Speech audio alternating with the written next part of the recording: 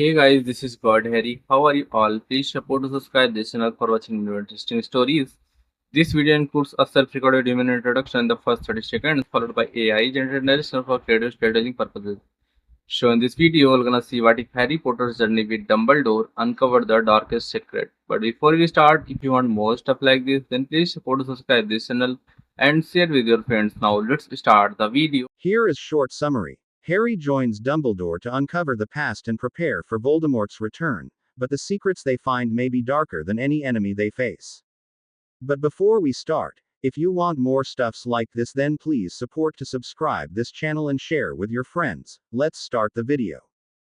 The world was dark, an ever-expanding canvas swallowing the light from the empty expanse in front of him. He wasn't sure how long he'd been walking, but each step seemed to take him no further from the last. It was cold, unnaturally so. He could feel its frozen grip sink deep into his bones. Something was wrong, but he couldn't tell what. Peering out in the void, it appeared unchanged from before. Still though, he felt panic creep over him.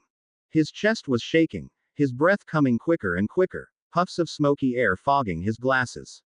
He wiped them with his sleeve, and once able to see again, everything around him had changed. A thick white mist surrounded him, as though the steam from his breath had lingered in the air and expanded to fill the world. It parted in front of him like a strange, fluttering curtain, leading him into its hidden depths. He stopped suddenly. Rising from the mist in front him was an ugly, black arch made of stone. It called to him, and no longer feeling as though he was alone, he listened keenly to the faint sound of whispering that followed. The whispers surrounded him, coming from the void and the mist and, most clearly of all, the veil. Sirius, he said into the darkness. There was no response. A chill ran down his spine. I don't want to be here, he realized. As though reading his thoughts, the whispers hissed violently at him, and far in the distance he swore he could hear the echo of a high, cold laugh.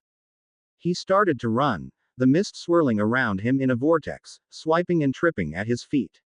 The sound was overwhelming now, surging like great waves crashing against a cliff. But with every swell, there came a moment of calm in between, and in those moments he could hear the faint trickle of something warm and familiar. Time did he get here? A few hours ago, I think. The voices grew stronger with each step, drowning out the whispers and beating away the mist. What do you think they were up to? He could feel light fill his vision. I'm not sure, your mum wouldn't say anything. You think, maybe it was about the prophecy. Harry shot awake, gasping desperately for air. Oh. Harry, mate, are you all right? Something soft was placed against his forehead. He's burning up. Ron, run and get him some water and a cold rag. Someone propped his head up against a pillow. He could feel his shirt drenched in sweat and sticking to his back. He was used to it by now. Can you? Harry stopped and let out a dry cough. He tried again. Can you get me a new shirt? A new shirt? Yes, of course you'd want one. How silly of me. From his place on the bed, he could hear the shuffle and scrape of his trunk being opened. Feeling less queasy, Harry tried to open his eyes. The light was blinding and everything around him was a blur.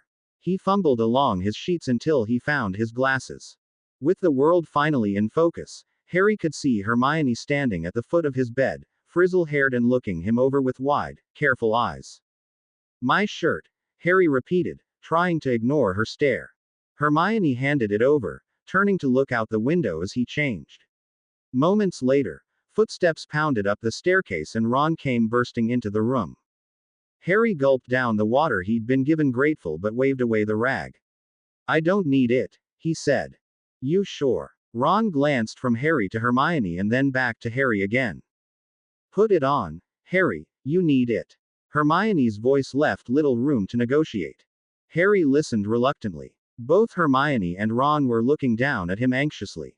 He couldn't shake the feeling that he was some sort of sick patient they were pitying. Listen, I'm fine, he said snappishly. Was it another nightmare? Hermione inquired. I'm not sure what it was, Harry mumbled beneath his breath, staring out the window, not meeting either of their eyes. But thanks, he added, feeling bad. An awkward moment passed between them all. Shaking off his annoyance, Harry finally said, It's really nice to see you, honestly. I've been waiting the whole summer for this. Whatever dark mood lingered from his dreams was washed away by the sight of his best friend's smiles. Without missing a beat, they sat themselves down on his mattress and were drawn into a discussion of their summer holidays. Hermione told them all about her family's trip to the south of France, while Ron complained about the extra housework he needed to do with the twins now finally moved out, Bill working in Germany on a Gringotts project, and Percy still not speaking to the family. A knock on the door interrupted their conversation. Ginny Weasley came in, looking particularly sour for some odd reason. She's coming upstairs, she spat. Who? Harry asked, confused. Ginny froze. Oh, hi, Harry, I didn't realize you were up yet. She ducked her head, trying to hide the color rising in her cheeks. Yeah, before Bill left for work, he got engaged, Ron explained, while glancing nervously in Hermione's direction. Another knock on the door sounded. Ari, are you in there? A melodic voice slipped past the door as it creaked open. Ronald came running downstairs earlier and I joked you might be up. Coming through the door in a light summer skirt and apron, was none other than Fleur Delacour. Harry fixed his glasses which were slipping down his nose and blinked. Sure enough, when he opened his eyes again, the former Triwizard champion was still there. Her silvery owned hair was placed into a high ponytail, and her pale blue eyes shined with excitement. Her presence alone seemed brighten the room. Fleur. Harry greeted the witch. He hadn't seen her since the end of the Triwizard tournament. What are you doing here? I am here to see you, Non. She said with a wink, laying a tray of food down next to him. Fleur is here because of Bill, Ginny cut in sharply. Ah, Fleur sighed heavily. It seems that my cover is blown. Why must you always ruin my fun, Ginevra? Fleur smiled pleasantly at the girl. Harry's eyes widened in surprise. I am spending the summer with the family of my intended, Fleur explained. After our engagement I wanted to see where William grew up. It is such a she paused for a second as she looked around the room, charming home. Yes, we all really appreciate Fleur getting to know us, Ginny's voice was sickly sweet. I'm sure Bill will be thankful when he finally gets home. If you don't mind Fleur, we were hoping to have a private conversation with Harry, Hermione jumped in quickly. Oh, I see. I will respect your privacy. Smoothing out her skirt, she turned back to Harry. I hope you enjoy your breakfast, Ari. We will avenue to catch up later. With that, she gracefully made her exit and gently closed the door. The bedroom was silent as her footsteps disappeared down the stairs. You always ruin my fun, Ginevra, Ginny burst out in a surprisingly accurate imitation of Fleur. I don't know how I can spend another day with her. Let alone 2 weeks. I'm sure it will go by quickly, Hermione said unconvincingly. Harry remained silent, not wanting to involve himself. I still think she used love potions on Bill or something, Ginny muttered darkly beneath her breath. Are you serious? Ron spoke up for the first time in a while. You think that a girl like Fleur would ever need to use love potions? I bet you Bill was jumping at the chance to marry her, he finished. What private conversation did you want to have? Harry asked, before Hermione could respond to Ron. Taking a second to compose herself, Hermione brushed back her hair and turned to Harry. He noticed his friends looked strangely nervous. We were wanting to know what happened with Professor Dumbledore last night. You don't have to tell us if you don't want to, she added hurriedly. It is rather nosy of us, but we worried and thought something might have happened and. Hermione, Harry interrupted, reaching out a hand to stop her. I don't mind you asking me. His 3 friends were now looking at him eagerly. Nothing really happened. Dumbledore came to escort me here, and on the way we stopped to convince a professor to return to Hogwarts. Which professor? Hermione asked. A man called Horace Slughorn, Harry answered. He taught at Hogwarts back when my parents went to school. He's a bit odd, but I rather like him. Is that all? Ron said slowly. Nothing about the prophecy or you know who are serious. Hermione pressed on. Harry sighed to himself. For so long he'd shared nearly everything with his friends, involved them in every mystery he suspected and plot he concocted. It was only natural that now, when fear and danger in the world were only growing, they would come searching for answers as well. Harry had known this, as had Dumbledore last night. Do not be surprised when your friends press you for what we have discussed tonight, Dumbledore had said from within the cramped shed where Arthur kept his collection of random muggle things. They care for you very deeply, Harry. Their love is unquestionable, which is why it shames me to ask this of you. You don't want them to know about the prophecy, Harry said evenly. Neither of our meetings, for one leads to another in what we are to learn, Dumbledore confirmed, looking sadly down his long, crooked nose at Harry. He'd laid a gloved hand on Harry's shoulder. I understand the difficulty of what I am asking, but I hope you will come to understand the necessity of my secrecy. Looking at his friends now, he could feel the guilt tearing at his heart. He shook his head. Nothing. The prophecy was destroyed the night in the ministry. No one knows what it said. Harry gripped a fistful of bedding as he lied. It's gone. Hermione's eyes were as wide as dinner plates. This is necessary, Harry reminded himself. Forever, he said. There are no second copies. Ron let out an awkward chuckle. At least that means you know who will never get it. That's what he wanted, right? Hurry up and come down before breakfast gets cold. Mrs. Weasley's voice boomed from downstairs, saving Harry from further questioning. Not wanting to be called on twice and risk their mother's wrath, Ron and Ginny quickly got to their feet and left the room. Hermione followed shortly after, while Harry picked up his half-eaten tray from Fleur and carried it down. Fleur was waiting in the kitchen when they arrived, with Mrs. Weasley busy at the stove behind her. Ari, I hope you enjoyed your breakfast. I thought you might like to try something a little bit lighter. I find that English food is a bit heavy at times, she commented. Harry dear, are you sure you don't want any more to eat? You're a growing boy, and I've certainly made enough food this morning, Mrs. Weasley suggested earnestly, already preparing him a plate. Not wanting to cause any problems, Harry took a few slices of toast and some tea from Mrs. Weasley. Do you know when our book lists are coming in? Harry asked, taking a seat in one of the many chairs scattered across the Weasleys' kitchen. I'm surprised we haven't gotten them yet. It's only a week until the new term starts, and they haven't sent them out. They certainly haven't given us enough time to prepare ourselves. What if we forget to pick something up? Hermione complained from the table. Why don't you make a list? Ron commented between bites of scrambled egg. Oh, Ron, that's brilliant. Why didn't I think of that? She said to herself as she pushed away from the table and raced upstairs, completely forgetting about her breakfast. Mental that one, Ron said, a touch red-faced. I don't think I've ever met another person who's been so excited about making a list. Is that her perception of fun? Fleur asked quizzically. More or less, Harry shrugged. Her idea of some light reading in our first year was a tome on famous alchemists that must have been at least a couple thousand pages long.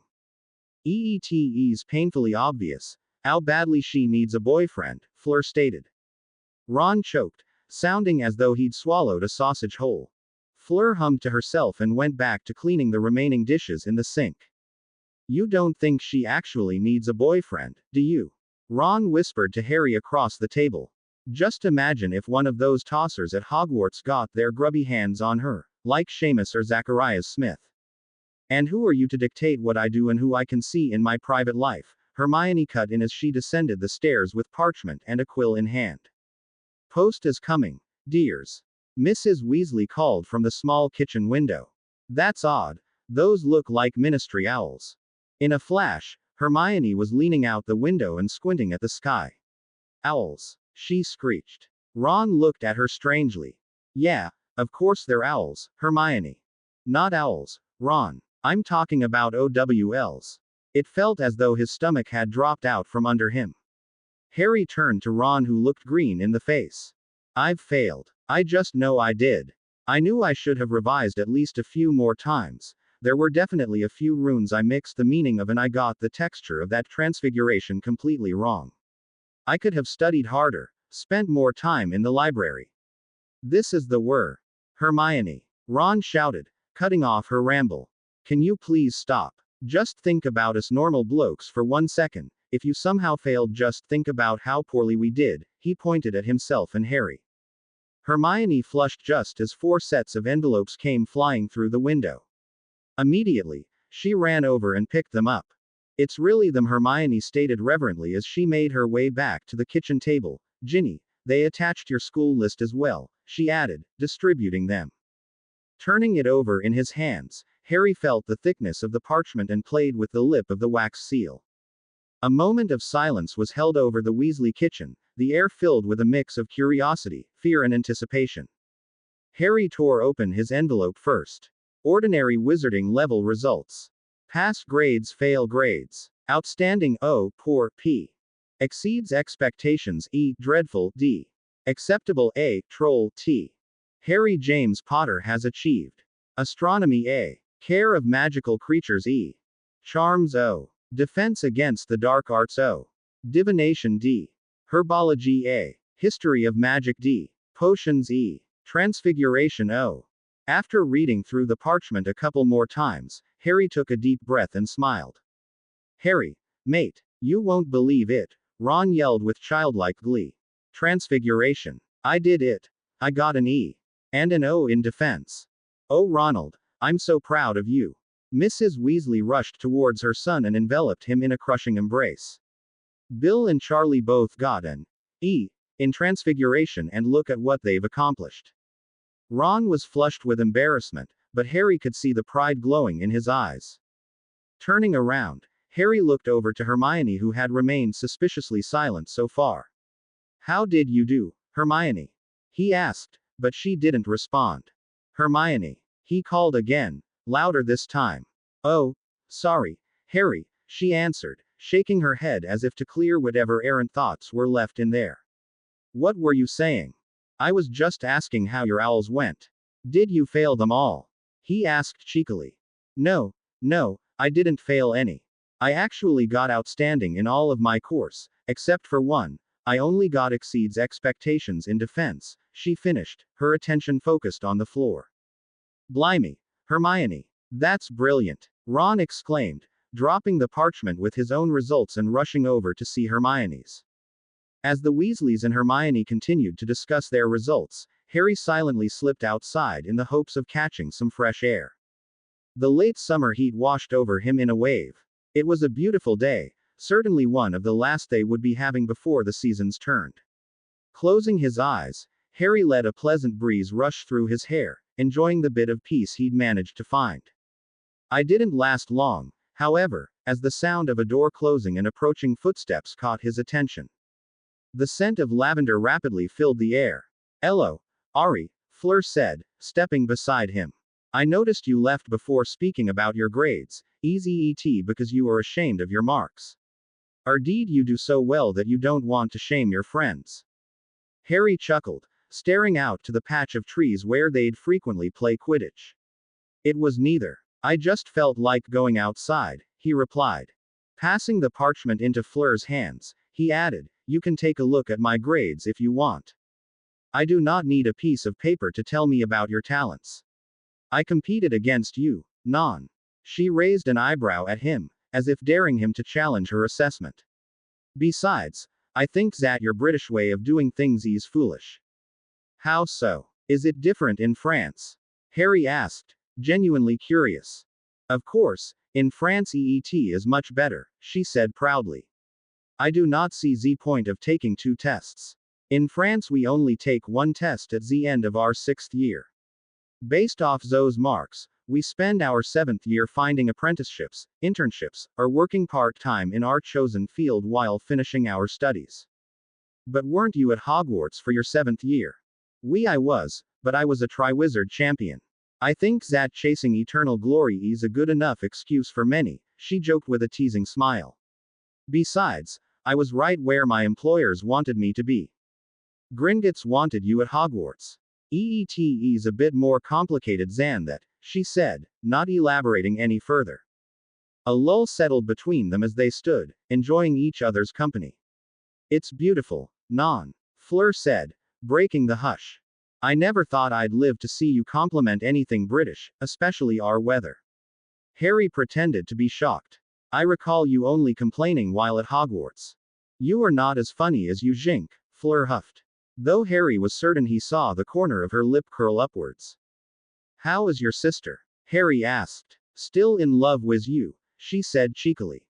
Harry rolled his eyes. She's bored at home. School cannot come soon enough for her. Fleur paused, her eyes staring off into the distance. Letters are not enough. You miss her, Harry said. I do, she answered simply. I never had the opportunity to say goodbye to Gabrielle. I started work almost immediately out of school and then I was sent over. Was there no way for you to stay in France? There was no other option. I am needed, in Britain. Before his very eyes, he watched as Fleur crossed her arms and closed herself off from him. Oi, Harry, come back in and get dressed. We're heading out to Diagon Alley to pick up all of our stuff. Ron called from the house, his head sticking out of the second floor window. Are you joining us? Harry asked Fleur. Why not? She supplied. There is not much else for me to do. In typical Weasley fashion, the 5 minutes it should have taken everyone to get ready turned into an hour of chaos. Sitting in the chair by the fireplace, Harry listened as Mrs. Weasley stomped up and down the stairs chasing after Ginny, who was looking for her new pair of jeans, and Ron, who was busy wrestling the family ghoul back into the attic. Finally, when they'd made it down, Ginny blamed Ron for losing her jeans, Ron blamed the garden gnomes, and somehow their argument dissolved into a fight over whether Holyhead or Chudley had the better keeper. Amidst it all, Harry wore the biggest grin across his face. The warmth of the burrow and his excitement to be returning to Hogwarts was more than enough to wash away the memory of the cold void in his nightmares. There was a stillness to the morning, which couldn't be matched by any other part of the day, the moment just before the sun crested over the horizon, welcoming the beginning of a new day. Sitting on an old rickety garden chair that had obviously been broken and transfigured more times than he could count, Harry enjoyed the last vestiges of silence before the birds roused from their nests and the garden gnomes woke up to do whatever garden gnomes do. Harry had woken this early out of pure excitement. In just a few hours he would be using magic again. His trunk had already been packed and was currently sitting on the front stoop. He'd only needed to add his schoolbooks and a special package gifted from Fred and George to what he'd taken from Privet Drive. The sun had risen high enough now that Harry could feel its warmth on his face and was forced to squint his eyes.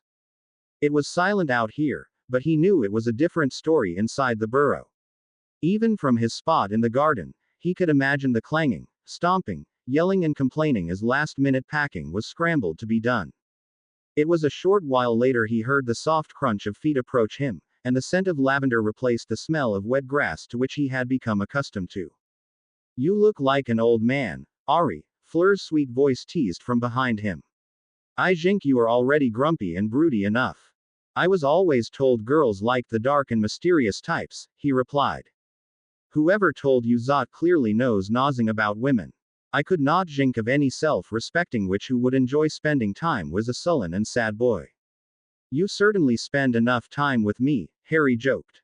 I, avenue to make the best with the company I, avenue available, she quipped back.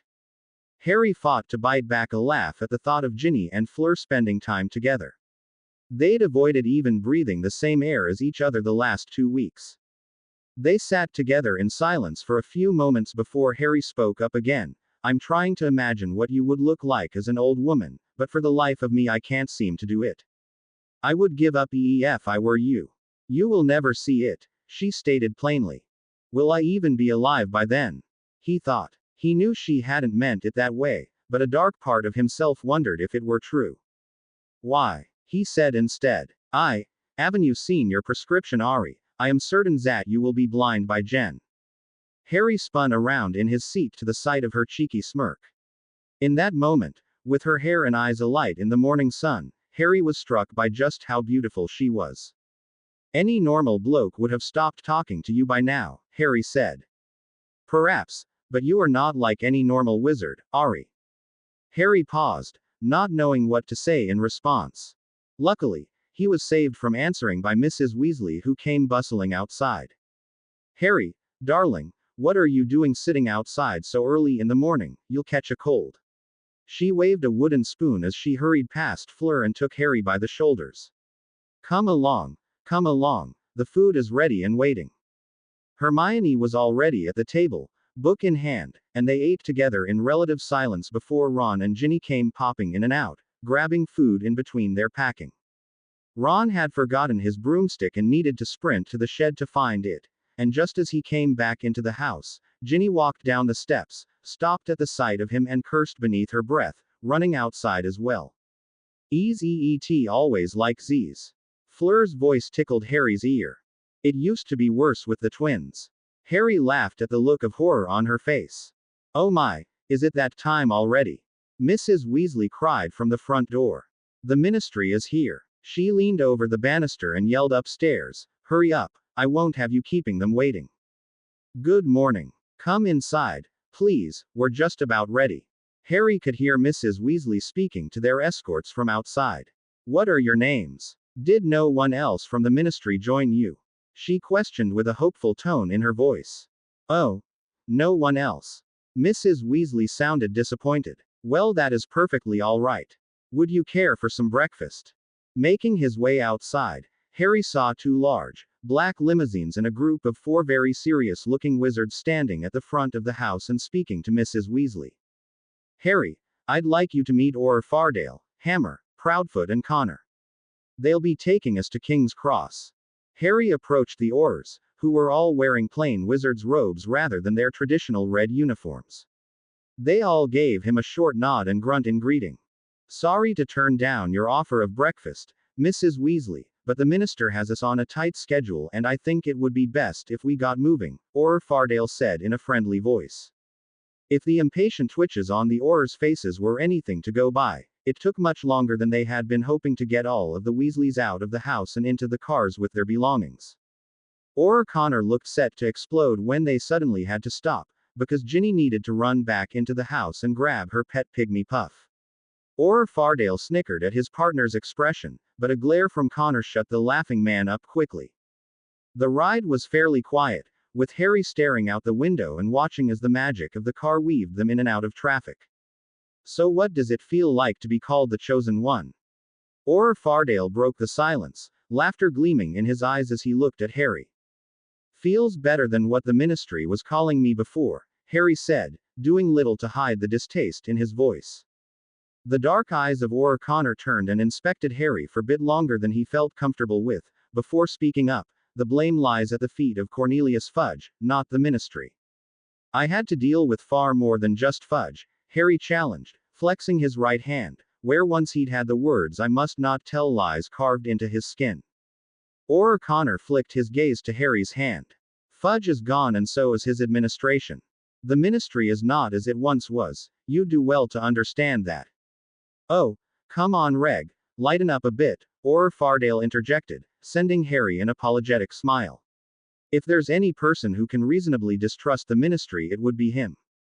Auror Connor simply grunted and turned his attention to the window. Fardale turned back to Harry. That being said, Reg does have a point. Things are different under Scrimgeour, they're getting better. The transition would have been easier had Madame Bones still been around, but we're getting there. Harry nodded. He'd overheard Mr. and Mrs. Weasley talking about Madame Bones' death a few nights ago and the massive repercussions it had on the ministry. The remainder of the car ride passed in silence as they flew through London traffic and towards King's Cross Station. On arrival, the Aurors quickly and efficiently unloaded the cars and led them through the portal to the Hogwarts Express, parting the growing crowds and drawing much attention in the process. It was only when Harry came into view that the whispers started to spread around them. All right, Potter, Auror Connor grunted as he lifted his trunk onto the train, try not to be an idiot and die. Sending stern glares at gawking passers-by, he sharply turned on his heel and left. Filling the space of his partner, Fardale approached and patted Harry on the shoulder. Put that Chosen One name to good use and bed a few witches for me. I'll see you around, kid, he saluted before running off to go join his team. Turning around to board the train, Harry was stopped by the touch of a cool hand on his own. Be careful, Ari. Haven't you heard too many stories of the danger you get up to? I can't promise you that, Fleur. The year hasn't even started, who knows what sort of trouble I'll find myself in. He smiled, only half joking. Simply remember that there are those who care deeply for you outside, Fleur said as she cupped the side of his face with her hand and keyed his cheek softly. A harsh whistle from the train shook Harry to attention, and with one final wave goodbye, Fleur turned and left the platform with Mrs. Weasley. Most of the compartments were already full, Harry noticed. While passing along the carriages in search of his friends, he could feel the weight of eyes following him down the rows of compartments. He gritted his teeth and pretended to ignore the stares he was receiving and hurried along deeper into the train, not wanting to linger any longer than needed. Just as he was exiting one car and entering the next, not paying close enough attention, Harry collided with someone ahead of him. Looking down, Harry was met with the flushed face of a sporty-looking brunette. "Oh, I'm so sorry, Megan," Harry apologized, helping her to her feet. "It's totally fine, Harry," she assured him as she straightened her robe. "I can probably guess why you were sprinting down the hall," she giggled. Harry rubbed the back of his head. "It's a little much, isn't it?" he said with annoyance. Who would have known? The great Harry Potter's greatest weakness is the adoring stares of his biggest fans. Harry chuckled at her cheek. "Just don't go around telling people that. Frankly, I think it's easy enough to tell. But say, how about I'll keep my silence if you let us win the Quidditch Cup this year?" "You know I can't do that, Megan. McGonagall would skin me." "Fine," she pouted. "I have a better idea. You'll come down to Hogsmeade with me on the first weekend."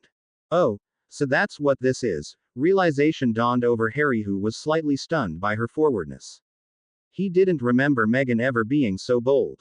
She was gazing at him expectantly. Looking at her in a way he hadn't before, he could see how some found her pretty. She certainly wasn't unattractive. Sure," he said eventually, not wanting to be rude. "Great. My sister wants to meet you," she said excitedly.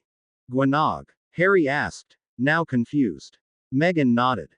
"Gwenog Jones, the international Quidditch star, beater for England and the Holyhead Harpies, wanted to meet him. She's wanted to meet you for a few years now, actually.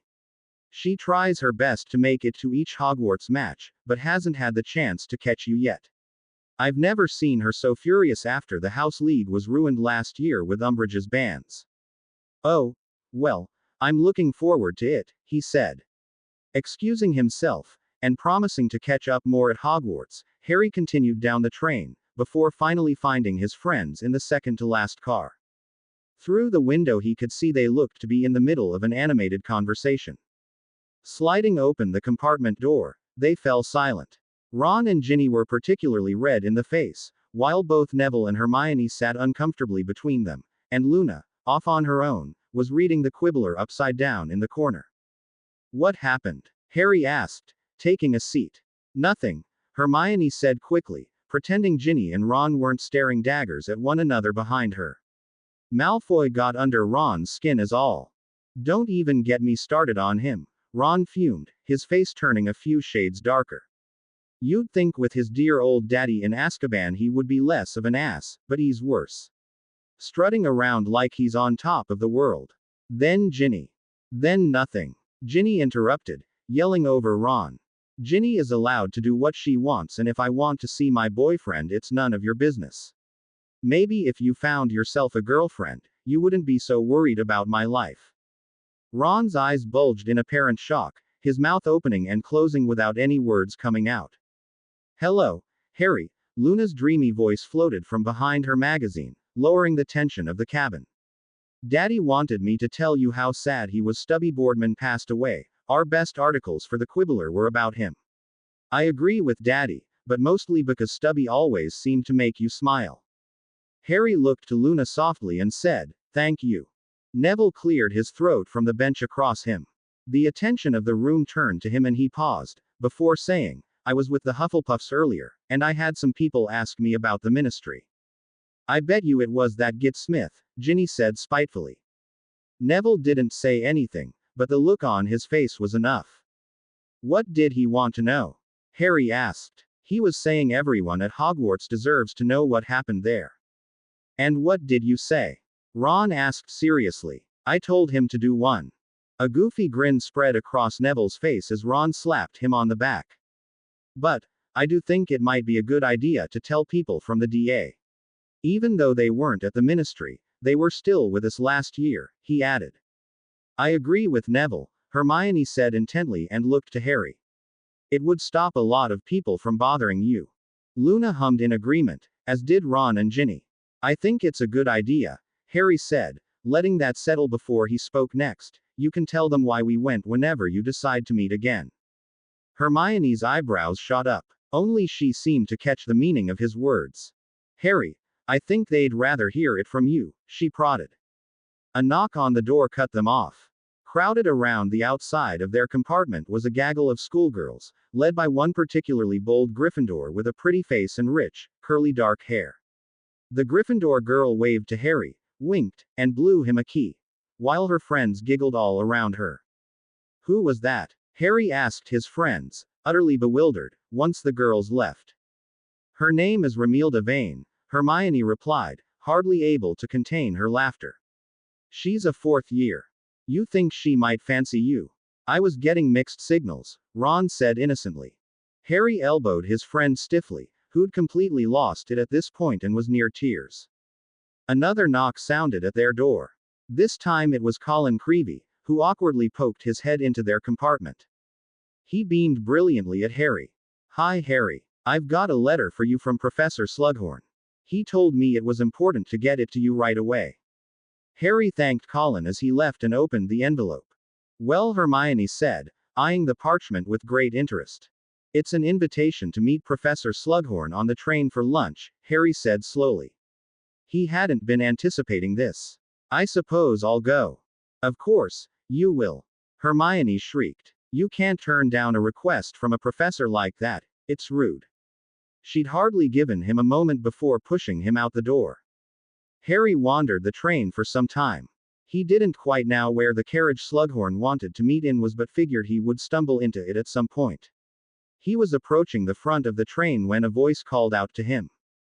Potter. Hey, golden boy, in here. Looking to his right, the door to a compartment was slid open and inside were a collection of Slytherins. He's called the Chosen One now, Daff, didn't you know? A brunette witch said with a smirk. Hi Tracy, he said to the smirking girl, before turning to the first. You know, if I didn't know any better, I would think you're mocking me. Daphne Greengrass looked at him in amusement, her sapphire eyes twinkling beneath strands of black hair. A soft chuckle from the corner of the compartment brought his attention to a dark-skinned boy, Blaise Zabini. You should know by now, Potter, almost everything Daphne says or does is mocking someone. He's right, Tracy piped up, it just so happens it's you she's mocking most of the time. Tracy laughed as her friend sent her a cool glare. We heard word that your little defense club isn't running again this year, Daphne said. Harry narrowed his eyes. Where did you hear that? I haven't told anyone yet. Daphne looked pleased with herself. You just told us now. There's going to be lots of sad and lonely witches now that they've lost their chance for one-on-one Potter tutoring, Tracy joked, while Daphne looked distinctly unimpressed. A good chance for you, Blaise, Harry said. Your concern is appreciated, Potter, but not necessary. Fighting Dark Lords is your forte, getting girls to drop their knickers is mine.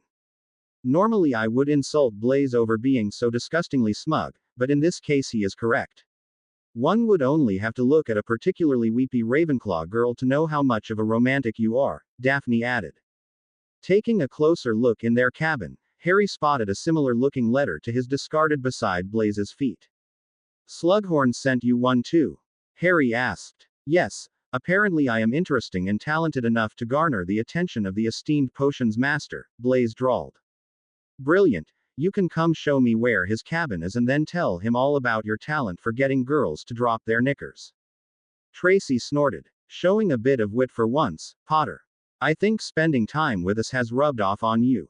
It was only a short walk to the conductor's compartment, where Slughorn was said to be waiting for them. Upon entering, they were met with something far too lavish to be stuck within a locomotive full of school children. Soft spun silk of gold hung from the walls, shining in the light of floating candles hovering from the ceiling. A large, circular table sat in the center of the room, filled with expensive-looking food and drink. He knew Slughorn was a lover of the finer things in life, but the man certainly put on display here today. Harry had never seen Blaise look so excited as the Slytherin quickly found a seat between Cormac McLaggen and Marcus Belby. Slughorn eyed Harry and patted the empty seat by his side. "Come, Harry, come sit, my boy. It is so good to see you. You as well, Mr. Zabini. I have known your mother for years and it is so nice to put a face to the boy she speaks so highly of." "Now that we are all here," Slughorn announced, eyeing them greedily, "I would like to formally introduce myself. My name is Professor Horace Slughorn. I had been the head of Slytherin House up until my semi-retirement, and after years of independence I've decided to return to my old post. Today is mostly a casual event for me to become acquainted with some of the school's more outstanding students." And that is exactly how the afternoon went by, with Slughorn chatting away with students about important family members, hobbies, businesses, and future aspirations. Harry had tuned most of it out, choosing to pay more attention to the elven wine put out for them. By the time the sun had started to dip in the sky and Slughorn had given his final speech, Harry felt as though a fog had settled over his mind. "Come here, Harry, I have something for you," Slughorn called out rather loudly, once the compartment had cleared. He bent over and started rummaging through a small cupboard, and after a few seconds, he emerged with a pair of small vials, each filled with a clear blue liquid. "One of my more recent inventions. I too have a fondness for wine at times," he said with a slight hiccup. "Take some now and you'll be drowsy by dinner and completely asleep by the time you reach your dormitory. You'll thank me in the morning." Harry laughed and quickly downed the potion. The liquid had only just hit his throat when his head cleared, but as the seconds ticked by, he could feel his eyelids grow heavy. Harry left the carriage and saw a number of students pulling their school robes from their trunks. They would be arriving in Hogsmeade soon. He'd only made it past a handful of compartments when he noticed just how heavy his limbs had become. He could almost feel the potion slowly seeping through his veins. "I don't think I'll make it to dessert at this rate." Distracted by the effects of the potion, Harry nearly missed as Draco Malfoy slipped suspiciously out of an empty, dark compartment at the far end of the hall. In his hand was a silk bag he clutched closely to his chest. He wasn't sure what made him do it, but Harry forced his lethargic body to follow. Checking to see no one was paying him attention, Harry slipped his invisibility cloak from his pocket and threw it on. They continued on for some time, with Malfoy glancing furtively over his shoulder every so often, until they reached the dining car. As Malfoy slid open the door, Harry just managed to slip in before it closed on his invisible form. The entire car was filled with Slytherins, lounging over tables and cushioned seats. Sneaking carefully, Harry spotted Malfoy sitting in a booth with Theodore Nott and Pansy Parkinson. Wanting to get closer and listen into their conversation, Harry crawled up a luggage bin above where they were sitting. His body, far too relaxed from the potion, struggled to pull him up and over the metal bars, smacking his knee into a nearby trunk as the train suddenly lurched. The conversation beneath him stilled and then continued. "Draco," Pansy simpered, "can we go for a walk tonight?" "I can't," Draco answered shortly. "I have to do something. We can go tomorrow if that's all right. Do you promise?" Pansy's voice came out an octave too high. "Yes, we can do whatever you want, just not tonight." "This year is going to beep," Nott spoke up moodily. "Snape isn't teaching potions anymore, so my mark is going to drop, and Potter is going to be extra insufferable this year with all this attention." Harry could hardly hear what they were saying, his mind fighting the urge to doze to the gentle swaying of the train. "Do you think that chosen one crap has any weight to it?" Nott asked Malfoy. "Father won't tell me anything." Malfoy shrugged, a smug smile on his wormy lips.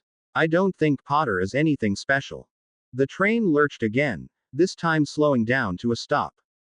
"Go ahead, Pansy, find a carriage for us. I'll join you in a minute," he said, watching his girlfriend leave. Malfoy's wand snapped towards the door, locking it. His eyes half closed, Harry only caught up to what was happening far too late. Sluggishly he tried to roll out of the way of Malfoy's spell, toppling out of the luggage bin and onto the floor in a heap. He reached for his wand, but by then it was too late. Malfoy had his pointed at his nose. Harry could hardly pick himself up, his mind swaying. "Didn't your mother tell you it's rude to eavesdrop?" Potter, Malfoy spat. Oh, she's dead. With a final desperate push, Harry tried to knock Malfoy's wand out of his hand, but only managed to make himself fall over, too exhausted to move. Petrificus totalis. Harry's body snapped together like a board. Enjoy the return trip, Scarhead. I'll make sure you have someone there to pick you up. Malfoy stomped down with his boot and sent Harry to a welcoming darkness. In what could easily have been an eternity later, light filtered into Harry's vision. Everything was a blur, but slowly he could make out the beginnings of a heart-shaped face in front of his. Your nose is worse than the beater I dated a few years back. Harry thought he recognized that voice. At least it means I'm not dead. Tonks. Harry finally managed to put a name to the face smiling down at him. The one and only, she said, lifting Harry to his feet. How did you know where to find me? He asked as they stepped outside. The Order had some of us watching the train, making sure you made it safely to Hogwarts, Tonks explained. I didn't see you get off, so I told the conductor to hold the train. The blinds were down in that carriage and I checked it out. It's a good thing I did. You want to tell me how you ended up there? Not really, Harry grumbled, beeping in sharply after gingerly touching his nose. Have you ever worked with Auror Fardale? He asked, trying to distract himself from the pain. Tonks considered his question a moment. We've never been on an assignment together, but I've spoken to him at the office a few times.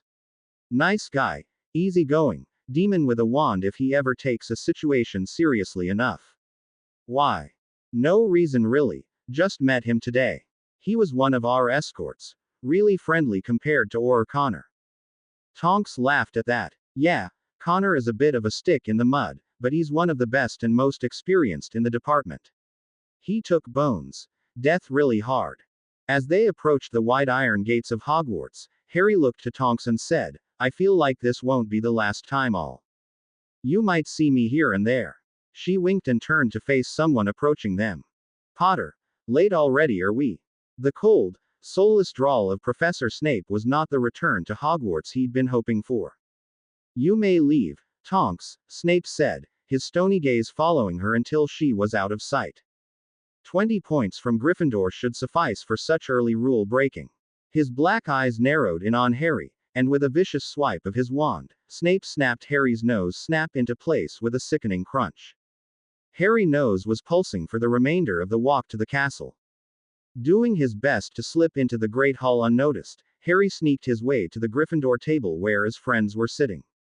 He grabbed a napkin and pressed it to his nose hoping stem its bleeding. Harry, what happened? Ron whispered loudly, staring wide-eyed at the dripping blood. You never came back to the compartment, Hermione said. We waited for you by the carriages, but figured you'd already gone up. Are you all right? I'm fine, Hermione, really, Harry said quietly, hoping to keep people's attention away from them.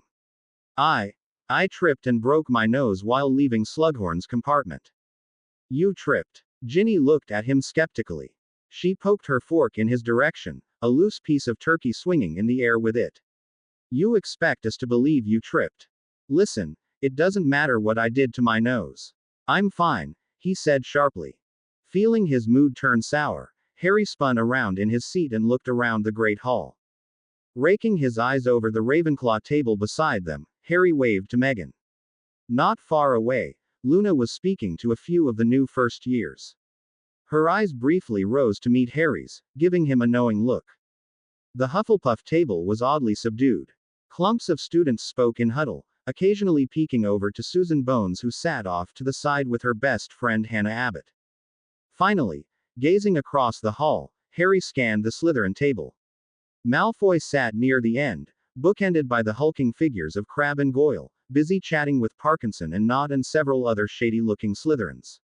Beside them, Tracy was babbling away to Daphne, who was staring directly at Harry.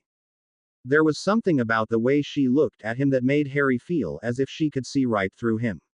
It was difficult to tell from this distance, but he thought she might have been looking at his nose.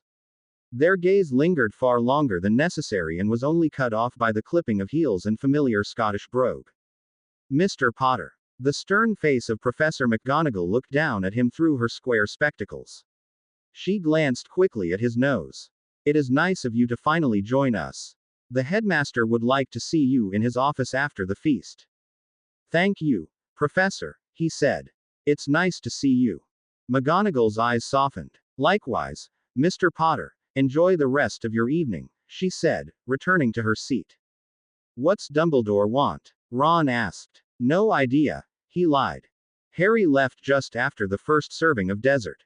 He climbed the grand staircase to the 7th floor, thinking of what to expect. He'd agreed to work with Dumbledore, but the events of last year still played freshly in his mind. There was a single conclusion Harry had come over the summer holidays. Dumbledore was just as human as everyone else. The gargoyle guarding the entrance to the headmaster's office leapt to the side as he approached, revealing a tall spiraling staircase. Come in, Harry, a gentle voice floated through the door. Without a knock, Harry entered. Behind a great oak desk sat Albus Dumbledore with Fawkes by his side, towering over papers stacked so high it looked as if a slight breeze could push them over, and scattered all around him and throughout the room were books opened and marked to specific pages. I would say you are looking well, Harry, but it would seem that your penchant for finding trouble has already acted up, the old man chuckled. Severus does a fantastic job fixing injuries, but a word of advice for the future: if you are looking for a milder experience, I would recommend seeing Poppy first. It certainly wasn't pleasant, Harry cringed. Next time I might just leave it the way it is.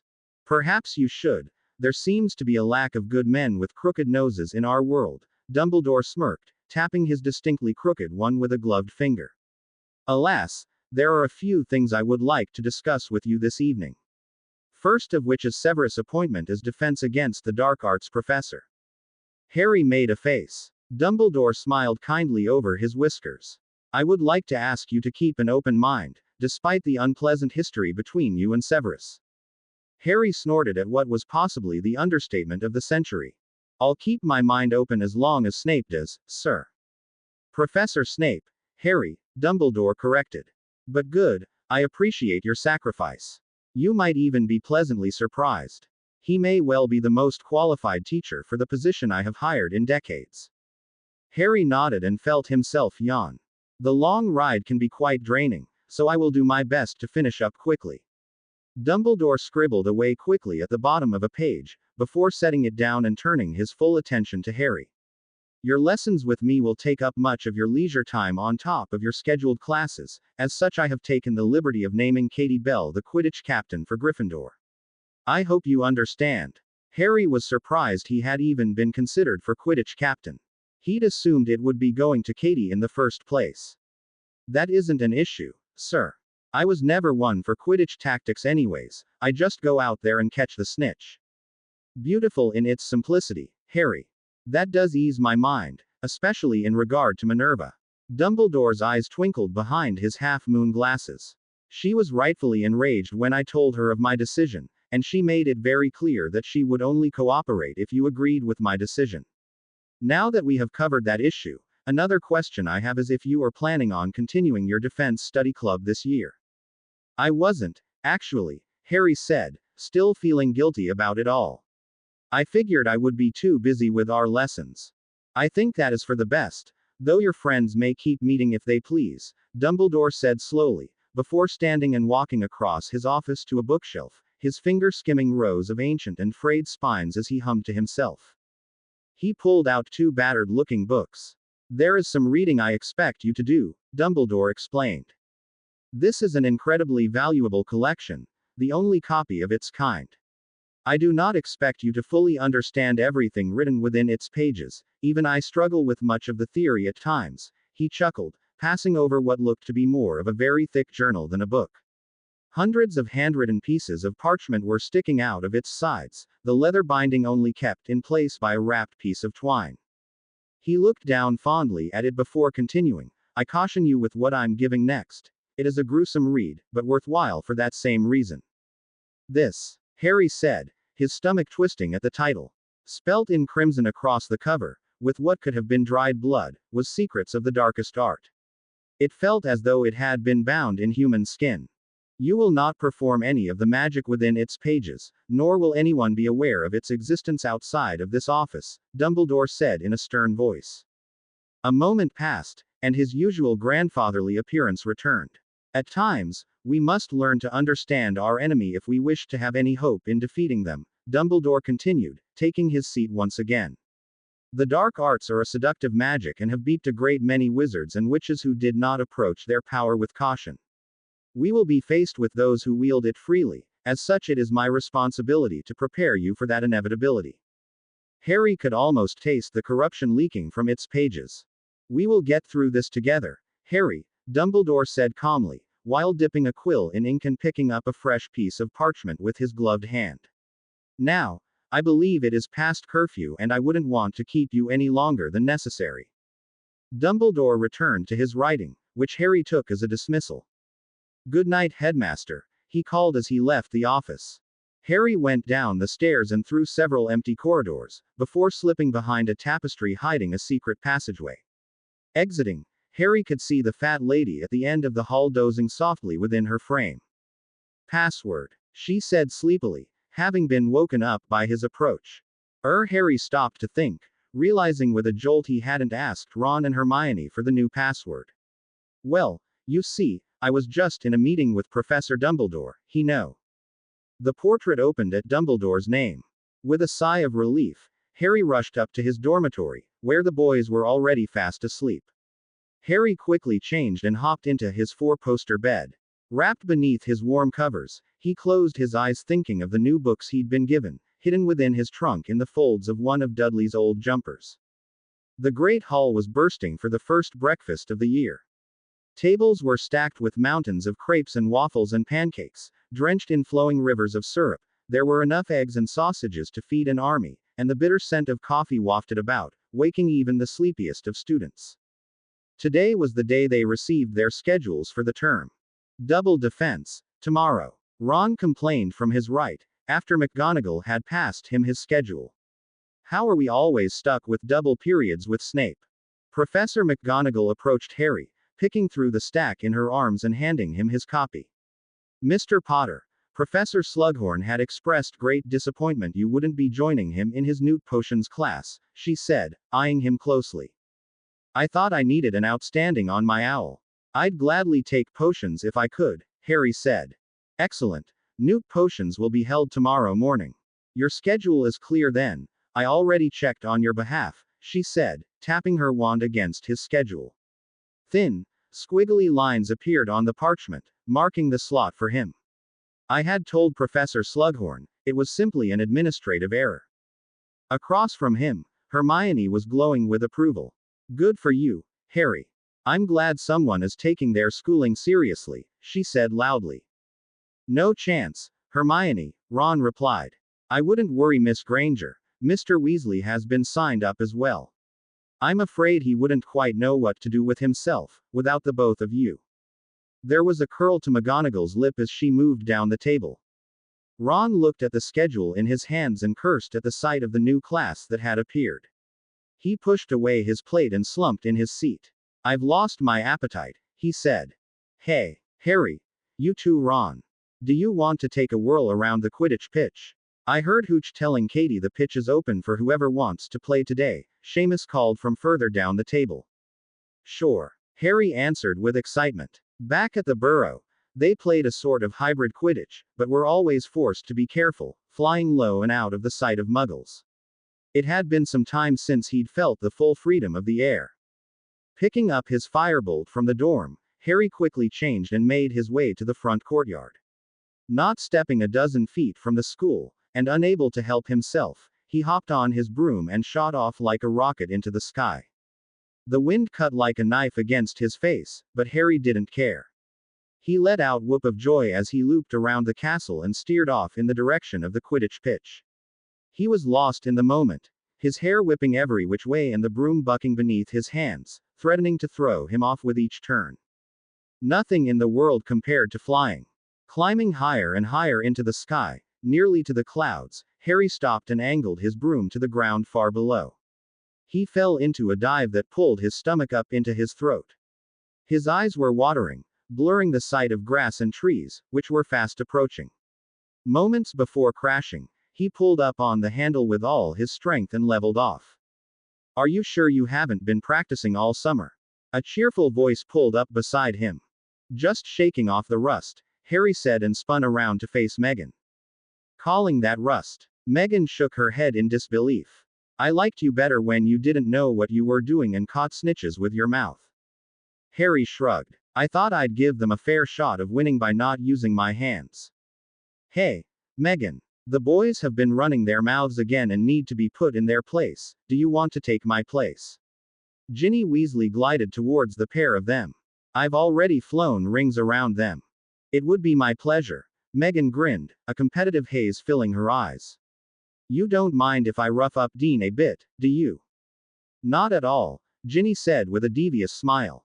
Before Meghan flew off, she turned to Harry and asked, Are we still good for the end of the month? Harry nodded. What's happening at the end of the month? Ginny asked, pulling strands of loose hair from her face. Meghan wants to go to Hogsmeade, Harry said. Noticing Ginny looking at him strangely, he added, to meet her sister or something. Oh, Ginny said, looking out over the green expanse that was the Forbidden Forest. There's going to be a DA meeting, she said suddenly, catching his attention. We know you aren't planning on running it this year, but we were hoping you'd still stop by. Harry considered it as they landed and walked the path to the broom shed. He needed to look over the books Dumbledore had passed on, but other than that he had nothing else to do with classes not having started. Okay, he finally said, much to Ginny's delight, I'll come. It had only been late into the afternoon where Harry found an opportunity to slip away on his own. Hermione and Ron were busy with a prefects meeting, and the remainder of his friends had gone outside to enjoy the remainder of the day by the lake. Harry sat alone in the library, tucked between towering bookcases and far away from any prying eyes. Sunlight filtered through a window overhead, lighting the cloud of dust that floated around his head. Dumbledore's books lay in front of him. He'd chosen to read the journal first. Dumbledore had not misspoken when he said it would be difficult to understand.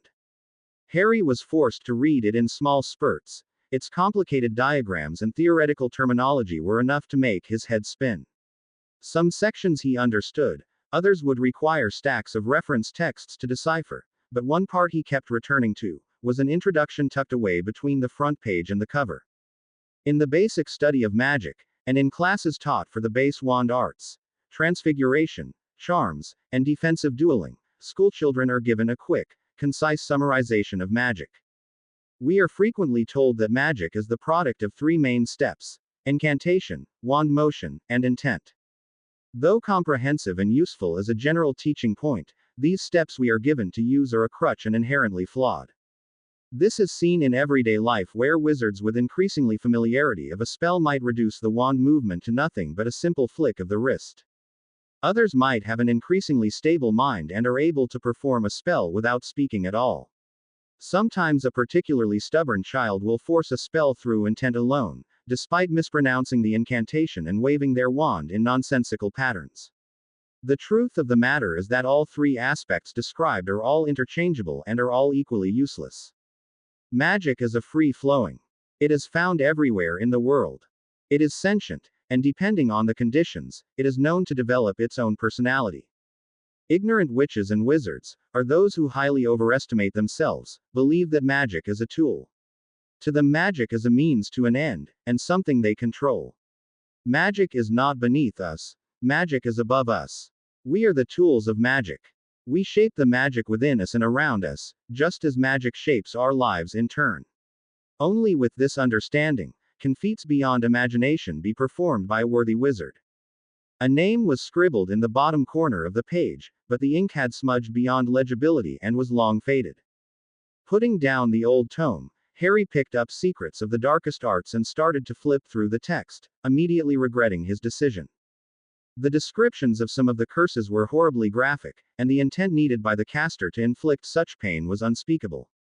Pages were dedicated to the creation of Inferi, and the steps required to prepare corpses for necromantic possession. He stopped after reading about something called a Horcrux. He couldn't begin to fathom what the nature of an object could be, if this book refused to even mention its purpose. The dull thumping that came from his scar at the mention of the word didn't make him feel any better either. Harry checked the time and was shocked to see he'd read right through dinner. He jumped to his feet, remembering his promise to Ginny from earlier in the day. Walking past an endless array of shelves and empty study tables, Harry made it to the front of the library, where he saw the familiar figure of Daphne Greengrass speaking to Madame Pants. She must have noticed his approach, because Daphne broke away from the librarian and joined him. "Not like you to get early studying done, Potter," she said, matching her step to his as they exited the library. "And what was it you were doing then, Daphne?" Harry countered. "I was returning a healer textbook for Tracy," she answered. "She's working with Pomfrey in the hospital wing this year and needed to borrow one to study over the summer." Harry considered her for a moment. "I was trying to get away from Ron and Hermione," he said eventually, not quite lying. "While they're in a prefect meeting." Daphne arched an eyebrow at him. "It must have been terribly hard to do so." "They weren't in a meeting all afternoon," Harry pointed out.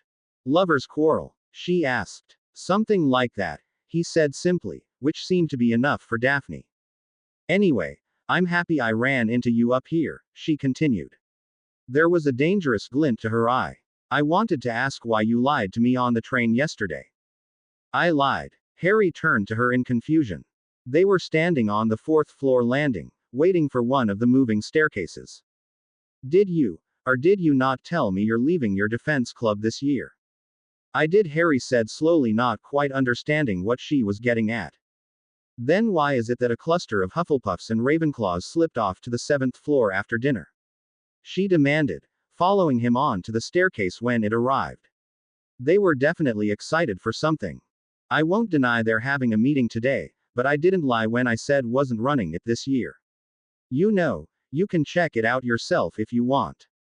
Daphne scoffed and looked at him as if he'd gone mad.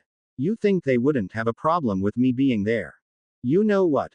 Harry said after a moment, considering it. "Never mind. I think you're right. Best for you to keep away." Daphne laughed as they kept walking, their conversation shifting to the first day of classes tomorrow. It was only a short time later where they broke off near the entrance to Gryffindor Tower, Daphne needing to return to the dungeons and Harry wanting to drop off his books before heading to the room of requirement. By the time he'd made it to the 7th floor and the blank stretch of wall across from the tapestry of Barnabas the Barmy and his trolls, the soft, orange glow of torches had settled over the Hogwarts corridors. Harry paced back and forth 3 times, thinking of the DA. Slowly, as if drawn by hand, the outline of door traced itself along the wall. He pulled on a handle, which grew from the stone, and walked in. "There's no point being here, if he's not." The air was tense. Harry could hear the echoes of an argument bouncing across the walls of the cavernous room, as a large collection of students surrounded a familiar pair of Gryffindors. Ron and Hermione stood against the crowd, his best mates face a dangerous puce, while glowering at a dark-haired Hufflepuff. "What's going on here?" Harry asked. The attention of the room turned to him. Most eyes watching on nervously, flipping between him and where the altercation had taken place. "Smith is holding up the meeting," Ron said stiffly and jabbed his thumb in the direction of his antagonist. The boy glared back at Ron, before facing Harry and straightening his shoulders. "I joined to learn magic from you," he said with a stop, as though expecting a heated response. Harry remained silent, watching him closely. The Hufflepuff seemed to lose some of his steam, looking around the crowd unsure. "That is, I don't see the point continuing if you're not teaching." "It's true, you joined to learn magic," said Harry, seeing Smith perk up at his words, "but not from me." Ron's face lit up victoriously. "Of course, I did." Smith threw up his hands and shouted in protest. "Do you think I would have joined had Weasley be teaching? Most of you joined to practice for your owls, it just so happened I was elected to teach. You can still do that. Learn from each other." Harry saw Zacharias clench his jaw. "So that's how it is. You talk about defense and teaching us to protect ourselves, but as soon as he's back, you abandon us." "Zach, stop. Please," Susan Bones hissed from the side, her face anxious. That hit a nerve. Harry felt a rush of heat come over him. There was nothing Harry wanted more in that moment than to take out his wand and curse Smith and his stupid mouth until he couldn't open it anymore. "Do you think this is some sort of game?" Harry asked, perilously quiet. His heart beat furiously against his chest. Do you think I choose to do this because I think it's good fun? Zacharias froze, wide-eyed, before slowly backing away from Harry. Do you want to know what happened last year?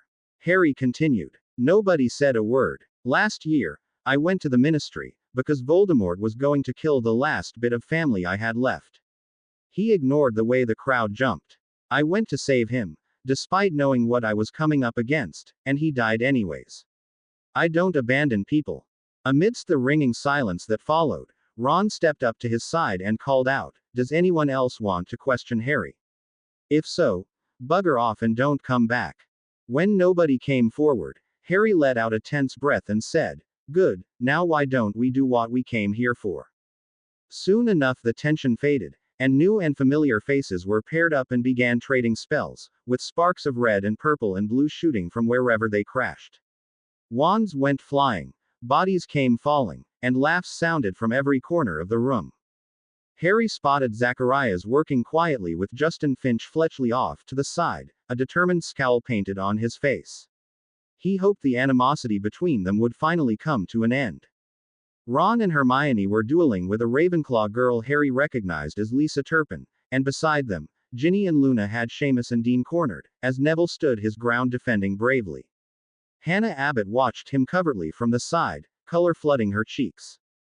Completing a lap around the room, Harry came across Richie Coote and Jimmy Peakes, who'd played for the Gryffindor Quidditch team last year, bound and struggling within a thick rope. Something tickled at the back of Harry's neck, and he ducked just as something whizzed overhead. Turning around sharply, Harry could see a Ravenclaw girl with bright blue eyes spinning her wand in his direction. 2 red stunning spells flew at him in quick succession, which Harry managed to dodge with ease. Harry laughed at her boldness and drew his own wand, keeping it lightly by his side and inviting her to try again. Accepting his challenge with a determined scowl, she cast a binding curse and followed it with a banishing hex. Harry deflected her first spell and silently raised a shield with a flick of his wrist to block the second. Without breaking stride, Harry unraveled Richie and Jimmy from the rope behind him, and sent it flying forward with a swipe of his wand. Distracted by her own spell flying towards her, the girl didn't notice Harry's disarming charm that followed. "That was pretty good," Harry said, spinning her wand between his fingers. "Better than a lot of the others here, and they were practicing most of last year." The girl snatched back her wand, and right as Harry was about to walk away, she burst out and said, "I'm Astoria Greengrass, by the way." With his attention piqued, Harry doubled back to the younger Greengrass sibling. "I told Daphne earlier if she really wants to know what goes on here, she can come herself," said Harry. The girl flushed. I'm not just here because Daphne, you know," she said brazenly, and tilted her chin up to look at him defiantly. Her eyes were very similar to Daphne's, Harry noticed, dark blue like sapphires. "I'm here to fight," she finished. Harry studied the girl. She was young and couldn't have been more than a 4th year. "You don't want to fight," Harry finally said. "I do. Just like you did against Umbridge last year," she said stubbornly. There was a second where she paused, her eyes shifting hesitantly, before she said something very quickly. "Daphne told me she tortured you." Harry looked down sharply. "I'm sorry. I shouldn't have said that." "How did she know that?" Harry wondered. "Very few people did." "Your sister is right," he admitted, seeing no point in lying about it. "She made me use a blood quill." Out of the corner of his eye, Harry noticed many of the duels around the room had finished and students were grabbing their things. "I think you should pack up," Harry said, uncomfortable from the compassionate look Astoria was giving him. "I don't want Filch to catch you out after hours." The girl ran off, leaving Harry standing alone in the middle of the room of requirement, his friends waiting for him by the door. Harry watched the rest of the DA leave the room, chatting brightly about the meeting and their excitement for the next one. His heart sunk. They had no idea what was waiting for them beyond the safe walls of Hogwarts. Harry read the name for what was likely the 100th time that day. He hadn't a clue who the strange little book in his hands used to belong to, but he was intrigued by it and the scribbled notes squished between its margins.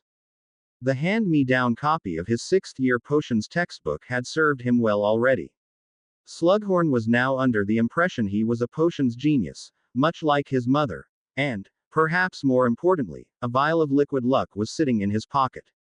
Use it wisely, Slughorn had told him under his breath, while pressing the prize into his palm. Of course, he'd angered Hermione in the process, to the point she hadn't joined him for lunch, but that was a completely separate matter. He'd followed instructions just like everyone else, only his were a different set. Perhaps he would have felt differently about losing his friend had he not been able to relish in the sight of Malfoy's fury at not winning himself.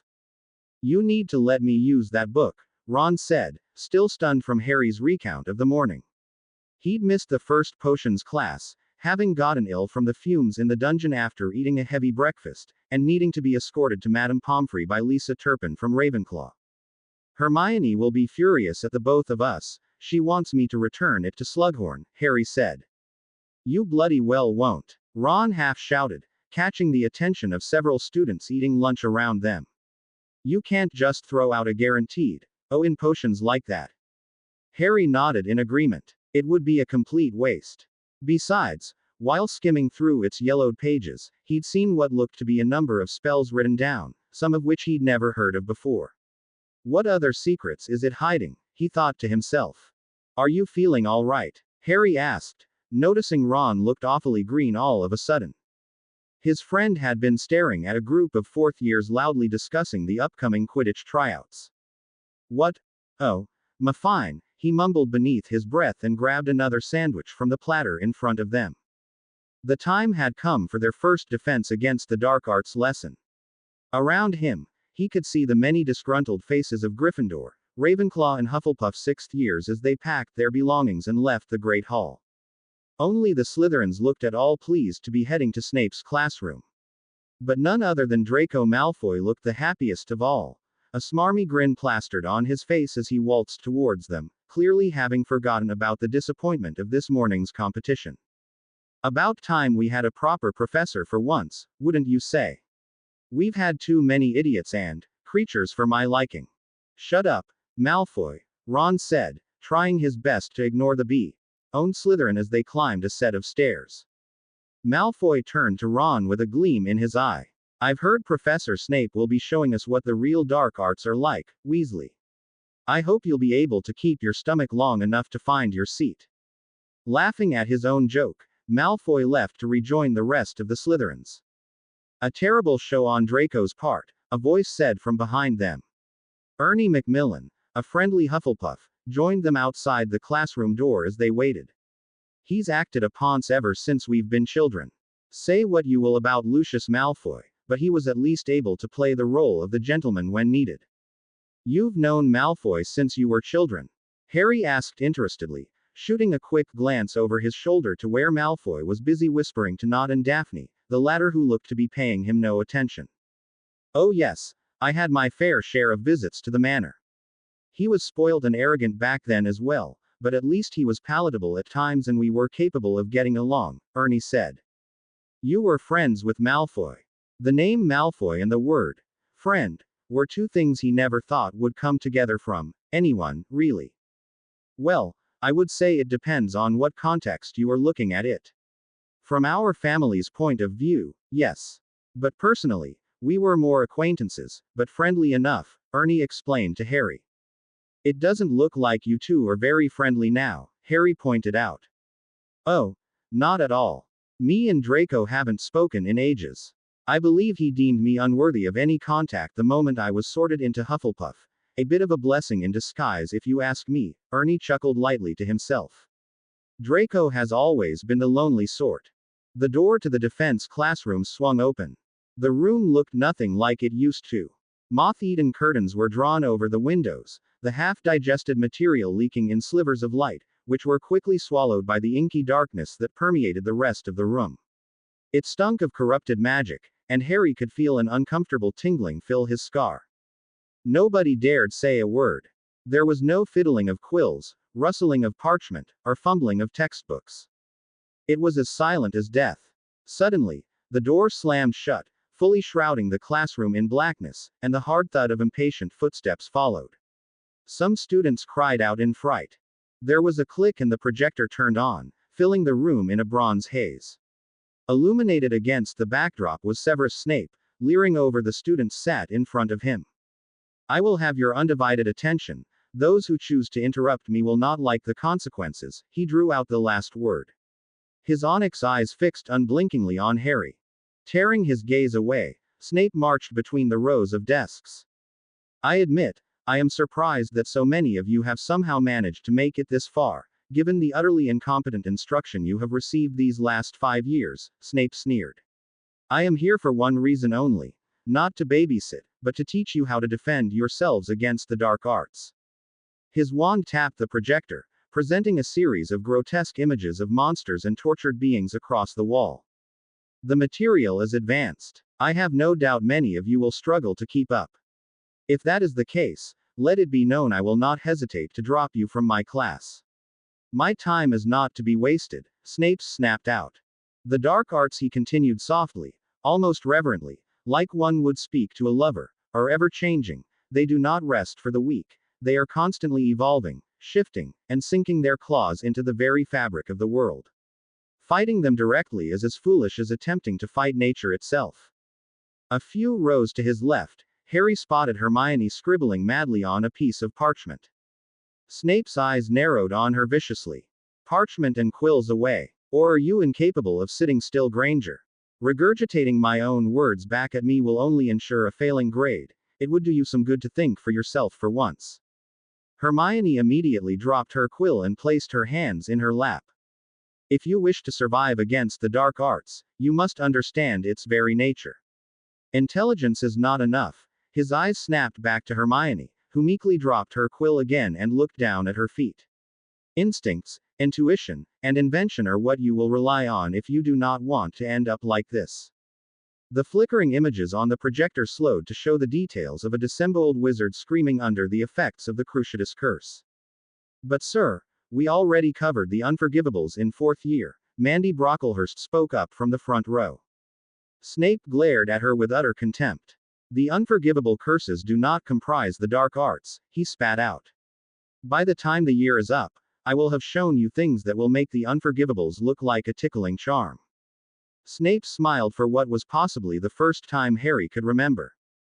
Pair up. One partner will attack, the other will defend, nonverbally. With a swish of his wand, the projector was violently thrown to the back of the classroom. How are we supposed to cast nonverbally if we've never done it before? Ron whispered to Harry as they pushed their desks off to the side. Control over your mind, Weasley. Something of you may well be lacking, Snape jeered, much to the amusement of Malfoy across the room. You'd think he might have lightened up after finally getting the job he's wanted his whole life, Ron said with a shake of his head. Listen, Ron added beneath his breath, peeking over at Malfoy who was lining up against Nott. After I left the hospital wing, I ran into Malfoy sneaking around Gryffindor Tower. Harry's mind immediately went to what he saw on the train. Was he carrying a bag? He asked. Ron closed his eyes to think. Yeah, it wasn't big one, but he was carrying something, he said. Around them, spells started to fly with most students muttering softly as they cast, in the attempt to appear as though they were doing so nonverbally. Harry doubted it would fool Snape. I think Malfoy is doing something for Voldemort, Harry said, trying to keep his voice below the sound of spell fire. Ron's eyes bugged out. You think so? Like trying to off you? Not sure, he said. Had Malfoy really wanted to kill him, he could have just done it on the train. Harry knew he was missing something. He just didn't know what it was. Potter. Weasley. Snape's cold voice caught their attention. Did I not give you instructions to practice nonverbal spells? Harry could tell Ron was desperately holding back the urge to talk back. Stop. Snape ordered just as Ron was pulling out his wand. I believe the class would do well with a demonstration. Step back, Weasley. His eyes shifted to Harry and narrowed like that of a predator. Surely the chosen one is capable of something so simple as silent casting. Harry had a nagging feeling that Snape had been planning this since he'd picked him up at the front gates. Quicker than Harry thought possible, Snape's wand was out, and a sickly yellow spell came shooting at him. For a moment, Severus Snape wasn't standing in front of him. Black robes swirled in an unseen wind, as Snape's pallid skin turned bone white and a fire lit within the depths of his black eyes, growing into pits of blood-red flame. A high, cold laugh sounded in his ears. Dropping on instinct, Harry twisted his shoulders, the yellow light skimming just past his nose, and in the same motion, his holly wand burst with light. Gasps echoed around the room. Blinking away the fog in his vision, Harry was met with the sight of shattered chains lying in a heap at Snape's feet, his wand pulsating murderously in his hand. Out. A chill spread throughout the room. Out. Now. Snape's jaw was clenched so tightly that any more pressure would certainly shatter his teeth.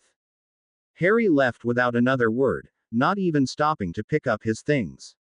Rushing through the corridors of the castle without a destination in mind, Harry could hear the centuries-old portraits scurrying between their frames and whispering to their neighbors about this most recent bit of juicy gossip. Harry didn't know what had come over him. Was it his anger? Or was it something worse? Turning a corner tightly, Harry bumped into someone from the other hallway. Liquid splashed up into his face and he heard the soft patter of paper falling to the ground. The distinct smell of sherry filled his nostrils. Oh goodness, again and again I find myself here. The scratchy voice of Sybil Trelawney came from somewhere on the ground. Looking down, Harry spotted his former divination professor on her hands and knees, crawling across the floor picking up strange playing cards and a chipped glass bottle. A feeling of resentment built within him at the sight of the pitiful woman. Taking a deep breath, he let the feeling pass. She had ruined his life. Yes, but only unknowingly. Trelawney peered up at him, her eyes magnified through her thick, Coke bottle glasses. The eye never lies, she muttered to herself as she picked up the remainder of her cards. Storm clouds brew, and a flash of green lightning approaches. The inner eye knows all. She climbed to her feet and almost tripped on the end of her robes. Right. Well, sorry about knocking over your cards, Professor, Harry apologized lamely. The inner eye is clear. I could give you a reading. Tell you what is to come, she offered while shuffling the deck. I'm fine, thanks, Harry declined stiffly, wanted nothing more than to be rid of the woman forever. No matter, she mumbled quietly, still shuffling. You should join my class, her unfocused eyes stared right through him. I was in your class for the last 3 years, Harry said. You would make a fantastic subject, she carried on, ignoring him. The inner eye is a fickle thing, opening and closing upon a whim. But with you, you make the eye open. You are so clear, so fascinating. Trelawney gripped his arm. He tried to pull away, but she dug her nails deeper into his skin. You toe the line of disaster, living in the presence of evil. So many futures intersect with your own. Her breath was hot on his face. Choices will define you and what you become. Death is the end and it clings to you like a cloak. It is the last enemy to be destroyed. Come to my classroom, Harry Potter, and your future will be told. Stumbling down the corridor, Trelawney shuffled her cards, leaving Harry, frozen, staring after her retreating figure. A red blur shot past him, fast enough to make Harry readjust his grip on his firebolt. He tracked them with his eyes, watched as they weaved between bludgers, muscled off defenders, and rifled the quaffle past an unsuspecting keeper. What's happened to McLaggen? Harry looked up the goalposts, seemingly just as confused at how he'd crumbled these last 20 minutes as the 7th year defending them. The crowd erupted with shouts and whistles from the stand after the goal. Ginny Weasley gave them a quick wave before floating lazily down to the ground beside Harry. Harry had never had such a difficult time during tryouts. Scores of people, from 1st year to 7th, some not even from Gryffindor, had come to join the trials. It had taken Katie and him near an hour to sort through the imposters and send them on their way, but rather than leave, they sat in the stands to watch instead. Half of their allotted time on the pitch had passed before they were genuinely able to begin. I tried to shoot it right at him that time, Ginny said with a frown. I know you did, Harry replied. He looked up suspiciously to where Hermione stood in the bleachers, his friend's gaze focused on Ron, who'd now taken his turn between the posts. A row down from Hermione, Romilda Vane waved to Harry eagerly, before poking her friends and pointing in his direction. Harry looked away quickly. She'd attempted to try out today, not even knowing how to properly ride a broom. I was worried Ron had blown it, Ginny continued, tightening her grip around her broom as Demelza Robbins drove to the goal with the quaffle. Ron just barely tipped the ball against the post. It bounced out. Ginny let out a deep breath. Now, I don't know. Harry hummed in agreement. Neither did he. Sorry about Dean, he said, thinking of Ginny's boyfriend who'd been cut earlier. No, don't worry about it, she said, somewhat startled. I don't think he really wanted to make it. He doesn't even like Quidditch that much anyways. Everyone, come on in. Katie stood at the center of the field and blew her whistle. Those in the sky came down to join her, some more tentative than others. Harry, she said before he'd even got there, believe it or not, you made the team. Laughs broke out between the players, and a wave of excited screams could be heard from the stands. Harry ignored them and moved forward, sharing a quick smile with Katie as he took his place beside her. First off, I'd like to thank all of you for coming and actually trying out. Katie looked darkly off in the distance to the section where Romilda Vane and her friends sat. I really wish I could keep you all, but I guess that's what the practice spots are for. For the Chasers this year, alongside me will be Ginny and Demelza starting. Sorry, Seamus. It's Alry. Love, I only came for you, the Irish boy winked. Katie shook her head with a smile. It's never happening, Seamus. I've been saying it for years. Can't fault a bloke for trying, he shrugged good-naturedly before heading off to the change rooms. Now for the beaters, she called out loudly, attempting to regain control. I've decided to go with Peeks and Coot. The two boys bumped fists.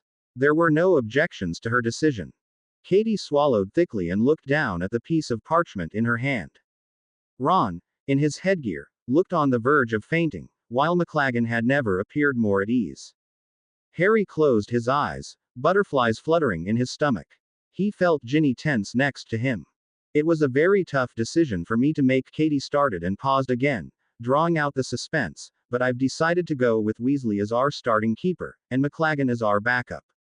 Harry's entire body relaxed. He noticed breathing came much easier all of a sudden. Time stood still for a moment. Ron's eyes darted around wildly in their sockets and his mouth flapped open and closed, wordlessly. Suddenly, he wasn't sure from where, a massive cheer broke out. The rest of the team surrounded Ron, hopping up and down and giving him congratulatory bumps on the back. Sneaking a look to the stands, Harry could see Hermione standing and clapping madly. Bollocks. You picked Weasley over me, Weasley. McLaggen shouted in outrage. You saw me up there, Katie. You know I made more saves. This is plain old favoritism, and I won't have it. He threw his broom to the ground in spite. I also saw you completely crumble in the last two drills, Cormac, Katie said firmly. Her arms were crossed and there was a look about her that said nothing could change her mind. That wasn't. Something happened. It couldn't have. McLaggen stopped and started, unable to put his thoughts together. Red-faced, McLaggen picked up his broom, shoved through the crowd and went off to the showers, alone. You all right? Harry asked gently, approaching Katie. Yeah, it's just, sometimes being captain isn't that fun, she chuckled mirthlessly. Better you than me, then he'd really have grounds to complain about favoritism, Harry said. Let me know if he gives you any trouble. Thanks, Harry, but I think it'll be fine. I've known Cormac for years, he's all talk. A cheeky look came across her hazel eyes. Although, having the chosen one watching my back isn't a bad thing either. What's the chosen one not bad for? A familiar voice teased from the side. Hey, Megan, Katie said brightly. Were you watching the tryouts? Spying is more like it, Harry mumbled under his breath. I'm hurt, Harry. Megan clutched her chest dramatically. There's a code amongst Quidditch captains, I would never do such a thing. Harry looked at her unbelieving in the slightest. I was only here because Lisa wanted to come watch, Megan said slyly. She gestured to the slim Ravenclaw next to her, who waved timidly as she tucked a loose strand of hair behind her ear. So, are any of you heading down to Hogsmeade today? Katie asked. I don't know about Lisa, but I'm going with Harry right away, Megan answered, while Katie looked between them strangely. Footsteps ran up behind them. Harry turned to see Ron jogging over, a dopey grin spread across his flushed face. Can you believe it, mate? I thought I was a goner there for a minute. It must have been that last save I made on Demelza. I think you did great, Ron, Lisa said from behind Megan. His friend's grin widened. Thanks, he said, rubbing the back of his sweaty head. Well, I was going to meet up with Hermione and Luna in Hogsmeade, if any of you want to join us. Ron offered. Sure, why not? I just need to freshen up, Katie agreed, and Lisa nodded shyly. It didn't take Harry very long to get ready, and soon enough, him and Meghan were on their way down the long, twisting road to Hogsmeade. There was never a shortage of things to do there, and Harry was in dire need to replenish his store of licorice wands and honeydewcase chocolate. Entering the only all-wizarding village in Britain, Harry made sure to stop there first. Has your sister said any more about why she wants to meet me? Harry asked, handing over a stack of sickles to the man behind the counter and pocketing his sweets. Other than trying to recruit you, I'm not sure, Meghan said, busy nibbling on the end of a sugar quill and gazing through the row of shop windows. She was pretty vague about it in her last letter. Don't you think she might attract a pretty big crowd, eating lunch at the Three Broomsticks? Harry asked curiously. He knew how busy the pub could get on weekends like this. Oftentimes there was hardly any room to stand, between the locals and constant stream of Hogwarts students coming in and out, and that was without an international Quidditch star. Worried about not being the most famous person in the room, Harry. Meghan teased, and pushed open the front door of the Three Broomsticks. A bell clinked overhead, followed by a flood of sound from inside. Rosmerta knows we're coming, Meghan continued, having to shout to be heard over the cacophony of noise around them.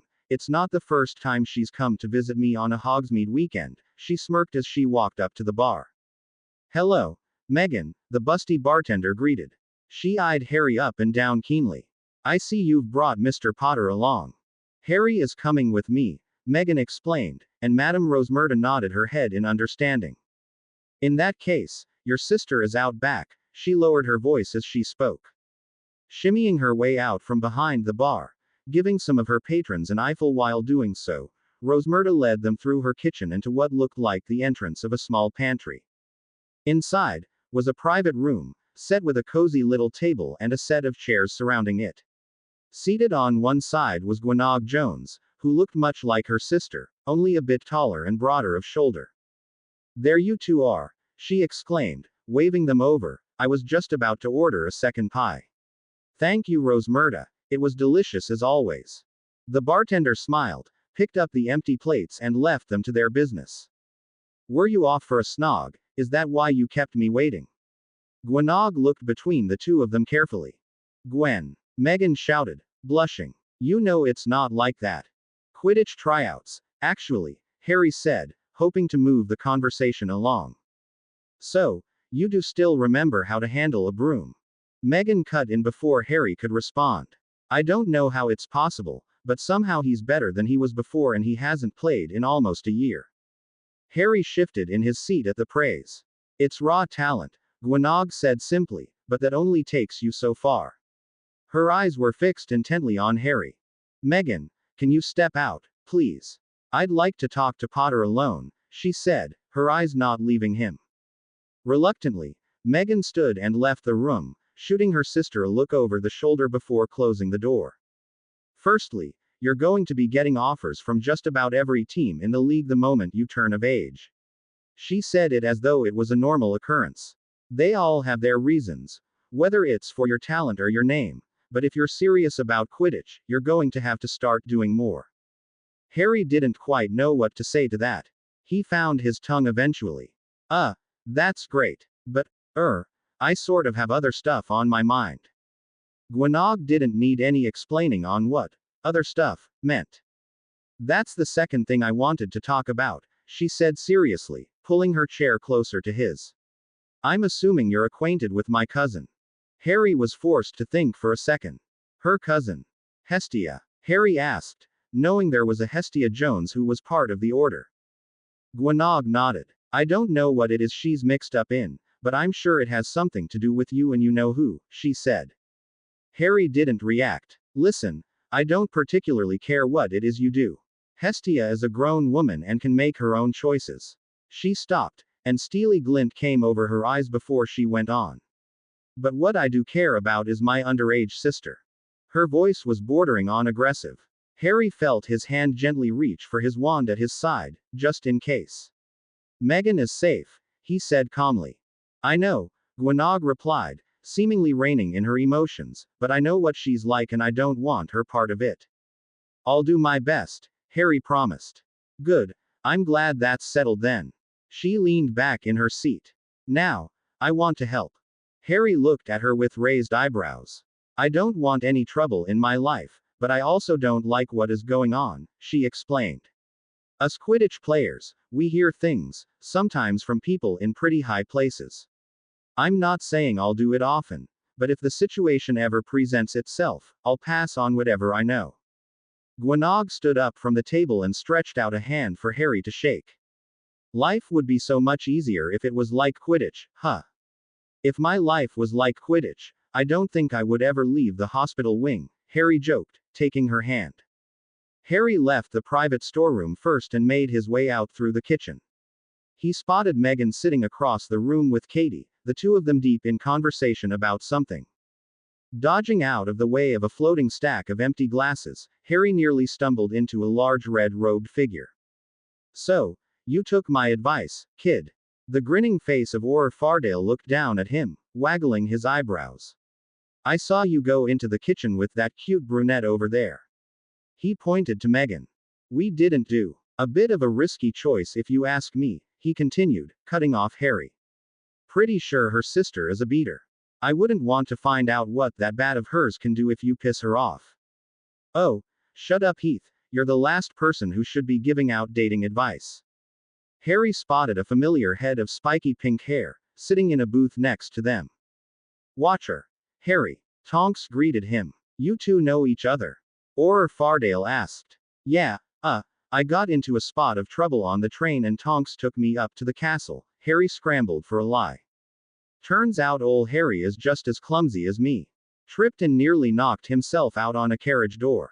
Tonks winked in his direction and passed over a bottle of butterbeer. Shouldn't you two be patrolling or something? Harry inquired, as the two Orrs gulped down their own drinks.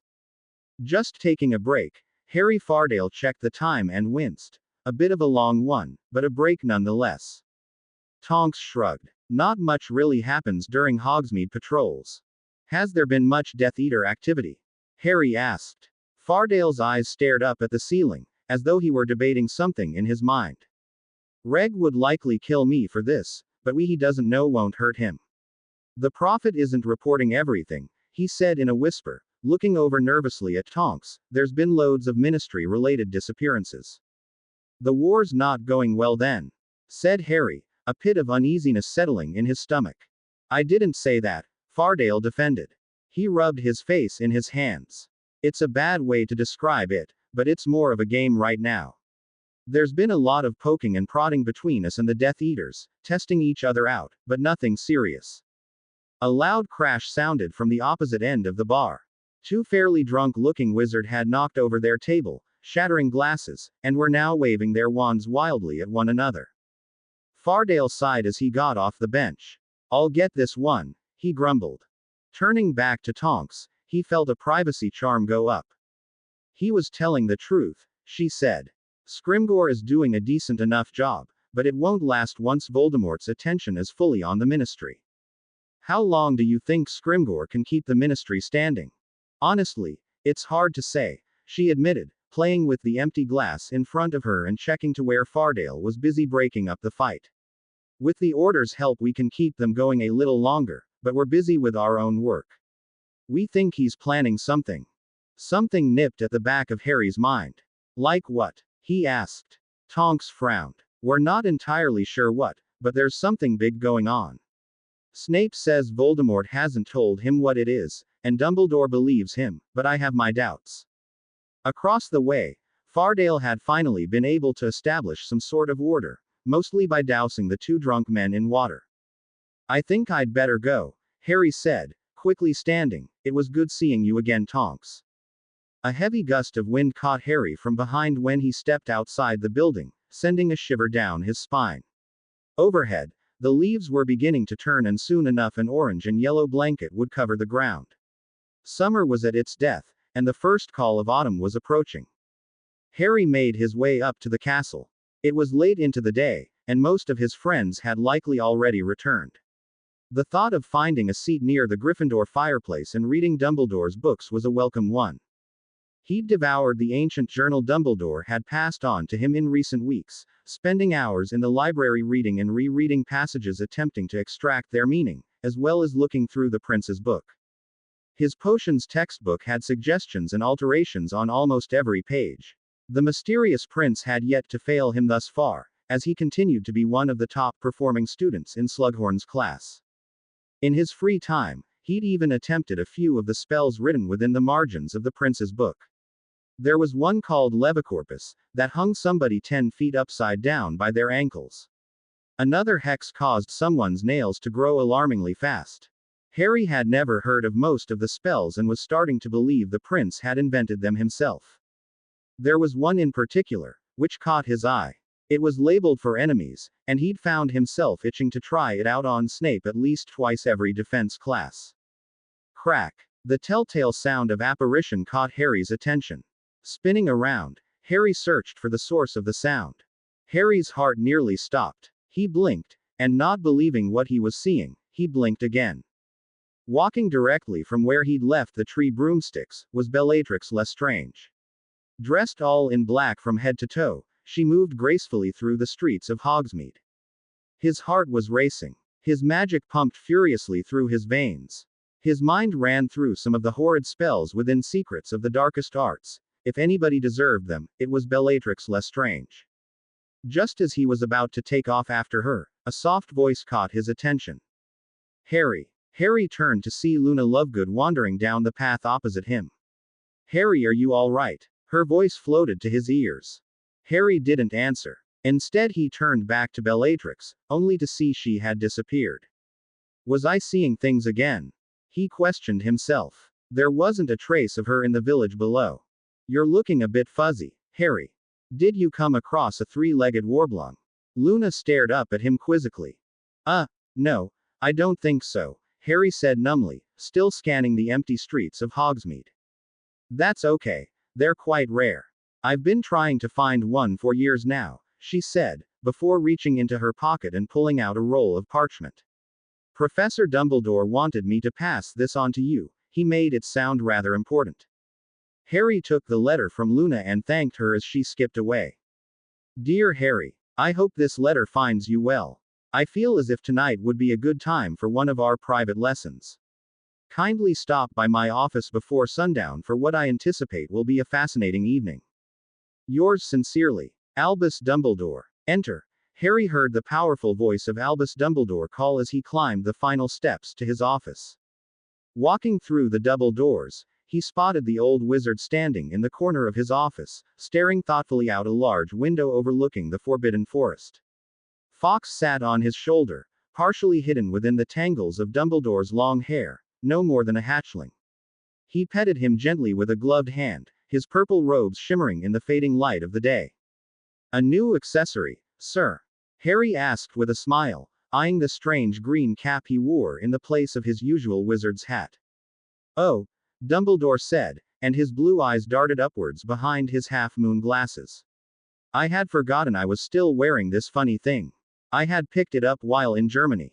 Some of the more traditional Bavarian wizards still wear it, though I suppose it looks much better alongside a pair of lederhosen. Dumbledore chuckled at his horribly clashing outfit. Why were you in Germany? Harry asked interestedly, finding a seat. Young William Weasley needed a bit of insight on some of the more ancient magics involved on a Gringotts project at Nurmengard Prison. Thankfully, William will be returning shortly, which will be a boost for the order.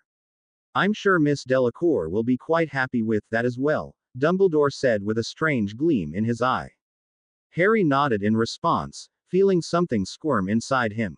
You mustn't tell Minerva, Dumbledore added, a cheeky grin hidden behind his whiskers, but I extended my trip a few days to catch some of the sights. A little holiday, if you will, but as much as I would love to discuss my travel in further detail, I feel we must press on. Actually, sir, before we begin, Harry spoke up, suddenly queasy. I think I've been seeing things recently. Dumbledore froze and looked at him seriously. Go on, he said, settling in behind his desk. In defense class, on the first day, I think you might have heard about what happened. Dumbledore nodded, making no comment on the incident itself. One of the reasons I acted the way I did, Harry paused to swallow, his mouth dry all of a sudden. Well, it's because I didn't exactly see Snape in that moment. You saw Lord Voldemort.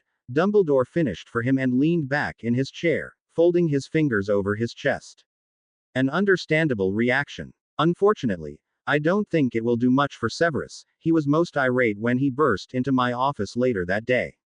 Harry sat still and silent, as hundreds of questions, none of them good, whipped through his mind. I would not worry, my boy. Dumbledore leaned forward, a soft look in his eyes.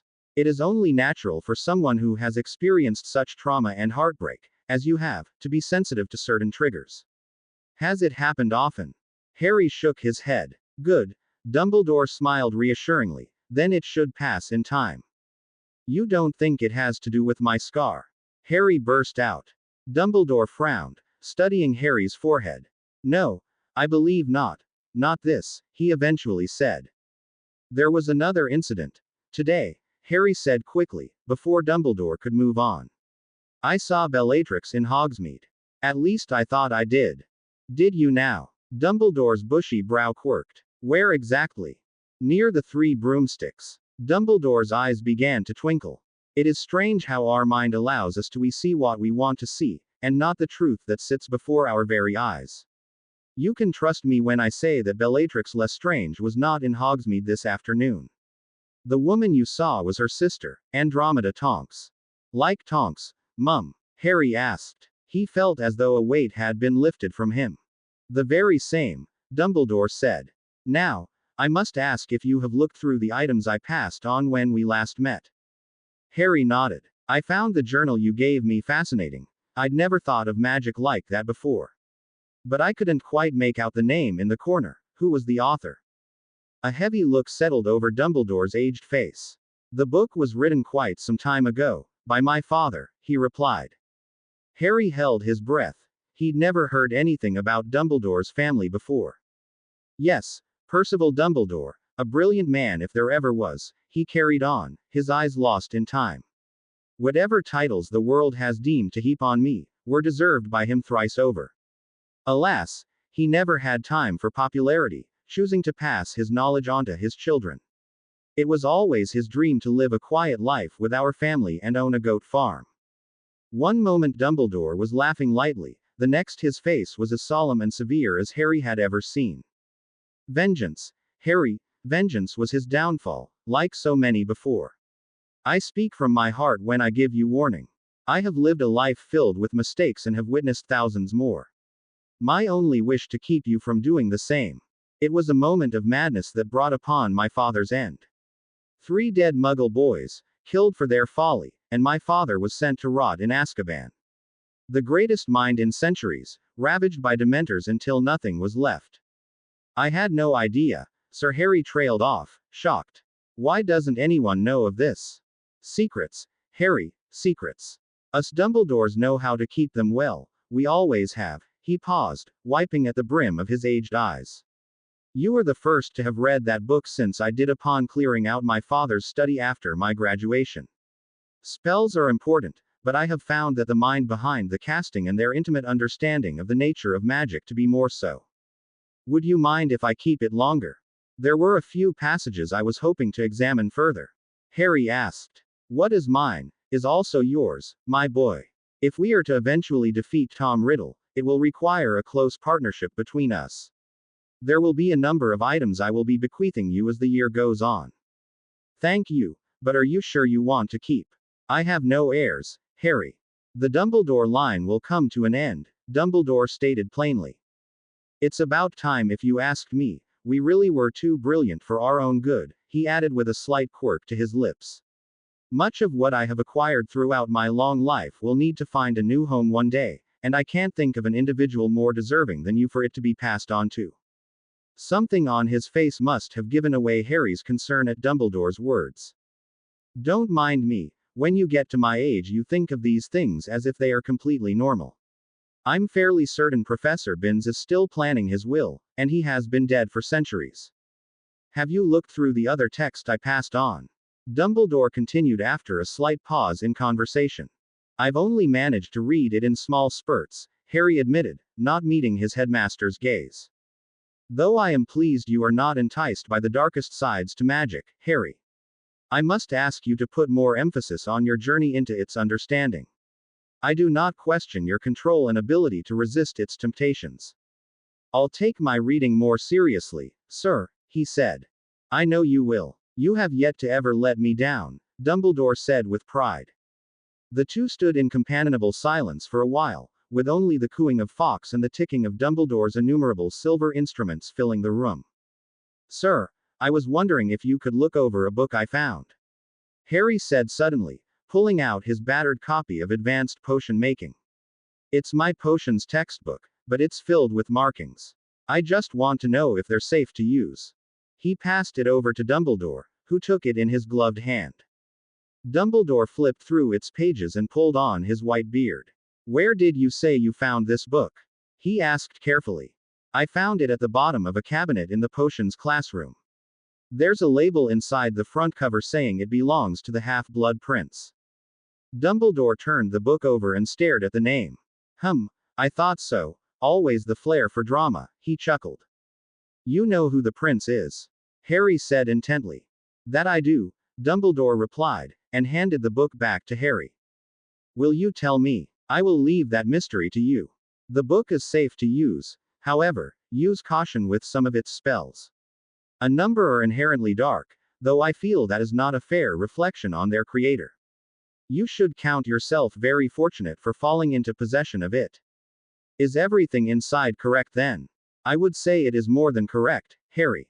If you follow your textbook, Horace will be pleased to see that you will maintain your top position in his class. Isn't that a bit like cheating, sir? Harry inquired, thinking back to Hermione's accusations. Dumbledore winked. What Horace doesn't know won't hurt him. Moving on, Dumbledore announced, lifting Fawkes from his shoulder and placing his companion on a cushion underneath his perch. I had originally planned to show you a particular memory this evening, but a new idea has crossed my mind. Dumbledore searched through the top drawer of his desk before pulling out a cloth pouch and a crystal vial. He also removed a small plastic package, before offering it out to Harry. A lemo. Drop for the road, Harry. Harry popped one his mouth and felt his cheeks beep in tightly.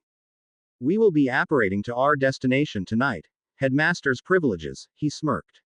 Your wand, if you please. Dumbledore took Harry's holly wand in hand and waved an intricate pattern over top of it with his own, while muttering underneath his breath. That should hold us for this evening, he said after handing it back.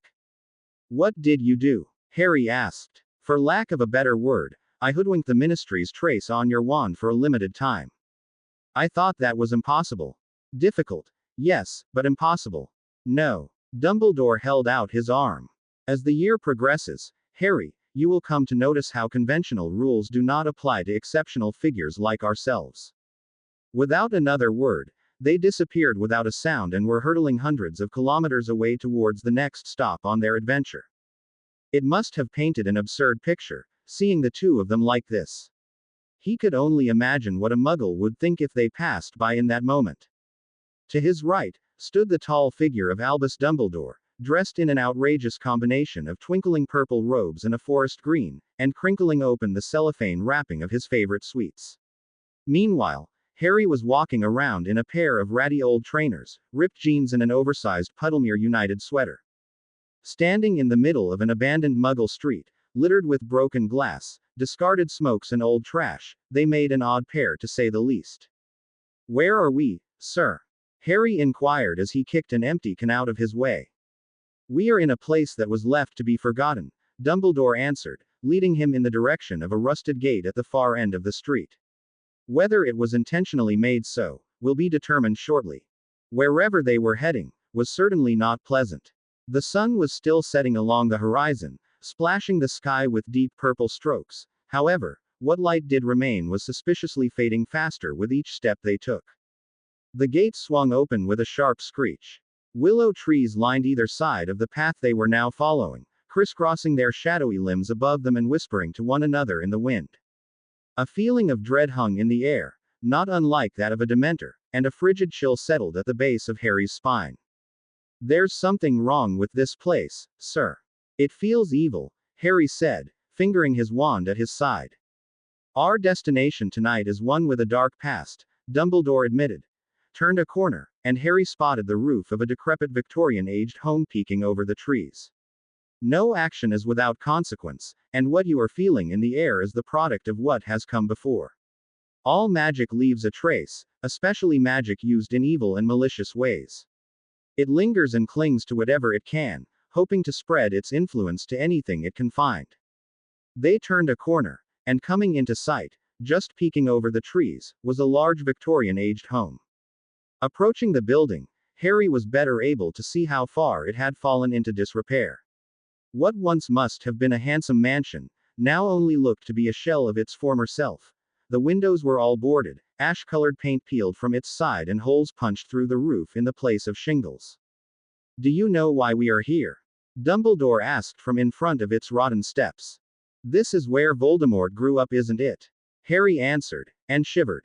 I can feel him. Not like he's here, but that he was weaker, younger. Tom's magic always did have a unique feel to it.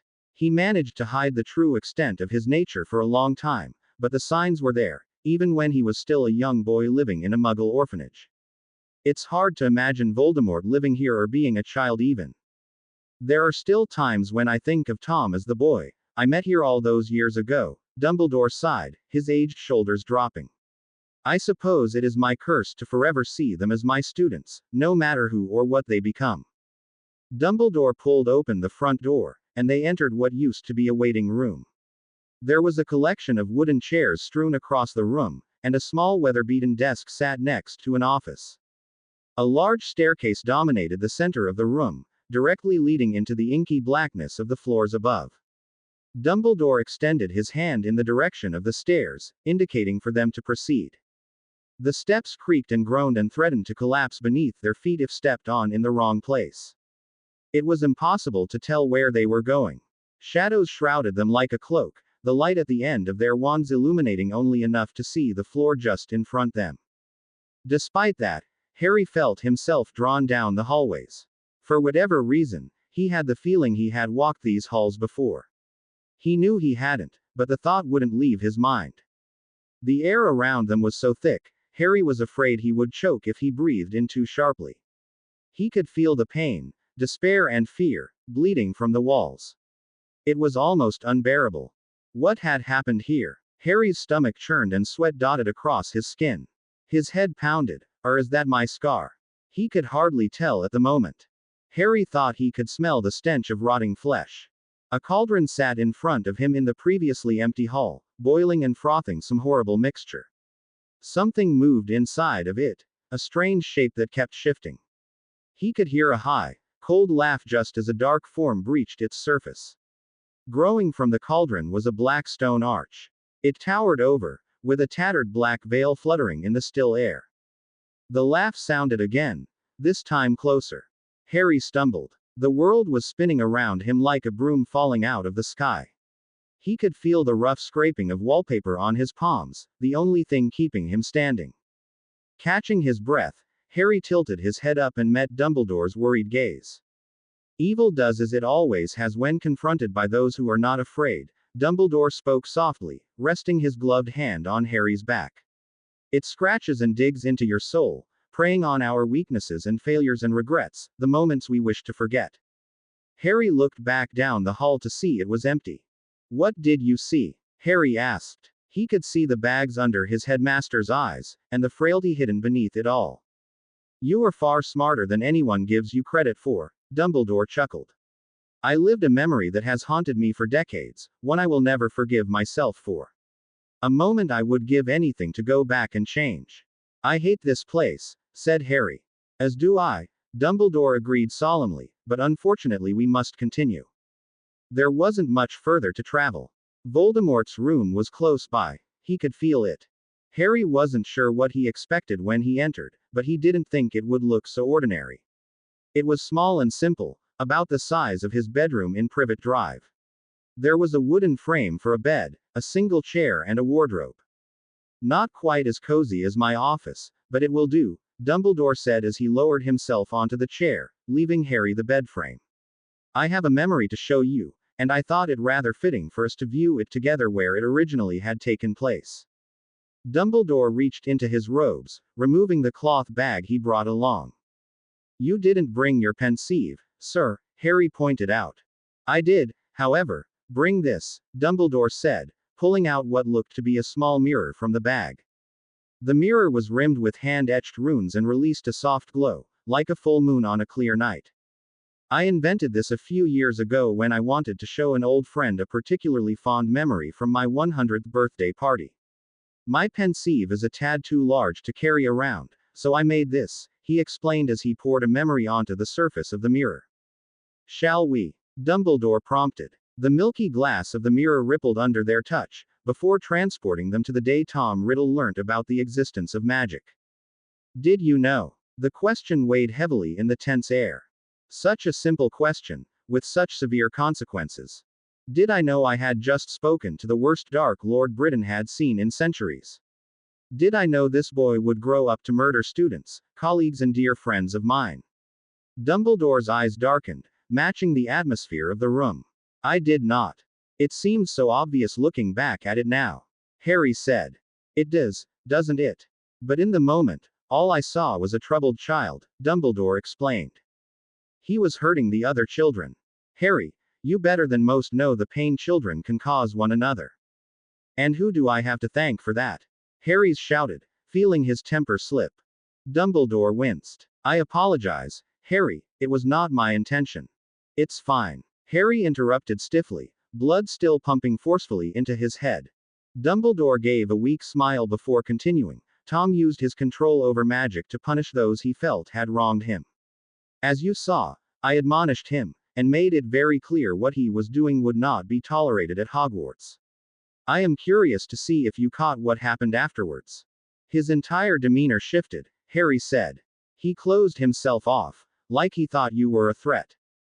At the time I had thought he was being nothing more than a petulant child not liking being told what to do. But I was wrong. He feared you. He did, Dumbledore nodded. He feared what I knew about him. He feared me for the intimate knowledge I held of his origin. Tom hid his emotions well.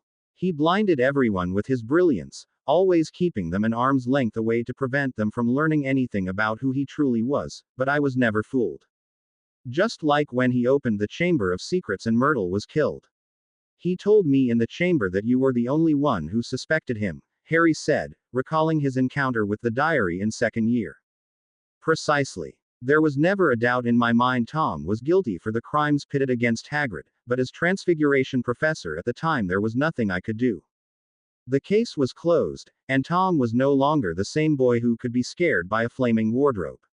He had grown immensely over the years, and I had not checked in often enough. Much of my attention was focused on the war at the time, and bombings in London on the Muggle side of things made it nearly impossible to communicate with Miss Cole of the orphanage. A pregnant pause settled over the room, and shadows rippled around the dim lights at the tip of their wands. In the monster that is Lord Voldemort, there is only a fraction of fear reserved for me in the little of Tom Riddle that remains, but there is one other thing he fears above all else: death. Dumbledore looked at Harry with great importance. Love is a gift and a curse, as beautiful as it is ugly. Those who live without it should be pitied, and those who deny it are damned. Merope Gaunt loved her son fiercely and gave her life for his. But Tom did not see it that way, he could not. In his eyes, his mother was weak, and only the weak could die. It was through his mother that his fear of death was born. Standing, Dumbledore slowly paced about the room and ran his gaze along its cramped surfaces. It was here where Lord Voldemort was born, he said so softly it was nearly swallowed by the night. How did he cheat death, sir? Harry asked the question that had been burning in his mind for as long as he could remember. A wave of sadness passed over Dumbledore's face. That is a question we will be exploring on another night, Harry. All will be revealed, I swear this to you, he said honestly. The orphanage was deathly silent as they left Tom Riddle's room. Harry was relieved. He wasn't sure how much longer he could stay inside without going mad. He swore he could see the shadows move, fluttering like capes in the wind, teasing him with their stalking dance. Dumbledore pulled out his wand and Harry felt his heart jump within his chest. Quickly now, he said with a hint of urgency. I believe we have outstayed our welcome. What is going on? Harry asked, worried. He looked around, again seeing the dancing shadows circling the dark hall. Dumbledore didn't answer, reaching out instead and pulling Harry down a hallway they hadn't been to before. He closed his eyes and cocked his head to the side as if listening to something. Harry couldn't hear anything. Dumbledore stilled. Indeed, our presence has been noted. Wand out, Harry. There was steel to Dumbledore's voice. It was as he gripped his holy and phoenix feather wand that he heard it for the first time. It was an unremarkable sound at first, like cloth being slid across a hard surface. It slithered along the walls around them, bringing with it the cold feeling of dread as it drew closer. Soon enough, it was all he could hear, the scraping of fabric like nails pulling across a chalkboard. A shadow shot in front of him, across the edge of light coming from his wand. Get back. With one arm, Dumbledore pushed Harry behind him, as the other cast a golden ring that disappeared into the darkness. What is it, sir? Whatever it was, circled them like a predator does its prey. Lethifolds, Dumbledore answered. His eyes searched the darkness, anticipating where the creatures would strike. There wasn't much Harry knew about Lethifolds, other than their association to Dementors and taste for flesh. As if reading his thoughts, Dumbledore said, they infest places of great evil, slipping into the darkness and feeding on pain and negative energy. Growing restless, one of the creatures darted forward, nothing more than a black blur, its pale claws grasping at their throats. Unfortunately for it, Dumbledore did not miss a second time. The Lethifold unleashed a horrible screech as the ring contracted around its thin form, tightening with each thrash of the monster's corpse-like limbs. It was hard to distinguish their figures from the darkness around them, but what Harry saw disturbed him. He could see countless Lethifolds swarming and screaming in a bloodthirsty rage. They were at the center of a hellish vortex, waiting for the nightmare to come. Harry chanced a glance at Dumbledore, understanding passing between them. They would have to fight their way out. A shield of ice grew out of the floor, reacting instantly to the sharp swipe of Harry's wand. With a twist of his wrist, it enlarged and went flying down the hallway, shielding them for a moment from the Lethifolds on that side. There were far more Lethifolds than wizards in the narrow hallways of Wool's orphanage. They needed as much space as they could get. Streams of sparks and golden string lit the hall, trailing the long brushstrokes of Dumbledore's wand.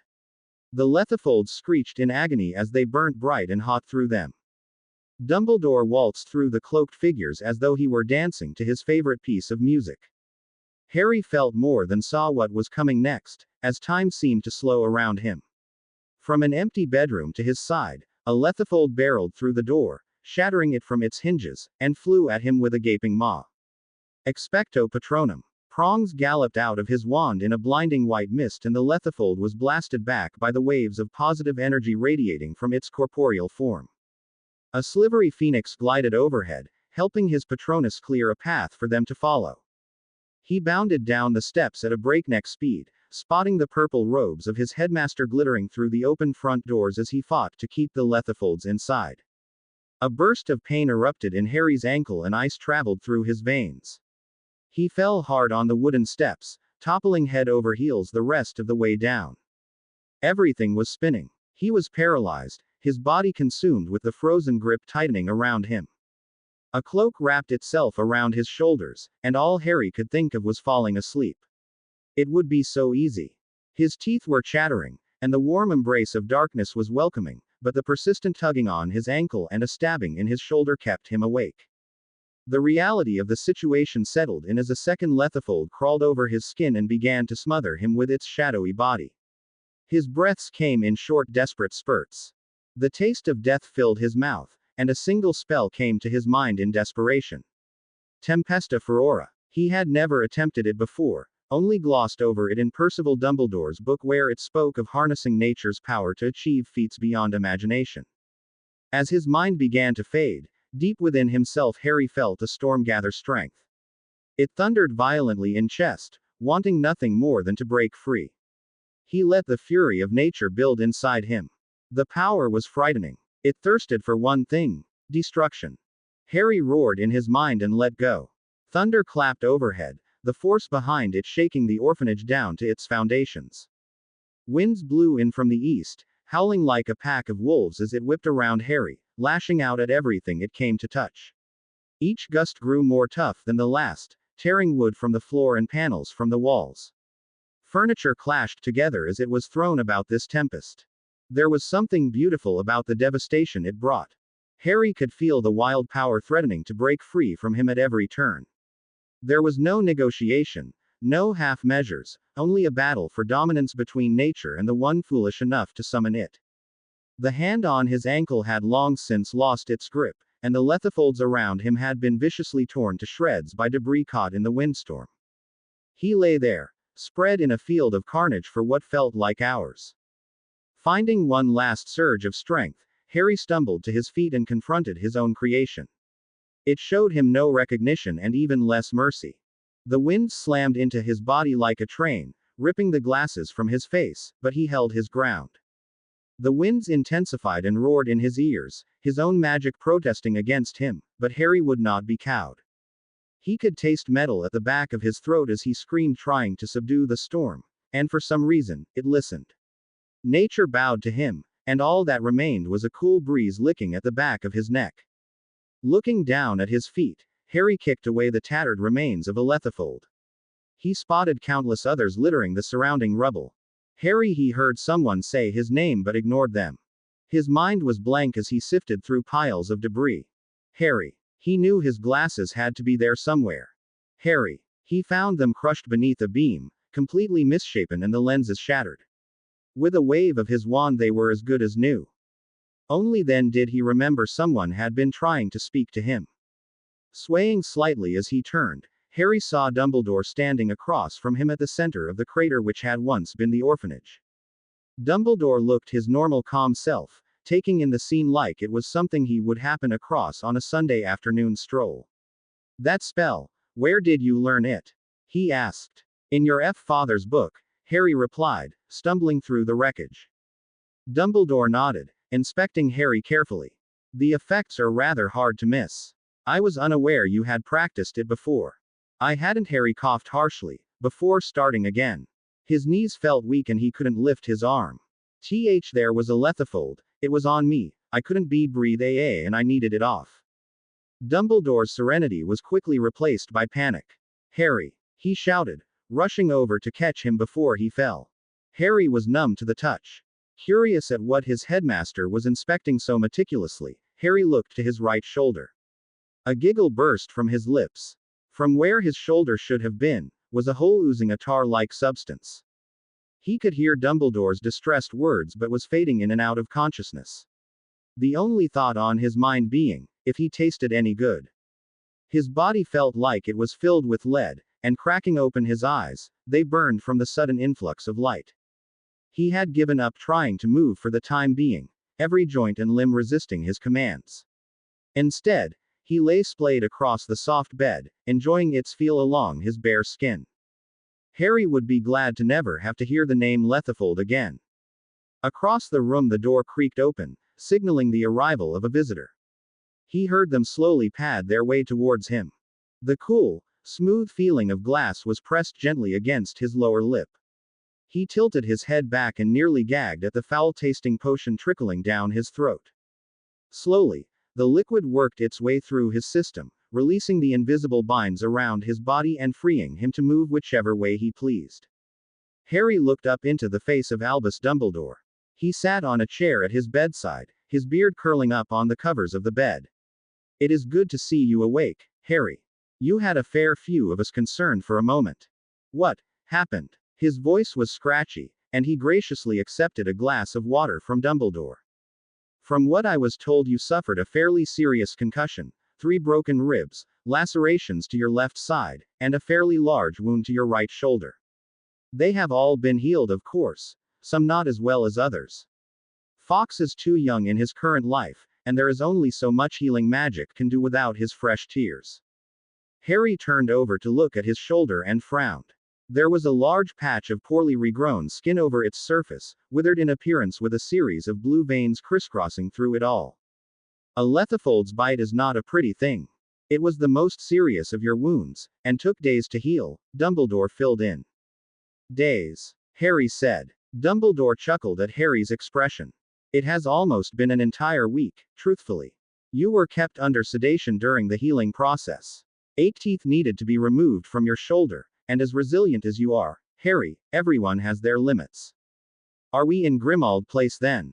Harry asked, to which Dumbledore nodded. Harry gazed around the room and was surprised at how tidy it was. It looked far too well kept to belong to anyone else besides Sirius Brothers' room. When can I go back to Hogwarts? That is not under my control, Dumbledore said, smiling down at him in amusement. You will have to wait for Madame Pomfrey's clearance. I'm sure you know how diligent she is with her care. Harry groaned. I sympathize with you, I truly do. Dumbledore pulled a large slab of chocolate from his sleeve and cracked off pieces for both himself and Harry. Harry felt much better, a comforting warmth filling him with its rich flavor. Your friends have been informed of your safety, as has the rest of the school, Dumbledore continued. As far as they are concerned, you are under isolation in the hospital wing with a case of dragon flu. Your previous encounter with the Horntail is a likely enough cause. What about Ron, Hermione and Ginny? Harry asked. As trustworthy and devoted as they are, they have been told the same. It must be that way. If they were to find out you were injured or left the castle, it will point to my involvement. From there it would not take much for them to discover our lessons. Only select members of the Order are aware of your presence at headquarters. Professor, Harry spoke up, won't Voldemort mind I destroyed the orphanage? I doubt Tom will ever know we stopped by, Dumbledore answered truthfully. He always hated the place. It only served as a reminder of his humiliating beginnings. I'm sure he would be pleased if he ever found out about its destruction. There was a knock on the door. Ah, I believe it is time for me to depart. Minerva already has enough duties herself, without me adding running the school on top of it all. We will talk more when I return, he said, standing from the chair and exiting through the door. He knew he shouldn't have, but he could not help but stare at Fleur as she came in after Dumbledore. The sweet scent of lavender in her pale blue eyes captured his attention. Is it not possible for you to stay out of danger? She asked pointedly, handing him a plate of bread and cheese and piping hot soup. I told you it always manages to find me, Harry replied, taking a bite of bread. Once he started eating, he found he couldn't stop. He hadn't realized just how hungry he was. You were in Z's room for days without a word about your condition. She sat almost stiffly beside him, staring with cold eyes. Something about the way she was acting irked Harry. Are you expecting me to apologize? I'm the one who got hurt, he said. He had been looking forward to seeing Fleur again since the day he left for Hogwarts, but not like this. There are people who care about you, Ari. You know that, she huffed. And I don't care about myself. He shot back sharply. The movement of his body rattled the plate and spilt some of the hot soup onto himself. Harry sighed, rubbing a hand through his hair. I'm sorry, Fleur, but can we just not do this right now? You know I don't ask for these things to happen. I do, Ari, she replied, softer this time. There was a hint of apology in her voice as she took his hand. I was simply worried. Honestly, I'm fine. Besides, I was out with Dumbledore. The chances of me dying with him around are pretty low. Were you looking for something together? She asked interestedly. No, I don't think so, Harry frowned. We were just talking. He was teaching me history, I suppose. History? What kind? Dreadfully boring stuff. You wouldn't be interested, Harry replied. Dumbledore had been rather clear on keeping the contents of their lessons secret. Fleur quirked her eyebrow at him. I would not consider something that needed a week of healing and recovery to be boring. That came afterwards. It was unlucky, really. As Harry continued to eat, he couldn't help but notice the intensity of the stare Fleur directed at him. Shouldn't you be at work, right now? Instead of, feeding me, he asked bluntly. It's quite touching knowing that you care so much about my career, she replied. I start work in 4 hours. It's 3 o'clock in the morning, Ari. Harry felt his eyes widen. Oh, thanks for this, it means a lot, Harry said, motioning at his half-eaten plate. You don't have to stay up for me, I don't want you losing any sleep. Fleur gave him a weary smile. That is very gracious of you, but I will stay. Haven't you not be able to sleep recently anyway? She yawned and stretched herself out in the cramped wooden chair she was sitting in. Harry thought she looked very cute doing so. I understand the feeling, Harry said in a low voice. There's been times when I've been afraid to close my eyes at night. Fleur started to speak, but Harry persisted. I see my godfather dying, he said, voicing it for the first time, not entirely sure why. Sometimes he's dead already, and I stand there not able to do anything. Before that, I would see Cedric.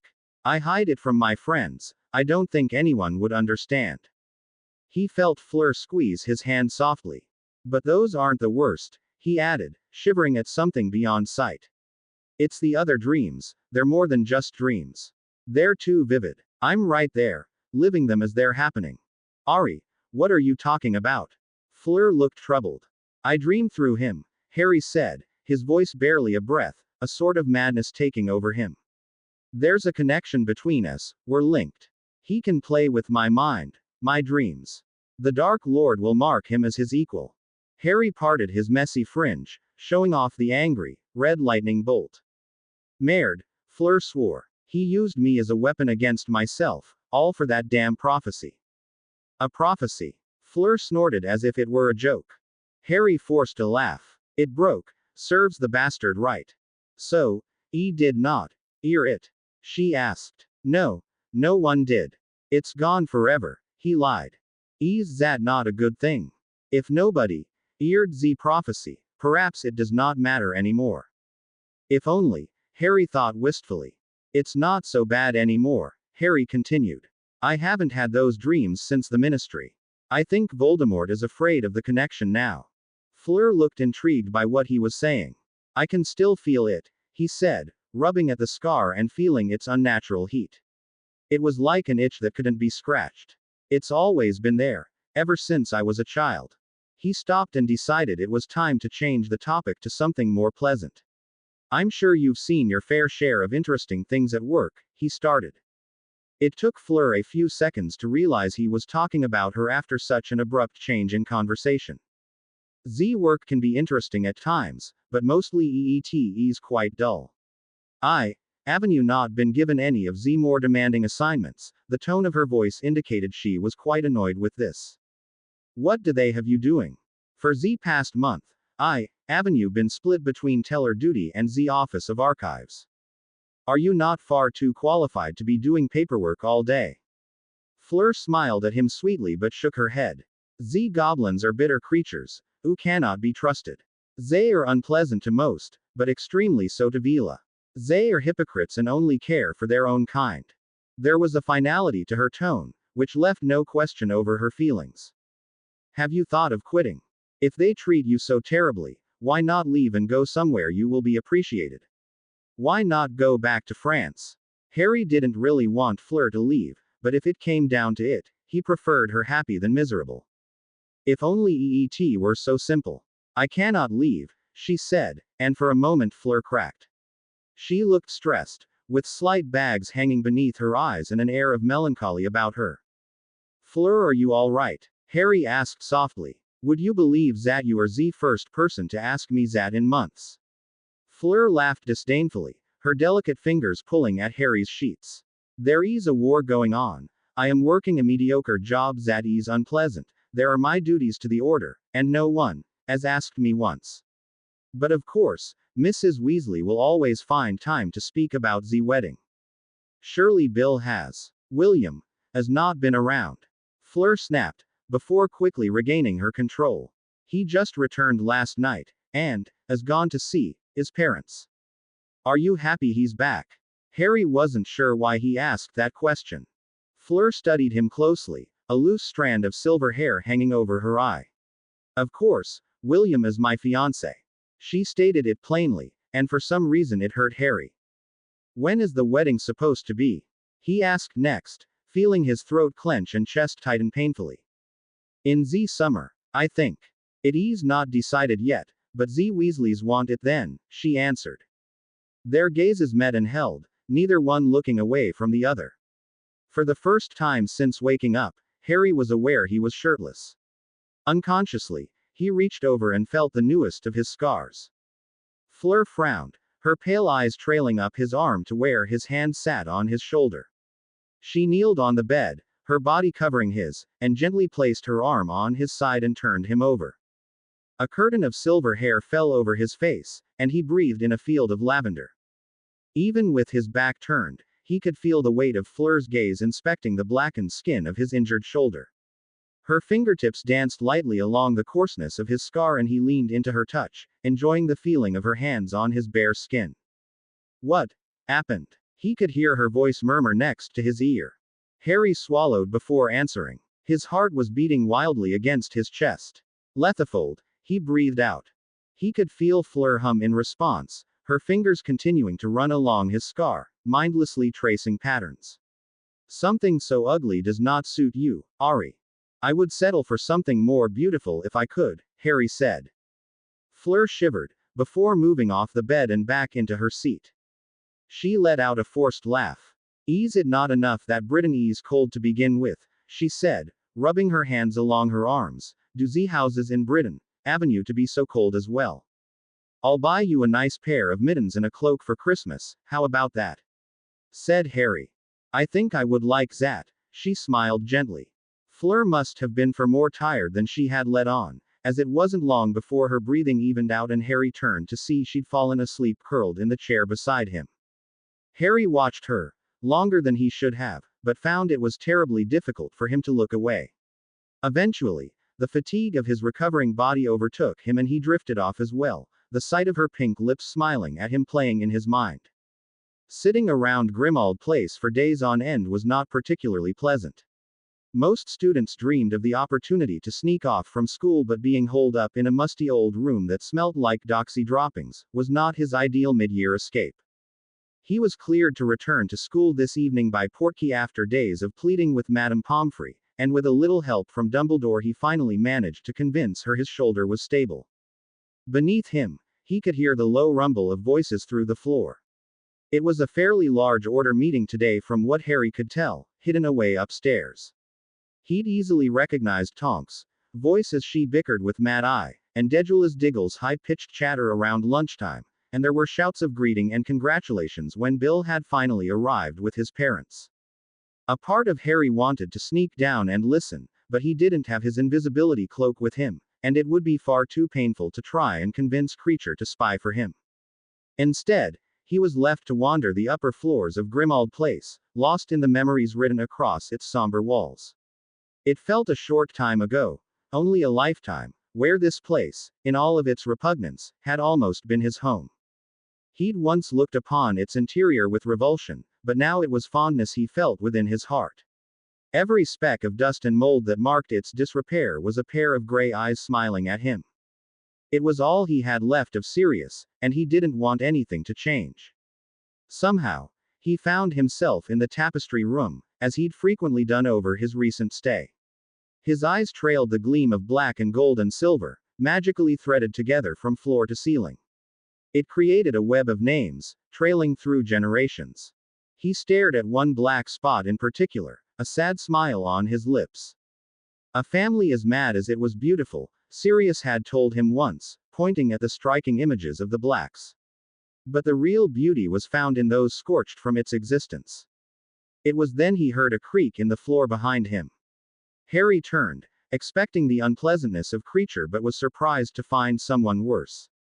Potter, Snape sneered, lurking in the shadows of the doorframe.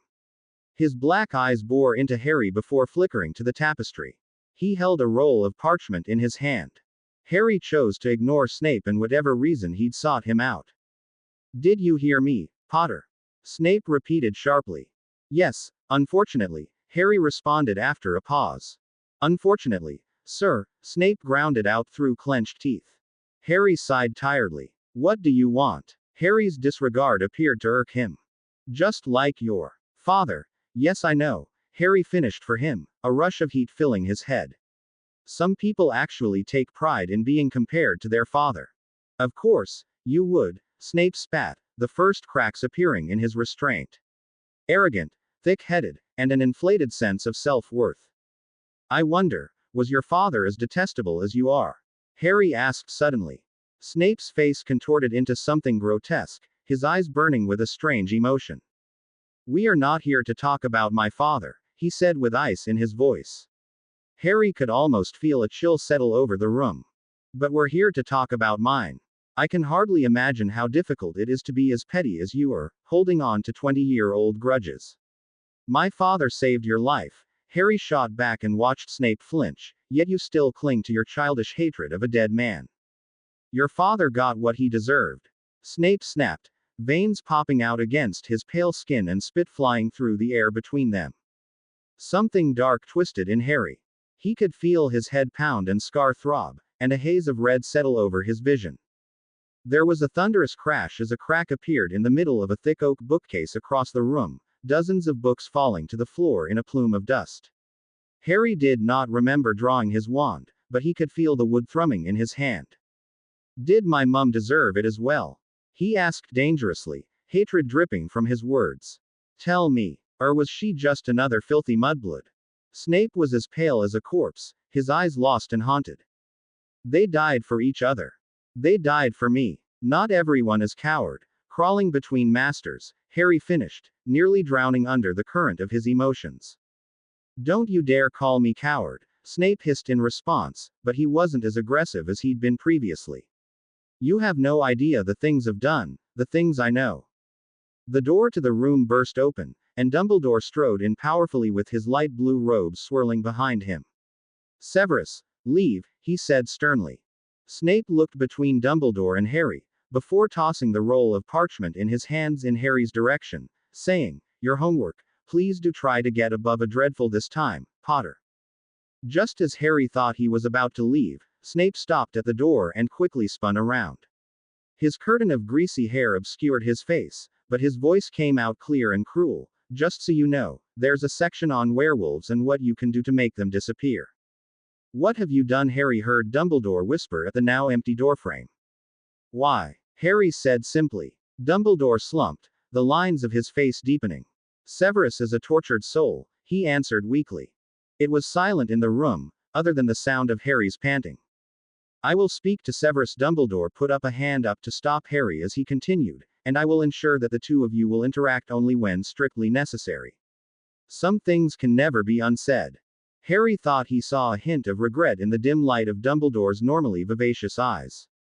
Thank you, sir, Harry said, moving to pick up the stack of books knocked to the floor. He stepped over them and looked curiously to Dumbledore. I still don't understand something, Professor. What would that be, my boy? Dumbledore inquired as he repaired the massive crack running down the splintered bookcase. I don't see how my mother could have ever been friends with him. Friends are found in the unlikeliest of places, Harry, Dumbledore said, without an answer. Wherever my mother is now, I'm certain she wouldn't be friends with that man. Dumbledore paused as he looked out into the darkened hallway. At times, I find myself thinking the same thing. It didn't take them long to clean up the mess Harry had made, and brushing the last bit of dust from his robes, Dumbledore reached a gloved hand up his sleeve and extracted a small quill. Enjoy the rest of your evening, he said, passing it over. Simply say the word Portus and the quill will deposit you in my office. Sir, Harry called out as Dumbledore made to leave, a question burning in his mind. As what Snape said about Remus true? Dumbledore needn't have spoken, and Harry nodded his head, numb. He didn't notice Dumbledore leave the room, nor did he realize when he had as well. He felt lost. Perhaps that was why he found himself climbing the stairs to the last place he shared with Sirius. Harry entered the small attic where Buckbeak had been kept. He lay on the ground, his elbows resting on the dusty wooden floor, and stared out the small window near the ceiling into the starry sky above. He wasn't sure how much time had passed when he felt a warmth settle in beside him. He closed his eyes and pretended as if it were Padfoot curled up next to him, tongue drooping and tail wagging carelessly. But the scent was wrong. He couldn't picture Padfoot with lavender filling his senses. "Why are you here?" Harry asked. "Must I? Avenue a reason?" Fleur's voice was pleasant. When Harry didn't answer, she continued, "When Z meeting finished, we heard quite a commotion from upstairs. Dumbledore said that must Avenue been a boggart. I followed him. Where is Tonks?" Harry said, not caring for his impoliteness. He wanted to talk to Tonks. She would understand what this house did to him. Tonks. Fleur paused, sounding almost disappointed. "She has gone home. I think she took the news about Mr. Lupin quite hard." Harry thought that interesting, but then, many people were fond of Remus. "You like her?" Fleur spoke suddenly, catching Harry off guard. "Who?" Harry leaned to his side and peered up into Fleur's pale eyes. "Tonks," she said. Harry considered her question. "She understands me. Do I not understand you?" Fleur asked in turn. Her gaze bore straight through him with its intensity. "I think so," Harry said slowly, gathering his thoughts. "But nobody can understand someone else completely." Fleur reached out and touched him with tender hand. "But that does not mean we cannot try to do so," she said, her voice lingering in the stillness of the air. Harry felt himself smile. "No, I guess it doesn't." A bubble separated them from the rest of reality, as they sat together on the floor of the attic, gazing out into the night. With each passing moment and beat of his heart, Harry could feel his longing for Padfoot begin to fade. "Do you want to talk about his disappearance?" Fleur asked, breaking the hush which had fallen over the room. Harry's mind was still on Sirius, and it took several seconds for him to realize she was speaking about Remus. "I don't think it's sunk in yet. What's one more person I care about vanishing from my life?" he said darkly. "You speak as if he is dead. People disappearing under the threat of Voldemort don't usually come back alive. Just go ask Mad Eye. He has quite the depressing photograph of Order members who disappeared in the First War. Avenue already seen it. I think he uses it on every new member to scare them into realizing the war is not for children." "As if I did not understand that already," she said in a bothered sort of voice. "I wouldn't worry about it. That's just Moody for you. He will take every opportunity he can to scare you," Harry replied. "Constant vigilance," Fleur said, her face wearing a wholly serious expression. Harry laughed, and watched her carefully, noticing the slightest quiver at the edge of her lips. That quiver turned into a poorly hidden smile, which eventually grew into a fit of lively giggles. She tumbled to the floor beside him, unable to contain herself. Her body shook and pressed against his as she tried to cover her mouth, which only seemed to make her laugh that much harder. Harry had never seen this side to Fleur. She was so silly. For a moment he wondered if this was what she was like with Bill. Harry hadn't realized he was staring, until Fleur's prone figure lay still, only inches away, searching him through heavily lidded eyes and with the remnants of a childish smile still playing on her lips. He felt his breathing match her own, hard and heavy. He wanted to say something in that moment, but he wasn't sure what. "I need to go back now," he said instead. Fleur continued to gaze at him, only giving the barest hint of a nod. "Be safe," she whispered. He felt a spot of warmth spread across his cheek and watched as she pulled away and disappeared downstairs. There was a different magic about Hogwarts this early in the morning, where the castle was still, and the ever-present chatter of portraits was absent. Only a scant few were awake at this hour, even the ghosts having floated off to a forgotten corner to sleep. It was a tranquility that couldn't be found at any other time, which was why Harry was immediately drawn to a soft whining echoing along the stone halls. He'd heard it immediately upon leaving Dumbledore's office after taking his portkey, thinking it to be Mrs. Norris or a student's loose pet. But as the sound grew in pitch, waxing and waning in a constant stream, he knew it had to be something else. There was something inhuman about its odd resonance, almost as though it was a melody made of magic.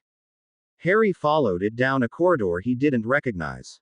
Torches lined the barren walls, illuminating blue drapes hung overhead. The sound came clearer now, and he knew what he was listening to. Turning a corner, he came upon a figure glowing in the moonlight pouring from the high-arched windows. She stood there, beautiful in her misery, as silvery tears traveled down her winsome face before disappearing from existence. There was a hollowness to the way she cried, yet it was equally haunting and heart-wrenching.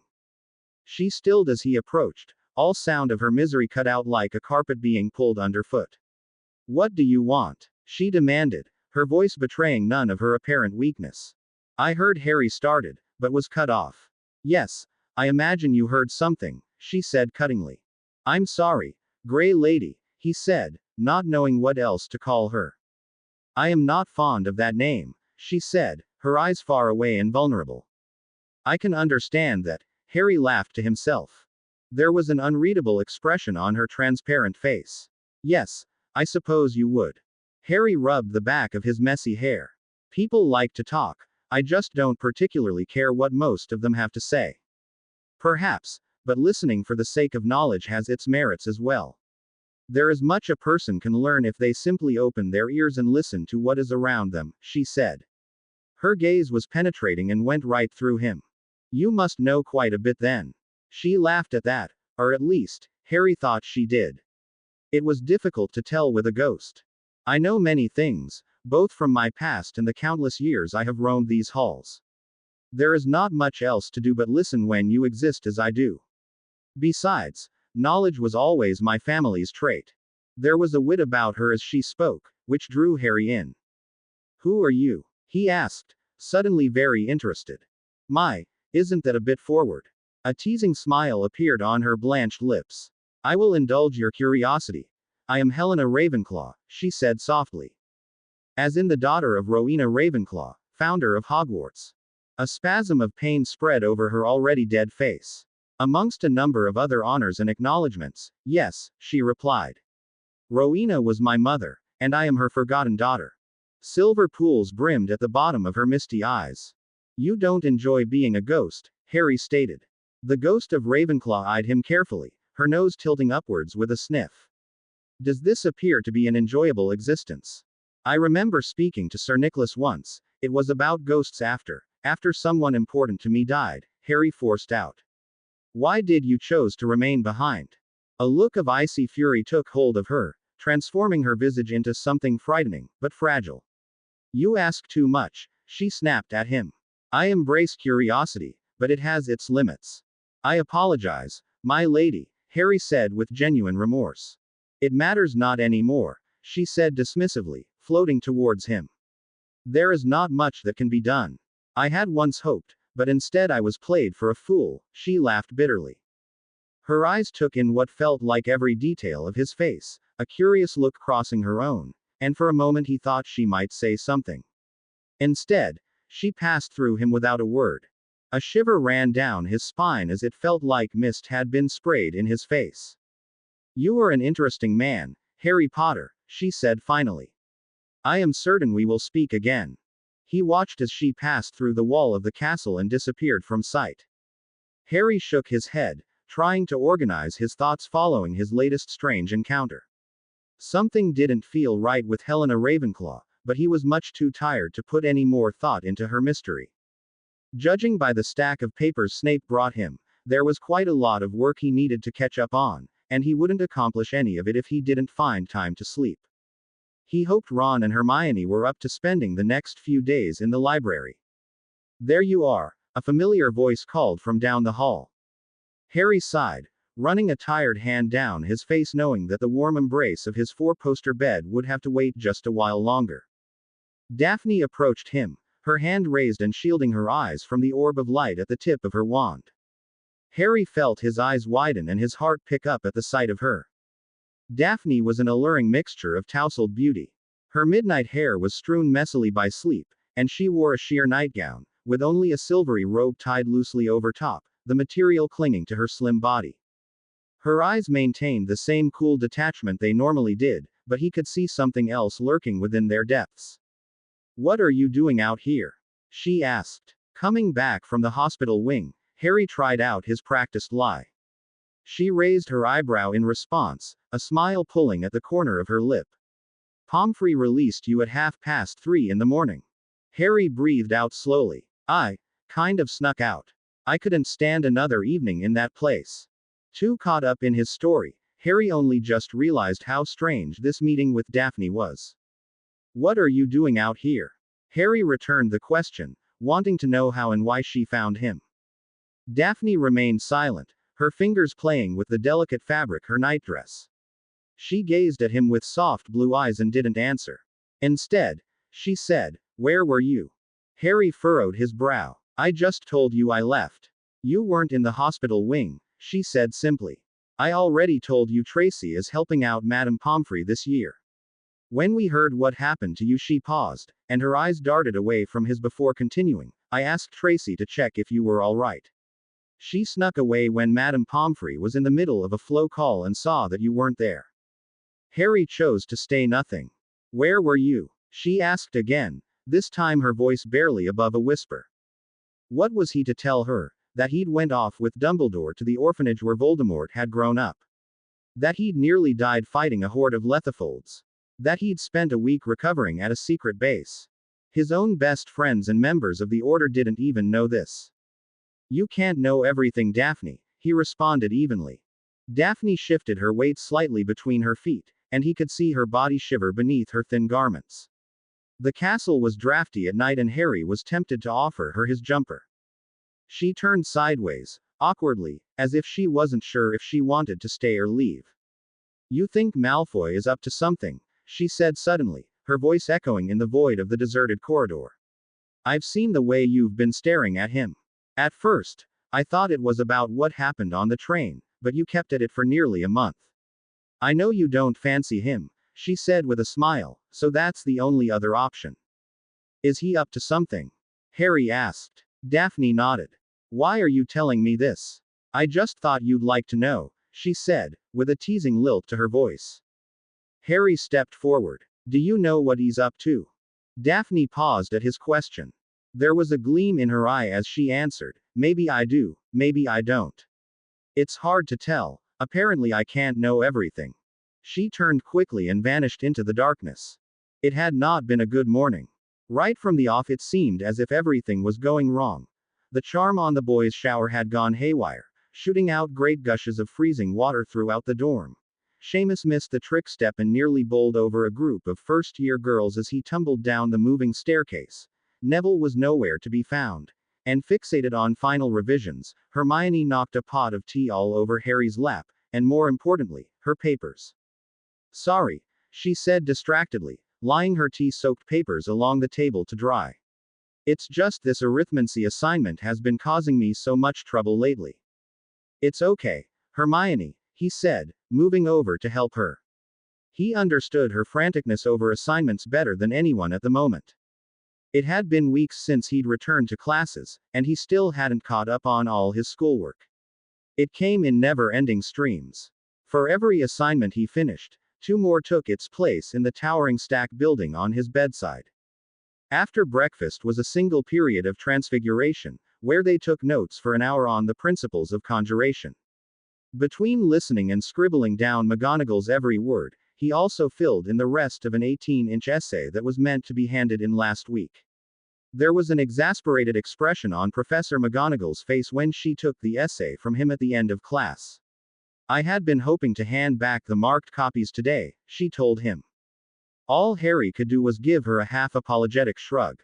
He wished it was only transfiguration he was behind in. He didn't have anything to show Professor Flitwick in Charms class that followed.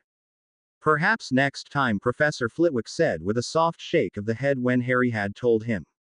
Take a seat," he called out to the rest of the class, climbing onto his table to be seen. "Today we are practicing the Aguamenti charm."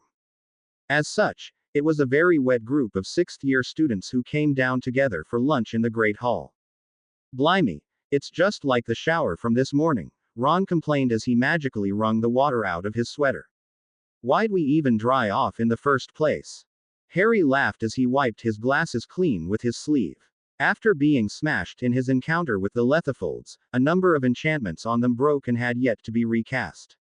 You do realize you could have used the impervious charm, Hermione stated matter-of-factly as she picked a sandwich off of a platter.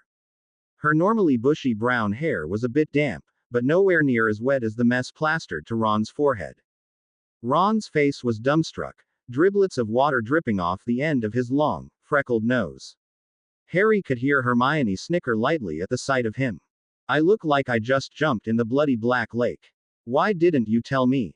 Ron's hands shot up in the air, sending out a rogue shower over some Ravenclaw students passing by. Suddenly suspicious, perhaps after hearing Harry's poorly hidden laughter, Ron's eyes flicked between his two best friends. You too, he shouted, betrayed at Harry's dry robes. Ron chose not to respond with words, but rather dipped his hands in the bowl he'd been collecting water into and flung its contents at the two of them. Harry turned away just in time, but Hermione was caught square in the face, a squawk of indignation escaping her mouth. Harry smiled to himself as the sound of his two bickering friends faded into the background. He turned his attention to the high table, noticing it was strangely vacant. Only Snape and Flitwick were in their seats, keeping a close eye over the students. The former had largely ignored him since their altercation in Grimmauld Place, skipping over him in demonstrations and exchanging only a few tense words. Despite that, Harry could still feel Snape's piercing gaze burn into the back of his head during class, and he regularly made a point of partnering Harry with either Crabbe or Goyle, who took pleasure in using curses Snape had clearly not instructed the class to practice. Flapping wings from overhead stole Harry's attention, as owls swooped in with their afternoon deliveries, dropping off letters and packages into waiting arms below. The hall quietened, and Harry could see Hermione pulling off the twine of her copy of the Daily Prophet. Anyone we know? Ron asked the same question they always did, but was suddenly cut off by a sharp gasp from Hermione. A lead weight dropped into the pit of his stomach, and Ron looked green. Silently, her fingers trembling, Hermione passed the paper to Harry, who read the headline, "He who must not be named strikes as Abbot home is attacked." Under the headline was a photo of the burnt-out shell of a house, smoldering beneath the sickly green image of a skull pulsing with malice in the sky above it. "Bugger me," Harry heard Ron mutter from over his shoulder, "she's dead." Scanning the rest of the article, Harry found the very plain, yet final words. Hannah Abbott's mother was dead, and her father was critically injured in St. Mungo's. Instinctively, Harry turned his head around to the Hufflepuff table. He wasn't the only one, as it seemed that every student in the Great Hall was looking there as well, except for Draco, who was desperately trying to peel himself away from Pansy as he left the hall. The students were shaken. Several of Hannah Abbott's friends were hunched over sobbing, the rest of their housemates trying to huddle protectively around them. Hannah was noticeably absent, as was Susan Bones, her best friend. "He's growing bolder," Harry said in a low voice. "No one is safe now." The line had been drawn in the sand. Around them, Harry could see the way students were looking at one another. The war had been brought to Hogwarts. Ron swallowed nervously and pointed to the date in the corner of the paper, October 31st, Halloween. Harry pushed his plate away, sick to the stomach. "Voldemort planned this," he said, and several students around them shrieked at the name. Taking out his wand, Harry cast Muffaliato, a spell from the prince's book. A soft buzzing filled their ears, preventing them from being overheard. "Voldemort wanted to send a message to me and the Ministry," Harry leaned in as he spoke. "It's why he used the Dark Mark. He doesn't want people to think about his first defeat when he's finally back," Hermione said carefully. "It's terrible, but smart." "But why Hannah?" Ron pointed out, glancing quickly over his shoulder to the Hufflepuff table. "Her family is mostly pure-blooded, and they don't even work in the Ministry." Hermione snatched the copy of the Daily Prophet from the table and scanned its pages quickly. Finding what she was looking for, she put the paper down and pointed to a passage. "It says here, her father was tortured extensively under the." She paused, looking rather ill all of a sudden, before finishing, "the Cruciatus curse." The three friends glanced at one another, an unspoken understanding shared between them.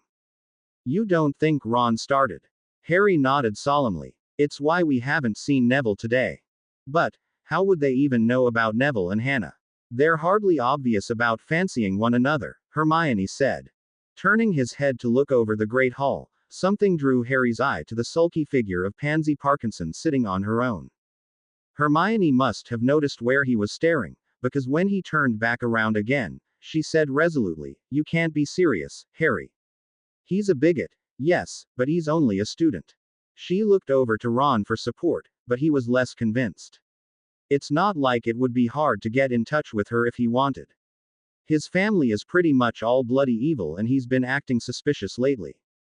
Just wait a minute, Hermione called, trying to get their attention.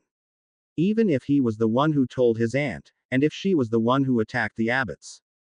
Of course, she was. Harry protested. "We don't know that," she replied shortly. "We do," Harry shouted, his frustration boiling over. "Oi! Stop yelling at Hermione, mate," Ron warned, gripping Harry's arm tightly.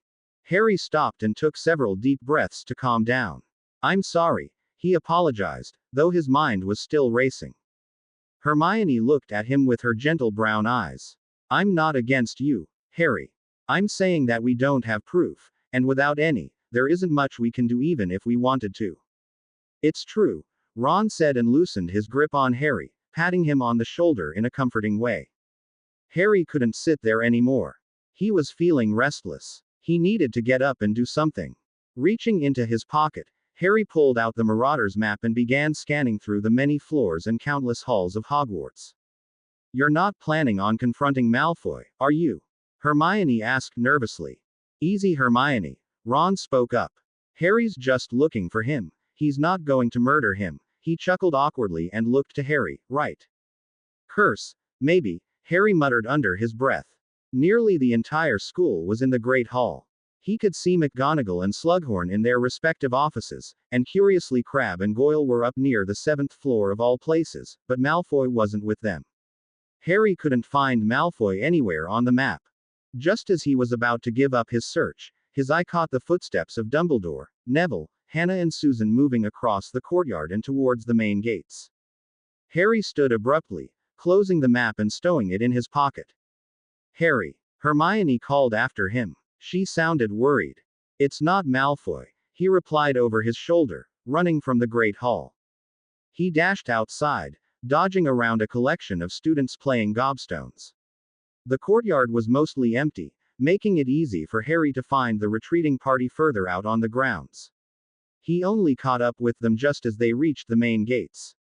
"Your aunt should be arriving any moment, Miss Abbott," Harry heard Dumbledore say as he ran his wand along the iron surface of the gate. The headmaster wore a subdued set of navy robes, so dark they almost looked black. Harry felt the ground shake beneath his feet and a wave of magic wash over him as one of the locks clicked open. "You have my utmost condolences.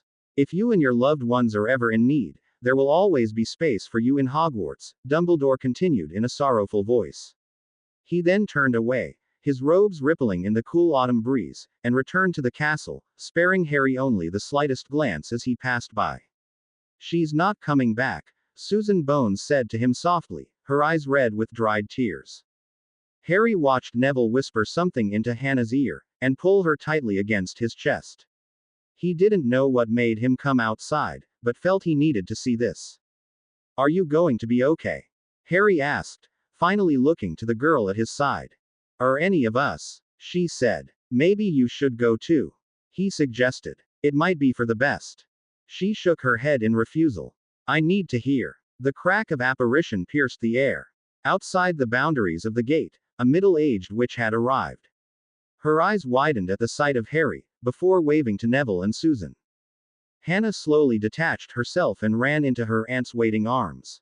"Hannah," Harry called out, surprising even himself.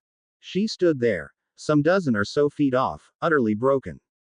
"I'll beat him, I promise you," Harry said for as much his sake as her own. "I know you can, Harry," her small voice whispered, carried by the wind. And just for a second he believed her. The warmth of the hearth in the common room had no effect on him. He was cold, an emptiness freezing over him from the inside. He'd skipped the Halloween feast, choosing instead to get lost in the glowing embers of the fire, reminiscing on simpler times and memories that could have been. "Harry." Ron's voice caught his attention as he approached from across the common room with Hermione. "Are you coming with us?" "Where?" Harry asked. He doesn't know about it, Hermione told Ron before turning to him and explaining, the DA is getting together tonight. We, thought it would be a good way of boosting morale after what happened today, Ron said, glancing over to Hermione. A part of Harry wanted to go spend time with his friends and take his mind off things, but then he thought of all the schoolwork he still had to do. Flitwick wouldn't be so understanding forever, and McGonagall would surely dock points or hand him a detention soon. Sorry, tonight is just not a good time, he told his friends. He didn't enjoy seeing the disappointment on their faces. Have fun for me, he added with a smile. He watched as his friends left through the portrait hole, and just as he was about to reach into his bag for his charms textbook, he felt someone walk up behind him. Leaning his head over the edge of the couch, Harry saw his Quidditch teammate, Demelza Robbins. Hi Harry, she waved shyly, sorry to bother you. Pushing the thoughts of his yet-to-be-done charms homework from his head, Harry turned to face her and said, no problem, Ron and Hermione just left for the DA if that's what you were wondering. Oh, I'm not going tonight. I need to finish some charms homework, it's not my best subject, she admitted with a flush. Do you need any help? Harry asked. I was actually about to do some charms myself. I'm quite good at them, and I'm sure Flitwick gave you an assignment we did last year. Demelza shot a nervous look at Romilda Vane, who was staring daggers at her from across the room. No, it's okay. I've actually got a tutoring session in the library, Cho Chang said she'd skip the meeting to help me. Don't let me hold you up then, Harry replied quickly. The reason I stopped by is she reached into her bag and pulled out a note with long, loopy handwriting. Professor Dumbledore wanted me to give this to you. I've been trying to catch you all day, but with everything going on. Thanks a lot, Demelza, Harry said with an understanding smile, and good luck with your charms. Dear Harry, on nights like these, I find that it is best to share a drink with those you care about. I would be happy if you could join me this evening in an attempt to confront the past and build towards a brighter future. Yours sincerely, Albus Dumbledore. P.S. You will find me at the second finest establishment in all of Hogsmeade. I anticipate you can find your own way out of the school. Harry laughed, and tossed the note into the flames. It turned out his charms homework would have to wait another day.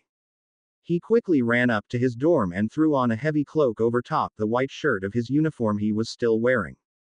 After exiting the portrait of the fat lady, Harry descended the stairs and slipped into a hidden alcove to put on his father's invisibility cloak.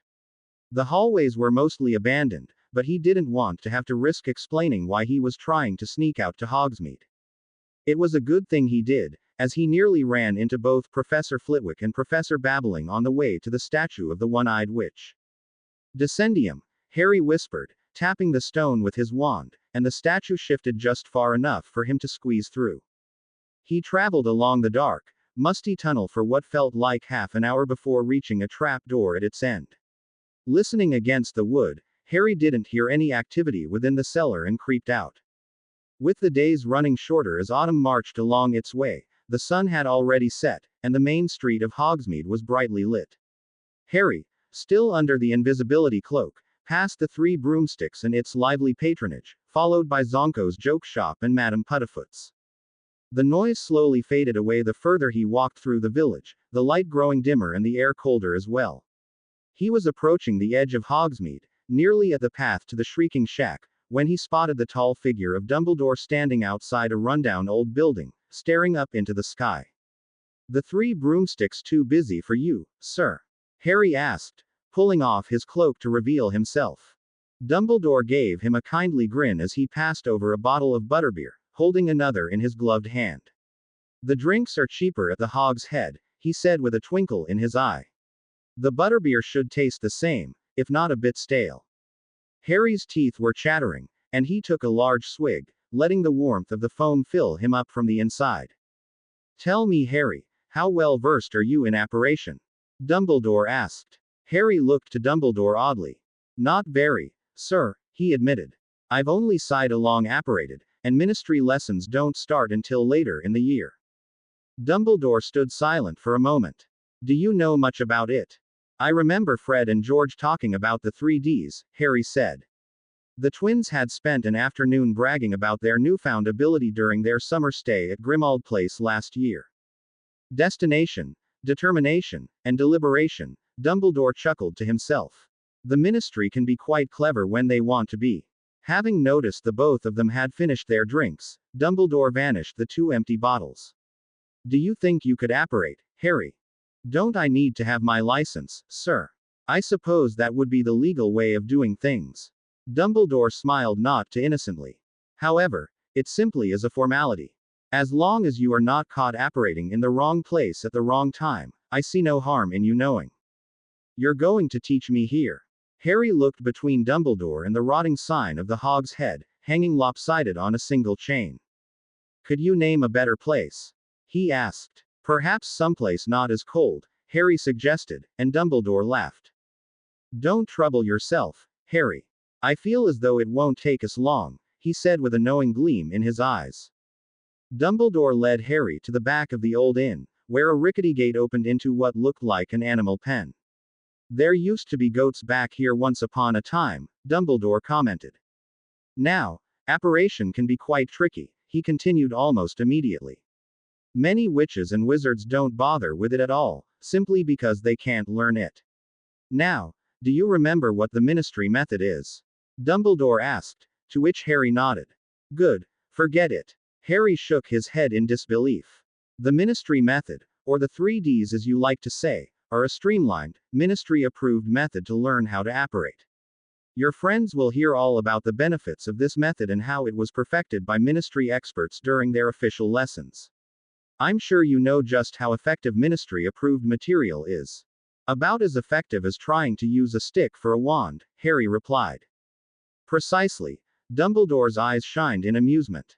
The Ministry method is blunt, forceful, and involves gathering and releasing as much of your magic at once. That is why we so often hear a deafening crack in conjunction with it. Dumbledore offered his arm and said, grab hold Harry, and tell me what you feel. The moment Harry touched Dumbledore's sleeve, he felt an uncomfortable pull, before reappearing beside a shed across the pen. I felt a pull, like I was a string unraveling on the spot and was being led to the shed where I was put together again, Harry said, closing his eyes trying to remember the sensation. Aptly put, my boy, I did not expect any less.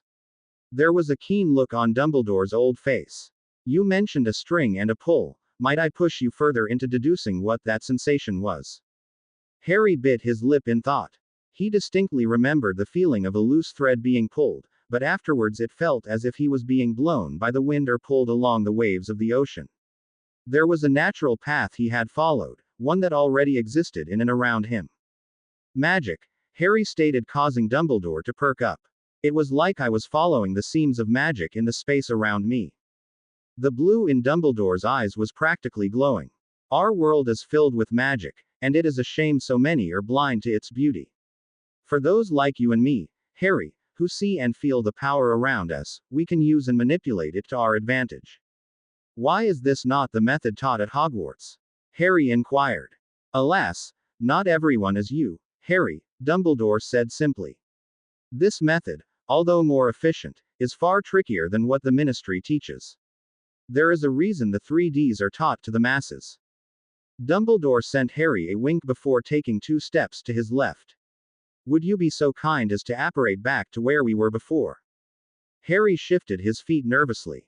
Now, he asked. Yes, any time this evening would be agreeable, though the sooner the better. Remember what you told me, he advised. Harry took a deep breath to center himself and gripped his wand at his side. Ah, I knew I had forgotten something. Your wand please, Harry, Dumbledore said, putting out his hand expectantly. Harry swallowed, rolling his wand between his fingers. Don't I need it, sir? Why would you need it, if you are capable of apparating without? Dumbledore responded sagely. Harry reluctantly passed it over. Doing his best to feel the magic around him, Harry closed his eyes and thought back to the moment where he stood in the center of the storm at the orphanage. He could feel the wind whipping violently across his face and the magic saturating the air.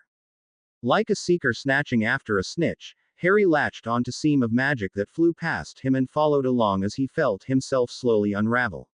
He was floating in space, conscious without a body, and for a split second he panicked when the image of his destination did not appear. Forcing the image of the pen back into his mind, he landed harshly on the ground with a loud crack. Opening his eyes slowly, he found himself standing near the gate and went to wipe the sweat off his brow. However, the sweat on his brow remained untouched, stinging his eyes as it dripped behind his glasses. He made to wipe it again, but his arm never moved. "It seems you left something behind," Dumbledore said, holding a stitch in his side, and pointed to where a floating arm, his arm, rested in the air. Harry's mouth fell open wordlessly. Still laughing, Dumbledore twisted his wand around in a series of complicated twirls, and there was a terrible slurping sound just as Harry felt his arm pop back into its rightful place. Rotating his arm as if it were a windmill, Harry tested it extensively, making sure it wouldn't fall off again. "An admirable first attempt, Harry, but you lacked faith. You must have faith in yourself and the magic around you if you are ever to make it to your destination one piece." Harry grimaced, unconsciously touching his arm. "One more time, Harry, back to me," Dumbledore prompted. Closing his eyes, Harry was able to feel the magic around him much easier. It felt more natural, instinctive, this time. Like the rivers or roads on a map, he was able to trace it in his mind and grab hold. He felt himself being pulled along, just as the image of a shed flashed into his mind. Rather than forcing himself to his destination, he felt his body unify as it did with Dumbledore, and with scarce a sound he reappeared again. He heard the light sound of clapping behind him. "Wonderfully done, Harry." "Thank you, sir," he replied gratefully. "Beside the lack of sound, are there other advantages to this form of apparition?" "There are a few I can count, but I am certain there are even more than I know of," Dumbledore admitted as he passed back Harry's wand. "Distances aren't so great when carried by magic, and I have found that following its trails in apparition has made it rather difficult to keep me out of places I should not be." Dumbledore paused and looked off to the sky, his silver beard shimmering in the moonlight. He then pulled out a gold pocket watch with far more faces and dials than necessary and said, "The night is still young, and we have only just acquired our transportation for this evening. If we are quick enough, we might just be in time for some tea and dessert." "Where are we going, sir?" "Godric's Hollow." They arrived in a darkened alley just off the main square of a small town, hidden from the eyes of passing muggles. "Don't worry about our clothes, Harry, we will fit right in," Dumbledore said as they strode out into the open. He wasn't lying. Parents and children and teenagers alike wandered about town, dressed for Halloween. Dumbledore was stopped more than a few times in congratulations of his fantastic costume, to which he graciously thanked his fans. Harry scoffed internally, as if the man needed any more reason to dress outrageously. The crowds thinned as they pushed on through to a tall obelisk dominating the center of the square. The closer they drew, it appeared as if the obelisk was shimmering in the air, and when they were only feet from it, the obelisk morphed into a statue of a young couple lovingly huddled together. It was only when he spotted the baby held in their arms, that Harry was brought to a stop. His breath hitched and a puff of air escaped his mouth. Something stung at his eyes. It was hard for him to believe what he was seeing. He half stumbled and half ran towards the statue eternally depicting Lily and James Potter, his family, staring down at him with love carved into their stone eyes. They wished to commission a piece in honor of the boy who lived. Dumbledore's somber voice reached his ears. "I managed to convince Millicent, the minister at the time, to make the sculpture in honor of the Potters, the way I knew they truly were." It was only as they were moving to leave, where Harry noticed his hand had intertwined with those of his parents. Together, the two wizards passed in front of a quaint white church and through a set of key-dotting gates, which led into a cemetery. An odd assortment of magical and muggle tombs filled the burial ground, ranging from those cut freshly from granite to some so old the names and dates were lost to time. He was drawn to a worn slab of stone nestled within the ground. An odd symbol of a triangle was engraved in its center. "The grave of one of you ancestors," said Dumbledore as he stepped behind his student. Harry was surprised to hear that. He couldn't make out the whole name, but it definitely did not say Potter. "Ignotus Peverell," Dumbledore continued as if reading Harry's mind. "An ancient family linked with folklore and the greater mysteries of magic." You have him to thank for that wonderful cloak of yours. Harry's hand dug into his pocket and felt along its silky material. He thought he could almost feel it pulsing with life. How was he related to me? He asked. The last daughter from his line married a potter, and the cloak has been passed father to son since. At least, that was what James told me when he lent me the cloak before your parents went into hiding. Harry knew his cloak was old, but he had no idea it was that old. Everything he'd learned about invisibility cloaks referenced them lasting only a handful of years.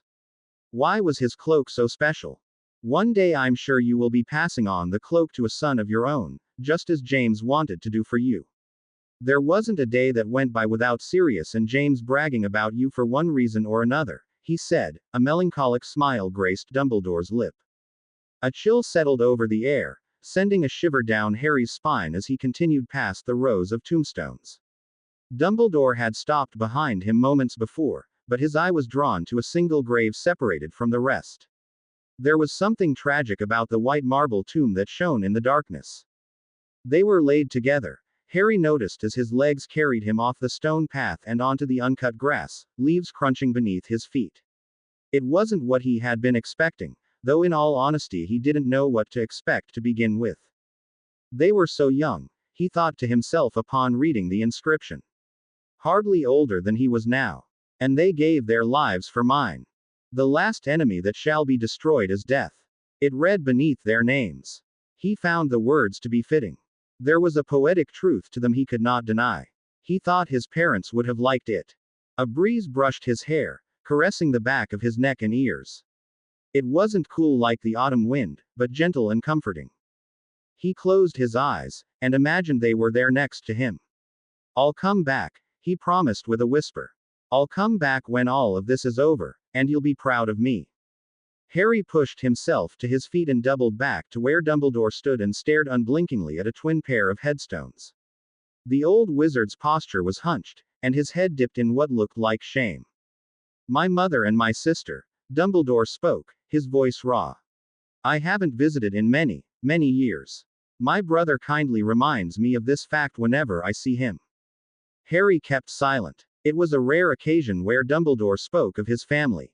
They died a lifetime ago, Harry, and I have always been a private man, he supplied, seemingly reading Harry's thoughts. You grieve them still, Harry said after a long pause. There is not a day that goes by when I do not, he replied solemnly. But that is only natural when one feels responsible for the loss of loved ones, wouldn't you agree? Harry nodded, thinking of Sirius. You mentioned a brother. Harry trailed off. Aberforth, Dumbledore chuckled in an odd way. My younger brother, although he is not quite so young anymore. He scratched the crook of his nose. We were at his bar earlier this evening. Surely that can't be him, Harry said, remembering the large, grizzled wizard who manned the Hog's Head Inn. Dumbledore let out a genuine laugh at Harry's disbelief. Oh yes, as different as night and day we are, but brothers all the same. He is not the gentlest of men, but don't let that fool you, Harry, he's still an adequate wizard. Aberforth simply chose the quiet life our father always craved. Harry glanced down to look at the headstones, noticing now that one was missing. My father was buried on Azkaban upon his death, Dumbledore filled in. Harry could practically feel the heartache in his words. Were you never able to claim his body? The graves on the island are unmarked, he answered. I suppose I could have eventually found his remains if I dug around enough, but I believe it is for the best if some of the spirits there remain untouched. I wanted to thank you, Harry, Dumbledore said after another pause. Harry looked to his headmaster with interest and asked, for what, sir? I would not have had the strength to come here tonight if not for you, he explained, pride gleaming within the tears in his eyes. The past is a beautiful and terrible thing, and my own is one I have run from for far too long. It was time for me to confront my demons and make peace before it was too late, and I have you to thank for accepting my invitation. It was nothing, sir. I'm glad I accepted. This, Harry gestured around them, was special for me. Sirius had mentioned Godric's Hollow in passing, but I never knew how much I needed to visit until now. My family had once lived here. It was where I grew up, Dumbledore said. We lived just a few streets over. My sister, Ariana, she was the joy of our family, the apple of my mother and father's eye. But Aberforth doted on her most of all. Dumbledore breathed deeply as though building his will to continue. Everything changed after my sister's attack. My father was gone, my mother was a shell of what she used to be, and my sister's magic had turned inwards. She hated what she had become and lashed out in horrible ways. Dumbledore stroked his long beard with a trembling hand. Aberforth was best at controlling, she loved him most of all. But our luck ran out one day, when Ariana accidentally killed our mother in one of her fits. It was no one's fault but my own. Why do you blame yourself, sir? There wasn't anything you could have done. You were still a student at the time, weren't you? It is not so much my inaction that burdens me, my dear boy, but my attitude towards my poor sister, Dumbledore answered, his voice weighed with buried regret. I resented Ariana for her condition and what it did to our family. I was a star student, proclaimed to be a prodigy not even a year into Hogwarts. I felt as though I was bringing notoriety back to the Dumbledore name after my father's scandal, but at the same time my family was hoarding this dark secret. No matter what award I won, discovery I made, or article one published, people still spoke of the sad little Dumbledore girl who had no magic, and the poor muggle-born mother who didn't know how to properly raise her children. I threw myself deeper into my studies, searching for glory, while letting Aberforth piece together the scraps that was our home. I was proud, I was vain, and I tore my family apart. Dumbledore did not speak for some time after that, so lost in the memory and pain of his youth. They eventually left the cemetery and made their way to the main square of the village, now empty of the previous crowd. It was here, where Dumbledore pulled out his gold pocket watch to check the time again. If I am not mistaken, we have timed it just right. Dumbledore's tone was jolly, not a hint of his previous grief present. In the blink of an eye, the powerful, confident man returned, and he took the lead as he led the pair of them down the narrow, winding streets of Godric's Hollow. Dumbledore paused at an intersection before turning to Harry. Down this road is where your parents lived. He pointed to a street that turned towards the edge of town. Dread coiled deep in his gut, as the unspoken question hung in the air. No, he answered as his stomach flip-flopped. I don't need to see it. Maybe one day when this is all over, but not now. Dumbledore smiled at him kindly, before continuing on his chosen path. A wise choice. You will find no answers there, only darkness. The house remains in its damaged state, another monument of the ministry. I must admit I am partial to the one we visited earlier. It serves as a better reminder of what we live for. Together they finally approached a rundown old home, which stood next to a vacant lot. Dumbledore let himself in, the door creaking behind him. They found themselves inside a small living space crammed full of books everywhere the eye could see. With a flick of his wand, Dumbledore lit a lamp at the end of the hall. Just a crooked old woman in an ancient nightgown came hobbling down the stairs. She stopped at the bottom step, before slowly turning around, having noticed she wasn't alone. Albus. Her voice croaked from lack of use. Albus, is that you? Hello, Bathilda, he responded. Oh, Albus, it has been years since I last saw you. The woman waddled up to him with more speed than Harry thought she could manage. You caught me again, haven't you? You were always fond of your midnight snacks, Bathilda. Dumbledore took the old woman by the hand and led her to what Harry guessed was the kitchen but looked more like a second library. I recall my sweet tooth had me joining you more often than not each evening. I never could pass up on some treacle tart before bed, she said as she took a seat at a small wooden table and levitated over a tray of desserts. Who is the young lad with you? She asked, peering at Harry who stood in the shadow of the doorway. Ah, Harry, I would like you to meet Bathilda Bagshot. I'm sure you have read her history textbook. Dumbledore introduced the two as he took a cup of tea and a strawberry tart. It's nice to meet you, ma'am. Harry inclined his head politely. Your book has helped me a loads in history class. I had to make a good one, didn't I? Binns is worthless and I couldn't let generations of students fail history and forget the lessons of the past. Harry moved to take a seat at the table, and when he stepped into the light of the kitchen, Bathilda's eyes widened. Little Harry Potter, she whispered and looked to Dumbledore for confirmation. Yes, I'm Harry, he answered awkwardly, seeing an amused smile spread across Dumbledore's face. You look so much like your father did. Oh. And you have Lily's beautiful eyes. She repeated the words he'd heard so many times before. I used to stop by to visit when you were just a baby. She watched Harry pick up a large piece of treacle tart from the tray. You like treacle tart, do you? She asked with a wrinkled smile. It's my favorite. Harry coughed between bites. Well, of course it is. I used to sneak you pieces whenever your parents weren't looking. James caught me once, but he told me he didn't care as long as I took the blame when Lily found out. She let out a wheezing laugh. Your parents were such lovely young people, it's a shame what happened. Harry didn't know what to say to that and picked up another piece of treacle instead. But they made you. She picked up again, and what a child you turned out to be. You were doing accidental magic so early and so often I knew you would be great. Just as great as mine shots. Harry noticed Dumbledore tense across the table. Thank you. That's very kind, he said, not knowing what she was talking about. I dream of him often. Mine shots, and the times when I wasn't so lonely, she continued, ignoring Harry and looking directly at Dumbledore. It was so much fun having two young men around, who were just as fascinated by history as I was. Although, you always were more interested in folktales and legends of old. Did you ever find what you were looking for, Albus? Dumbledore sat still as stone, and his blue eyes slowly looked down to the glove on his hand before moving back up and resting on Harry. He shook his head and said, in truth, I never did. A shame. Bathilda spoke up after finishing her tea. I never found if mine shots did either.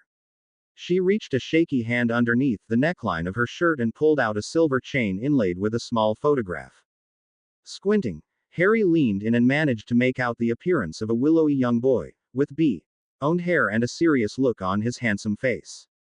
He was such a sweet boy. I never found out what caused. Before Bathilda could finish, a glowing ball of white light shot into the room before coalescing into the shape of a tabby cat. Albus, you are needed at once. McGonagall's panicked voice filled the air. There's been an emergency. Pansy Parkinson has been attacked. The first snowfall of the year descended like ash from the bleak Scottish sky. There was little joy to be found today, neither outside nor in the castle. The school sat on a knife edge. Students were afraid to walk the halls alone for fear of being the victim of the next attack, and no amount of reassurance from the professors could ease their worries.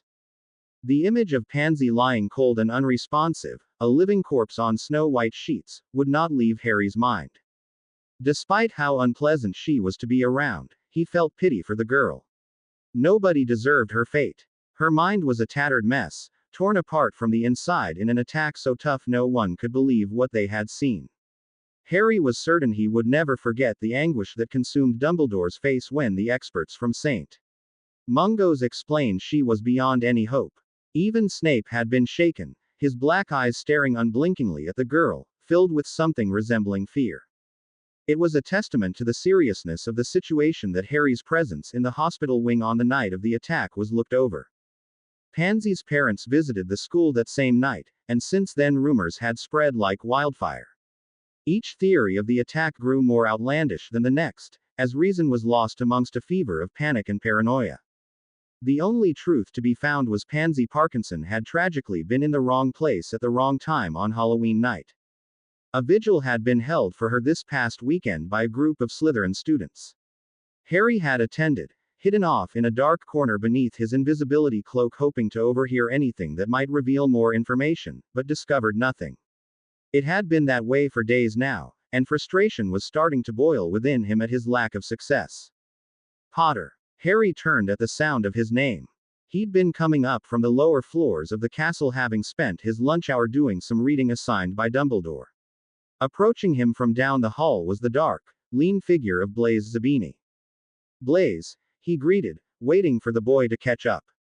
You know it's not safe to wander the castle on your own anymore, especially for you. Blaise smirked as he matched his stride to Harry's. I'm more than capable of watching out for myself, Harry replied. Blaise simply hummed in response. I've missed you at Slughorn's last few parties. Not as much as old Horace, of course, but enough to make the evenings less interesting, he said after a moment. Snape likes handing out detentions the day the invitations are passed out. It's really a curious coincidence. Blaise laughed at Harry's dry tone. You'll need to take it up with him for stopping me from entertaining you those lonely nights. I said less interesting, not entertaining. There are plenty of pretty skirts to keep me occupied, like Weasley's little sister for one, a right firecracker that one. I wouldn't try if I were you, Harry warned. Blaise only shrugged in response. Watching Marcus Belby blubber around and seeing McLaggen make a fool out of himself trying to get in Granger's knickers was amusing at first, but it's starting to grow stale. We need more of the chosen one in our life to spice it up. You'll be at the Yule party, won't you? He asked as they turned into a row of empty classrooms. I have no reason not to go, said Harry. The thought of Slughorn and his parties had been far from his mind as of late. He wouldn't mind attending, though of course it was conditional on Dumbledore not planning a lesson for that evening. The two of them had met last night for the first time since the attack on Pansy. Little was mentioned of the incident itself, but Harry could tell something was deeply troubling Dumbledore. Instead, their focus was centered around a particularly unsettling memory from a wizard named Ogden and his encounter with Voldemort's ancestors. Harry learnt of the Gounts and the madness which had taken root in the family for generations since their fall from grace. He could see Voldemort's arrogance and thirst for greatness in the way his family clung to their Slytherin heritage. Dumbledore specifically brought attention to the heirlooms of which they cared more for than their own comfort and lives. Salazar Slytherin's locket, and an old ring with the same strange triangle he'd seen on the grave in Godric's Hollow. Harry could not shake the feeling that Dumbledore was leading somewhere with their discussions, but still he hadn't managed to put it all together. Potter. Blaise's voice roused Harry from his thoughts. Yes, he replied slowly, looking over to see the Slytherin boy staring at him intently. I said, I heard Weasley has been on rocky waters with Thomas as of late. Seeing as how I'm her type, I was wanting to know if the rumors were true. Maybe I can swoop in and snatch her up for the party. Blaise's white teeth peeked through in a charming smile. Sorry, I have no idea, said Harry. Blaise threw up his hands and let out a deep, drawn-out sigh. What's the point of having a lion for a friend if he can't even spy for you? Do you have a date in mind, at least? None at all, Harry laughed as they approached the end of the hall. He wasn't being entirely truthful in his answer. He had an idea of who he would like to take, but nothing realistic. Maybe I could help with that, a voice said suddenly from his side, catching him off guard. A pair of hands shot out from an empty classroom to his right and pulled him off balance and inside. Whoever was attempting to restrain him wasn't very strong as he freed himself fairly easily from their grip, before quickly catching his feet on the worn stone floor. With a twist of his wrist, Harry managed to free his holly wand from his holster and jam it under the chin of the figure in front of him. Hold up, the scared and breathy voice of a girl puffed across his face. Harry felt the arms around him pull away quickly. Harry kept his wand in position but loosened his grip. What the hell was that? He said through clenched teeth, his heart racing wildly. He turned to see Blaise sauntering into the room as casual as always. She wanted to speak to you, Blaise responded without missing a beat. I engineered this little meet-up after I saw you go to the kitchens earlier. You couldn't have just asked me nicely. Harry said disbelievingly. What if you said no? Blaise countered. I wouldn't have, Harry shot back, wanting nothing more than to smack the smug Slytherin over the back of the head. How was I supposed to know that? Said Blaise as he shoved his hands in his pockets and leaned against the arch of the doorway. Easy, Potter. Could you move that thing? The warm brown of eyes of who Harry now recognized to be Tracy Davis darted down in the direction of his wand. Slowly, Harry removed it from her throat. Feeling a dull pounding begin to form behind his eyes, Harry glanced between the two of them and said, was this all really necessary? I'm not sure if you've been confounded these last few weeks, but the school is on the verge of blowing up like one of Longbottom's potions, Tracy said, her hand reaching up to rub a wand-tip-sized welt forming beneath her chin. The worst thing for us would be seen going up and talking to you. For both our own safety and yours, Blaise added. Merlin knows how many times we've been warned about drawing extra attention on you by. Tracy cut Blaise off with a sharp elbow to the ribs and turned to smile at Harry not so innocently. What did you want from me? Harry asked, wanting to get to the bottom of this meeting. We want to know what happened to Pansy, Tracy said, her voice losing much of its earlier playfulness. Doesn't everyone? Harry said. What makes you think I know any more than anyone else? When bad things happen in the castle, there's no person more likely to be involved than you, Tracy pointed out. Slytherin is getting restless and we want answers. What answers do you expect me to give? You don't think I did it? Harry asked. For a moment, he wondered if he had lowered his wand too soon. Blaise scoffed callously and brushed a bit of dirt from his sleeve. We wouldn't be here standing and talking if you did. Malfoy would have killed you himself if he wasn't so busy acting all heartbroken. Who knew he actually cared so much about her? Tracy frowned at her friend, before turning back to Harry. Listen, we know Slytherin has some outspoken individuals, but this went too far. Something clicked in Harry's mind and a nauseous feeling took hold of his stomach. Bile rose in his throat, and he forced himself to swallow it back down. You think one of my friends did this, he said, almost not wanting to voice the thought.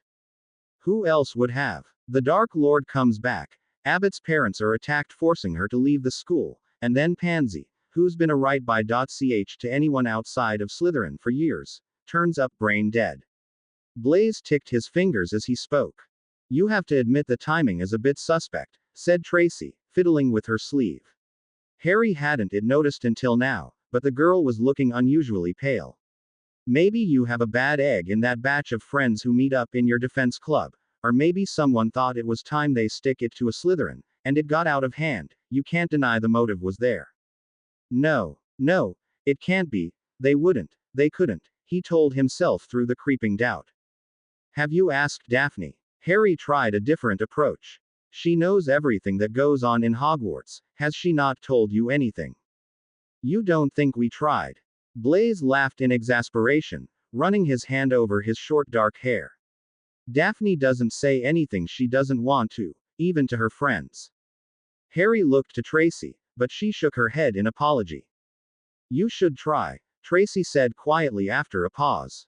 Me? Harry pointed to himself disbelievingly. You think I have any chance of getting anything out of her? Tracy and Blaise exchanged a curious look, which made Harry feel oddly nervous all of a sudden. I think you have a better chance than anyone, said Tracy. Harry sighed and mussed his hair. Fine, he said, finally agreeing, just try to keep Slytherin from killing any Gryffindors, until I figure out what's happened. It turned out that finding Daphne was a far more difficult challenge than he had anticipated it to be. It was almost as though she knew he wanted to speak to her and was avoiding him as some sort of game. He'd come agonizingly close one morning in a double potions period where they reviewed common poisons and antidotes. Using the prince's book, Harry managed to finish his assignment before anyone else and started to put away his tools and leftover ingredients so that he could head Daphne off after class. That was until Slughorn noticed the quality and speed at which he'd brewed his antidote and pulled him off to the side for praise, allowing Daphne to leave undisturbed with a smirk on her face and a teasing wink in his direction. Between Daphne disappearing after classes, Dumbledore's lessons and an increasing number of Quidditch practices leading up to the start of the season, days had gone by without him speaking to her. It was on a Hogsmeade weekend, while coming down to the village where his luck finally turned. With Ron and Hermione in a prefect's meeting, and needing charms reapplied to his glasses after breaking them at the orphanage, Harry was walking to a small enchanter's shop when he spied Daphne's silky black hair peeking out from underneath a Slytherin green hat matched with a scarf of the same color.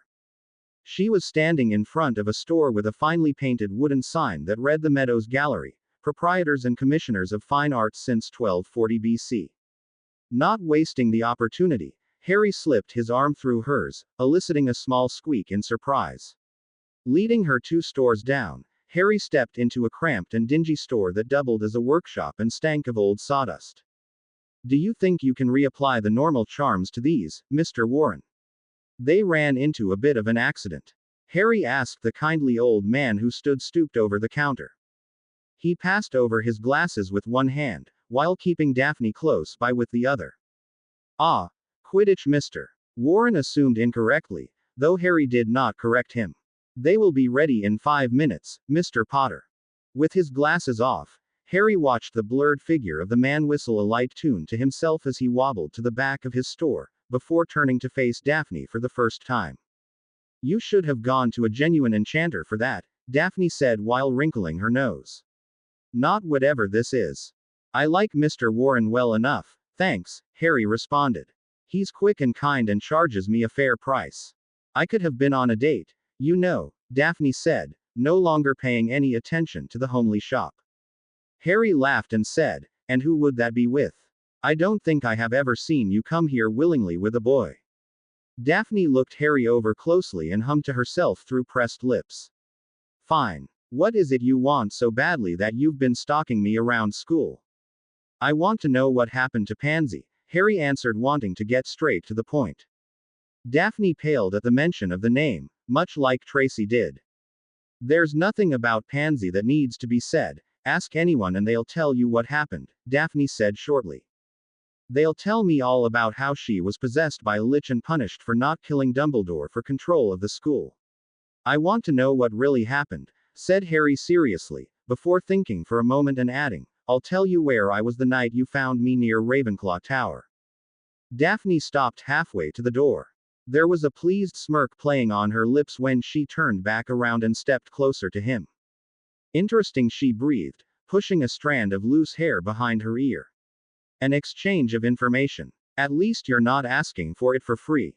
You've done it before, Harry pointed out, remembering her warning about Malfoy.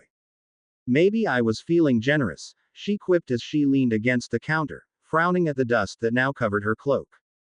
Are you? Harry asked. Not particularly, but I can be tempted. I'll tell you then, said Harry. He was confident enough of forging an acceptable lie. No, said Daphne, much to Harry's surprise. She brushed the dust off her sleeve, folded her arms, and weighed him carefully with her eyes. I'm not terribly interested in what you were doing wandering the halls anymore. What do you want me to do for you? He was growing tired of all these Slytherins and their games.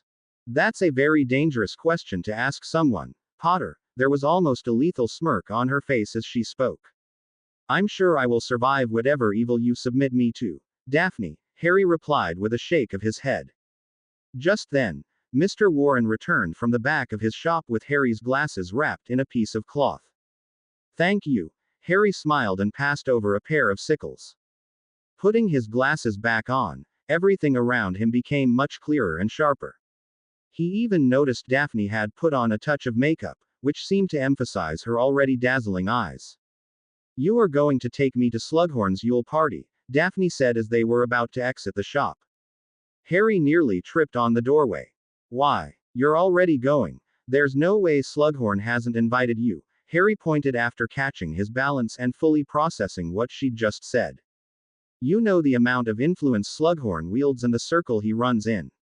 If I go there alone, I won't be given a second look by any of his guests, other than a handful of drunken oafs who have a taste for underage witches, she explained, though Harry had a feeling there was something she wasn't saying.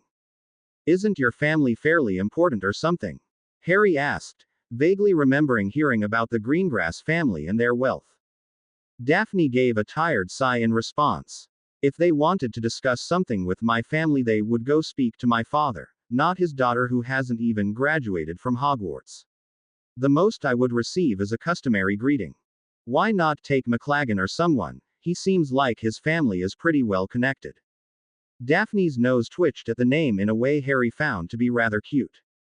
McLaggen is adult. He might be one of the more attractive wizards in the school, but he's as dumb as a troll, and as likable as those monstrous scroots Professor Hagrid made us raise in 4th year.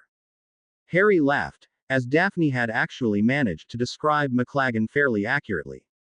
He'd had to deal with the brute more often than he would have liked ever since Katie cut him from the Quidditch squad. Perhaps McLaggen thought Harry carried far more weight around the team than he actually did, because nearly every evening in the common room the boy would find a seat within earshot of Harry and loudly complain about the injustice done to him to his crowd of young admirers. So, me, Harry surmised. Daphne nodded with a pleased smile on her lips and a bit of color filling her cheeks from the bite of the wind. There will not be a single person at that party who won't try their best to sneak in a word with you, and when they do, I will be there to swoop in and save you. You're using me, Harry said deadpan. Helping you more like, she replied cheekily. Walking into the main stretch of town, where students were buzzing around in excitement, Daphne tugged on his arm and led him into Honeyduke's to pick up some sweets. What if I wanted to go with someone else? Harry asked interestedly. Twisting to peer at him over her shoulder, Daphne gave him a blank stare as if she found the question utterly foolish. Standing only a few inches away from the girl, Harry very quickly found himself thinking the same thing. Who then? Were you thinking of taking Jones? Daphne asked strangely, but Harry couldn't see her face as she was busy paying for a bag of licorice wands. No, he replied, quickly realizing it was an honest response. It hadn't been Megan his mind entertained when it wandered to thoughts of the upcoming party. Good luck with that, Daphne said flippantly. All right, we'll go together, Harry confirmed as though it weren't already a given. It wasn't long before they found their way inside the Three Broomsticks. Madame Rosmerta took note of their entrance and signaled she would be with them in a moment as they took one of the empty booths. After getting a pair of butterbeers and a plate of chips, Harry slipped out his wand and cast Muffaliato. A confused frown formed on Daphne's face at the sudden buzzing noise in her ears. Just a privacy charm, Harry explained. Now, who is responsible for Pansy? A bubble of anticipation and nervousness built within him. Daphne took a long sip of her butterbeer and wiped the thin layer of foam that rested on her lip before she answered. I don't know. Harry opened his mouth to speak but then closed it again quickly. Finally, he said, What do you mean you don't know? As you so kindly pointed out to me in the past, I don't know everything. Trust me when I say this, I want to find out who did this to Pansy just as much as you do, she said darkly over the rim of her glass. A wave of disappointment came over him. He wasn't sure why, but he was certain Daphne would have known. Harry had really enjoyed his time with Daphne, enough to forget about his frustrations, but now they had returned and were growing. He felt the urge to leave and go find Hagrid. He hadn't visited his friend as much as he should have this year. The feeling of a soft hand on top of his own stopped him, however. I don't know who did it, but that doesn't mean I don't know anything about what happened that night, Daphne said carefully. Harry sat back down and leaned forward so as to catch her every word. The healers from St. Mungo's mentioned that Pansy was attacked 4 to 5 hours before she was found. I know you don't want to hear it, but that doesn't look good for your friends, seeing as their defense meeting ended around that time. Daphne squeezed his hand and smiled at him softly. I can give you a list of people who I know didn't do it, if that makes you feel any better, she offered. Harry nodded. His throat was too clenched to speak. Granger, Weasley and his sister, Lovegood, Thomas, Finnegan, Brown, the Pottle twins and Bones, she listed off quickly. Astoria went down with them and Macmillan to the kitchens after the meeting. Boot was busy exploring broom closets with his girlfriend, and Goldstein was in detention with Sprout for spilling over her mandrakes and nearly killing the two of them. And the others? Harry managed to force out. This is where things get muddled, she said, leaning back slightly, her eyes never leaving his. Longbottom hasn't been seen much. Wait, you can't seriously think Neville did this? Harry interrupted. Longbottom hasn't been seen much lately, Daphne repeated slowly. Pansy wasn't one to take it easy on him over the years, and with what happened to Abbott. So, you think it was Neville, Harry said shortly. Chong has not been the same since Diggory died, Daphne continued rather than answer him.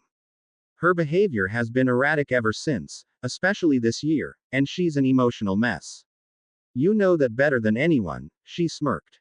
She was out in the castle after tutoring in the library, maybe Pansy caught her at the wrong time, and she snapped. The thought was not a comfortable one and Harry found himself taking a long, deep drink to settle the feelings twisting in his gut. Then there is any amount of the Hufflepuffs, Ravenclaws, and Gryffindors that are unaccounted for. You could even throw Malfoy's name in there if you wanted, as suspicious as he's been acting this year, Daphne added, growing the list even further. But he's been devastated since that night, hardly spoken a word, and that's without questioning why he would even do it in the first place. He went home for a couple of days after meeting with her father. The man was hoping they would marry after graduation. They sat in a cold silence for some time, the buzzing of the spell masking the lively din of the pub. Rubbing a tired hand down his face, dejectedly Harry said, "It's hopeless." "I wouldn't say so," Daphne disagreed. "Eventually someone will say something to the wrong person at the wrong time and I'll find out. Let's just hope it is sooner rather than later, and the school doesn't break out into all-out war." "That's what the first war was like, apparently," Harry said, remembering what Sirius and Remus had told him about their last few years at Hogwarts. Nobody was safe, everyone was suspicious of each other. Fights broke out before, during, and after class, and only Dumbledore could keep any semblance of control. "Merlin, I hope it doesn't come to that." Harry finished his glass of butterbeer and brought it down with a smack on the table. Conversation came easy after that, the mood of their cramped booth lightening to a tone more pleasant. They discussed defense class under Snape, and the vast improvement of the course in comparison to the past. As much as Harry disliked the man, Daphne managed to drag a few reluctant words of praise towards his aptitude to teaching the course. They spoke of their friends in Quidditch, and soon, Daphne turned to probe for the reason behind his sudden success in potions class. "Come off it, Harry," she leaned in while speaking, strands of loose dark hair falling over her eyes. "Snape must have given you tutoring instead of remedial potions." Harry burst out laughing at the thought. "The last thing Snape would ever do is take time to tutor me. Then I give up." She threw her hands up in exasperation, a carefree smile spread across her face. "There is no possible explanation as to how." Daphne stopped suddenly, her eyes staring intently at a spot just over his right shoulder. "Isn't that the French Triwizard champion?" she said confusedly. Harry felt his heart skip. What was Fleur doing here? Had she come to visit him? It had been weeks since he had last seen her. Harry quickly turned around, his eyes immediately finding her. It wasn't very difficult with the way she stood out from the common grime of a hard-working establishment like the Three Broomsticks. Her silvery owned hair was tousled from the cold wind outdoors, a delicate rose painted her cheeks, and she was bundled up in what looked like an oversized brown coat. "Why is she coming this way?" Daphne asked, a frown growing deeper into her brow the longer she looked. Harry hadn't noticed it at first, but she was moving towards the booth he was currently sat in with Daphne. Just as he was about to wave, the beating of his heart slowed, and an uncomfortable feeling constricted his chest. Approaching beside her was Bill Weasley. "Hey Harry," Bill called in a cheery voice. He looked much the same as the last time Harry had seen him, with his red hair pulled tightly into a ponytail and dragon-tooth earrings swinging with each confident step he took. "How's term been? Defense still your favorite?" he asked, extending his hand for a shake. He didn't seem to notice Daphne at all, or perhaps he simply chose to ignore her. "Good," Harry replied, putting a smile on his face. "Lots of interesting stuff. Surprisingly, Snape hasn't ruined my love for it," he laughed awkwardly. "I pity you," said Bill, slapping Harry on the shoulder in a good-natured way.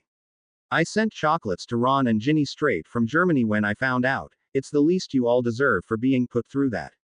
I remember Ron and Ginny passing them around the common room. We found some solace in them, thanks." He gave Harry a toothy grin before stepping closer and saying, "Speaking of those two, do you have any idea where I can find them? Thought it would be nice to surprise them after not seeing them all summer." "I didn't head down to the village with them today," but Harry paused for a moment to think. Looking up at Bill, who was waiting patiently for his response, Harry couldn't help but think how fortunate they were to have an older brother like him. It only made him loathe the bitter feeling he had in the pit of his stomach even more. "I'd check Zonkos or Honeydukes, that's usually where they visit first. If not, try Scrivenshafts next. Hermione likely would have dragged them out there," he finally said. "Thanks. It was good seeing you, Harry." Bill clapped him over the shoulder again and gave a cheery wave. "I'll see you at Christmas," he said in parting, before stopping for a few whispered words and a key on the cheek for Fleur. Harry watched Bill squeeze behind a table where Katie and Meghan were sitting and exit the pub. There was a moment of silence after his departure, during which Daphne flicked her eyes keenly between Harry and Fleur. "I think it's time for me to head back to the castle," she said in a stilted sort of way. Brushing a few crumbs from the front of her cloak, she slid from their booth but paused midway. "I had a good time today, Harry," she said in almost a whisper. Giving him one last look, Daphne waded into the crowd and disappeared outside. I remember. Fleur said suddenly, as she took Daphne's spot across from him. She was the one who discovered some of the more embarrassing moments with my Yule Ball date. Sounds like Daphne, Harry remarked, while pushing the plate of the remaining chips in Fleur's direction. Fleur shook them away silently.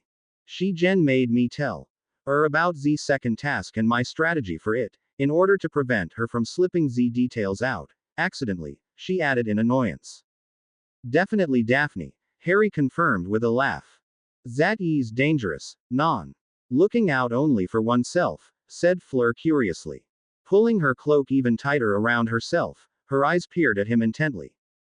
I think she would take that as a compliment, Harry said. In fact, he knew she would.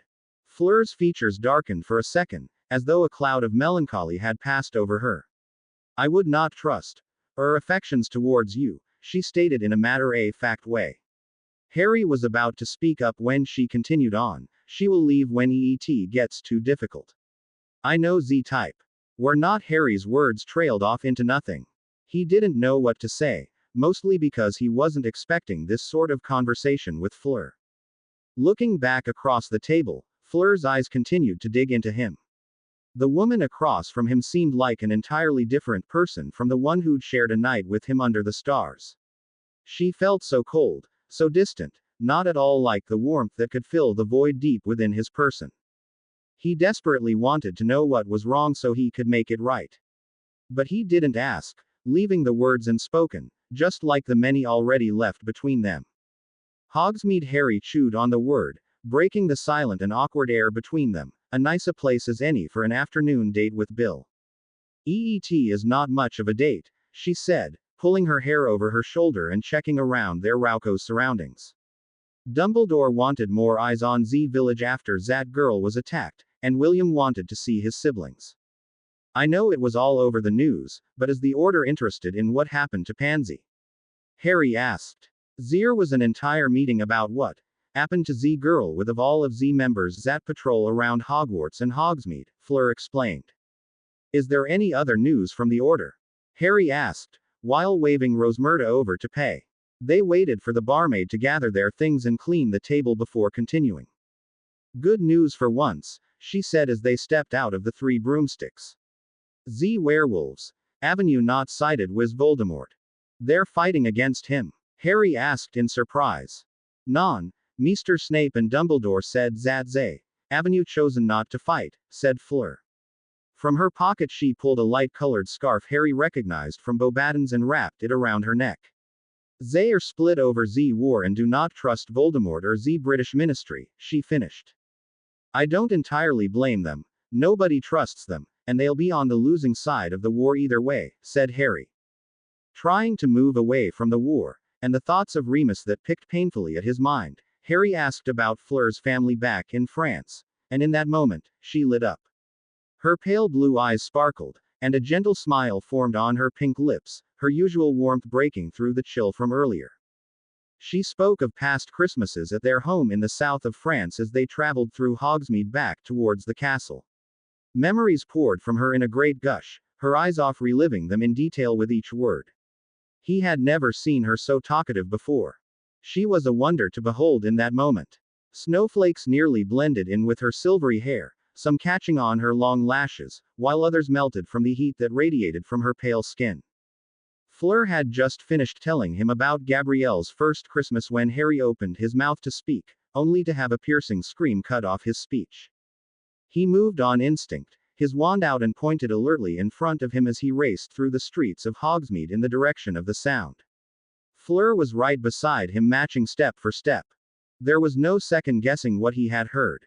It wasn't the scream of children playing, there was something different about it, something off. He knew something had gone wrong in the worst way possible, and that made him run only faster. Wind slapped across his face and bit at his skin with icy teeth. The snow, which had once been light and fluffy, now stung at his eyes like sharp pins. The weather had turned as if sensing the danger in the air. His scarf had blown some way down the path, but Harry had hardly noticed, too focused on the shrieking wind in his ears that mixed with the sound he was chasing. Reaching the crest of a hill that sat beneath the castle, whatever air was left in his heaving lungs vanished at what he saw in the center of a crowd of students. Floating some 15 feet in the air, with her arms spread wide in the shape of a beaked cross, was Katie Bell. It was nightmarish. Her skin gray and nearly as translucent as a ghost, and her mouth held open in a silent scream. She hung limply like a marionette by its strings. A group of third-year students stared up in horror, unsure of what was happening but knowing enough to weep. Colin Creevy and some upper-year students tried to shield them from the view, but were frozen in fear, wide-eyed, not knowing what to do. In the center of them all was Megan on her knees beside a discarded piece of cloth, wailing and crying out for anyone to help. Fleur saw it before he did, the ornate opal necklace that was partially wrapped in the cloth by Megan's knees. Shouting at the students to clear away, she shot a purple spell at the necklace, one he did not recognize, and Katie came plummeting to the ground below. Immediately, Megan began crawling to her friend, but Harry reacted in time by putting a shield between the two and freezing Megan in place. He didn't know what effect the necklace had on Katie and couldn't risk it possessing Megan as well. Katie lay still as a corpse, only a shallow rise and fall of her chest showing she still had life. Lying there in the pure white snow, his mind flashed to the image of Pansy on the hospital bed sheets. No, Harry thought, a cold dread gripping his heart, this can't happen. Not again. Move. Fleur shouted again, and this time the crowd listened. Do not touch the necklace. She added forcefully. Carefully with her wand, she extracted it from the cloth and spread it on the ground. She began casting simultaneously between Katie and the necklace, muttering words in French beneath her breath, her face skewed in intense concentration.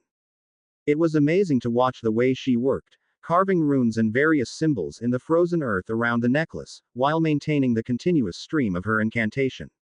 Ari, she called his name after taking a breath, reach into my robes and pull out the silver knife in my leather pouch. Acting without question, Harry slipped his hand down the front pocket of her robes, feeling her slenderness of her leg through the thin material. He felt his face grow hot but kept searching until he felt the rough of leather at his fingertips. Unraveling the pouch, he was met with the sight of a host of metal instruments, none of which he knew what to do with. Scanning the array of tools, it was under a flap at the end where he found the silver knife she had requested. Fleur grabbed it not a second later and sliced open Katie's palm, dragging the blade through the blood soaking into the snow and coating its outside. Fleur ignored the gasps heard around them and let the blood drip slowly onto the surface of the opal necklace, each drop hissing angrily upon touching the cursed surface as black smoke and the stink of rotten flesh filled the air. "That is not good," Harry could hear Fleur say after the 10th drop. Panic leaked back into the air, and he could see a slight tremble to Fleur's hands as she wiped the blade clean and put it away. She tapped a finger against her lip, thinking madly, and with each passing second her eyes filled with a growing desperation. "What's going on here?" A loud voice came from behind the crowd, and head of red hair peeked into view. "What in Merlin's saggy left?" "Z necklace EET was cursed," Fleur took over, regaining some of her composure. "EET is Romanian in origin and attacks Z nervous system. She is dying slowly. You are more qualified than I am. I did what I could." Fleur stepped to the side, giving Bill room to approach. Pulling a silk scarf out of his pocket, Bill wrapped the necklace and tucked it carefully in his coat. With his wand, he gently levitated Katie into the air. "Everyone back to the castle," he ordered. The students ran to the safety of the gate, and Bill followed closely behind at a brisk pace. Harry released Megan from his spell, and she scrambled after them, not looking back once.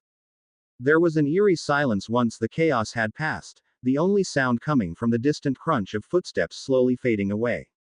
Harry stayed behind to help Fleur pack up and clear the ground of her carvings. "EET is a basic curse breaker's toolkit," she said, after catching him staring at the pouch in interest. "Most Gringotts employees carry one at all times. And they want to keep you behind a desk and away from proper field work," said Harry with admiration. Fleur blushed and smiled at him softly. "Thank you, Ari, but I did not do much. I did not know what to do to heal." She sounded disappointed with herself. You did something when nobody else could, he said. That means something, Fleur. You probably just saved Katie's life. Fleur peered up at him with a strange look in her eyes and took a step forward, closing the gap between them. Harry swallowed thickly but didn't dare look away from her. He could feel the warmth of her breath on his face and the sweet scent of lavender fill in his nose. It was as if an unseen force was drawing them together outside of conscious thought, until she hesitated. Space between them did not exist and time seemed to stretch forever, and then he felt something warm and wet linger on the corner of his mouth. It was over before Harry's mind could catch up to the wild beating of his heart, and Fleur turned her head away, breaking their stare. Nothing was said as they walked up the path to Hogwarts, leaving Harry to wonder if he'd only imagined what had just transpired between them. He wanted to say something, but again found that he couldn't. He wished it could be so much simpler, but perhaps it just wasn't meant to be. It was when they rounded the black lake along the edge of the school, that Harry heard the scuff of running footsteps approach them from the side. Harry. He turned to see Ron approaching at pace, his robes whipping behind him in the wind and Hermione struggling to keep up with his long-legged strides behind him. Harry. He called again. Did you hear what happened? Here. We were there, Ron, Harry said. There. It was Hermione that spoke up this time, looking perplexed. We just came from there. Harry frowned looking at his friends. They had come running from the direction of the Forbidden Forest. They couldn't possibly have run into Bill and Katie. What are you talking about? Harry questioned. What is Fleur doing here? Hermione asked, finally taking notice of her. She came up with Bill, but never mind that. What were you talking about?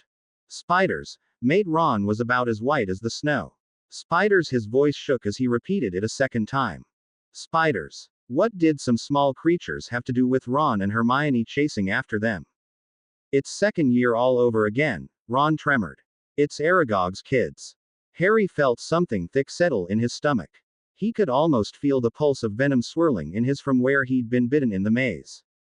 Where? Harry asked, wondering if he had gone mad. By Hagrid's, Hermione replied. Harry quickly came to the conclusion that he had, in fact, lost it. Wait, what happened to you? Hermione asked. Katie's been cursed, Harry said, feeling sick at the words. It's really bad. Fleur will take you. With that, he pulled out his wand and broke out into a sprint towards Hagrid's, not caring if his friends objected to what he was about to do next. The grounds were completely empty, not a single student in sight. At least everyone has managed to get away safely, Harry thought. He was forced to slow down when he reached the top of the hill leading down to Hagrid's. Looking below, he scanned the edge of the Forsta and past Hagrid's various gardens and pens containing which held some of the tamer creatures he used for class. It was halfway down the hill where he spotted the first traces of Acromantula. A series of enormous black masses sat still and curled up on their backs. Approaching carefully, he could see some had been split in two, others squashed to pieces, and the odd few with crossbow bolt embedded in their hair bodies. Harry could see flashes of spell fire from the opposite end of Hagrid's home, but before he could move over there, his attention was quickly directed to a handful of furry black dots charging at him from the forest. They approached at an unnatural speed, their pincers clicking and clacking together in a grotesque thirst for flesh. Only a dozen feet away now, Harry could see their rows of black eyes, glossy and unblinking, drip a white gluey secretion. He ducked as the first spider pounced. Something wet splashed against the back of his neck and he felt it sting like the spray of hot oil. They surrounded him now, circling dangerously and hissing out half-formed syllables and sounds that were lost amongst each click-clack click-clack. If there was one creature Harry wouldn't mind being exterminated from the world, this would be the one, and he was more than ready to do his part in eliminating them now. Another Acromantula sprung at him and Harry dove forward, flashing his wand upwards. The deep red light of his spell smashed into its soft underbelly, exploding into a gory mess, its 8 legs shooting off in 8 different directions. He could hear the high-pitched screams come from its remaining brothers and sisters, the ground rumbling with thunder as they all stampeded towards him. One of the spiders reared up on its back legs, smacking its pincers madly together and spraying the air with more of its venom like some slobbery old dog. Seeing the opportunity to strike again, Harry tried a spell he had been itching to use for weeks now. For enemies, it said in the prince's handwriting. This was certainly a situation that applied to its description. Sectum sempra. He spoke clearly in his mind, the holly wand in his hand perfectly tracing a half circle and dash. From the tip of his wand shot what appeared to be a beep ribbon, which slashed through its target like an invisible sword, spurting black blood from the gaping wound in the center of its body. Harry's eyes widened as he watched the tarry cruer hiss and steam as it seeped across the snow. Inherently dark indeed, Harry thought to himself. Dumbledore was not exaggerating when he warned him of some of the spells in the old potions book. However, the spider was dead, and that gave Harry more than enough reason to continue using it. In the blink of an eye, Harry bombarded 2 more Acromantula with this powerful new spell, before they even had the chance to adapt to this new threat. Cautious now, they skittered back and formed a perimeter just far enough to dodge and just close enough where they could reach him in a matter of seconds. It was a waiting game they played, lunging forward and backwards a few steps at a time, never letting him know which one would strike next. There were 5 left. Click clack click clack click clack click clack came the sound of their pincers thrashing in the air at once. Harry could feel the hair on the back of his neck standing up. He turned slowly in a circle, never letting his back face one for too long. Sweat dripped off the tip of his nose, as his heart pounded so hard, he was shocked it hadn't burst. It was in the blink of an eye that they struck. One in front, and one directly behind him by the sound of its trampling legs. It was as though one was sacrificing itself so that its kin would succeed, a thought which sent a chill down his spine. The first one collapsed with the prince's spell tearing right through it. He knew the second was only feet behind, far too close for him to react with the same spell. Instead, Harry resorted to a spell he'd read from Secrets of the Darkest Arts, a variant of cursed fire that could be called on in an instant. It wasn't a pleasant spell by any means, designed to melt the flesh off of a living body, but he was desperate. With an extravagant twirl and channeling the deep heat and passion he felt within himself earlier with Fleur, a flash of fire leapt from his wand, scorching the air where the Acromantula was mere inches from him. It screeched in unholy agony, catching instantly and disintegrating before his very eyes, but its previous momentum carried over, careening its charred remains into his body. Harry stumbled under the force of its impact and cursed as a searing pain burned into the side of his face and neck.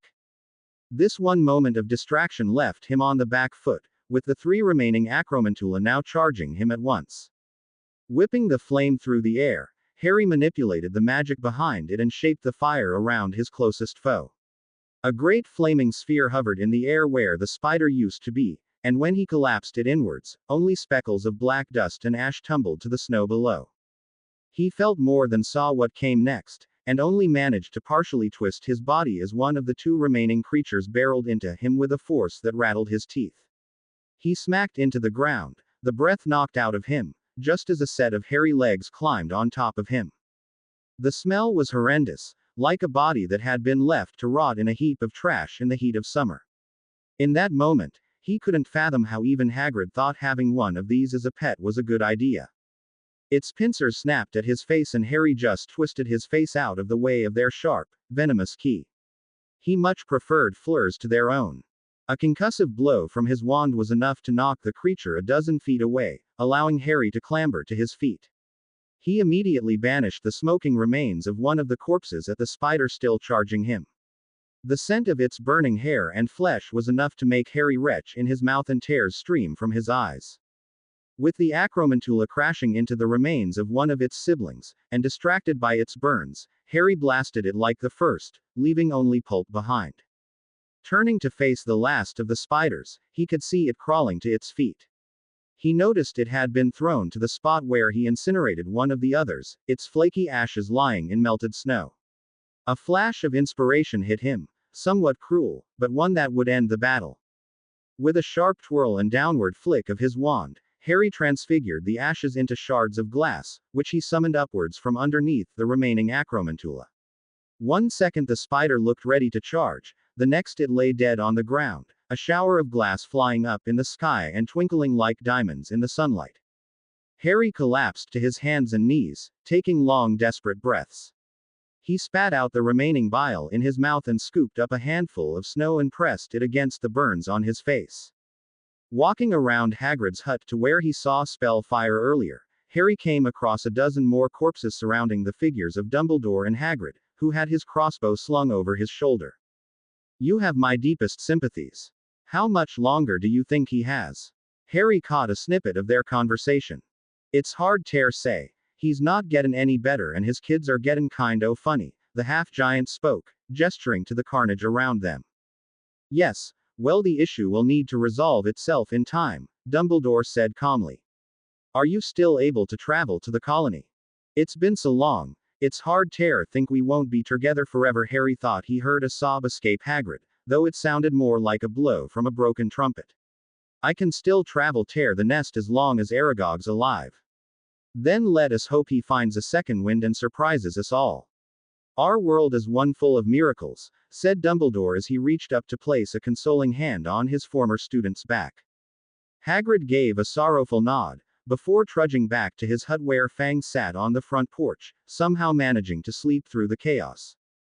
I see you managed to join in on some of the excitement, Dumbledore spoke as he turned around to greet Harry.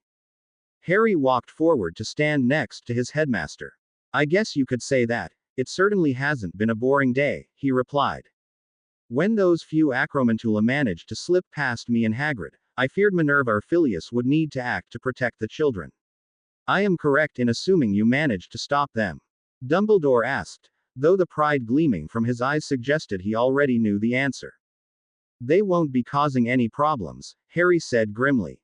Very impressive, Harry, very impressive indeed, Dumbledore nodded, while stroking his beard.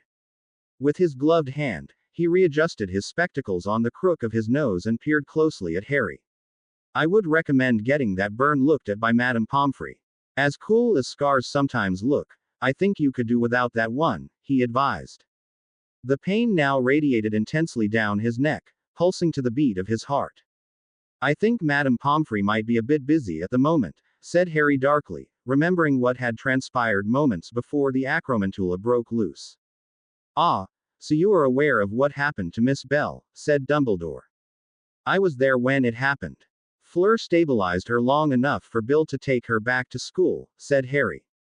I had hoped the extra order presence in Hogsmeade would be simply precautionary, but I am glad my foresight proved effective in this case. I could not bear losing another student, said Dumbledore, with a sheen developing in his eye. So, Katie will survive? Harry asked hopefully. Between Severus, Poppy, and William, I am sure things are well in hand for Miss Bell's eventual recovery, Dumbledore answered, and Harry felt himself smile. Dumbledore then stepped forward and gestured to his side, and asked, would you be willing to indulge me for a moment, Harry? Of course, sir, Harry replied, and stepped towards Dumbledore at the edge of the Forbidden Forest. Reach out and tell me what you feel, Dumbledore prompted. Just as he did when learning to apparate, Harry searched for the ripples of magic around him. He felt its normal tide swirl around his back and sides, but directly in front of him was an impenetrable wall. Nothing moved forwards or backwards through the barrier, almost as if it were made out of the same centuries-old stone as Hogwarts. There's a wall, he replied. It's made of ancient, powerful magic. I don't see how anything could get through it. Well done, Harry, said Dumbledore. What you are feeling are some of the protective wards that have surrounded Hogwarts for hundreds of years. They were created to keep unwanted things out. Then how did the Acromantula get in? Harry asked. Dumbledore smiled, having predicted the question. Tell me what you feel here, he said, and pointed to a space 20 feet there right. Harry moved to the area, but this time where he expected to run into the same magical barricade, it was gone. It felt as though it had been torn out in great chunks. What happened? Harry asked, shocked. To that, I can only guess. It is possible that some of the protections added to the castle at the beginning of the year could have reacted poorly with the older enchantments and caused this, Dumbledore hypothesized, but there was something in his voice that made it sound as if he did not believe his own words. Will it happen again? Harry asked. I certainly hope not, Dumbledore replied, an unnerving look lurking in his eyes. Harry squinted away from the harsh glare of the sun piercing through the high-arched windows above him. The ache settling in behind his eyes was not the only reason why he had woken up at this early hour, the other being the pain radiating off of his most recent wound. He had debated rousing Madame Pomfrey from her sleep, but ultimately decided a few more moments of peace sounded more appealing. The side of his face was stiff and uncomfortable, and his hand twitched at his side, fighting the tortuous urge to touch the mark of his encounter with Aragog's rogue children. Madame Pomfrey had applied a strange orange paste, which had mostly crusted over and flaked off by now, but still he was under strict orders to not touch the bandages wrapped around the majority of his face and neck. The hospital wing had been a madhouse when he finally stumbled in last night.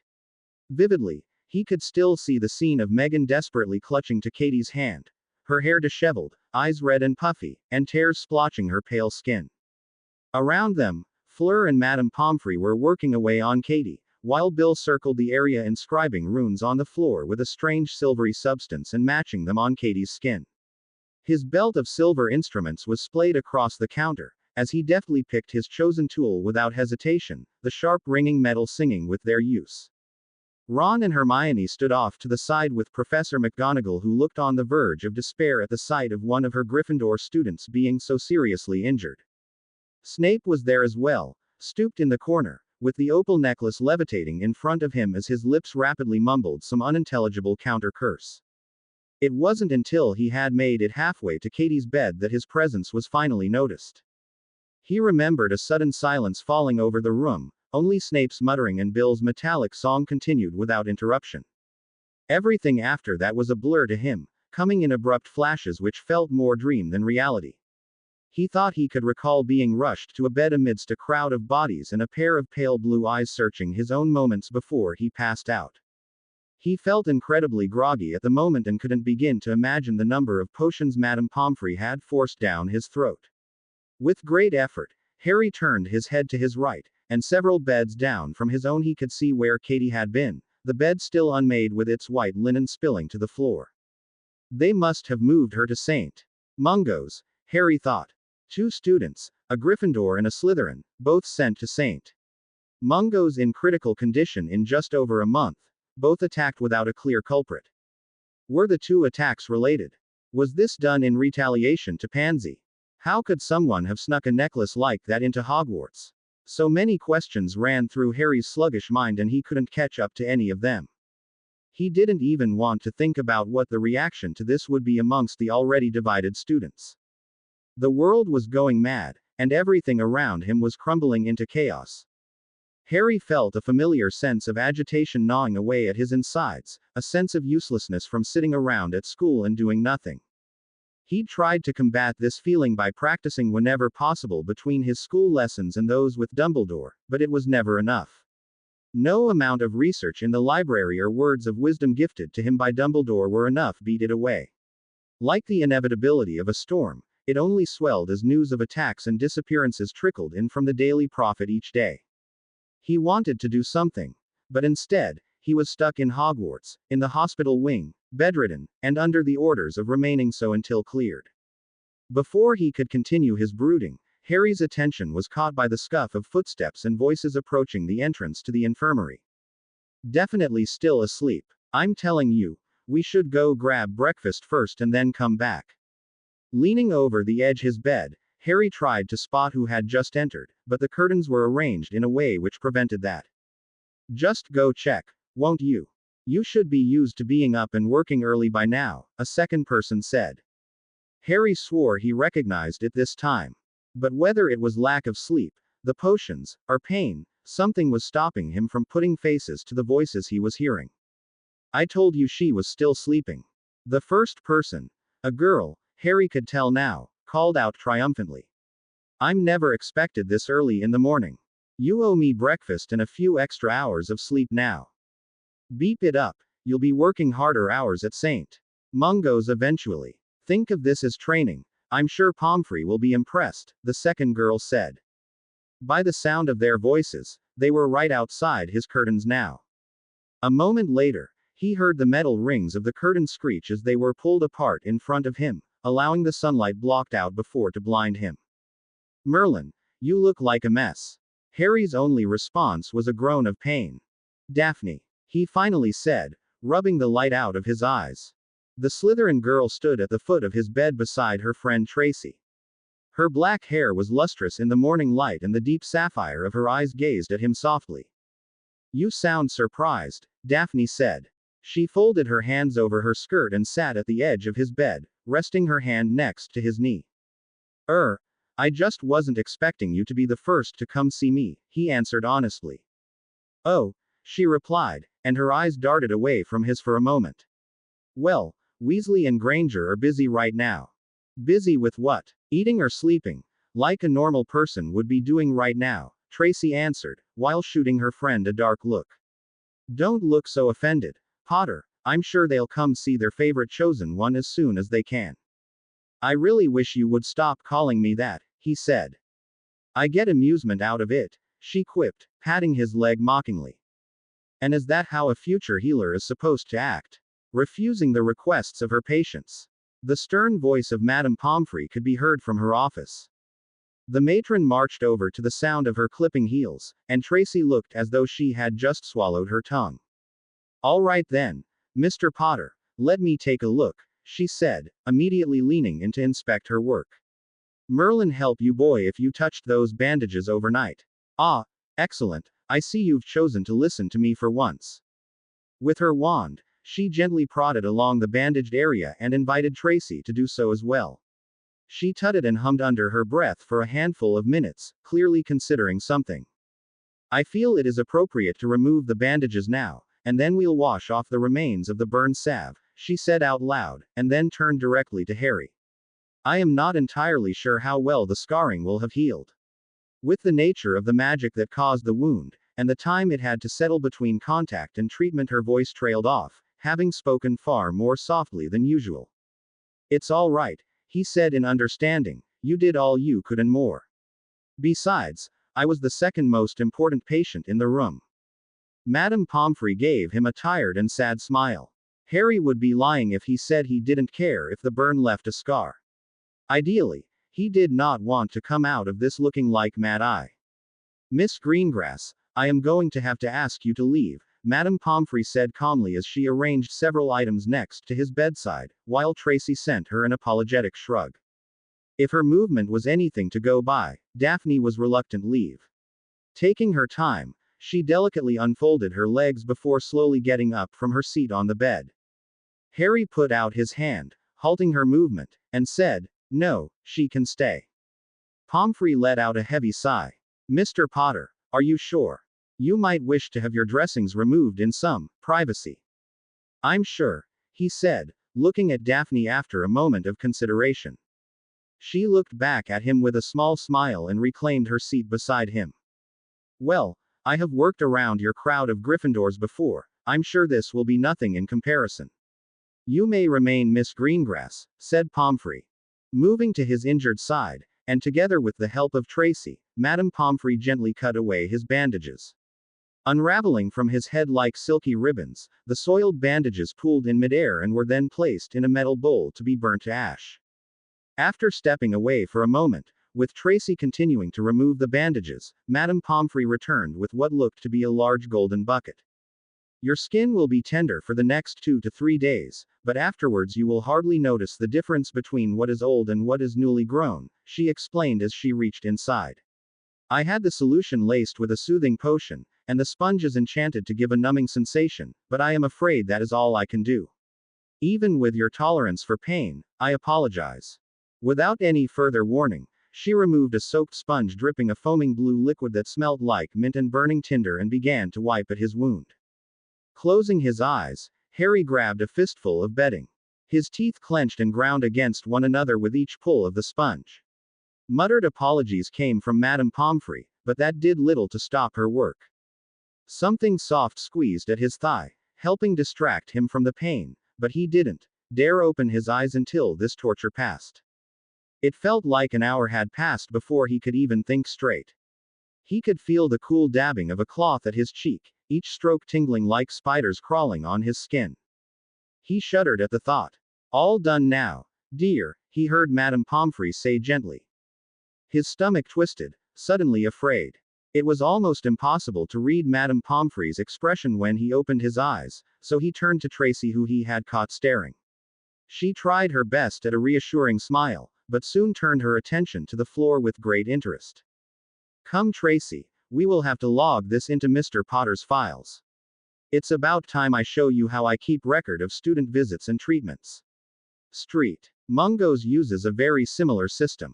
Pomfrey gently led the brunette away from his bed, but not before stopping and calling over her shoulder, "Mr. Potter, you will remain in that bed until I give you permission to leave." Harry could hear the teasing smile in her words and let out a frustrated groan. After a moment of weighing the risks of sneaking out, and deciding it was probably worth it, he looked up and was met with the sight of Daphne silently examining him from her spot on the bed. Harry coughed awkwardly and tried to readjust position, making it look as though he wasn't just considering leaving. "Maybe I was hearing things," said Daphne with a sparkle in her eye, "but I'm pretty sure Madame Pomfrey told you not to move." Harry could feel himself flush, but he wasn't entirely sure whether it was because of getting caught or if it was the way Daphne was looking at him. There was an intensity to her gaze, one that could easily be mistaken for coldness given her nature, but the only thing he felt from her was warmth. He could see it in the sleepless lines surrounding her eyes, and the way she played nervously with a loose thread on her skirt. Seconds went by before she quickly looked away. "Am I really that hard to look at?" Harry asked, perhaps more honestly than he had expected. Daphne's face whipped around in response to his words, her blue eyes wide open. "No," she said so quickly he nearly missed it. "No, you look the same as ever, only with a little more color to one side of your face." Fumbling around on the nightstand, Harry eventually found his wand and quickly conjured a mirror. He could feel his hand tremble and the sweat build around the handle in his palm. "There's nothing to be afraid of," Daphne whispered, reaching out to help tighten his grip. "You're still Harry Potter." That's right, Harry thought then. There's only one scar people care about. Feeling stronger than he had before, Harry lifted the mirror and saw the same face he did every morning. One that was narrow, bespectacled, and could likely do with a bit more meat on its bones. "See, the same," said Daphne. "Only you fit the role of the chosen one better now." There was an edge of humor to her voice. Harry shook his head with a laugh. Creeping in around the base of his neck was a crisscrossed patch of skin a good few shades darker than his normal pallor. The burn snaked up his left side along his jaw before reaching a pointed tip at the corner of his mouth. It was almost leathery to the touch, but he refrained from pressing too hard as Pomfrey was correct when she said it would be tender. Tracing up the left side of his face, he was amazed at the work she had done. He remembered the searing pain when the acromantula had made contact with his head and neck, but looking at himself now he could hardly tell it happened the way it did in his memories. Pale unblemished skin stood in the place where Harry was certain only hours ago were extreme burns infected with malignant magic.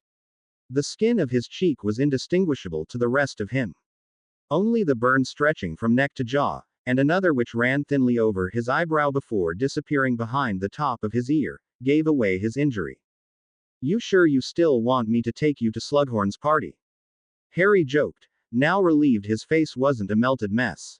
And miss the opportunity of sneaking a word with everyone who was going to come up and ask what happened to Harry Potter. "Not a chance," she grinned. "The entire school must know what's happened," Harry said, sobering quickly. He figured that explained Daphne's presence. "Actually, very few people do," she said, surprising Harry. The school went into lockdown, and everyone was rounded up into their dorms without explanation. Word will get around by lunch, but it's been pretty quiet so far. I think most people are just relieved it wasn't the Dark Lord attacking Hogwarts." "That's ridiculous," said Harry. "Voldemort would never openly attack Hogwarts with Dumbledore still here." He noticed Daphne cringe lightly at the name. "Some people were too scared to think straight, I guess," Daphne suggested. Harry laughed. That seemed to be a common thing in the wizarding world. "I didn't realize acromantula were such a funny matter." Daphne raised an eyebrow at him and looked disapprovingly at the new scar on his face. "How do you know it was acromantula?" Harry asked, leaning forward from his position on the bed in interest. "The same way I knew you were in here," she replied cheekily. "Which is?" Daphne winked. I can't give away all my secrets. Harry exhaled in exasperation and ran a tired hand down the undamaged side of his face. Merlin, it's going to get messy, he said out loud after some time. For you, most likely, Daphne replied. I stay away from those sorts of things. A heavy creak from the door to the hospital wing halted their conversation. Ari, a soft voice called out, as footsteps echoed from the stone near Pomfrey's office. Seconds later, Fleur came into view and approached his bed, her eyes widening a touch at the sight of Daphne. She paused, as though conflicted over interrupting their conversation. It was the second time in less than a day she'd happened upon him and Daphne together. It seemed like Daphne was thinking the same thing, if the frown which suddenly appeared on her forehead was anything to go by. I think it's about time I grab myself some breakfast, Daphne said stiffly, flattening the wrinkles in her skirt as she stood. Be sure to look smart at the party. Black dress robes will do fine, anything else is too outlandish for you in my opinion. I'll let you know when to pick me up. She left without sparing Fleur a single look. Silence hung in the air, the only sound coming from the closing door. Harry watched Fleur closely, her long silvery hair catching his eye with the way it hung freely down her back. I didn't think you would still be here, he said. Fleur took the invitation to come closer, and the scent of lavender replaced that of the sterile infirmary. Dumbledore offered us a room after William and I stated our desire to remain behind, she explained. Her eyes had yet to leave the injured side of his face. Why is it that I am always visiting you like these? Because I'm not the greatest listener. Harry tried for a bit of humor. Fleur did not smile. No, you are not. Why? She added. I did it because I had to, Harry answered. That is not true. You did it because you could. Who else was going to do it? Harry asked, a familiar agitation building inside him. You are not the only competent person, Ari, she pointed out. Do you enjoy doing these? Do you enjoy worrying the ones that care about you? I had to do something. Harry snapped. I can't just keep sitting here doing nothing. I would rather you be alive, said Fleur. Odds are by the end of this I won't be, Harry said without thinking. Fleur's gaze tore into him with its emotion, and he regretted his words instantly. You do not. Avenue to do everything yourself, she said softer, taking a step towards him. Sometimes you don't have a choice. His voice was small, barely a whisper. Something gentle and soft cupped his face. Like skates on ice, Fleur's fingers danced delicately over the ugly patches of his damaged skin. These scars, they show that you are brave, Fleur spoke quietly. Harry had to tear his gaze away. The passion of their argument played dangerously on his mind. They are not. And some, she continued, while tracing the thin burn along his temple. Burn victims never are, he replied, earning a light smack on the arm. You wear them well, not many could. They make you look more like Ari, she said. More like myself. But not so much in appearance, more in spirit. Like the little boy who can't help but find himself in trouble. Her tone was teasing, but the look in her eyes was something else entirely. Can I really be called little if I'm taller than you? He asked. You are not so tall from up here, she laughed, looking down at him on the bed. Really? Harry said slyly, and quicker than a blink, Harry's hand snatched at Fleur's wrist as if it were a snitch and pulled her down. With a high-pitched yelp she tumbled onto his chest in a fit of giggles. Her hair spilled over his face as the two of them shook with laughter. That was until Harry noticed Fleur had gone still. Shifting to his side, he followed her gaze to Katie's empty bed. You saved her life. I did not. You did, Harry interrupted. I saw what happened before Bill showed up. You're the reason she has a chance of surviving. She turned over to look at him again, something holding her tongue. That same strange glint danced in the pale pools that were her eyes. Ari, you are unlike anyone Avenue ever met, she finally said. Before Harry had a chance to reply, she rolled off of her front and stretched her back against Harry's legs to stare up at the ceiling. They do not trust me. Harry frowned. Don't trust you. Who? The Order. She paused for a moment, as if to rethink her words. Perhaps trust is not the best choice of words. They do not think of me so highly. That's ridiculous. Most of them couldn't even hope to accomplish what you have. Not all of them see it as you do, Ari. To many, I am simply a foreign girl who does not know what she has gotten involved with. What about Bill? Harry pressed. William does what he can. He stands up for me as an equal but realizes that I am not some child who needs to be spoken for. EET is not William's fault, she said sharply. Harry chided himself for the way he was talking about Bill, her fiancé. Je m'excuse, Ari. I should not. Avenue snapped at you. Fleur apologized before he could. EET is difficult for me when my talent is not recognized. This morning, William went with Snape to examine the cursed necklace. I was told my ELP was not necessary. That is exactly the work I am here to do, non. The goblins have you working with magical artifacts now? Harry asked curiously. The last time they had spoken, she told him the goblins were keeping her busy behind a desk with paperwork. That is not. Fleur stopped mid-sentence and frowned, and Harry thought he might have said something to upset her. I did not mean it like that, she corrected. It is the work that I wanted to do, but the goblins had other ideas. Something she said had caught his attention, but before he could speak, the doors to the hospital wing opened once again. Fleur. Harry. Bill Weasley's voice called out. While walking towards them, a handsome smile spread across the eldest Weasley's face. Harry turned away as he leaned over to plant a key on Fleur's lips. Wow. Harry looked back to Bill, whose light eyes were staring at him widely. You're looking like every witch's dream. I've hung out with enough fellow curse breakers to know that a few scars can help a man go a long way. Bill was grinning at him widely. I heard you met with Snape, Harry said, feeling oddly embarrassed about his new scar all of a sudden. Yeah, it felt more like a detention than a cooperative investigation. I kept on expecting him to start taking points off me. I'm sure he wanted to. That is entirely immature, Fleur cut in. That's just Snape for you, said Bill with a shrug. Merlin, I miss Hogwarts. What I would give to be back here with you and Ron and Ginny. There was an almost childlike longing burning in Bill's gaze. Speaking of Ron, do you know where he and Hermione are? Harry asked. He was certain they would have come to visit by now.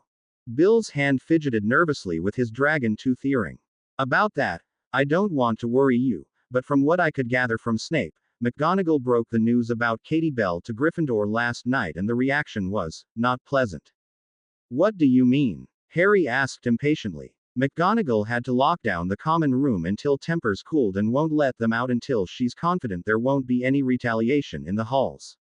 I guess the good news is that you don't have class today, he answered sheepishly. I'm so sorry about having to leave so suddenly, but we're going to need to head out now, Harry, Bill continued, pointing between himself and Fleur. We start work soon, and the goblins don't take kindly if you're late. With a few short words and a hurried goodbye, Harry was once again left alone in the hospital wing with only his thoughts. Perhaps not quite noticing how tired he was, Harry closed his eyes for a brief moment only to be shook awake by Madame Pomfrey sometime later. Having casted a number of diagnostic spells, forced a horrible tasting potion down his throat, and uttered several more threats of taking better care of himself, Pomfrey finally gave him permission to be released. Once again free, his first order of business was to satisfy the grumble of discontent coming from his empty stomach. Traveling the halls, the distinct lack of Gryffindors was overtly obvious amidst the students milling about free for the day. It was also the absence of his housemates, which made his presence just as noticeable. He could feel the eyes of nearly every student he passed turn to him and burn with an intense curiosity. Even the portraits lining the walls couldn't refrain from gaping and pointing and gossiping in poorly disguised whispers. No one was bold enough to speak to him, but he knew what they were thinking. It was better they all saw him now and get it over with. When he entered the great hall, the 3 tables of the other houses were sparsely filled, and he was paid little mind until he approached the completely vacant Gryffindor table. A hush fell over the room that hadn't existed before and he could feel his every movement examined. Upon taking a seat at the edge of the long table, a single golden plate and goblet popped into existence in front of him. Seconds later, an array of breakfast foods appeared as well. Ignoring the strange air about the room, Harry tucked into his meal, immediately feeling better than he had all morning, and soon enough, the low buzz of conversation slowly returned to normal. Though from the corner of his eye he could still see the odd group of students shoot glances in his direction. Reaching across the table to a stack of unopened editions of the Daily Prophet, Harry picked one up and removed the twine holding it together. Every year, a few weeks before Christmas, the Prophet would release a catalog of the newest and most popular items of the year. Inside were promotions and deals for any gift imaginable, ranging from racing brooms and sweets to grow your own salamander kits and talking mirrors. Flipping page after page after page, Harry stopped when he reached a full two-page spread dedicated to Weasley's Wizard Wheezes. Images of their products zipped around the page as they did in real life, letting out obnoxious noises and puffing into festive-colored smoke of greens and golds and reds. Harry chuckled to himself. It looked as though they were doing more than well for themselves. With the reminder of the upcoming Christmas holidays, Harry began the arduous task of slogging through the catalog and looking for gifts for his friends. Having years of practice, he knew what most of them liked. The problem came when finding gifts for Daphne and Fleur. Pages of the catalog were bursting with images of twinkling jewelry, which looked fit for royalty, and were enchanted beyond anything he could comprehend. After a moment's consideration, his better judgment saw him flip onwards. A gift like that was far too forward. Minutes flew by, and still he was lost on what to get Daphne. At least with Fleur, he knew what he wanted to buy her. It was just that nothing seemed to feel right. It all looked far too ordinary for someone like her. "Hello, Harry," a dreamy voice floated from just behind him. Harry halted his search and turned to meet Luna's kind gaze. Her eyes slowly drifted to one side of his face. "You look like you were bargaining with a heliopath.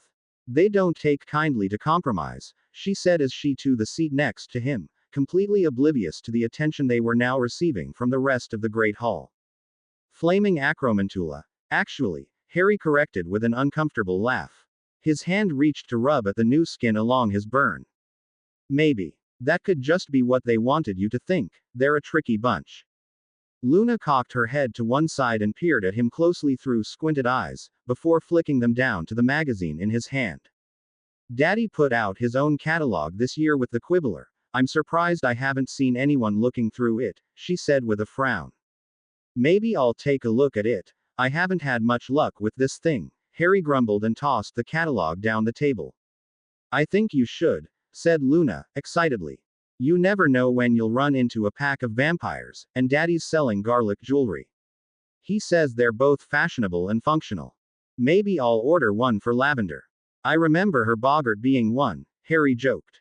"I think that would be a wonderful gift. Though, I don't think Lavender will like the smell much." Harry shrugged. "Her loss. You said you were having bad luck?" Luna asked, looking at him rather eagerly. Yeah, I was wanting to get a cloak for."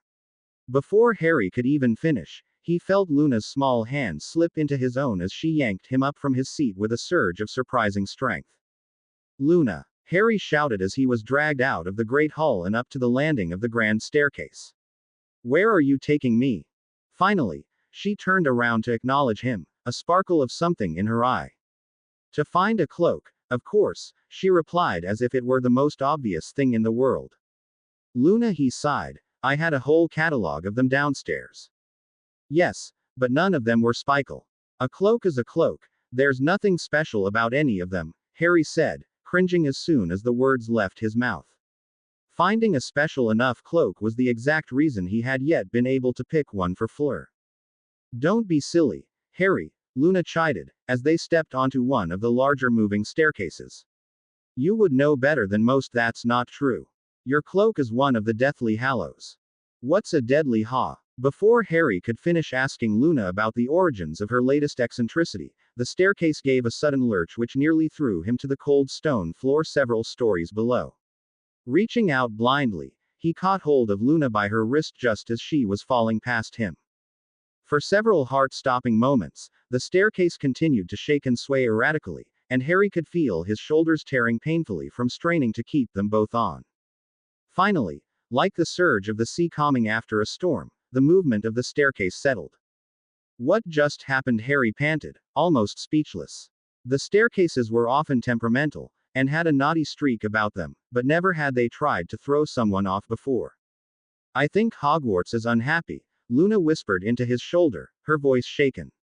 It wasn't until they reached the 7th floor and stood on firm, immovable ground that Luna let go of Harry's arm. The mood for the remainder of their journey was much more subdued, with Harry following Luna through a series of twisting corridors as she softly hummed beneath her breath. The longer they traveled, the more Harry had the sense he had recently been to this part of the castle. Eventually, they took a sharp, unexpected turn, and reached a dead-end hallway with blue curtains draped along the ceiling overhead. There was a vibrancy about them in the light of day, which made it seem as though you were peering up at the sky. Recognition came over Harry immediately. Though he had only been here once before, there was no mistaking the place he had encountered the ghost of the Grey Lady. Harry, come on, Luna called after him, standing at the far wall in front of a staircase that had not been there previously. Passing through the hidden passage, Harry climbed the steep spiral steps behind Luna and felt the familiar trickle of magic that suggested he was traveling much further than his body physically could in such a short period of time. Upon reaching the top, Harry entered a lavishly decorated room better suited to a palace than the fortress that was Hogwarts. From the floor to the vaulted ceiling high above, gold and bronze trimmings lined every surface his eye could see. Elaborate tapestries hung from the walls, and wherever their rich designs did not touch, the heads of centaurs and eagles and griffins could be seen peeking from woodland scenes carved into a dark oak. Still taking in the details of this opulent room, Harry slowly turned his way around and stopped in front of a window opening over the great expanse of the Forbidden Forest. My mother commissioned the building of this room upon my 11th birthday. It was in celebration of my first steps as a proper witch. A chill ran down Harry's spine. The words almost seemed to float from another plane of existence. He turned to the silver figure of Helena Ravenclaw, who floated in through the door of an adjoining room, with Luna in tow. She loved nature, Lady Ravenclaw continued, and glided up next to him. The forest you see depicted around the room is one she visited in Albania as a child. She took me there often throughout my childhood as well. The Grey Lady gazed out the tower window in stoic silence. Harry, this is Helena Ravenclaw, Luna introduced from the side, finally speaking up. Thanks, Luna, but we've already met, Harry said, his eyes not leaving the spectral lady. Oh, a look of surprise flickered over her features, before vanishing the next moment. Crossing the room carefully, Luna stood behind Harry, reached on her toes, and whispered not so secretly in his ear, I don't think she likes being a ghost very much. A melancholic smile formed on the ghost's translucent lips. Your Luna is a gentle soul unlike I have ever met, her company pleases me. Lady Ravenclaw looked fondly down at the girl. I was told you had need of me, she said to Harry. Harry could feel his eyebrows draw together in confusion, before suddenly remembering the point behind this strange excursion. Right. I'm not exactly sure how much you can help with this, but I was looking for a cloak. I have a cloak, she responded, simply, as if it were a mundane matter. A special one, Luna chimed in. Surprised, and not feeling anywhere near as foolish as he had before, Harry followed both Luna and Helena Ravenclaw into an adjoining bedroom. They were hardly a step in the room when he felt his eyes drawn to a high-backed chair, where across its carved and ornamented features, lay a pale blue cloak that glimmered brilliantly in the streaming sunlight, as though millions of tiny diamonds had been woven into the fabric itself. It matches her eyes, Harry noted immediately, picking up the cloak with a sense of amazement. The material ran over his hand like a waterfall, pooling in his grasp, and he wondered if perhaps it was the softest thing he had ever touched. Magic rolled off of it in waves, which surged and swirled and slipped between his fingers, never to be caught. Something delicate, yet richly powerful, was trapped within each careful stitch. It wasn't quite like his family's invisibility cloak, but was the closest anything had ever been. He must have been standing there for quite some time, lost in the rousing feel of the woven magic washing over him, because Luna poked him gently in the side to gain his attention. It's Helena Ravenclaw's cloak, she said, pointing at the material that was almost glowing in his hands. I gathered that, Luna, Harry said, flicking his eyes to the ghost floating not 5 feet away. No, Harry, it's Helena Ravenclaw's cloak, she repeated with pointed emphasis, though he wasn't sure why. Like Ravenclaw's diadem. Harry looked at her blankly, never having heard of either. It's like the sword of Gryffindor but for Ravenclaw. Oh. Harry rubbed at the tender patch of newly grown skin above his brow, a touch embarrassed. Wow. Well, it's incredible. I wasn't looking for anything this special, but, thank you. I've only seen something so masterfully enchanted in my father's cloak. Helena Ravenclaw's pale eyes almost seemed to widen, and the shade of her cheeks darkened sweetly. Many thanks, she said, laughing lightly. I can think of no higher praise. I remember your father and his mischievous group of friends. His cloak was exquisite. If you don't mind me asking, what does it do?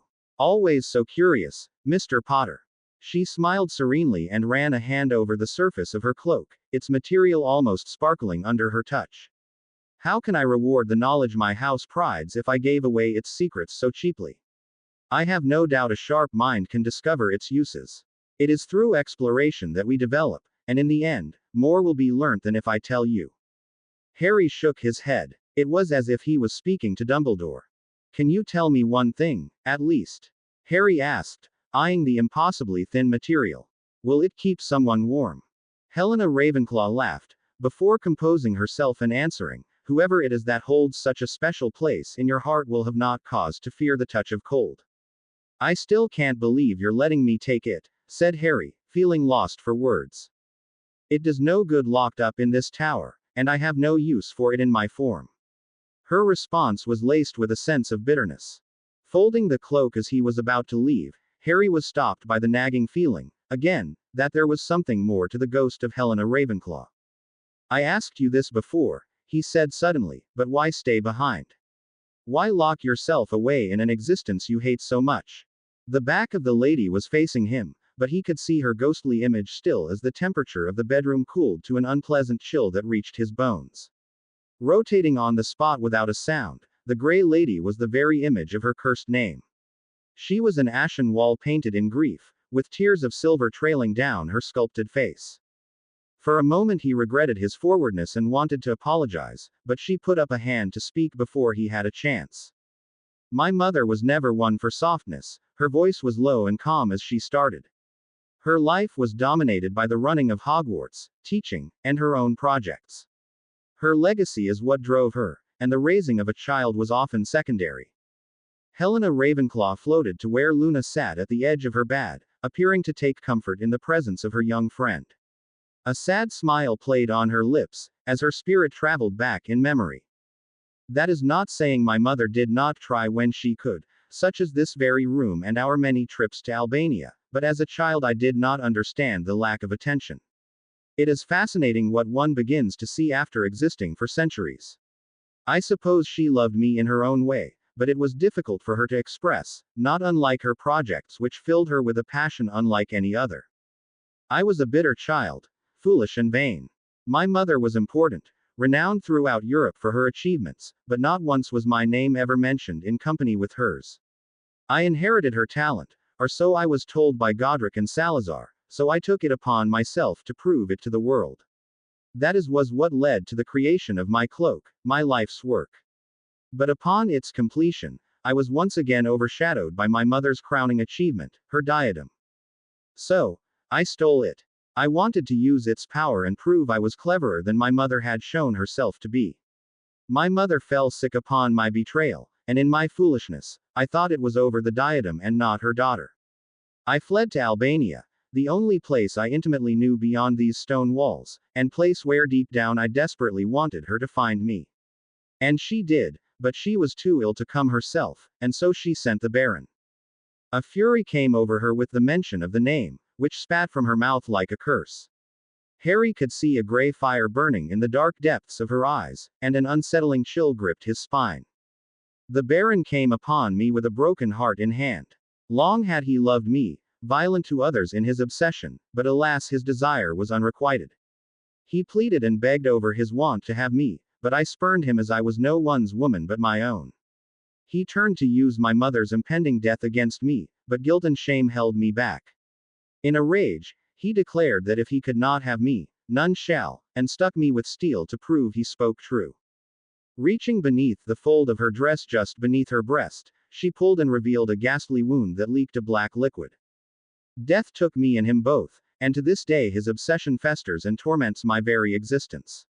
But the diadem pains me more than 1,000 cuts of the Baron's blade ever could. My guilt and shame held me from returning to my mother, just as my guilt and shame keep me from her now. When Harry spoke, his voice was dry, nearly choking on the tragedy of her story. Is there nothing that can be done? There was a pause, a juncture where time stood still, where her dead eyes stared across the veil to his living form. She stared at his scar as she finally spoke. Another made a promise to me once, never again. She then fled the room. Turning to Luna, he could see his friend staring at the spot on the wall where Lady Ravenclaw had vanished. After a moment, she turned to Harry and looked at him sadly.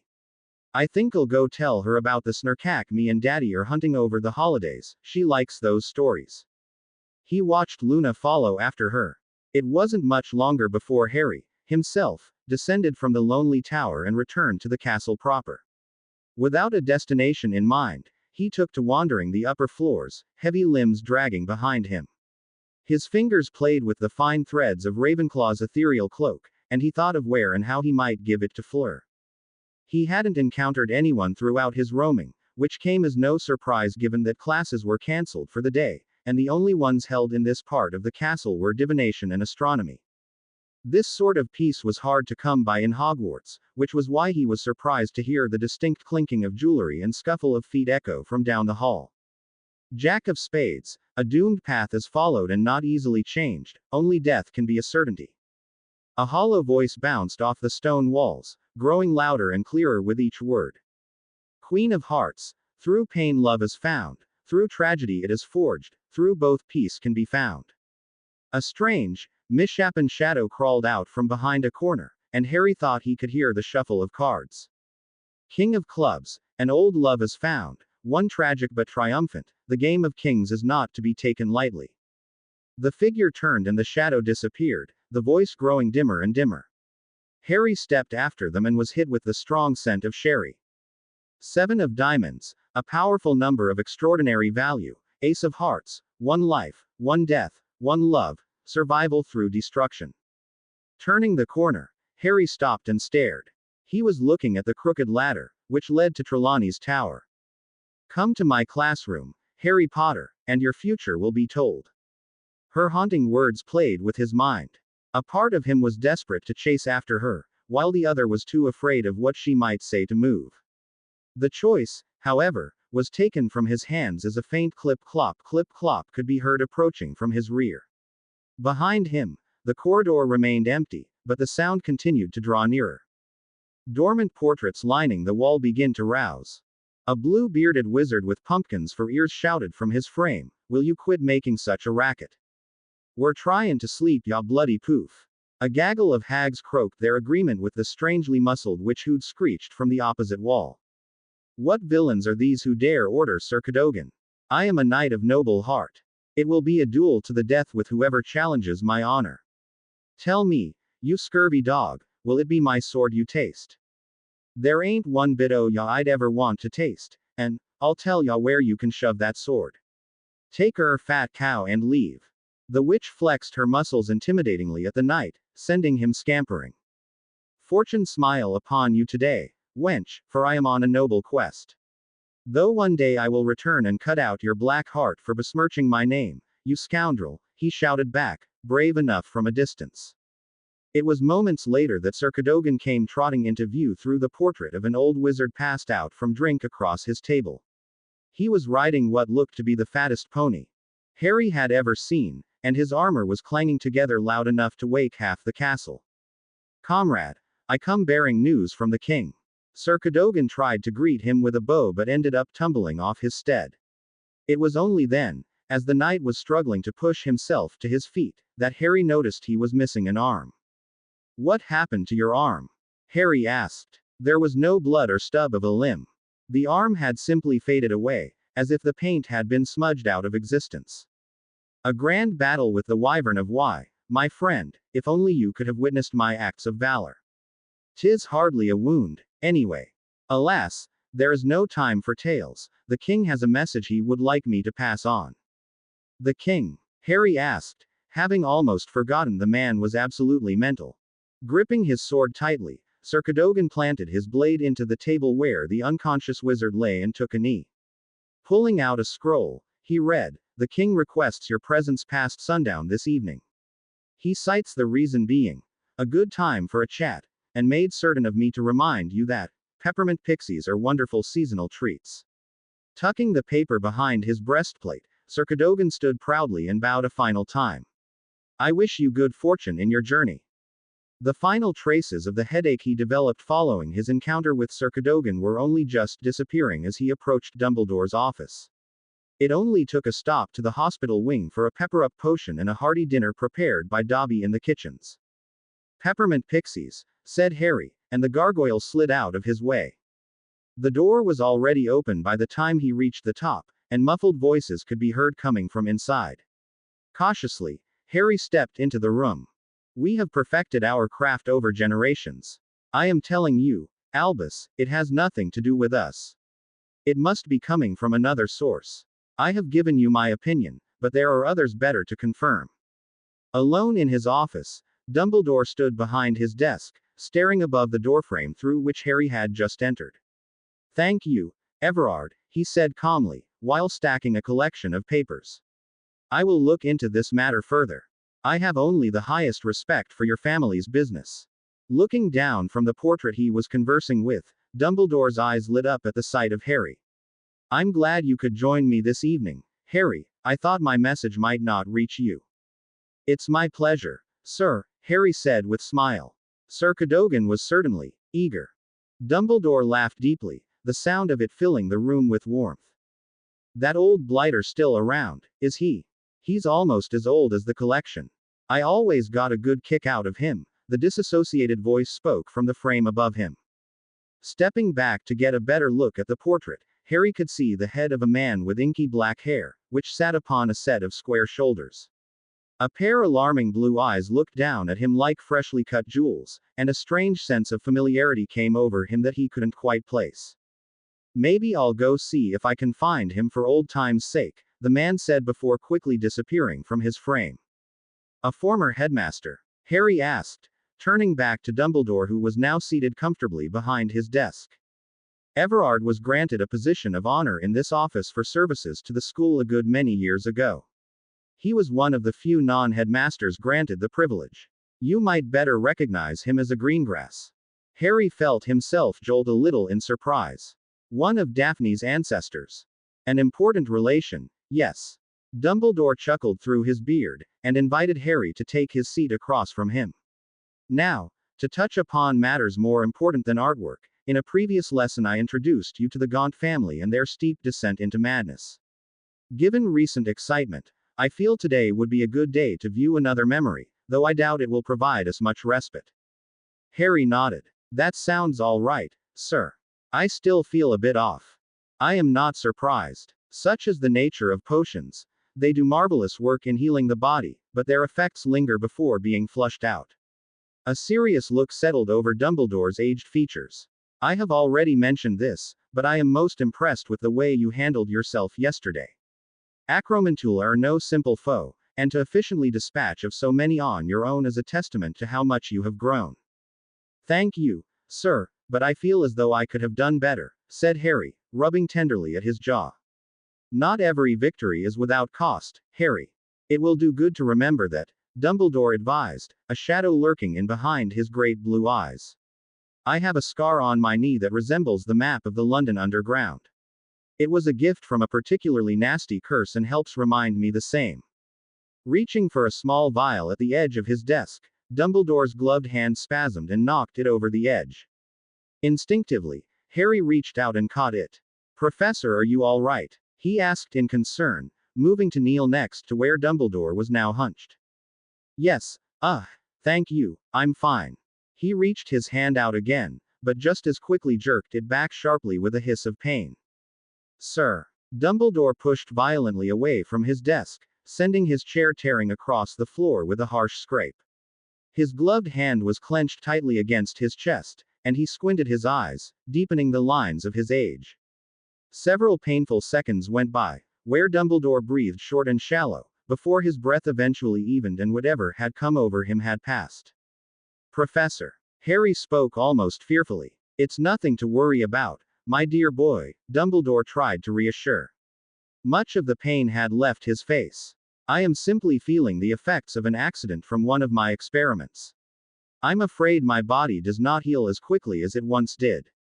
Are you sure? Harry pressed, unconvinced. Rarely had he ever seen Dumbledore caught off guard, and never had he seen the man in so much pain. He could feel something was wrong. We will have plenty of time to speak about the pains of growing old and my foolishness in the future, Dumbledore said, not allowing Harry to dwell on what had just occurred. Tonight, we will delve deeper into Tom's past. Taking the vial back from Harry, he poured a memory into the milky surface of his pensieve. How far back are we going this time? Harry inquired. Tonight, we will be visiting Tom in his childhood. It is an unpleasant memory, and one I wish I had gleaned during my visit to the orphanage. Had I, perhaps none of this would ever had happened. A dour silence fell over them, before Dumbledore continued wistfully, the memory comes from one Amy Benson, who never did fully recover from what happened. What could he possibly have done? Harry thought. It seemed Dumbledore read the look on his face, as he answered, I scarcely believed it myself when I first saw it. This marked an important moment in Tom's life, where he witnessed firsthand the effects of his cruelty and the power he could wield over others, both innocent and those he perceived to have wronged him. Dumbledore extended his hand and together they dipped beneath the surface of the memory, one moment standing in the headmaster's office and the next falling away from the world in a flash of light. The first thing Harry noticed was the distinct scent of salt assaulting his senses. There was a strong breeze whipping at the loose ends of his cloak, one that would have been bitterly cold had he actually been able to feel it. Each memory was unique. Different sensations were presented depending on the emphasis of whose intimate experience you were living through. In this case, it appeared Amy Benson enjoyed the sea. The coast is a beautiful place, is it not? Dumbledore said, appearing next to him in his midnight blue robes. He closed his eyes and breathed in deeply. There's something about the sea air that is refreshing to the soul. They walked along a stony path towards the edge of a quaint village built around a single pub and church, both of which were bustling with couples both young and old. Small cottages could be seen dotting the coast in the distance. They are waiting just ahead of us. Dumbledore gestured in the direction of a large gathering of children stretching between what looked to be the ages of 5 and 16. Harry recognized the figure of Mrs. Cole from the memory of the orphanage, but there were other figures there as well watching over the children carefully. You have the next hour to yourselves for lunchtime. Remember, don't stray too far. We want to keep on schedule for the activities planned in the afternoon. Harry was able to pick up the sound of Mrs. Cole's voice over the wind. And please be sure to eat your apples. Before she had even finished, the children were off chatting in their own groups. As if controlled by the memory, Harry felt his attention drawn to a young girl, about 8 or 9 years old, with mousy brown hair pulled into 2 uneven pigtails, brown eyes, and a button nose.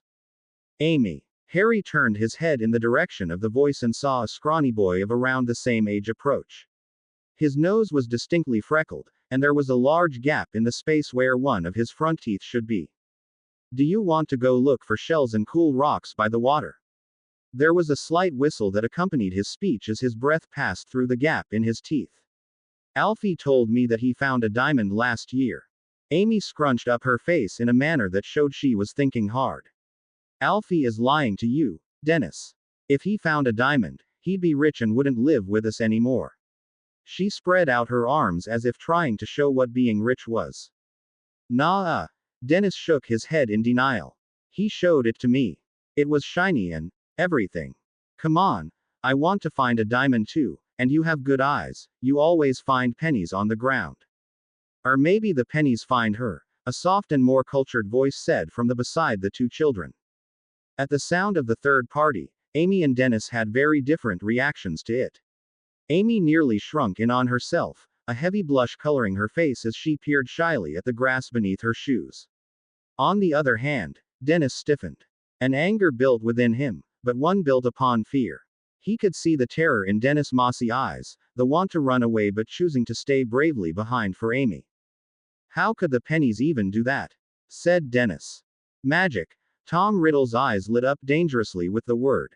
Dennis flinched and shuffled back a half inch. Amy, come on, let's go, Dennis said hurriedly, his eyes shifting frantically like a mouse caught in a trap.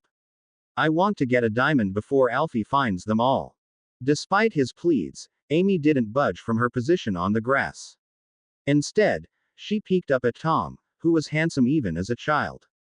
In a small but hopeful voice, she said, maybe Tom can help us find some. She looked back at Dennis, whose freckles were sticking out noticeably on his pale skin. Remember when Tom found Roger's marbles in the drain? Nobody could reach their fingers inside, but Tom still got them out. And then he stole them. Dennis said angrily, showing a hint of his bravery. Dennis. Amy looked horrified at her friend. You're being rude to Tom. She glanced quickly at Riddle before looking away immediately, her cheeks red again. I can prove it. Dennis was strong in his childlike resolve, though the effect was ruined by the whistle that escaped his mouth at his last word. I'd like to see you try. Tom stared back unblinking at the other boy, cowing him instantly. Dennis, stop being so mean. Apologize to Tom. You already should have done so after scaring away the snake last week. Amy looked at the boy pleadingly. He was talking to the snake, it was freaky. Dennis tried to reason with her. He was my friend. Tom's voice was cold and filled with an edge no child should have. Amy stared at Dennis, her hands on her hips. Fine, Dennis caved, his posture as reluctant as his voice. I'm sorry, Tom. Amy gave him a little kick of encouragement, for being rude, and for scaring your friend. I don't need friends, was his only response. Amy frowned. Oh, well, we were going to go look for diamonds by the shore. I know the best place to find diamonds, he said suddenly, his eyes lighting up with something like anticipation. Something changed in that moment, where Tom Riddle became more beast than boy. I'm taking you there, he commanded. A nervous smile spread across Amy's lips. Taking Dennis by the hand, she dragged him after Tom, who was leading them further and further away from the rest of their group. Only Dennis seemed to notice this, his protestations falling on deaf ears. They stopped at the edge of a cliff, which dropped off to a rocky shoreline battered by waves below. "We need to go back. Mrs. Cole said not to travel this far," Dennis stuttered, his entire body trembling. "Do you want diamonds or not?" Tom snapped. The venom in his voice was enough to even cause Amy to flinch.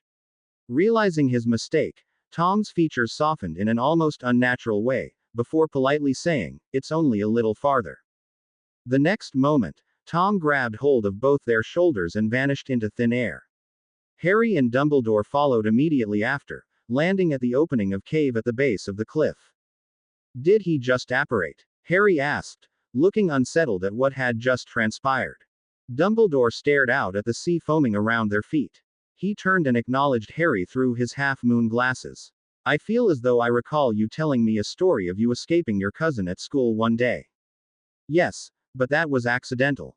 This Harry gesticulated up at the cliff they'd been standing on seconds before. This was accidental as well, Dumbledore finished, as the memory paused around them. Tom was clueless to what he was doing, his only desire being to lead them down. Remember, he was ignorant of magic in its true form at this point in time. The amount of control Tom had as a child was remarkable, and I knew he had the makings of a prodigy, but everything he ever did was under the assumption that they were his own special powers. In essence, he was no different than a baby who wants their favorite rattle from across the room, or a child looking to escape the torment of his cousin. He beeped accidental magic and manipulated its chaotic nature, not knowing the causes or consequences of his selfish desires. Everything he accomplished was done in ignorance. Look no further than what happened to your Aunt Marge. The moment he took hold of his wand and was taught the basics of controlled magic, his special powers disappeared. The memory resumed around them. Amy. Amy. Ben's frightened screams could barely be heard over the sound of crashing waves. He ran over to the small girl hunched on the ground, coughing and panting in an effort to catch her breath. Dennis. Tom. She sounded confused, her mind trying to comprehend where and how they'd gotten here. I told you we shouldn't have gone with Tom. He's a freak. He's going to hurt us, just like he hurts all the other boys. Pure terror could be heard in Dennis' boyish cries, as he tried to drag Amy to her feet. Stop. Tom's voice instantly froze Dennis. Come here. There was a confidence in Tom's tone, as if he had done this before and took pleasure in doing so. Kick her, he said, his eyes dancing with a cruelty beyond his years. Dennis knocked her back to the rocky floor, and Amy shrieked in pain. Again. There was a moment of hesitation where it looked like Dennis was fighting an unseen force, but he failed. Amy screeched. Tom laughed. Again. Again. Again. With each kick, her wails grew louder and louder, and Tom's laughter grew near hysteric. Shut up. Stop crying. Amy immediately fell silent at his command. Silent tears dripped down her cheeks.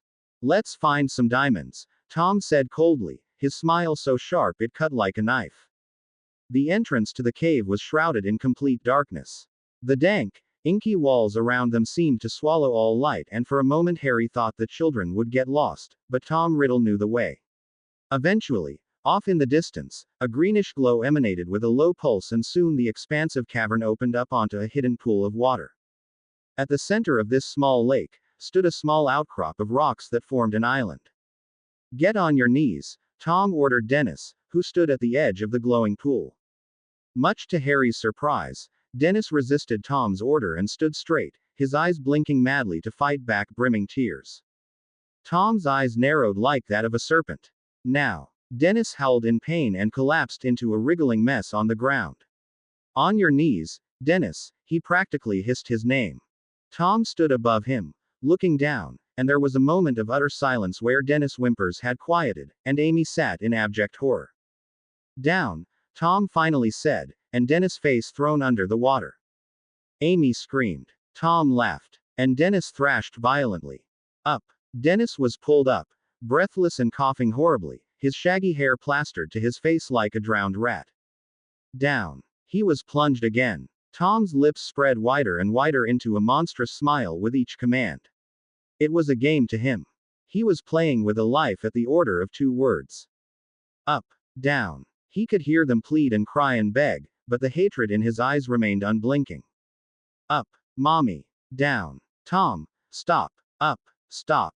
Down. Please. Up. Mommy. Down. Tom, please. We just wanted to be your friends, Amy pleaded through choking sobs, her hands reaching up shakily and pulling desperately at his trousers. She was too afraid to look at the water anymore, where fewer and fewer bubbles could be seen breaking the surface. Turning his head to the broken little girl on the ground, Tom's eyes burned with such intensity they looked almost crimson in the dark light. I don't need friends, said Lord Voldemort. Suddenly, twisted black shadows came darting in from all directions as the memory lost color and scenes started to skip and stretch. It was a disorienting feeling, like the world was collapsing around him, and Harry was finding it incredibly difficult to breathe. The darkness began to swirl, tightening around his throat with an unseen grip, before something abruptly pulled him upwards. Looking up, he could see the concerned face of Albus Dumbledore, his hand tightly gripping Harry's shoulder, the two of them back in his office. What was that? Harry groaned painfully as he found a seat. That had never happened before when leaving a memory. Memories are biased, Harry, and thus they can be manipulated and corrupted. That was Amy Benson's worst memory, a living nightmare, and one so twisted by Tom that it will attempt to feast on any who watch it. What would have happened if I was trapped in there? Harry asked, a shiver snaking down his spine as he did. Dumbledore did not answer, but the look on his face was all he needed to know. He was always a monster, said Harry. Something I was hard-pressed to agree with at one point, but now there is little that could make me think the contrary. Dennis has passed. The boy changed after leaving that cave and died not a decade later. Dumbledore gazed distantly out the window as he spoke. Miss Benson has fared little better. I apologize for having shown you this, Harry, Dumbledore continued. He reached into his desk and pulled out a bottle of brandy, pouring the two of them a glass. This should help. He raised his glass to Harry, and they took a long drink. A sort of peace settled over them, like that after a heavy storm. I believe that will be all for tonight, Dumbledore finally said, sitting his empty glass next to him. Unless there is anything you might like to ask. Now that Dumbledore had mentioned it, there was one thing that had been playing on his mind since this morning. Harry tugged at his collar, almost embarrassed. Well, you see, sir, Professor Slughorn is having a Christmas party. I've heard, said Dumbledore, looking amused. I imagine it is not an event to miss. Yeah. The thing is, I'm going, but I'm taking someone, and. Dumbledore burst into a mild laugh, his face flushed with a youthful exuberance. Are you asking me for romantic advice, Harry? It has been a long time since I have been on the market, so to say. Harry felt himself blush. But perhaps there is something I can do for you and Miss Greengrass, he finished knowingly. How did you? Dumbledore tapped the crook of his nose and gave him a wink. Harry could only laugh. I just don't know what to get her. I would imagine it is customary for me to do so. Yes, tradition demands it, Dumbledore answered. The Greengrass are an old family and they would expect no less. You don't suppose a bundle of Bertie Botts would be enough? Harry ran a tired hand through his hair. For you, friend Ronald, perhaps. And though I'm sure Miss Greengrass enjoys their unique experience as much as the rest of us do, I fear you will have to do better than that, Dumbledore chuckled. Is there anything you think I could do? Checking the time on his golden stopwatch, Dumbledore rose from his seat. Life is all too brief, we may catch our rest in death. It seems as though our evening is not yet over. Your wand, Harry, Dumbledore called as he drew his own. Wand work, sir. Harry couldn't keep the excitement from his voice. Yes, it seems the responsibility has fallen on to me to teach you how to woo a lady. Oh, how? James and Sirius must be loving this. Dumbledore's eyes sparkled with a kind of light that could fill a room. Now, in order for this little trick to work, we must familiarize ourselves with elemental transfiguration. Dumbledore began to lecture, his passion for teaching coming through. Soon enough, they were lost in the wonder of magic, working long into the morning, time passing by in no more than a blink, and the troubles of the world all but forgotten in the presence of such overwhelming love. A pleasant warmth flowed through his body, just beneath the skin, pumping further with each steady beat of his heart. It was thick and sweet like syrup, and a lazy smile spread across his face. Beneath him, the soft and supple leather of the divan he was currently reclined on made the impression he was floating on a cloud. Would you care for another glass, my boy? Across the room, in front of a cabinet that stretched from floor to ceiling, Slughorn looked to Harry with large white eyes and a flushed face, holding a new, freshly opened bottle of the wine they had just been enjoying. Just one more, sir, said Harry indulgently, feeling a giggle bubble up from his throat. Yes, one more has never hurt anybody. It seems as if I've misplaced some of my more refined vintages, but this one shall do just as well. We drink in celebration, do we not? Slughorn cheered with his glass, his jowls shaking. Splashes of red spilt and soaked into the rich carpet underfoot. Harry nodded, and picked the glass floating towards him out of the air and took a long sip. There had hardly been a moment to think since the resumption of classes following Katie's attack. The days were hectic and stressful and tense. Assignments piled up with the rapid approach of the holidays, and Harry struggled to find a moment away from his friends, their eyes never straying too far from the new mark on his face. Beyond his own thinning patience, the toll of the end of term and its own unique stresses was felt around the castle.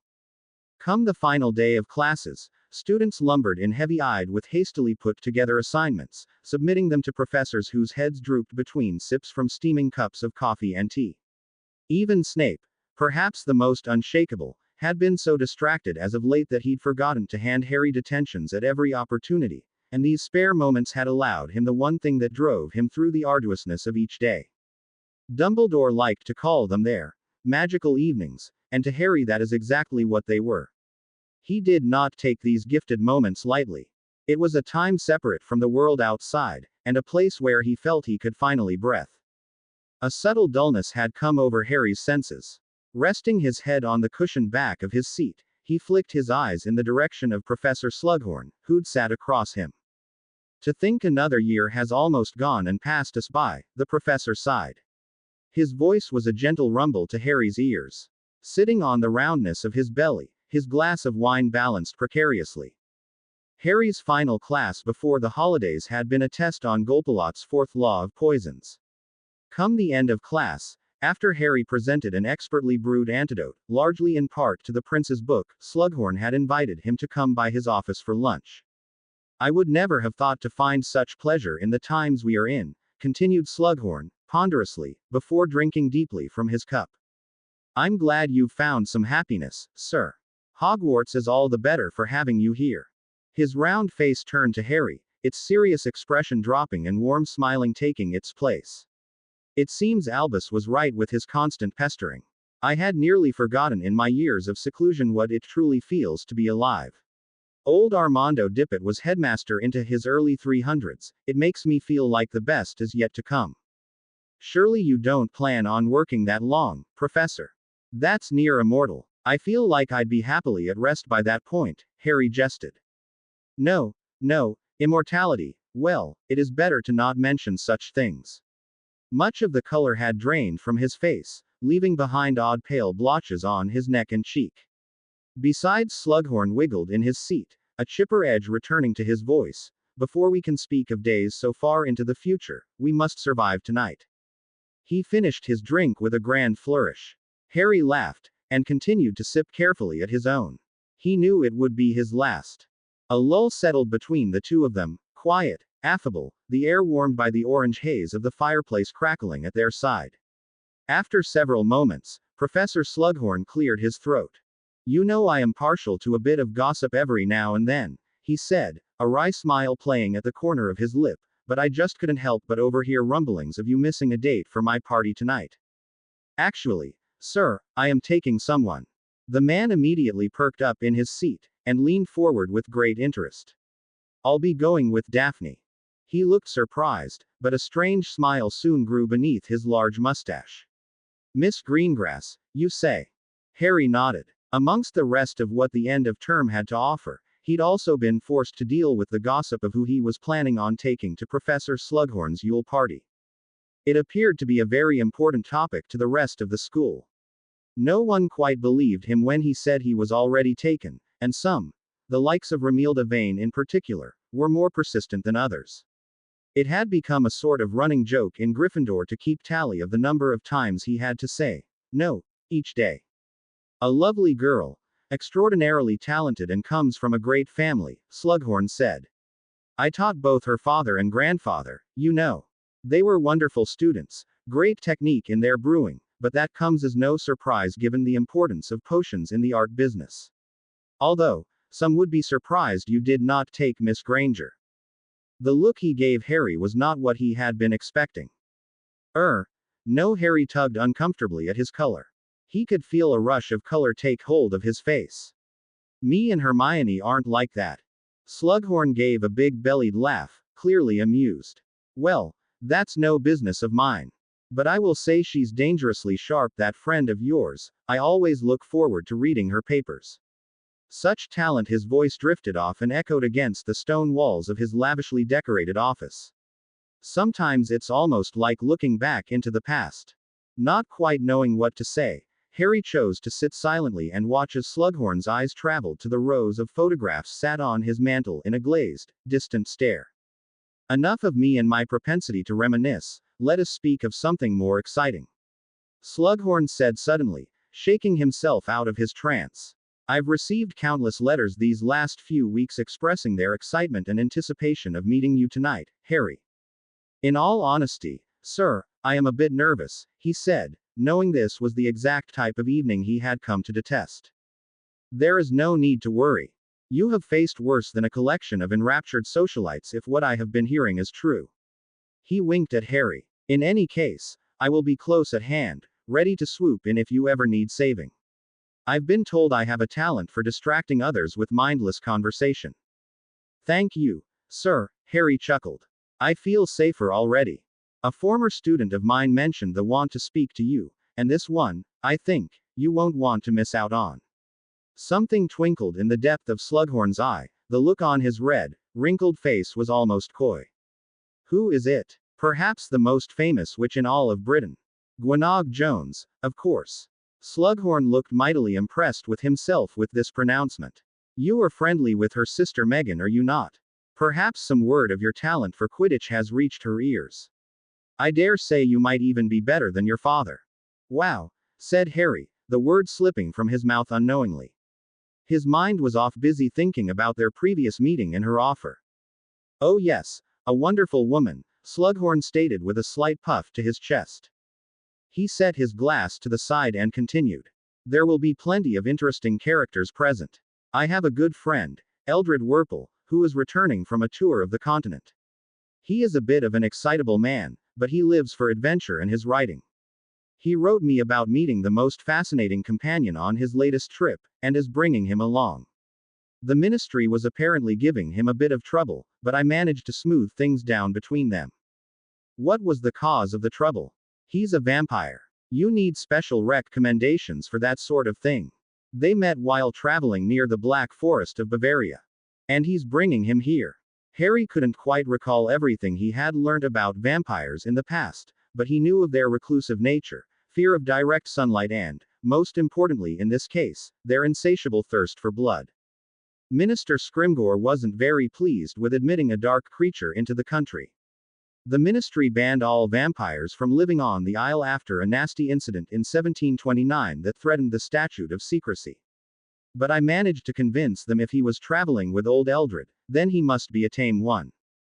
And the ministry was okay with this. Harry wasn't entirely sold on the idea of a vampire attending. A former student of mine quite high up in the Department of Magical Creatures managed to get the appropriate papers in time for their arrival. Though, the minister has insisted a team of Aurors must escort them for the duration of the evening. I suppose it will be an interesting experience, said Harry, feeling a touch unnerved. Glancing over his shoulder to a large wooden clock hanging on the far wall, Harry was able to see that nearly 2 hours had gone by. Slughorn, catching his eye, noticed the time as well.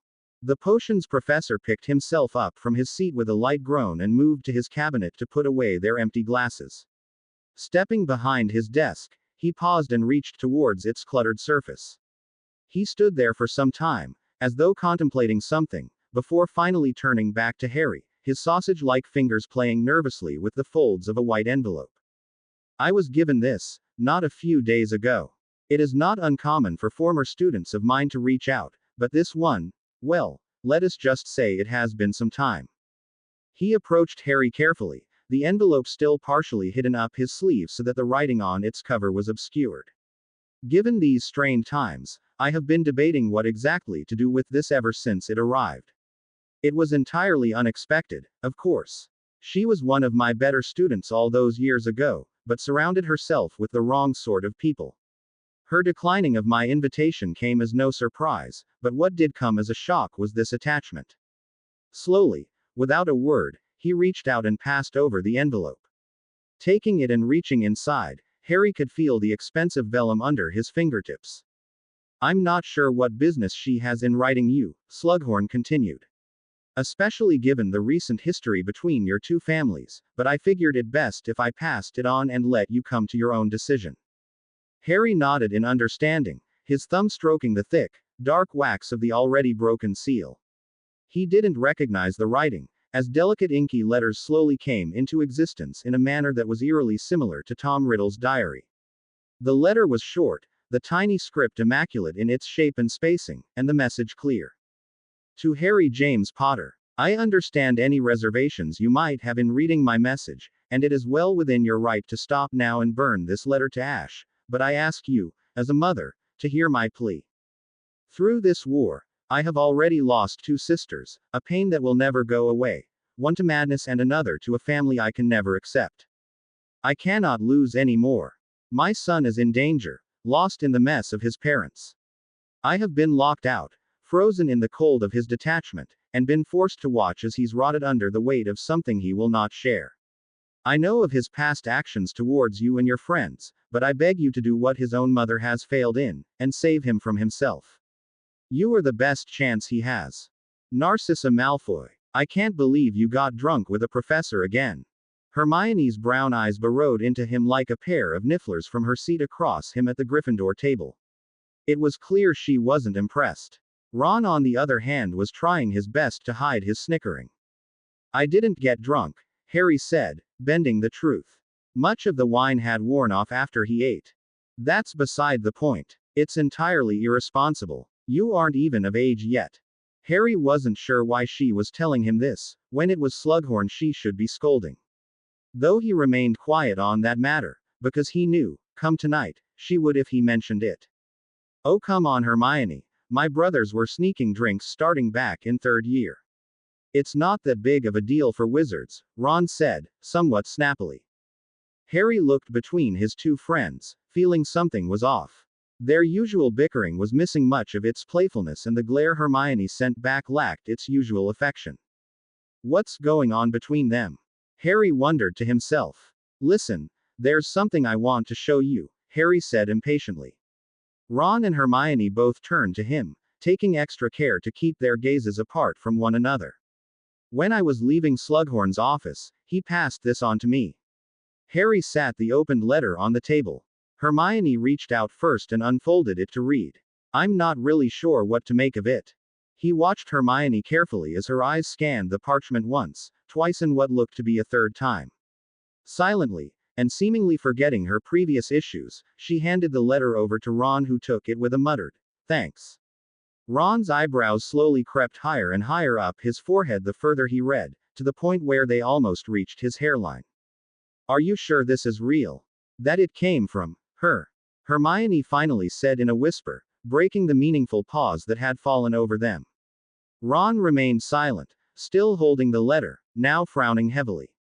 Harry slipped out his wand and subtly cast the Muffliato charm. Slughorn was certain it came from her, and I trust him. Do you think she's telling the truth? To an extent, Harry replied. Who the hell does she think she is, telling you about losing family? Ron broke in furiously. His face was the shade of a blazing red he had never seen before. It's her bloody family who are a part of the ones responsible for it. I know, Ron, thanks mate, said Harry smiling faintly. He gripped his friend's shoulder in a brotherly gesture. I don't think she really cares about me or my family and what's happened.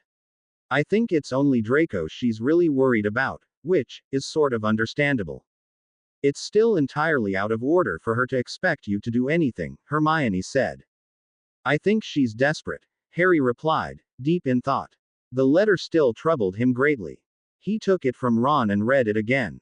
I think it's a trap. Ron looked Harry carefully in the eyes.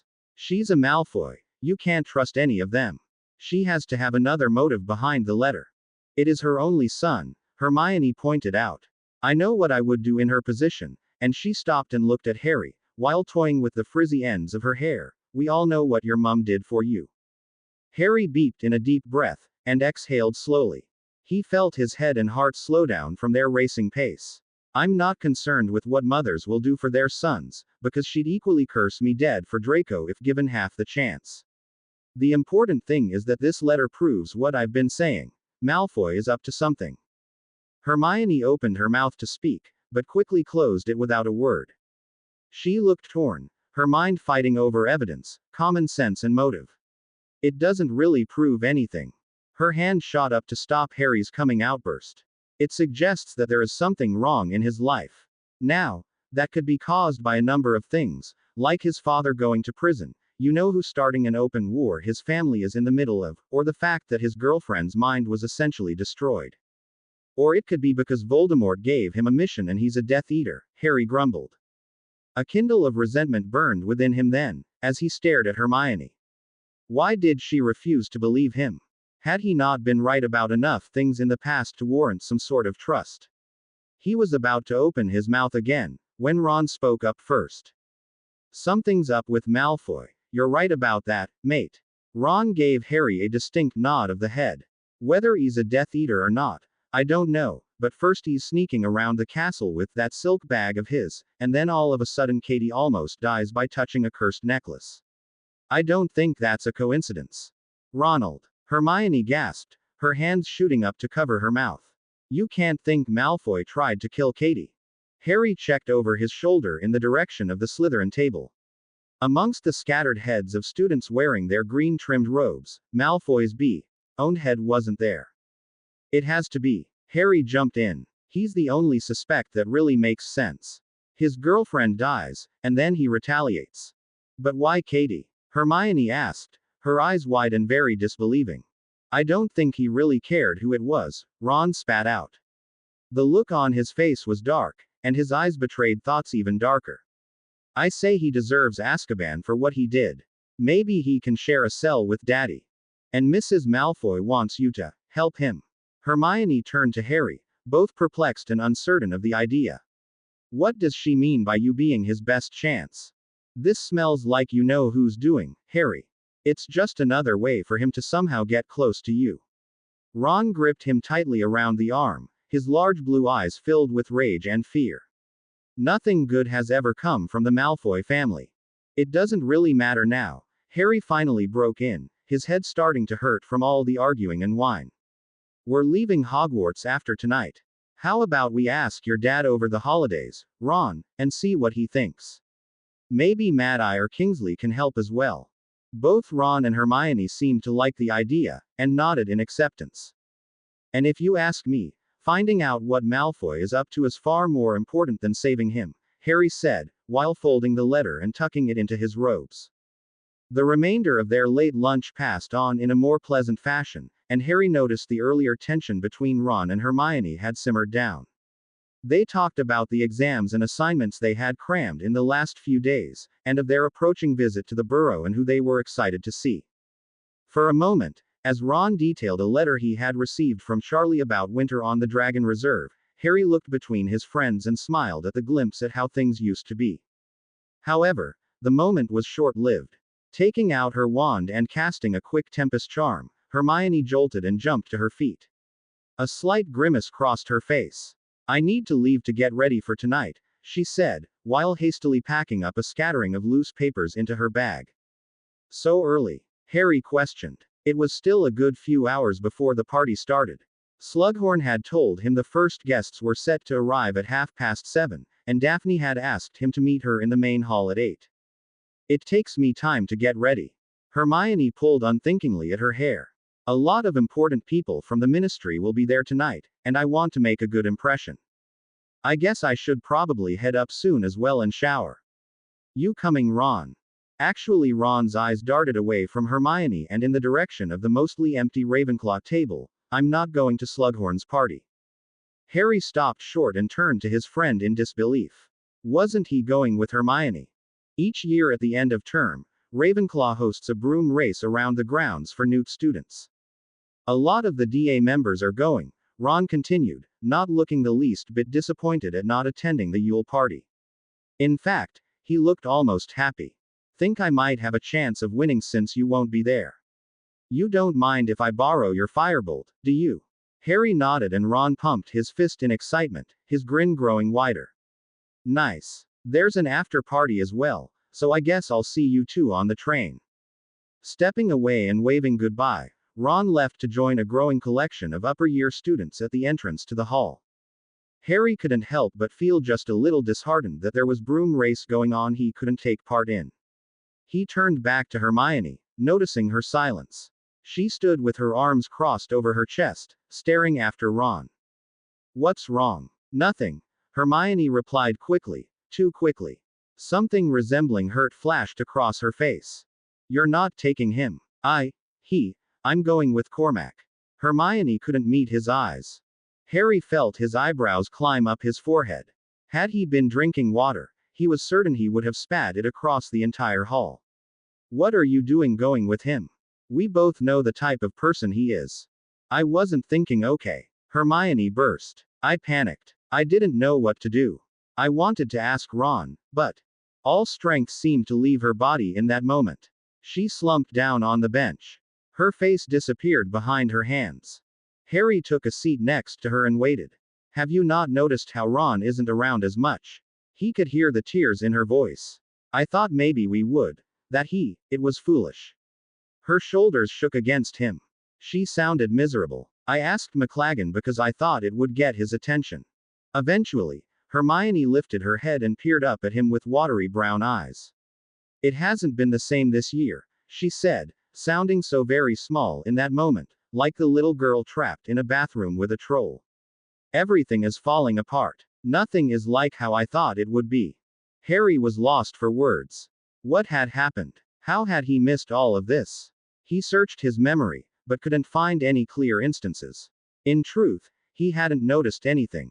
It had just been this summer where he thought it was only a matter of time for the two of them, but now. Hermione opened her mouth to say something but closed it just as quickly, as if thinking better of it. Hermione was one to rarely hold back her words, especially when it came to him. You've been distant, Harry. I miss you, she said instead. Harry sat there, silently, lost in her words. It was true. He couldn't pretend otherwise. He'd been distant. A rift had grown at some point, one small, insignificant and unnoticeable at first, likely after returning from the graveyard, now that he thought of it, but over time it had grown. It had grown and grown, with him enduring and suffering and shutting himself off inside. But the prophecy was the tipping point. Trelawney's words had changed everything. Dumbledore had given him a choice that night, cramped in Mr. Weasley's cluttered shed, and he'd chosen. Chosen to cast himself off from his friends in a detachment which could not be mended. For a moment, a second of absolute vulnerability that seemed to drag on infinitely, Harry considered revealing to Hermione everything. It was a mad thought, something entirely keeping with himself, and a way to, perhaps not heal the chasm between them, but reel it in and involve his friends as he'd always had before. But he couldn't. The moment passed, as did his weakness and his madness, and the secrets he held weighed crushingly on his soul. I'm sorry. It was all he could say. For about the 1000th time since exiting the common room, Harry found himself scratching and tugging at a spot just underneath his left arm where a bothersome seam was digging into his skin. The material of his dress robes for the evening were a fine silk, which had cost him a fair few galleons over our order. Depending on the light, the black of the silk would flicker between shades of deep purples and blues and greens.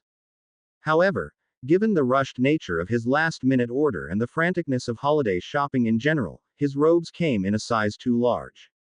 With Dean's help, they managed to charm the material down to a suitable size. Ginny's boyfriend was especially talented at subtle charms, but even still, the robes were not a perfect fit. A part of Harry was thankful for the pinching material, as it distracted his mind from most of his anxiety over the evening. Standing at the bottom of the staircase leading to the entry foyer, he let out a long-held breath trying to clear the remnants of the nerves playing inside him. The halls and corridors of Hogwarts were nearly vacant, with students likely throwing together some last-minute packing before enjoying a final evening in the common room before the holidays. No one had walked past Harry in the 10 minutes he'd been standing waiting. 2 giant Christmas trees had been put up on either side of the main door to the castle, and fantastically cut ice sculptures were fashioned into decorative fountains all along the path to the entrance of the Great Hall. It reminded him of the Yule Ball in years previous where he'd stayed at Hogwarts for the holidays. Checking the time, Harry saw that it had just hit 8 o'clock, and precisely at that moment he could hear the distinct sound of heels clipping on stone. Looking up and across to the staircase directly opposite his own, Harry felt his breath catch and his heart stutter within his chest. Daphne, wearing a dress that glittered in the low light like a jewel, looked absolutely stunning.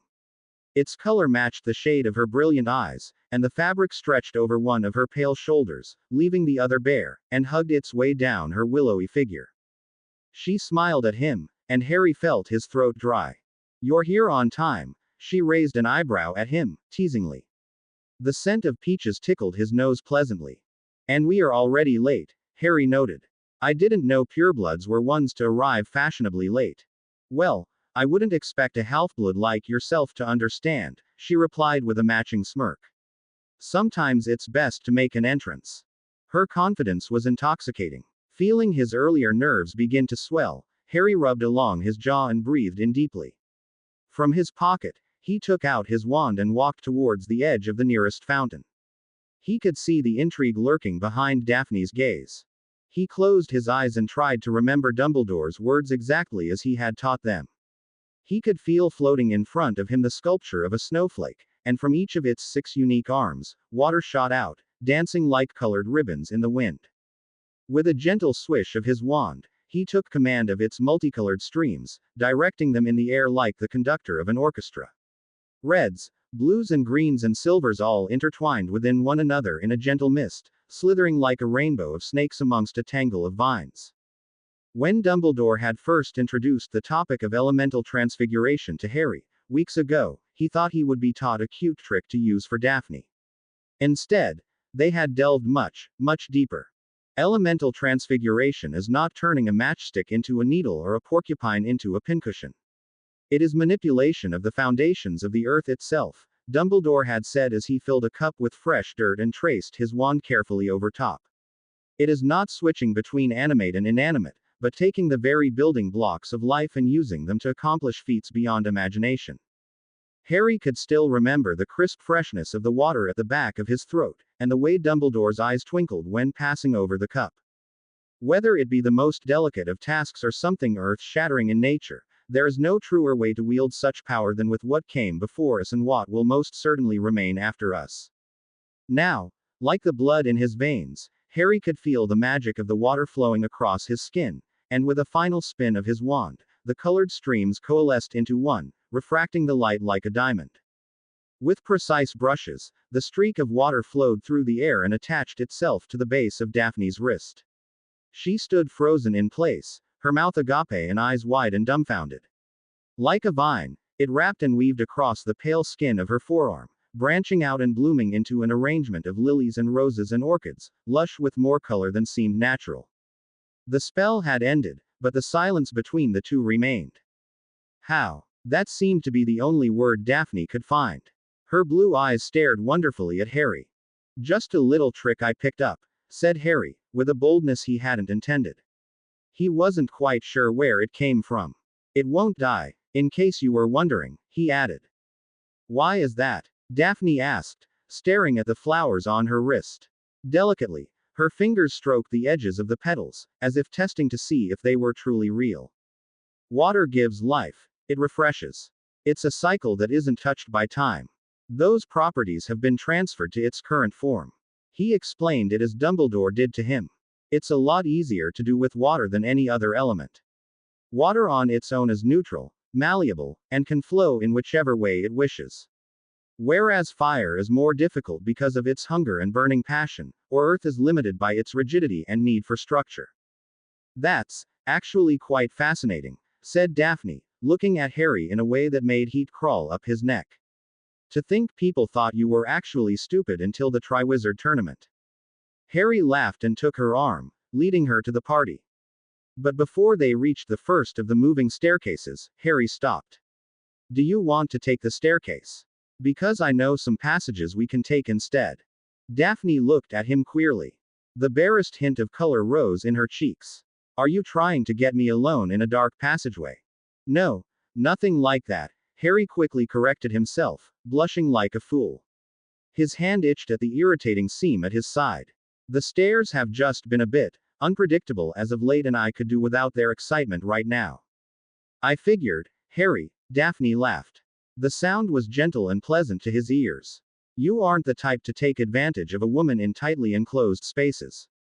Just think of it as the Harry Potter exclusive tour of Hogwarts. It'll prove pretty useful in getting to class on time. Only for people who lack punctuality. The banter between the two of them continued all the way as they traveled through Hogwarts.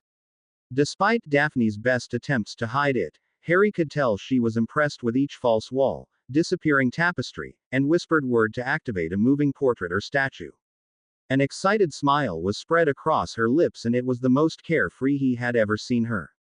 Are you sure that was him? I couldn't understand a word he was saying, Harry remarked as they finally got past a stubborn old portrait that refused to move out of their way.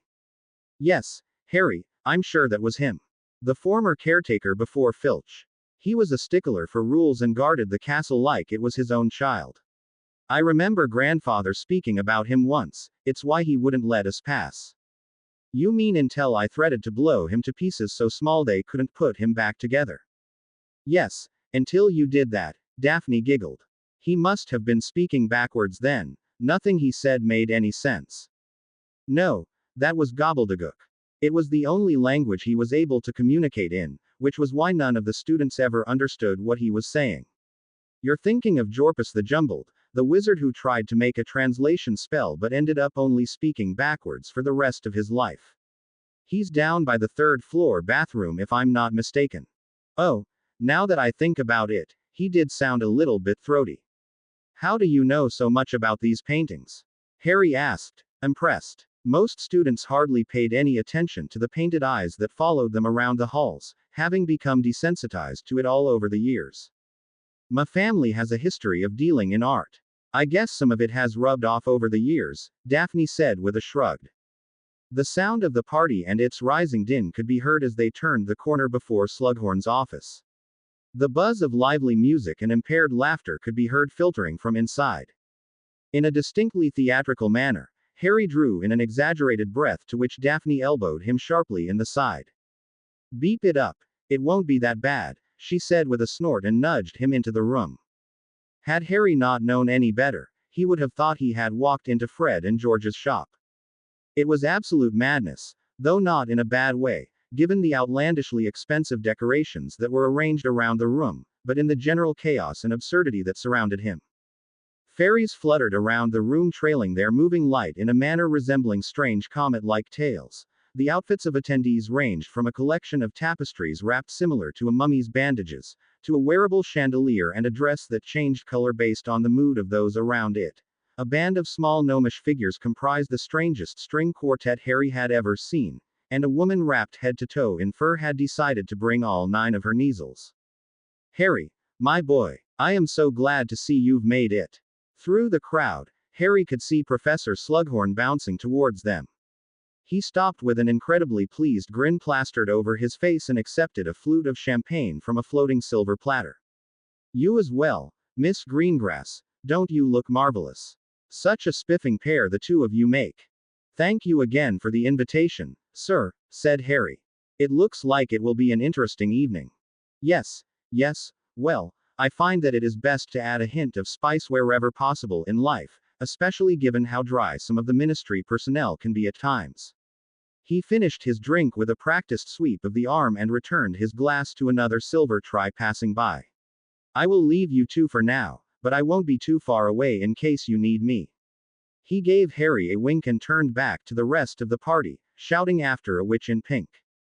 It was after his departure where the fun really started, or at least for Daphne it did.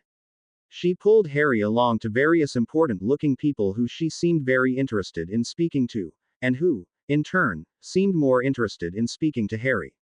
Daphne spoke for the both of them, and more often than not won their interest with her charm.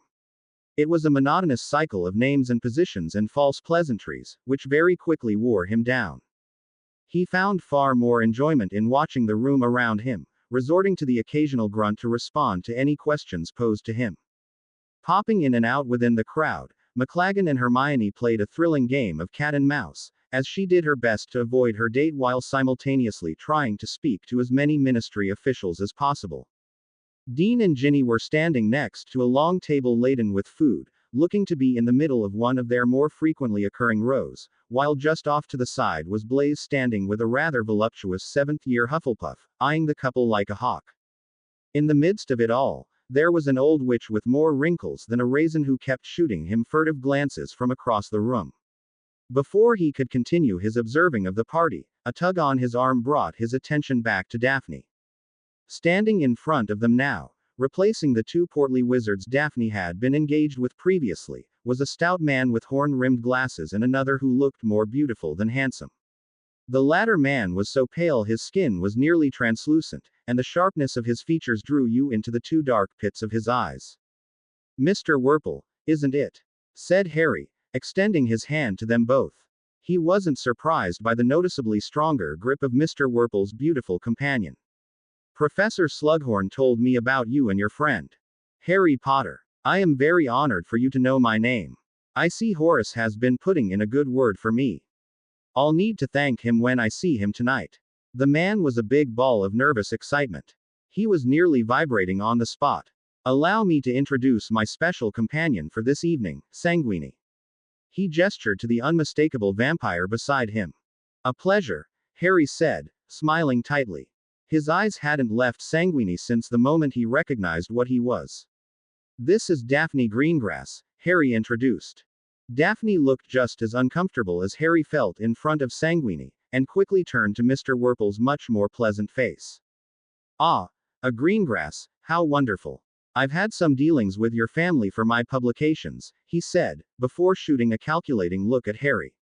Speaking of books, I have always wondered when yours would come out. Mine? Harry asked, surprised. Why, yes, of course. The biography of Harry Potter. I find myself asking the same question every day. When will the world know your story? Wasn't I telling you this earlier, Sanguini? The vampire paid him not attention, his eyes fixed solely on Harry in a dead, unblinking stare. No matter. Sanguini loses himself at times. No doubt a byproduct of living so long. I'll tell you what, if you set aside a few afternoons for me, I would be delighted to write your story for you. It would be done quicker than you would think, and the galleons we would make. Mr. Wurple, pardon my interrupting, but you spoke about doing business with my family. I would love if you could tell me more about that, Daphne asked innocently, pulling at the sleeve of his dress robes in a way that made the man blush like a schoolgirl. Wurple couldn't help but surrender to Daphne's will. We were fated to meet Mr. Potter. Sanguini spoke for the first time, and Harry very much wished he hadn't. His voice was like fresh steel, both sharp and smooth, with an underlying danger that sent a shiver down his spine. I guess you could say that, Harry replied carefully.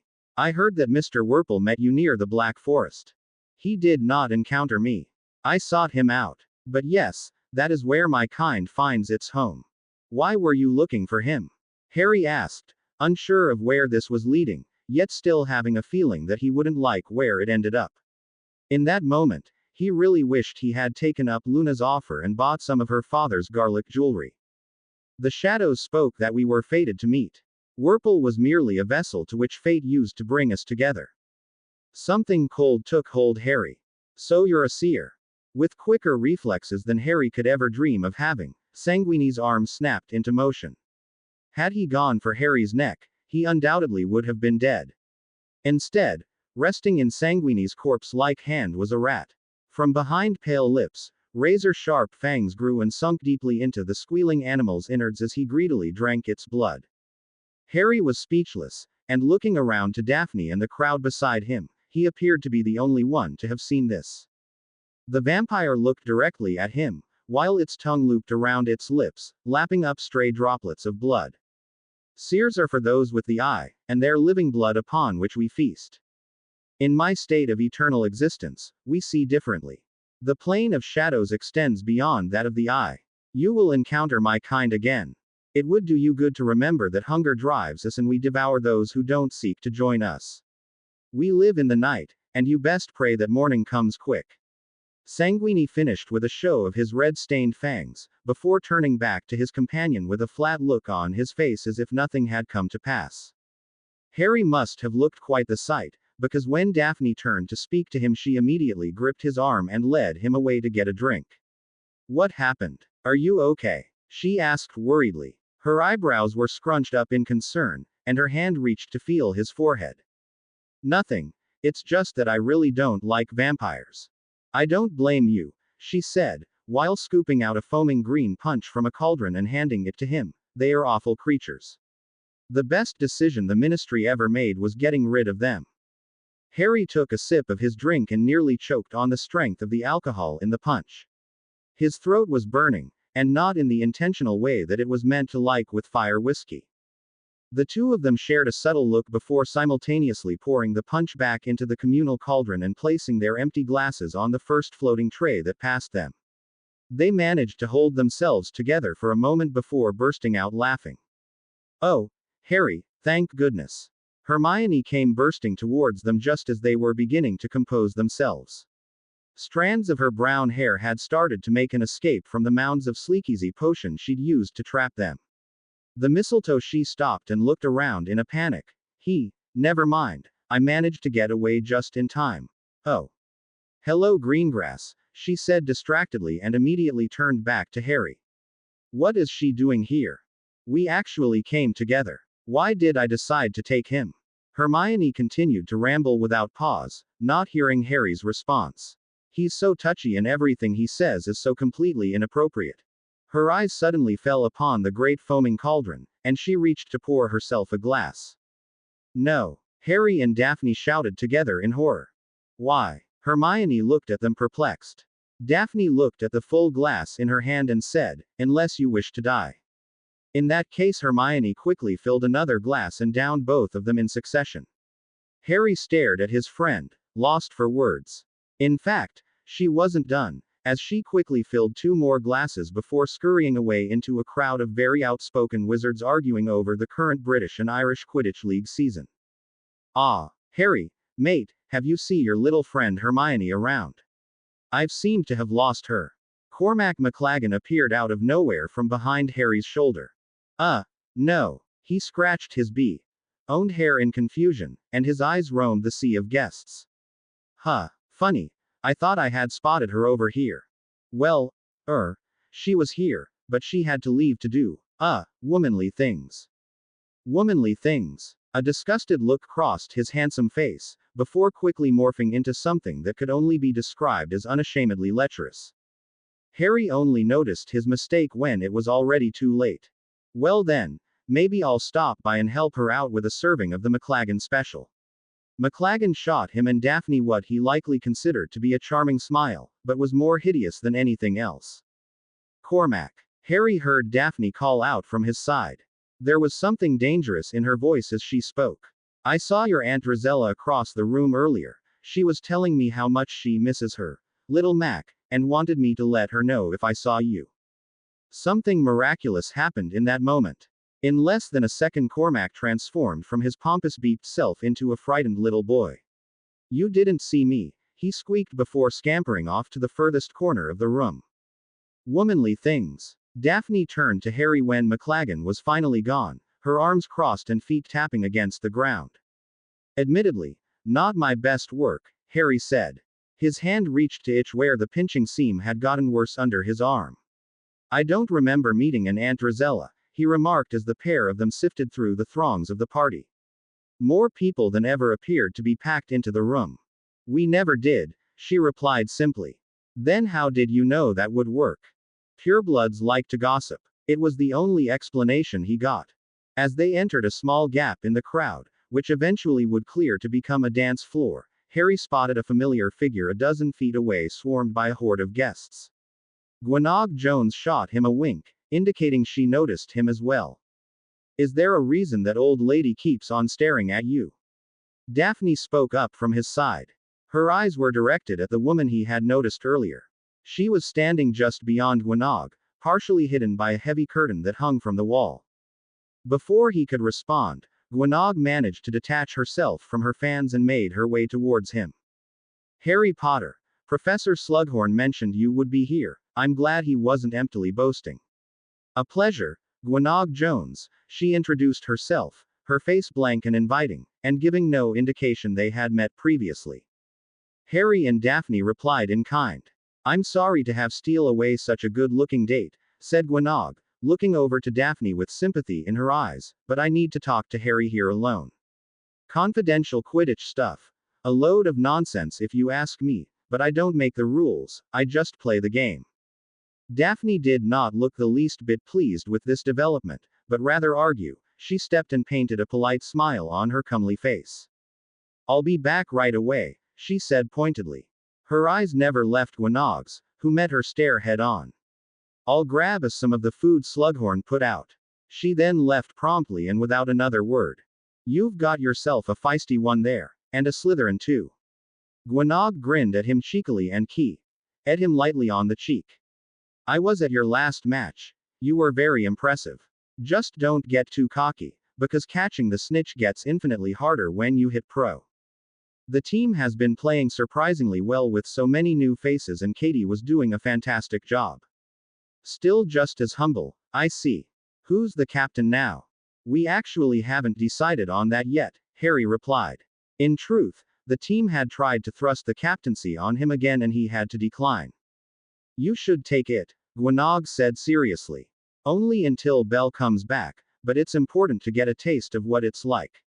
Pausing, and checking carefully around the room, she pulled him into a quiet corner of the party. "Before we get into some of the more serious stuff," has my sister talked to you recently? Harry was caught off guard with the question. I haven't really seen her since the accident, he said honestly. There was sadness and disappointment in Gwenog's eyes. Megan has had a really tough time since the incident. She's locked up in her dorm most days and keeps pushing off the homework the professors bring her. I know why, and everything would make more sense if you knew too, but it isn't my place to tell. Whenever you have a chance, I just think she'd like to talk to you.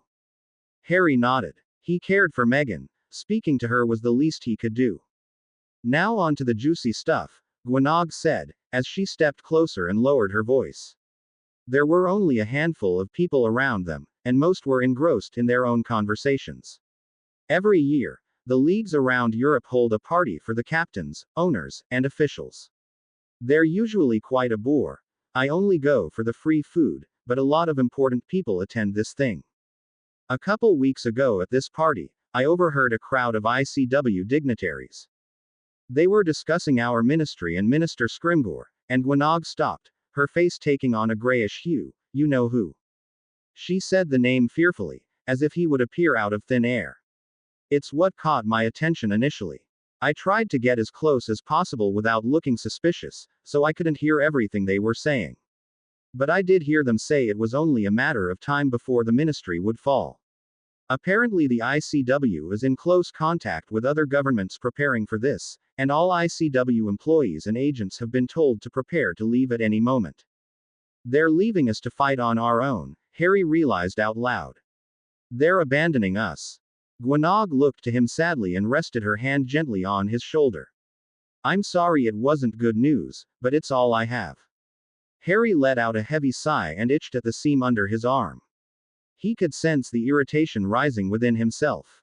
It's okay, Gwenog, thanks. I appreciate what you've done, a lot. She smiled at him kindly and squeezed his arm. I think I've spent just a little too much time with you. I don't want the papers saying I tried to seduce a minor even if it's Harry Potter. She embraced him carefully, before stepping back and looking at him a final time with a serious expression. You're a good kid, Harry. I hope when all of this is done I'll be playing against you on the pitch. Harry stood in silence, watching as she set off to mingle amidst the crowd of her waiting admirers.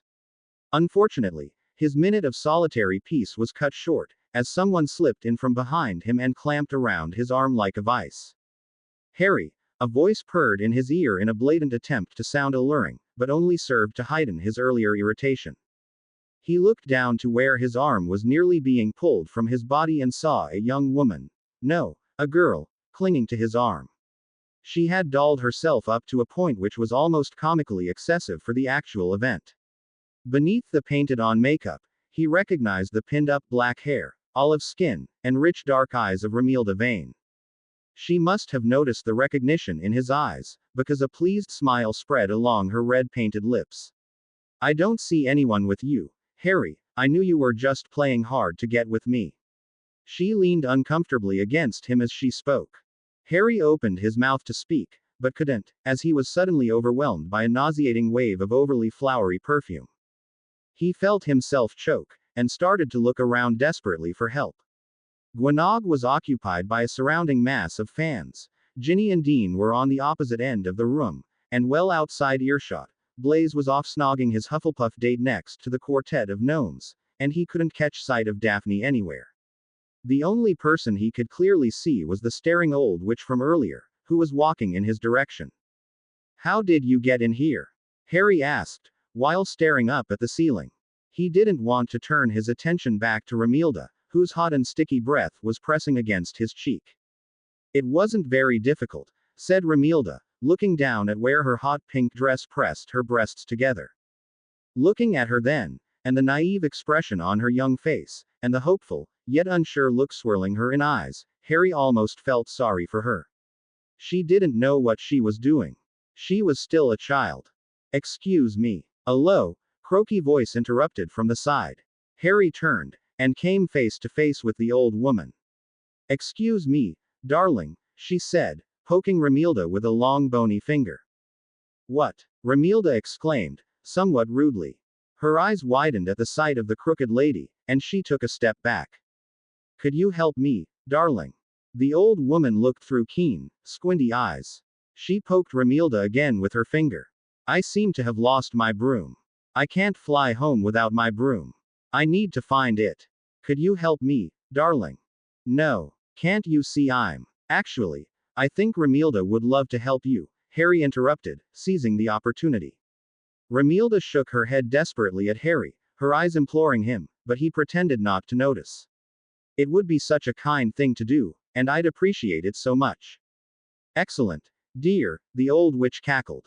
She took her crooked finger, and instead of poking Romilda again, she jabbed it in the direction of the punch table across the room. I think I left it over there, but I'm not sure. Could you go check for me?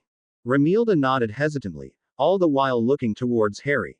He gave a single nod in return, which proved to be enough. Slowly, she went off in search of the missing broom, her expression that of a sad puppy. When he turned back to the old woman, he stopped, shocked. Before his very eyes, her wrinkly skin began roll and twist and tighten into something much more youthful looking. The bones of her face rearranged themselves, her chin widened, and her entire stooped frame shoot up about half a foot and straightened. In a matter of seconds, the old witch was gone and Tonks stood before him, her purple hair resting on her shoulders. Watch her, Harry. She beamed brilliantly at him. Bloody hell, Tonks. That was you the whole time. I couldn't figure out why you were staring at me. Come on, Harry, are you telling me there aren't any cougars part of your fan club?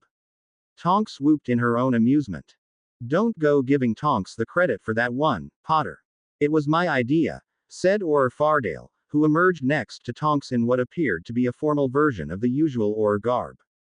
Tonks' hair flicked through a motley of colors. It was a team effort, Heath. You couldn't have done it without me. Stroke of good fortune that we got put together if you ask me. The eyes of the two Orrs met and held for what felt like to Harry to be a prolonged time. What happened to that good-looking witch you had on your arm earlier? Fardale finally asked, breaking the moment. He slipped his arm around Harry's shoulder.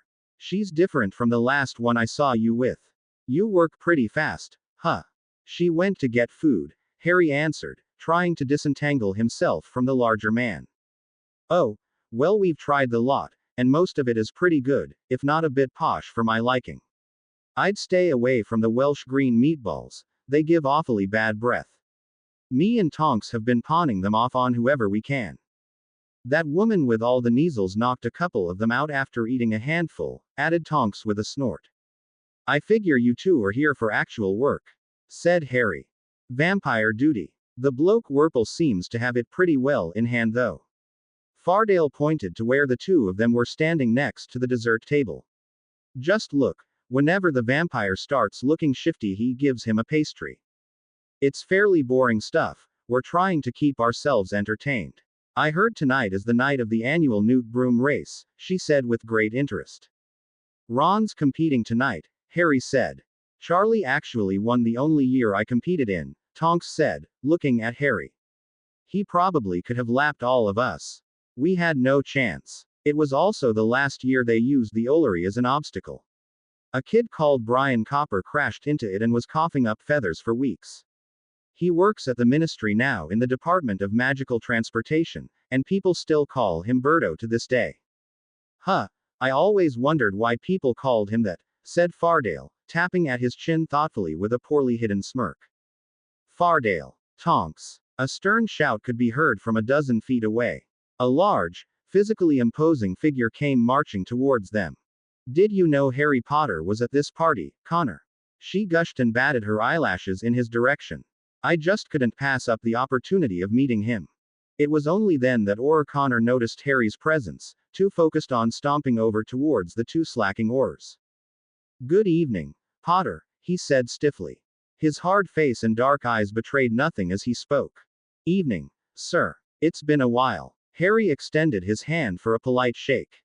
Yes, it has, he drawled, before flicking his eyes to his two partners. Why, may I ask, have you two been chatting up Harry Potter, and not maintaining watch over our target?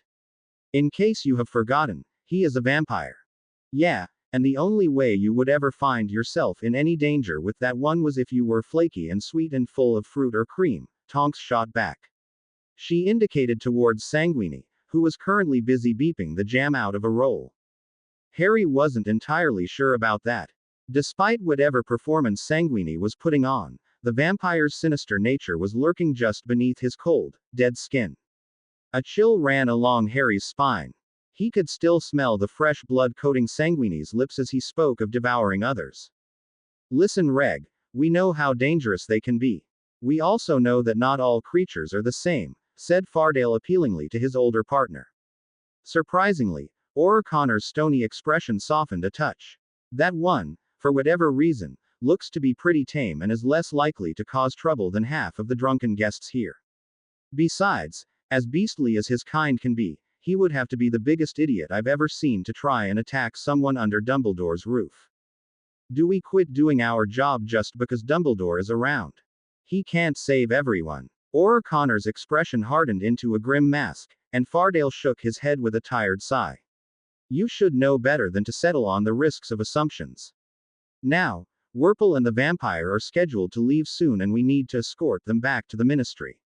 O'Connor glanced quickly towards Harry, before returning to his two partners and saying, I don't suppose the two of you will have any trouble handling him if he's as harmless as you say he is.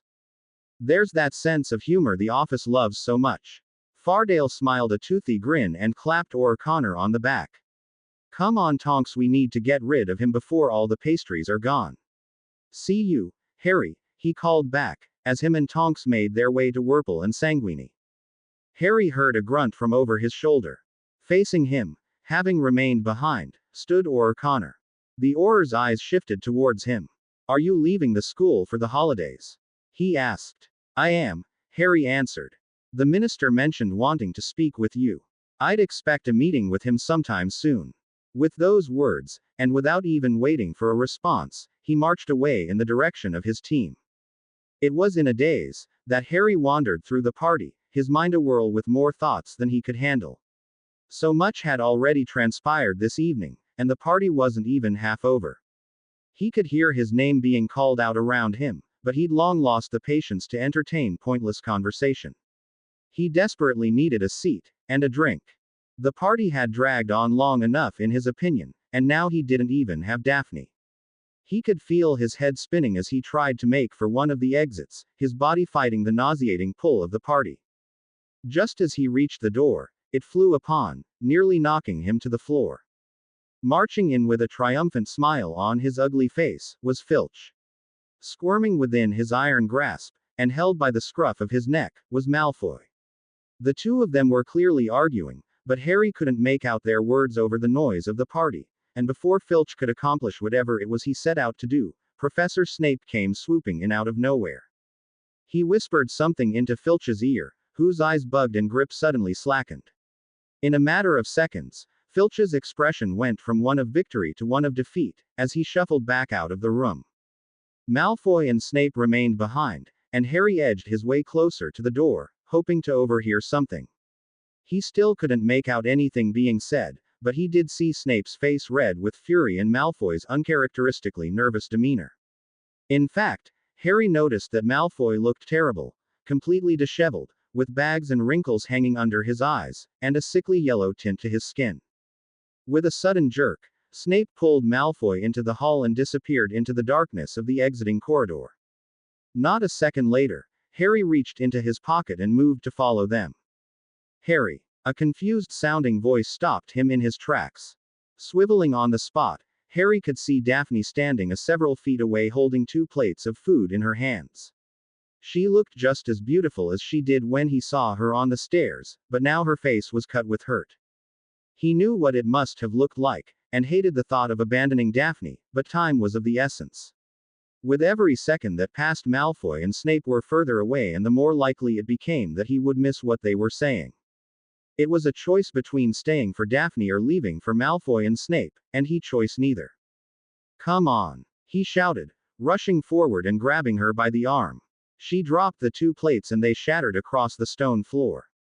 The crash must have drawn the attention of the room, but Harry's back was already turned and they were off sprinting down the hall. Harry, what are we doing? Daphne's voice came out in a panted whisper. He'd just pulled her down a second corridor and they were turning down a third. The sound of Slughorn's party slowly dying behind them. Putting his ear against the door of each classroom they came upon, Harry checked for any sounds from within. There were none. Cursing under his breath, Harry pulled from the pocket of his dress robes, his cloak, and threw it over the two of them. The sound of the party no longer masked their footsteps, and the last thing Harry wanted right now was to get caught. What in Merlin's name? Harry pressed his finger against Daphne's lips, cutting her off. Where did you get this? She pulled back and whispered. Her blue eyes were alight with wonder as she took in the cloak that surrounded them. Family heirloom, Harry replied, while reaching into his pocket again and pulling out a large piece of parchment. Harry muttered the passphrase under his breath, and quickly found the footsteps of both Malfoy and Snape step into a classroom down the hallway to their left. What is that? Family heirloom, Harry repeated with a slight smirk, noticing the glint of annoyance in Daphne's eye. He held up his hand for silence as they approached the room.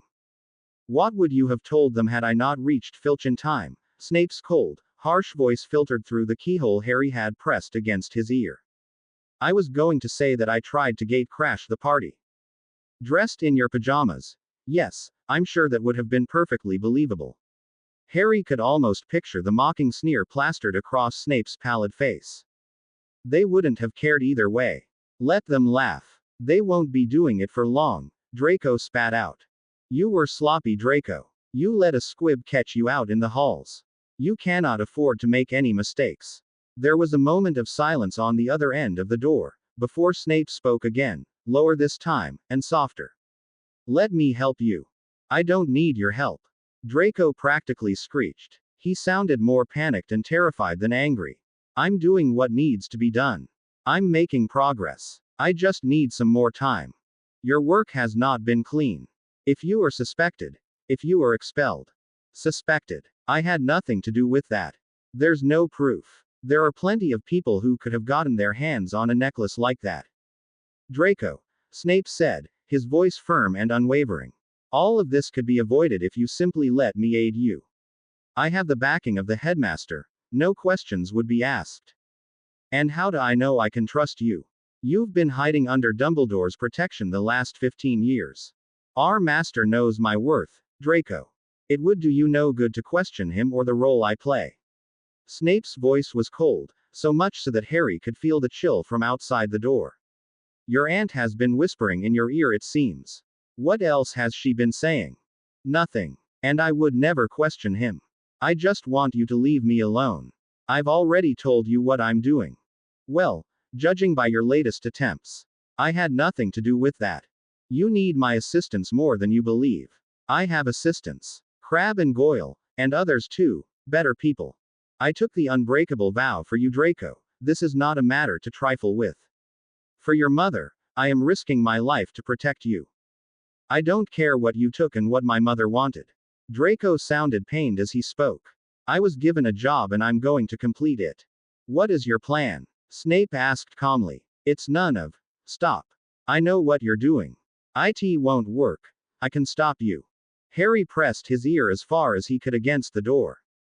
It seems your aunt has done more than simply share her conspiracies. What are you hiding from me, Draco? What is it that requires you to study as an Occlumens? I'm not trying to hide anything from you. He told me I needed to learn it, and Aunt Bella has taught me a lot of things. It would do for you to be careful with what Bellatrix Lestrange teaches. She is not feared without reason, and if any were to know of the knowledge she has passed on to you, what does it matter if they find out? It will be celebrated soon enough. Silence. Snape snapped. His voice cracked through the air like a whip. This is precisely why you are in need of my assistance. You speak too freely and too dangerously and too freely, a terrible habit picked up from your aunt, I must say. If the wrong person were to hear you speak like that. Snape's voice was gaining strength, his growing impatience dripping from each word, building towards something. You are entirely careless, wandering the halls without a thought of consequence for your actions, and placing trust in those fools you call friends. These are simple-minded mistakes that could wind up getting you killed. Stop trying to steal my glory. Harry heard a desk crash from inside the room. I have no choice. I need to do this. You have no hope if you keep acting like a child. Snape roared, before suddenly his voice returned at an almost compassionate level. I understand you are troubled, what with your father's imprisonment in Azkaban and the death of Miss Parkinson. Don't talk about her. Stop. Malfoy's voice cracked as he shouted. I've had enough of this. The only warning Harry had to move out of the way were two stomping footsteps before the door crashed open. He pulled Daphne into his arms. Malfoy disappeared around the corner without looking back once. Snape exited the room nearly a full minute later, an inscrutable expression on his somber face. The man stood there for some time, his onyx eyes searching as if he could sense someone was in the vicinity. Underneath the cloak, Harry and Daphne were pressed tightly against one another. They held their breaths for what felt like an eternity, as Snape stood sentry over the empty hall, their eyes staring directly into one another's. Daphne's hair tickled his nose, and the strong pleasant scent of peaches washed over him. Her body was tortuously molded against his, and his mind started to drift dangerously. The only thing he could focus on in an attempt to distract himself from her, was the familiar pinch of his dress robes beneath his arm. Finally, Snape appeared to be satisfied no one was lurking the halls, and he swept away back in the direction of the party, his robes billowing behind him. Immediately, the two of them released their breaths, taking in large gasps of air, but still not moving from each other. Harry paused as his breath evened out in the silence which followed, noticing something had changed in Daphne's eyes. There was a sensitivity and fear that hadn't existed before. Before he could register what happened, their lips met in the middle, neither entirely sure who'd initiated. It was tentative at first, a gentle exploration of the situation they found themselves in. Someone let out a soft groan as they deepened their key, which was all that was needed to break free of their hesitance and throw caution to the wind. With a strength beyond her slight frame, Daphne pushed Harry to the wall. One hand gripped the material of his robes while the other brought his face closer to hers. There was a ferocity and desperation to her affection, as if this was the end of the world and the only time they had together. She bit his lip hard enough to draw blood, and Harry pulled back just far enough to peer down at her. There was a hunger to her eye, one that matched the feeling inside himself. This moment felt like a door of endless possibilities had been cracked open. It was a beginning to something that could evolve into much more, but still something was off. It felt like something was missing. Pushing away his indecisiveness, Harry reached out and cupped the side of Daphne's head. Her face instinctively followed the motion. He brushed her cheek with his thumb, just as he lifted her chin and key, at her with more certainty than before. Without knowing how, Harry quickly found his hands resting on the gentle curve over her spine and gripping the soft skin of her rear. She was lithe in her movements, and in a sudden motion that took him by surprise, Daphne used his leg as leverage to climb upwards along his body. The material of her dress rode up her slim legs, and he could feel her heat pressed against him. This seemed to only encourage Daphne, whose enthusiasm Harry struggled to match. He felt a small hand slip in between the folds of his dress robes and run down his abdomen. Out of breath, Daphne peered up at him through wisps of her dark hair, an impish smile playing on her lips. I guess I was wrong, she whispered. About what? Harry asked, still somewhat disoriented. The scent of peaches was overwhelming. You were the type to take advantage of a lady in a tightly enclosed space. She giggled and silenced his coming protest with a key, forcing all thoughts, including that of the irritating itch at his seam, from his mind. Why'd you let me do that? Ron's grumpy voice came from across the table, just as a piping hot mug of cocoa came sliding across its surface and into his awaiting palm. I told you not to do it, replied Harry. He blew some of the steam from the top of his foaming drink. He could still feel the burn of cold from outside on his face. That's not true. You were beside me the entire way and you kept telling me to keep going, said Ron as he plopped down on the bench across Harry. His body was wrapped in a thick woolly blanket. Unable to wait any longer, Harry took a sip from his drink and cursed as it burnt his tongue. However, not a second later, a pleasant warmth started to fill the rest of his body. Ron, I told you to stop going, said Harry, his tongue still a touch sensitive from the hot cocoa. Why would I ever let you try to pull off a Ronski feint in this weather? It's not my fault you couldn't hear me over the wind. He looked out through the kitchen window to where icy winds blew gusts of snow in the air. The tips of Ron's ears reddened and he snuggled further into his blanket. I feel like a right tit, he muttered. I feel like a right tit. I feel like a right tit. I feel like a right. Oi, what's going on here? Ron shouted, looking around in confusion.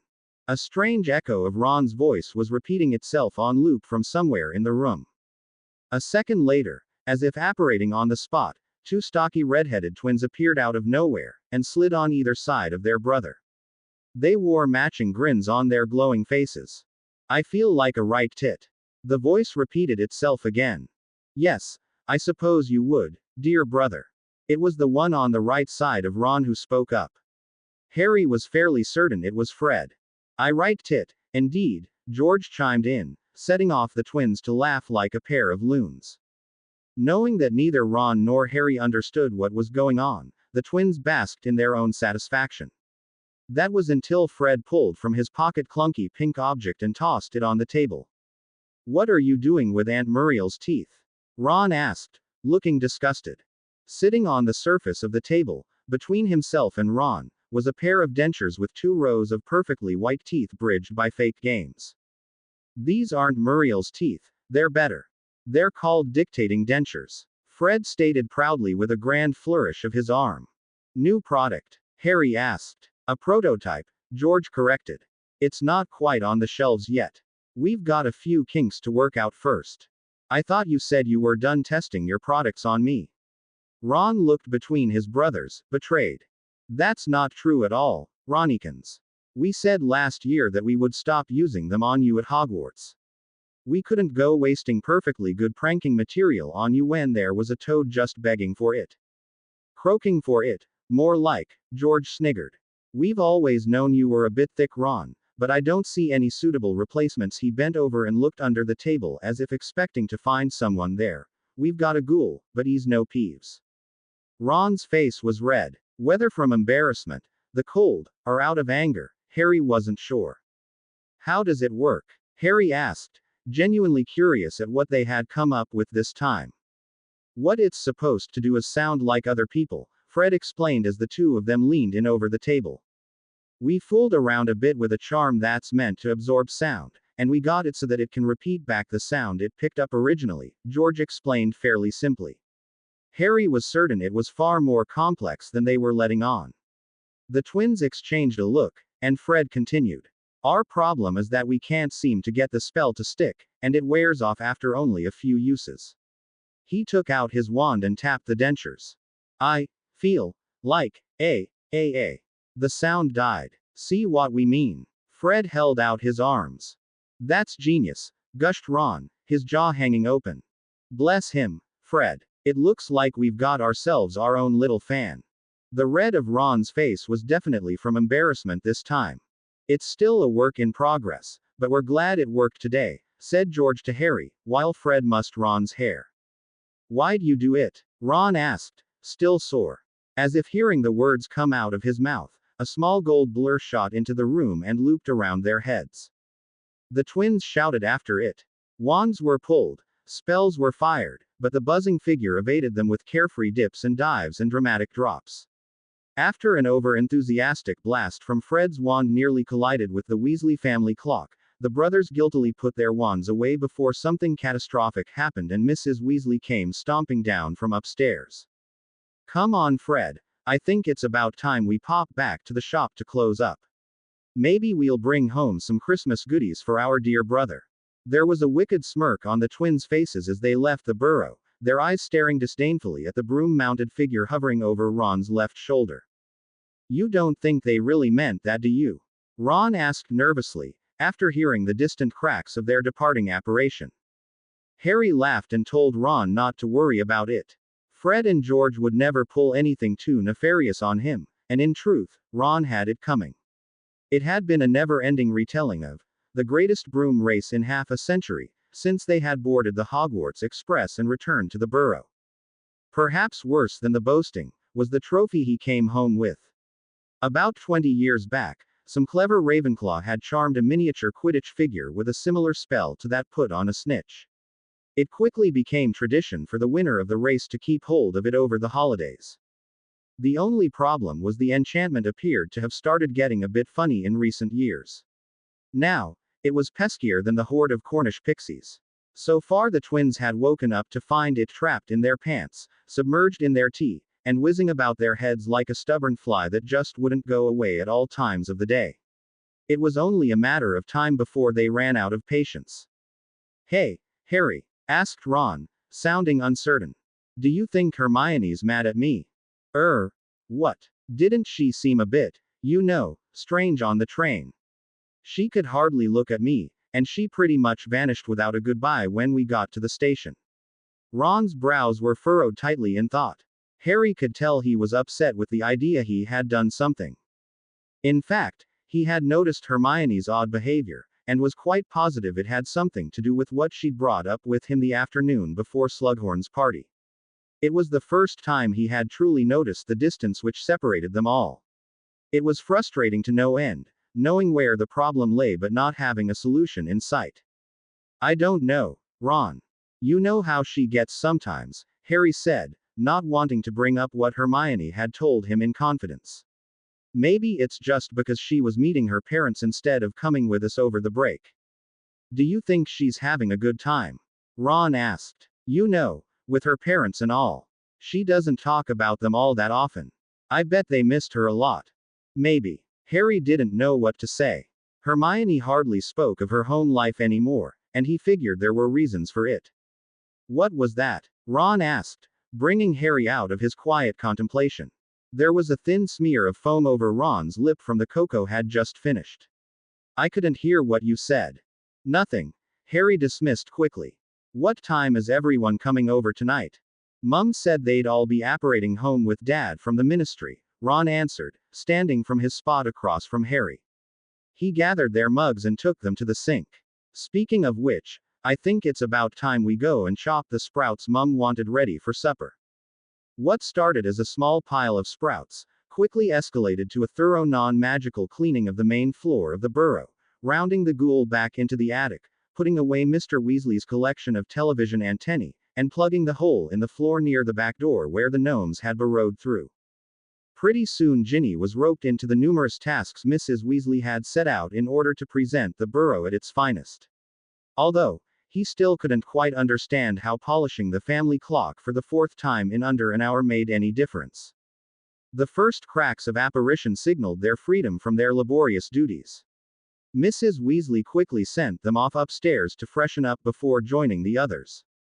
Throwing on a green jumper with golden snitches that would occasionally buzz around the stitching, Harry made his way back downstairs. He recognized a fair few voices as he entered the kitchen, and was greeted with the sight of Mr. Weasley hanging his overcoat next to the front door, and Mrs. Weasley embracing Kingsley alongside Mad-Eye and Tonks.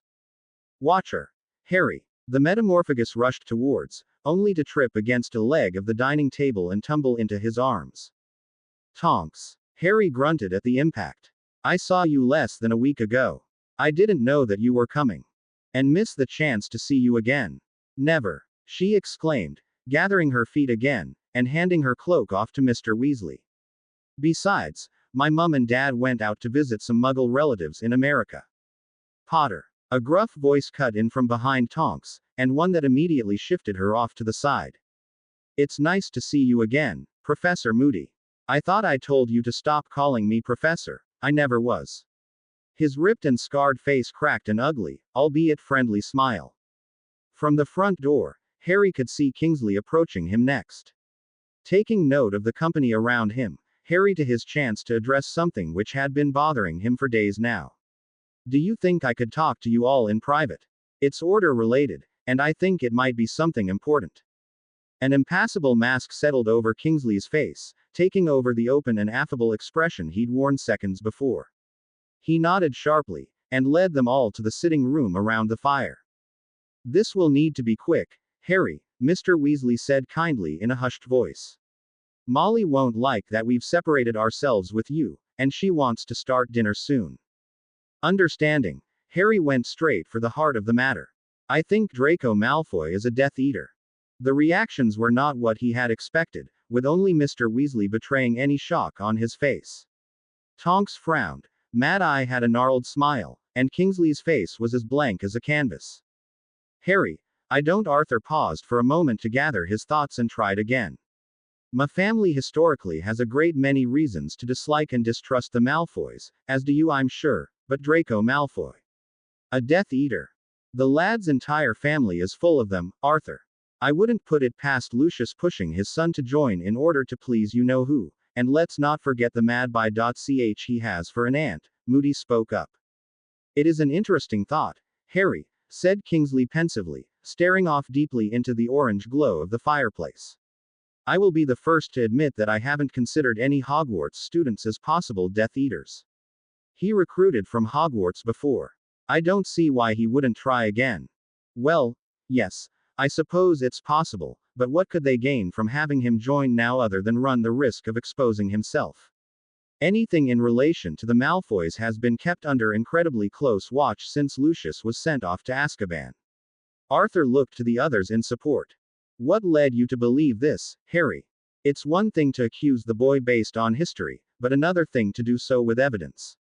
Kingsley's dark eyes scrutinized him closely. In that moment, he pitied whatever criminal had the misfortune to fall under his ire. As briefly as he could, Harry explained everything which had come to pass, from his run-in with Malfoy on the train, to the letter he received from his mother, and the conversation he'd overheard with Snape. Looks like the boy is as foolish as his father, Mad Eye grumbled. He took a seat, and the rest followed suit. At least it clears up some of the shite we've heard coming out of Hogwarts this year. Yes, it definitely appears so. Kingsley's voice faded away softly, before turning his attention back to Harry. Tell me, have you responded to Mrs. Malfoy's letter? No, he replied, I wasn't really sure what to do or say. Good, if the situation is what it appears to be, I'm not sure much can be done for Mr. Malfoy. Minister Scrimgeour has been cracking down harshly on any suspected Death Eaters and possible affiliates. Uncovering one at Hogwarts, especially with it being the son from an influential family with close ties to high-ranking Death Eaters, would be a fantastic boost to his public image and the war effort. Surely Albus must be told, stated Mr. Weasley, straightening up in his chair. Of course he will. My duty to the department dictates I must report any evidence regarding Death Eater activity, and if anyone knows the validity of Mr. Malfoy's situation it will be Albus. What about Snape? Harry broke in impatiently. Malfoy's guilt was as good as an admission of Snape's own. Kingsley's eyes had yet to leave the flames and Mad Eye was busy taking a sip from his flask. Only Tonks and Mr. Weasley acknowledged his question, their eyes looking pitying towards him. He felt his skin prickle with irritation. We'll talk to him, lad, Moody said, after wiping his mouth. Mr. Weasley lay a gentle hand on his shoulder. Harry, did it occur to you that Severus might have been pretending to offer help, given his nature as a spy? Harry had to fight the urge to shrug away from Mr. Weasley. I was there, I heard the two of them talking.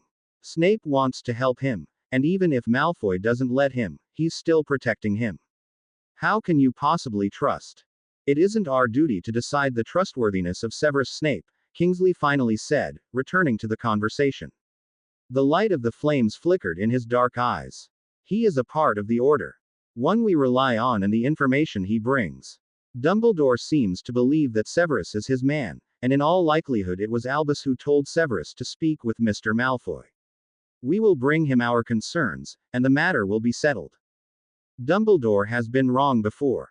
I know that better than anyone, said Harry, not caring he came off sounding petulant. He could hear Trelawney's spectral words playing in his mind, and chilling his very soul just as they had the first time back in Dumbledore's office. He could be wrong about trusting him. And there lies the crux of the issue, trust. Kingsley's voice was soft but strong. The Order is an organization that runs on trust.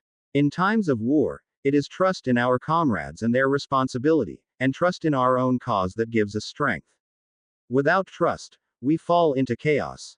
I trust Albus Dumbledore's judgment, and that is enough for me. No good comes from falling into paranoia.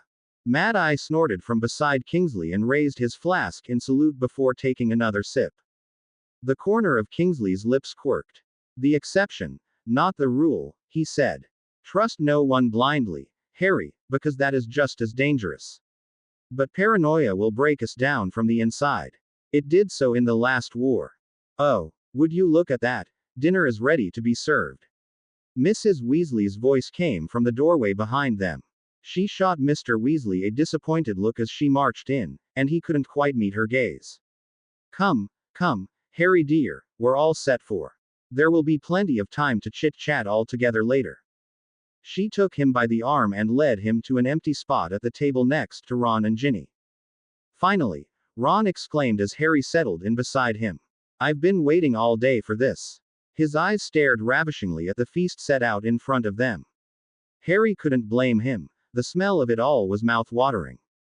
Slowly, the table started to fill as the adults filtered in from the room and took their seats, and a continuous stream of compliments were expressed in favor of Mrs. Weasley and what she had put together. As various dishes started to get passed around the table, Ron leaned towards Harry while handing him a bowl of mushed turnips and asked under his breath, "Where'd you disappear to?" "Just talking to your dad, and catching up with the rest of them," replied Harry, eyeing his friend purposely. A look of understanding came over Ron's face. Dad wasn't picking your brain on Muggle contraptions again, was he? He asked loudly, giving Harry a subtle nod. Harry noticed Mrs. Weasley tilt her head closer in their direction. "No, just asking about my school year," Harry answered back clearly. Just then, a soft ding sounded from the Weasley clock in the other room, and a pair of simultaneous cracks followed instantly. A few moments later, the front door opened, sending in a gust of cold wind, and the figures of Bill and Fleur shuffled inside. "Wonderful. Everyone is here now," Mrs. Weasley cheered, shooting to her feet and ushering the couple to their spot around the table. "The food is coming around now," she announced, "but before we begin, I just wanted to say thank you and welcome to our guests. I know we all have been going through difficult and stressful times. This year has not been kind, but having you all here today, to celebrate Christmas together, with us." She stopped. Her mouth opened and closed chokingly as tears welled in her eyes. Stepping forward and taking his wife by the hand, Mr. Weasley took over. "What Molly is trying to say is us Weasleys are a big family, but we're not one looking to stop growing anytime soon. All of you are part of our family. For some, it will soon be official." He looked over to Fleur and raised his glass. Bill gathered her in his arms and pressed a lingering key to her lips. She gave a terse smile to everyone in the room. "For others, who by good fortune we chanced upon, we love you all the same." Mr. Weasley turned to Harry at the conclusion of his speech and raised his glass again, before calling for a cheers. "Cheers!" the room shouted. "Here, here!" the twins called out together. "And Merry Christmas!" Mr. Weasley exclaimed, raising his glass a final time. Harry felt a pressure build up behind his eyes and suddenly put a lot of focus in filling his plate. "Here, Mum, have some parsnips," George offered graciously, setting them on her plate. "You always used to say they would make us feel better when we were upset." "Are you sure it wasn't the other way, George?" Fred asked with a cheeky smirk. "That it wasn't the parsnips making us upset. You just might be on to something there, Fred. Here, Mum, take some parsnips anyways, I'm sure they are delicious." Mrs. Weasley let out a watery laugh, and quickly embraced her two sons. The atmosphere of the house was soon full of warmth and affection. The burrow glowed with a good cheer that was almost infectious. Laughter bounced between its wooden walls and crooked floors, as stories and jokes were shared between bites of full meals. Mrs. Weasley was pushing and prodding and encouraging Kingsley to go out and find a wife of his own, much to the enjoyment of Mad Eye. Ginny was busy talking with the twins about their joke shop, and they'd even taken out the dictating dentures to show off to her and Tonks, only to get scolded by their mum, and Bill was excitedly detailing his plans for him and Fleur's wedding to his father. As the night wore on, it seemed as though it was only Harry struggling to enjoy himself. He felt out of place amidst the mirth of the burrow. Even the food, which drew great praise from everyone, was beginning to lose its tastes. His laughter was false, smiles forced, and interest feigned. His mind simply refused to settle amongst the dark thoughts which had been plaguing him for some time. He was certain the others had noticed his sullen and gloomy mood throughout the meal, but thankfully nobody spoke up. "Tonks," Mrs. Weasley called out later in the meal, while clearing away some people's empty plates. Others kept theirs and went in for seconds. I was so pleased when you accepted my invitation, but I was surprised you weren't already booked up. There was something sly about the way Mrs. Weasley spoke. Yes, well, Tonks swallowed a large chunk of turkey, nearly choking herself. She coughed a couple times to clear her throat, and the tips of her hair turned a reddish color. I managed to find an opening. Bloody girl almost blew open the order's cover with that stupid boy. Moody barked from across the table. This time, Tonks went red to the roots, clearly flustered. He's not stupid, she shouted back, like a teenager would to their parents. Besides, he would make a great addition to the order. The interest is already there. Moody's magical eye circled in its orb before stopping and pointing directly at Tonks. All I know is that when you are part of Secret Order, you bloody well don't invite someone not a part of the order to a dinner filled with members of the same order. Tonks stuck her tongue out at her mentor. It's not like he's here anyway, she said glumly. Stuck on ministry duty. Before Harry could figure out what they were talking about, another soft chime rang throughout the house. Bill was the first to jump to his feet, rushing to the other room where the clock sat. Everyone was dead silent, holding their breaths in anticipation. No, this can't be right. Bill's disbelief could be heard clearly. What is it, dear? Mrs. Weasley asked, while running to the clock to see for herself. Oh, Arthur, she shrieked, seconds later. Arthur, he's home. Without any more warning, the front door of the house burst open to reveal a stocky, well-muscled and strangely tanned redhead. Bloody hell, Nymphy, what are you doing at my house for Christmas? Charlie. Tonks stared at him with utter bewilderment. Am I interrupting something? Charlie closed the door with a shiver. He then carried his traveling trunks to the stairs and dropped them to the floor with a thump. He looked puzzled at the sight of Mad-Eye and Kingsley. What are you doing here? Tonks asked. The rest of the Weasleys were too shocked to talk. Ron's mouth was gaping like a fish, the twins were whispering fiercely between themselves, and Ginny was wiping at her eyes. Well, this is my house, is it not? He pointed out. Should I not be asking you what you're doing? Charlie didn't have the chance to finish, as Bill came running into the room and engulfed his brother in a bone-crushing hug.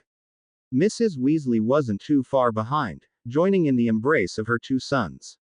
Arthur came over as well, and calmly waited for them to finish, before pulling Charlie into his arms. Why? It seemed to be the only word Mrs. Weasley could find. Tracks of tears ran from her red puffy eyes. I thought it was about time I came home, Charlie smiled, coming to join them at the table. It's been so long, Mrs. Weasley sniffled. It's only been 2 years. 2 years. 2 years is a long time, Charles. Ginny snapped. Charlie's face immediately softened upon seeing his younger sister. I wanted to come back so bad. He pulled her into a warm hug. When I heard, I knew I needed to come home while I still could. I did what I could to move as quickly as possible, but Bill would know, contracts aren't the easiest things to break on short notice. Bill nodded in agreement, as did Fleur. She stared distantly in the direction of Charlie and Ginny, her eyes tender and lost in thought. I managed to negotiate a deal. My last day of work was yesterday. I packed my things, took about 6 portkeys, and now I'm here. He looked around the room and shrugged his shoulders. I didn't have any time to find gifts. I hope I'm a good enough Christmas present. Oh, Charlie, you are the best present we could have asked for. I have half a mind to lock you in your room to keep you from leaving ever again, Mrs. Weasley gushed. She's serious about that, you know, Fred said. Tried it on us when we first opened up the shop, George continued. Don't worry, I'm here to stay. Charlie laughed and picked up an empty plate to fill. And if the food is always like this, then I don't think I'll ever want to leave. What about work? Mr. Weasley asked. Charlie sheepishly ran a hand through the back of his close-cropped hair. I didn't really plan that far ahead. Maybe Fred and George could do with a few extra pair of hands at their shop for a little while. I heard it's been pretty popular, he suggested, and the twins looked positively giddy with the idea. There's a Welsh Green Reserve up north as well, or maybe now that Hagrid is a professor, he could do with some help looking over the forest. Having sat off to the side for long enough, Mad-Eye and Kingsley took the opportunity to introduce themselves. With pleasantries out of the way, Charlie quickly dug in and ate enough to rival even Ron at his most ravenous, repeatedly claiming how he'd missed his mum's cooking more than anything in the world while away.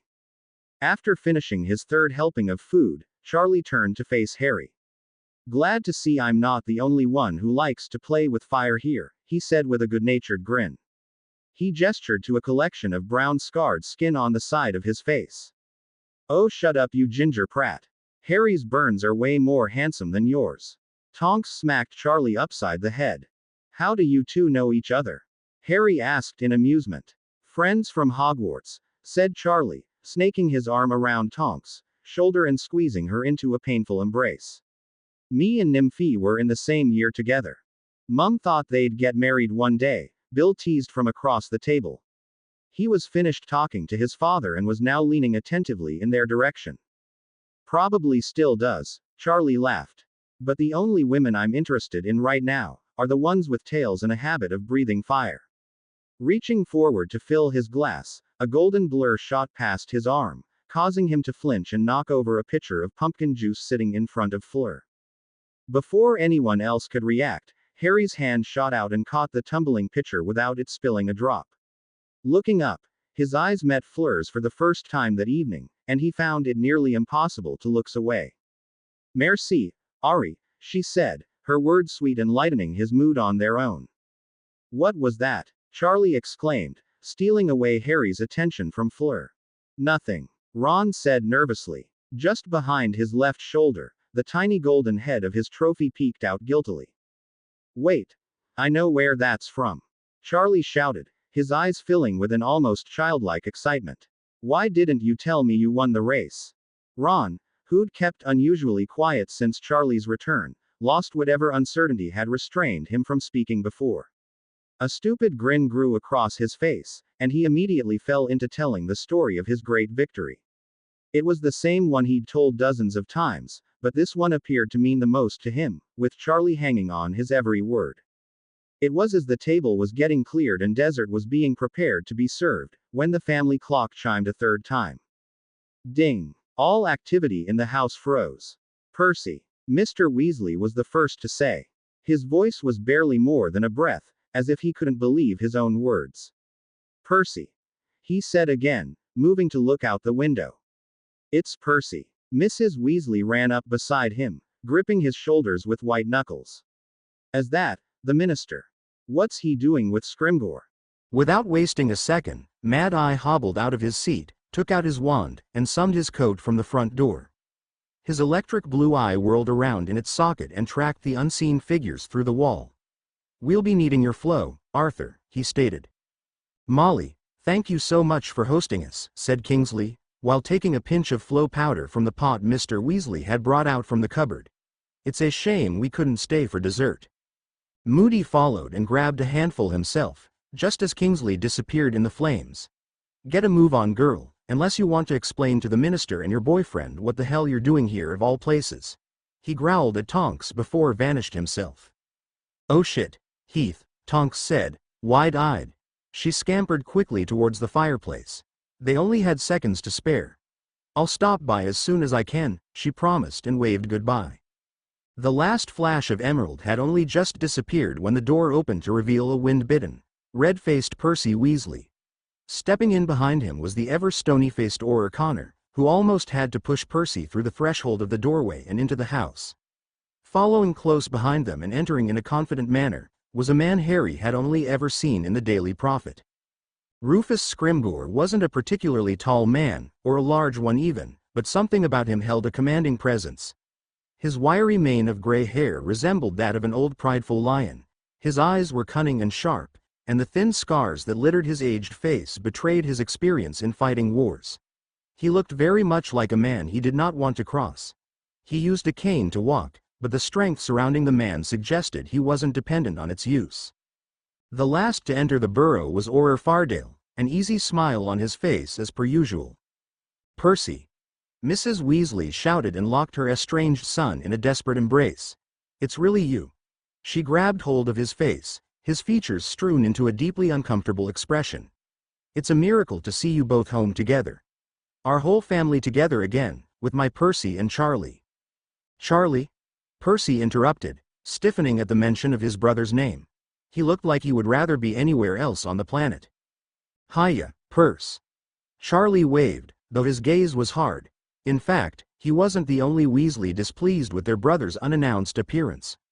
Ron was scowling along with Ginny. Bill stared with open disappointment.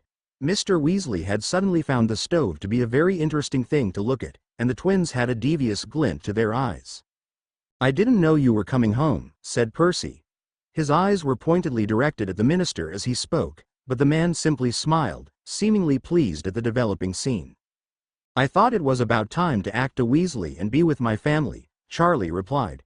The meaning behind his words was not lost upon anyone in the room. Someone coughed something which sounded suspiciously like, "He's got a point." Lingering in the doorway, having entered last, trailing the rest of the new arrivals, was Fardale. He excused himself for a glass of water. Yes, a big happy family. Scrimgeour's eyes narrowed upon them all like that of a predator. Percy has always said the same to me when he talks of home.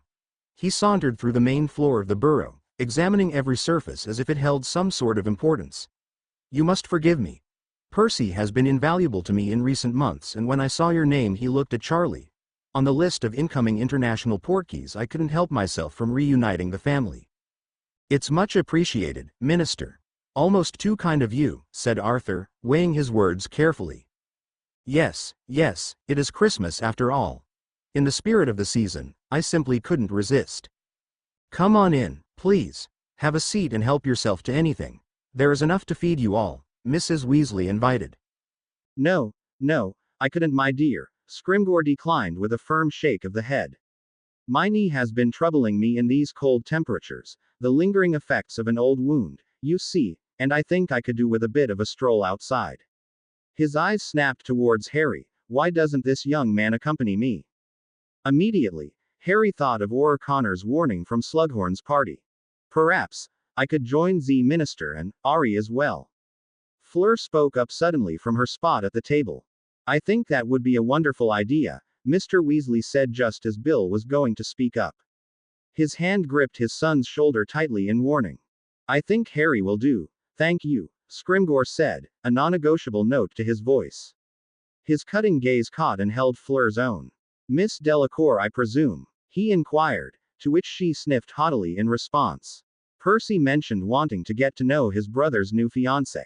"I wouldn't want to impede his desire to do so, before the opportunity passes by." With a quick spin out the door, the minister gestured for Harry to follow. Both Connor and Fardale made to follow. "I have no need of protection," he said, calling them off. "Your evening was spent with myself rather than with your families, a poor trade. The least I can offer you is a home-cooked meal." The bite of the wind was harsh once they'd stepped outside the comfort of the burrow.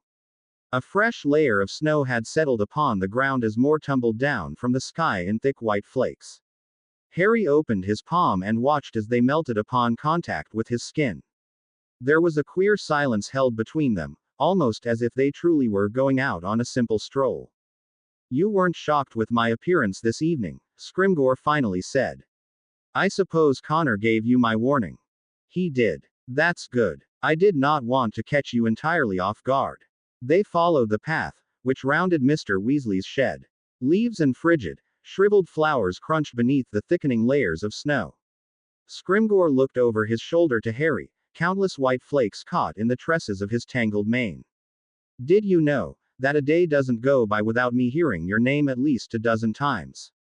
I'd wonder why in times like this the ministry doesn't have anything better to do than gossip about what I'm up to at school," said Harry, dryly. "Such is the nature of humans, Harry, they gossip. And such is the nature of the ministry, it is incompetent." Scrimgeour paused mid-step. "You have a sharp tongue on you," he chuckled. "It reminds me a lot of Amelia." "Madame Bones was a fine woman," said Harry. "She was one of the few who came to my defense in my case against the ministry. I do recall the incident. She was a good friend of mine, actually.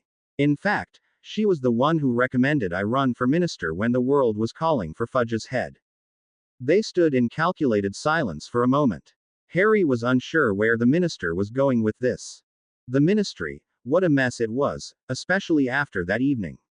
Lucius Malfoy being caught red-handed after having Fudge's ear for so long, the return of you-know-who, and that mess in the Department of Mysteries. I still have unspeakables coming up to me today with complaints. There was a hint of dark humor in his voice. You have my condolences as well, Mr. Potter. I only wish Sirius Black would have lived to see his name cleared. A sliver of irritation pressed into Harry at the mention of Sirius' name.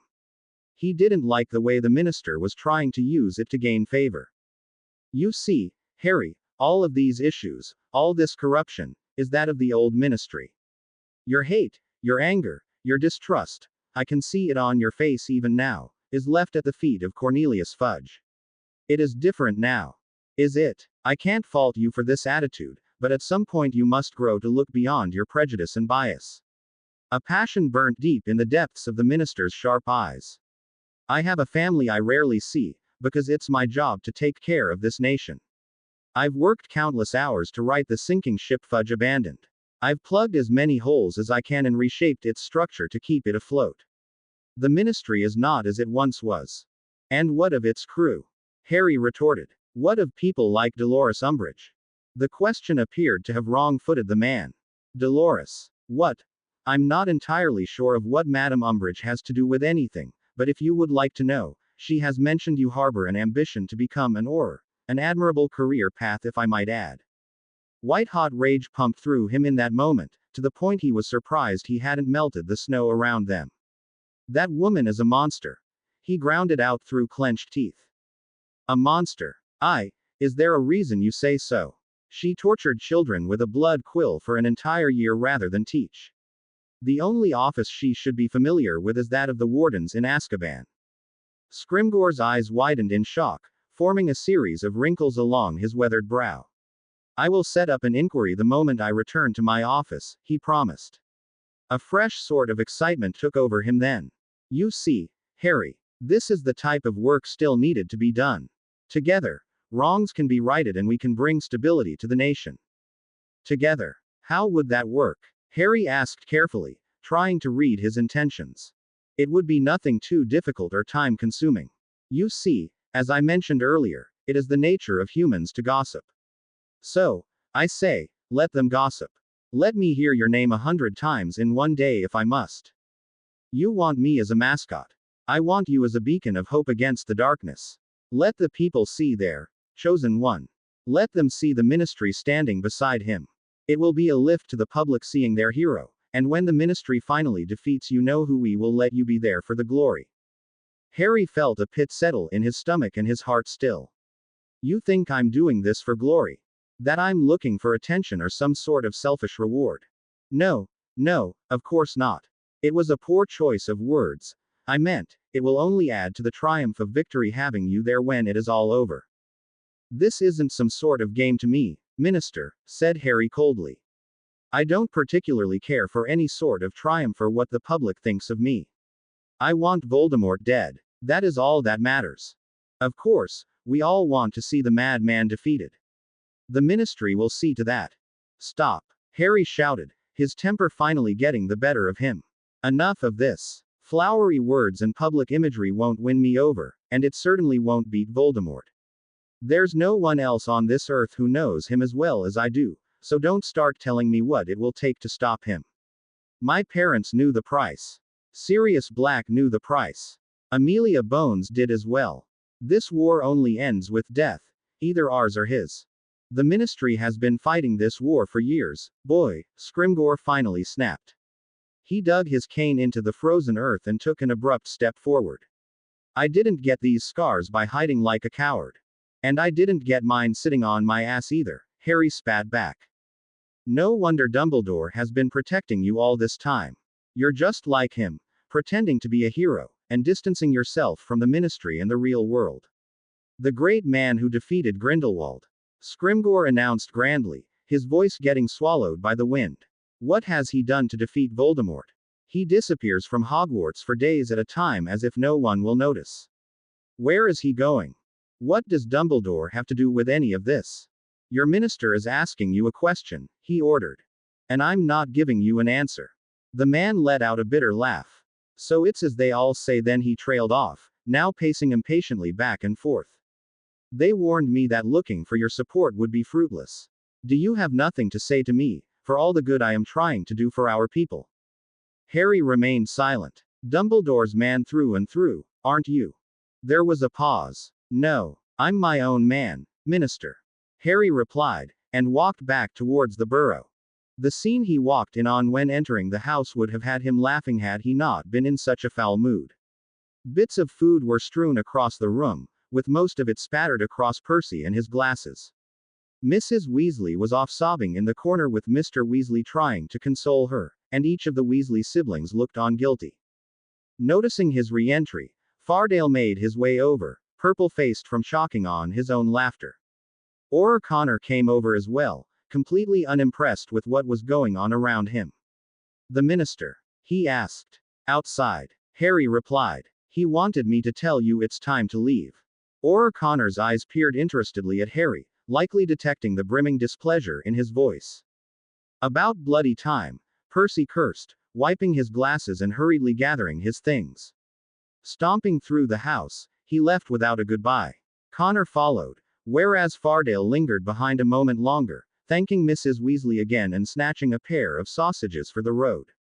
Exhausted, and not caring to see what happened next, Harry climbed the stairs to Ron's bedroom, wanting to find some time to think on his own.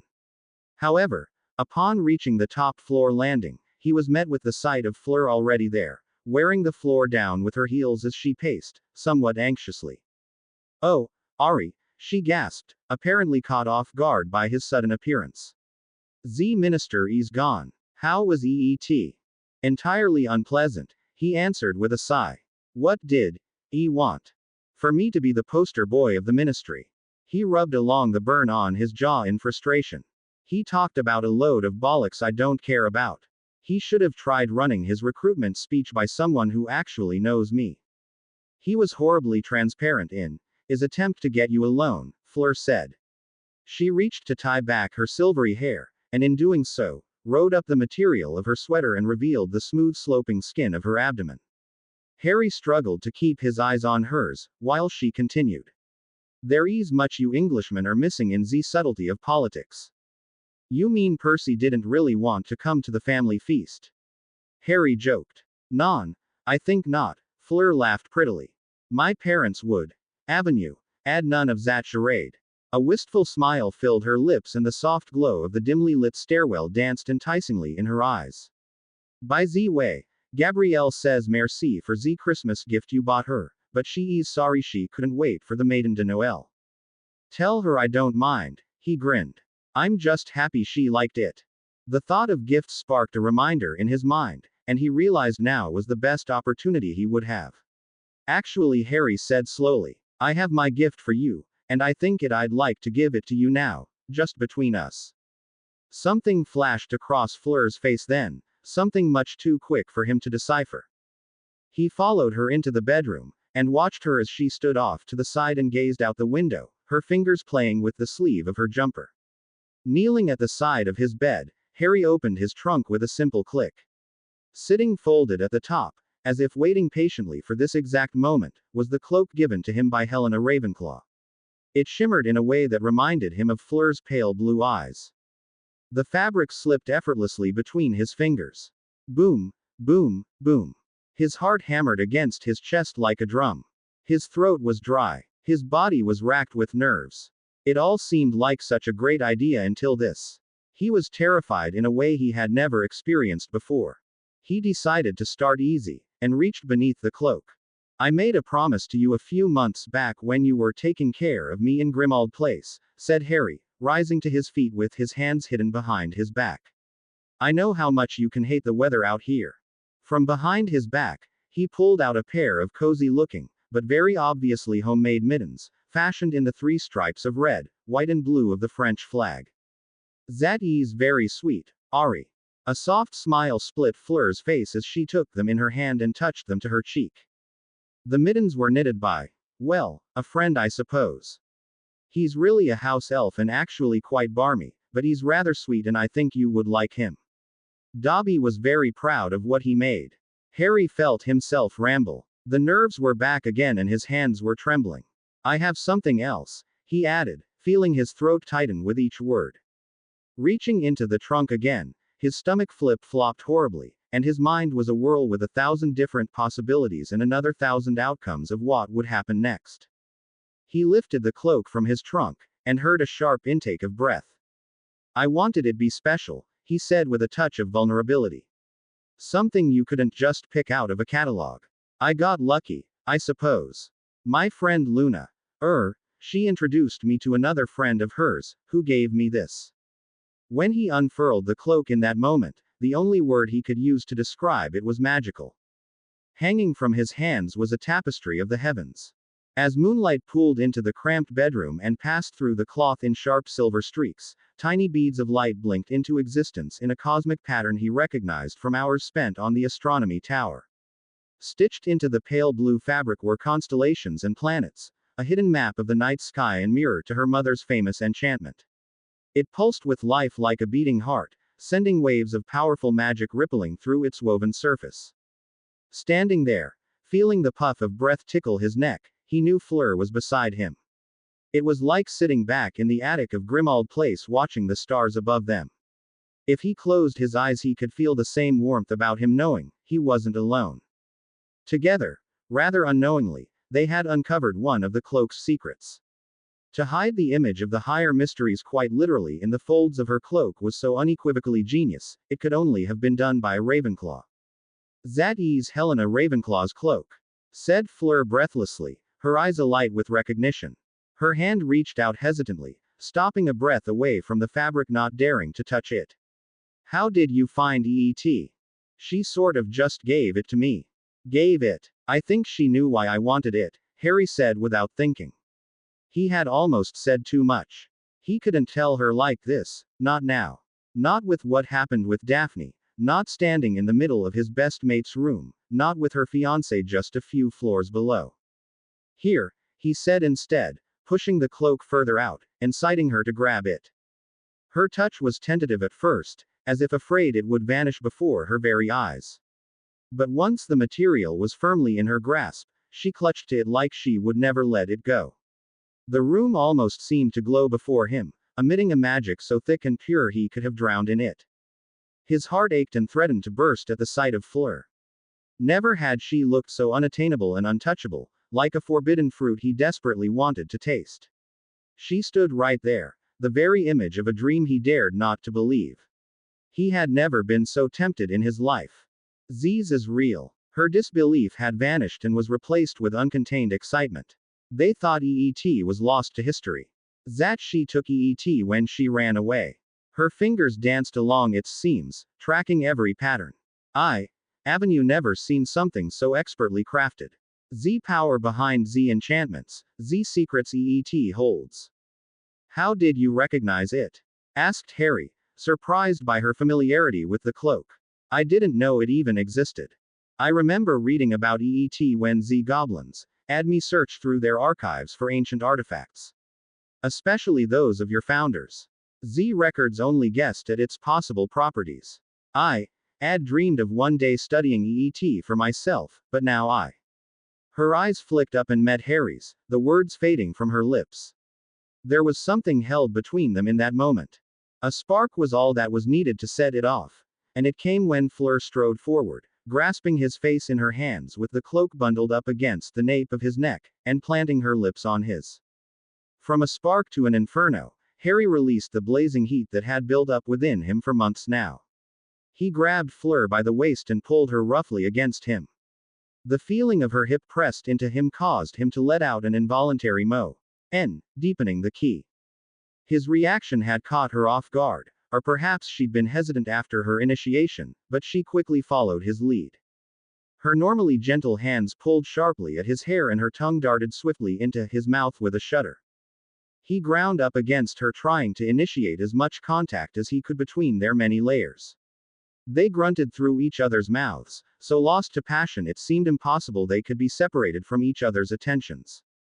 The scent of lavender was overwhelming. Loose strands of her silver hair tickled up against his face, and her hand stroked tantalizingly along the burn on his jaw. Burns just like Charlie's, Harry thought somewhere in the deep recesses of his mind.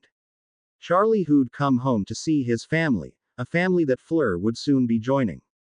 The same one seated together with her fiancé only floors below. Fleur was to be a Weasley. She isn't mine, Harry realized with a cold shudder. He was the outsider here. She deserved to be happy with Bill, a man safe and kind. Harry brought nothing but death and destruction. The boy who lived, the chosen one, it was all meaningless when he was likely to die in the end. Fleur deserved to live and be loved. Shame flooded over him and he pushed away from Fleur, stumbling over his open trunk and onto his bed. Looking up, he could see Fleur staring horrified. The cloak was still held tightly in her hand. Ari, she started, her voice low and sweet and trembling. No, he couldn't look at her. Not when she looked so lovely and disheveled. Not when he'd have to acknowledge her regret. Not when the realization of what he'd done cut into him like a knife. Finally, he forced himself to. She looked torn, her mind working furiously behind furrowed brows and her eyes beseeching him with indecision, as if she wanted to say something, to explain everything. But for whatever reason she held back. It mattered not to Harry. He didn't want to hear it. Not anymore.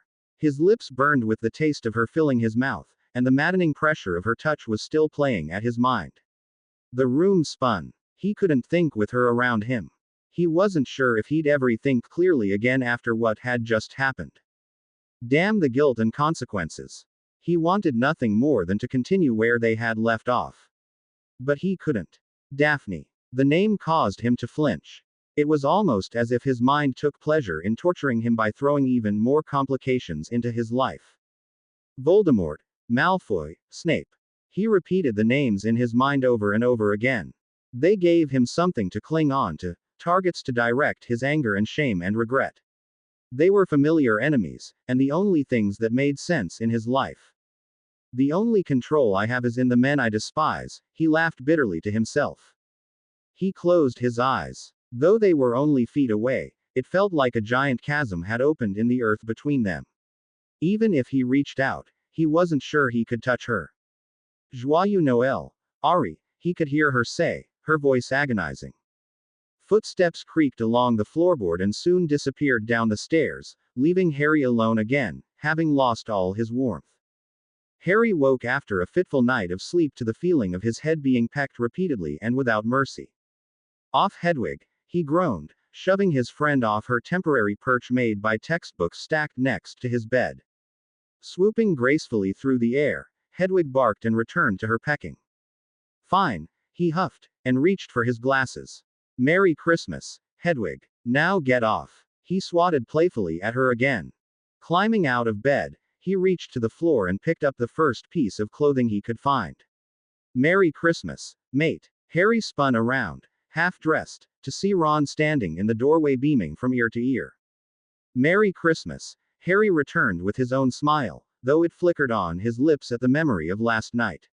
When Ron had finally come upstairs late into the evening, he pretended to have already fallen asleep, despite not being able to find a moment's rest. Ron lifted his arm showing a bundle of clothing held in his hand. Mum wanted me to bring up the sweaters.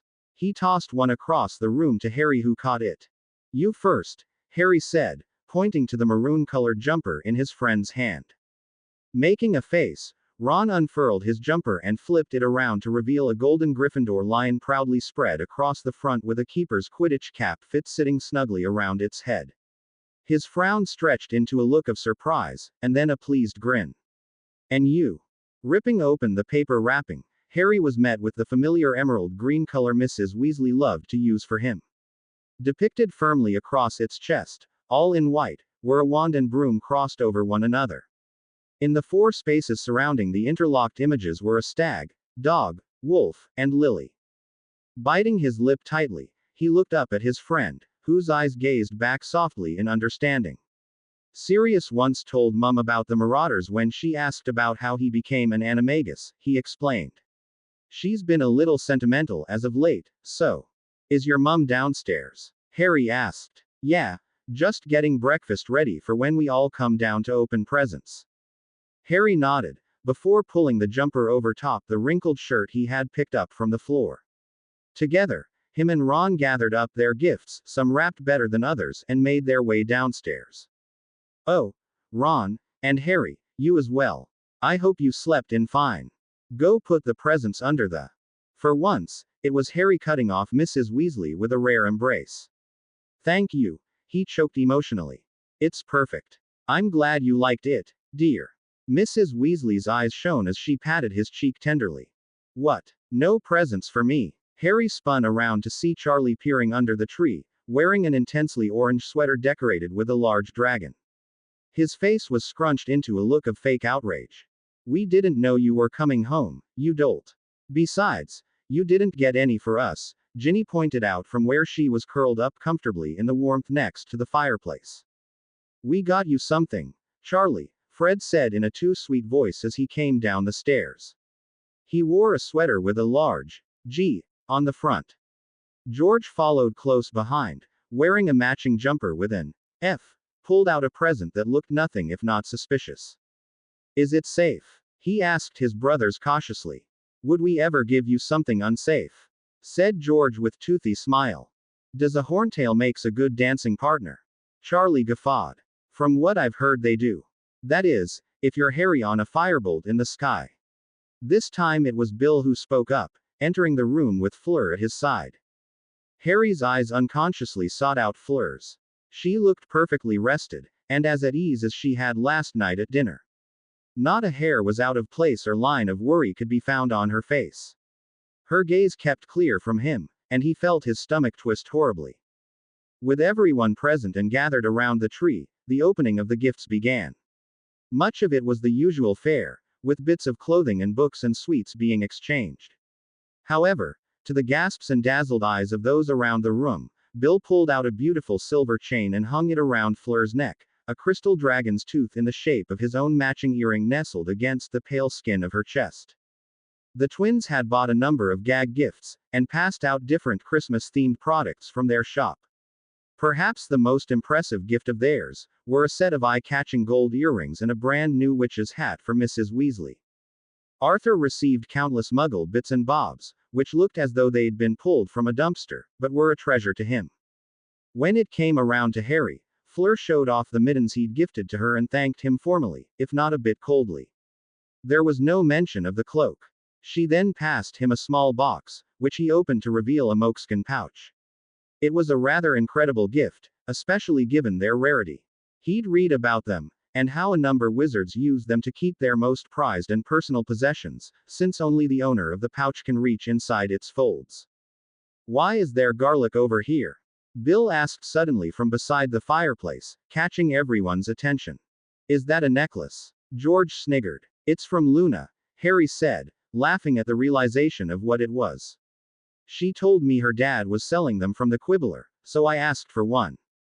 Barmy, said Ron, shaking his head. Out of the corner of his eye, Harry noticed Ron trying to slide an unwrapped gift behind his back.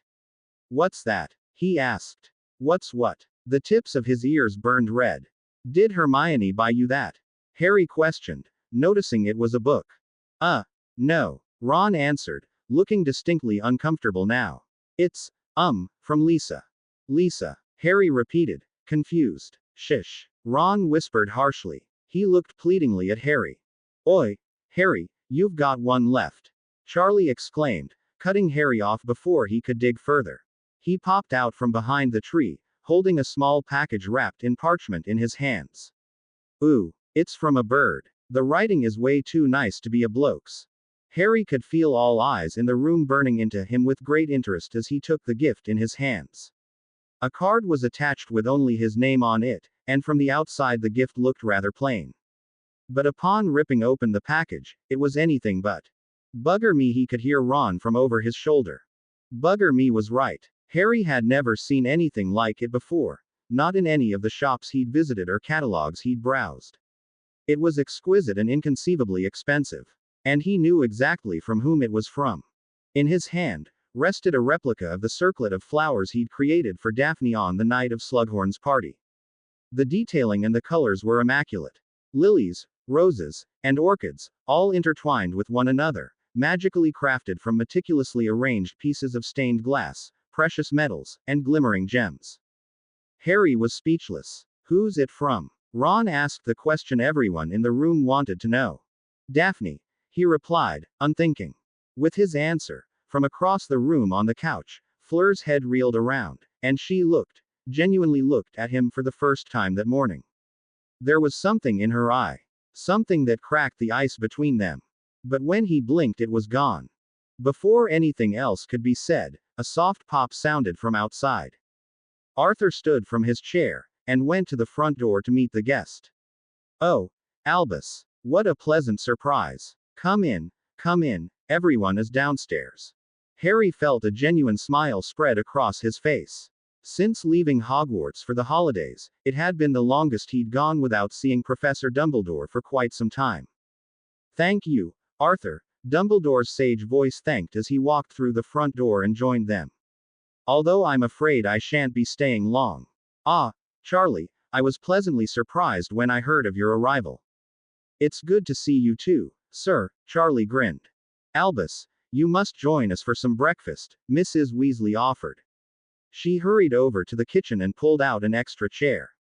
I might have time for a spot of tea and a biscuit, but sadly I must be on my way with Harry soon. Oh, Mrs. Weasley sounded a touch disappointed. What for? We've only just finished opening presents, and he hasn't even eaten yet. Dumbledore put on a disheartened face. There is some unfortunate business that was brought to my attention in regards to the Black family estate. It must be dealt with swiftly. I'm sure Harry won't mind packing a few things for the road. He looked at him meaningfully, and Harry felt a bubble of anticipation build inside him. Oh, yes, I don't mind. Not at all, said Harry, quickly putting Daphne's gift back in its box and standing. They stayed to chat briefly over breakfast with the Weasley family. Dumbledore sat sipping and swirling his tea, enquiring amiably after them all. When the time had eventually come for them to depart, Mrs. Weasley was very reluctant for him to leave and tried her best to persuade Dumbledore, to no avail. Where are we really going, sir? Harry asked as they walked down the lane past the protective boundaries of the burrow.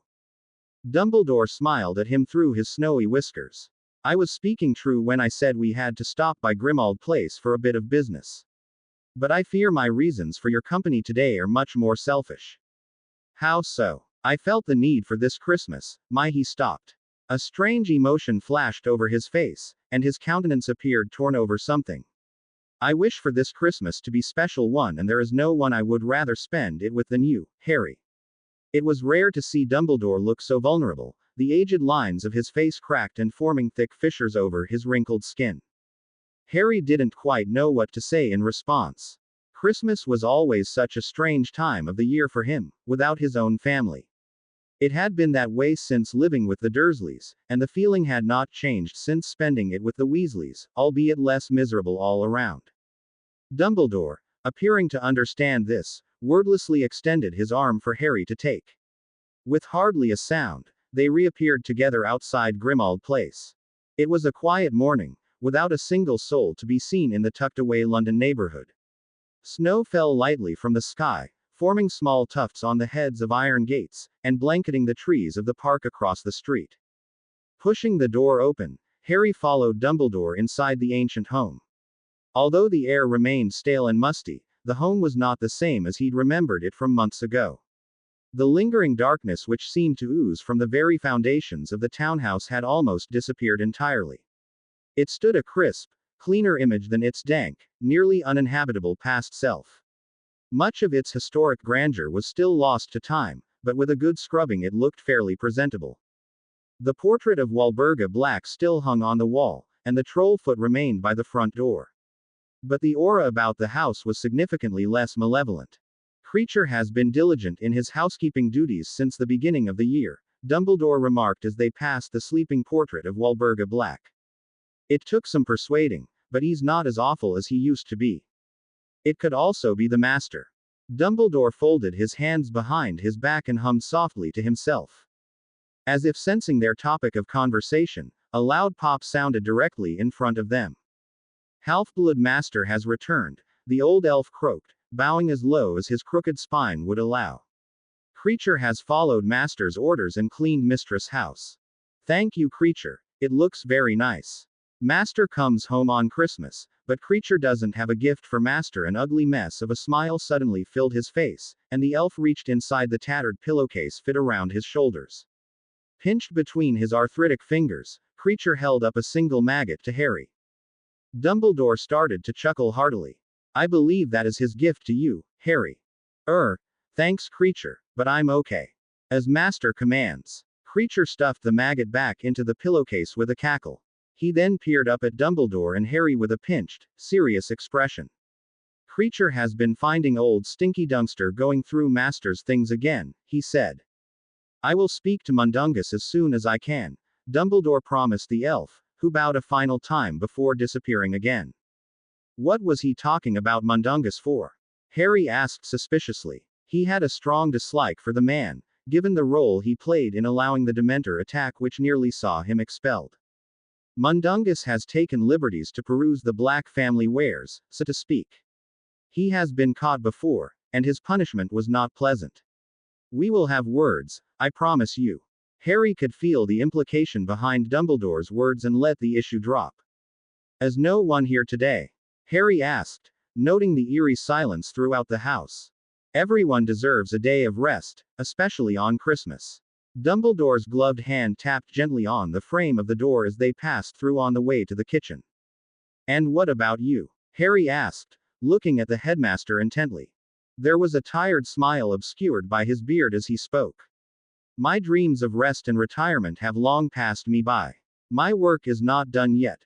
Perhaps when this is all over. He trailed off and sighed heavily as he took a seat at the kitchen table.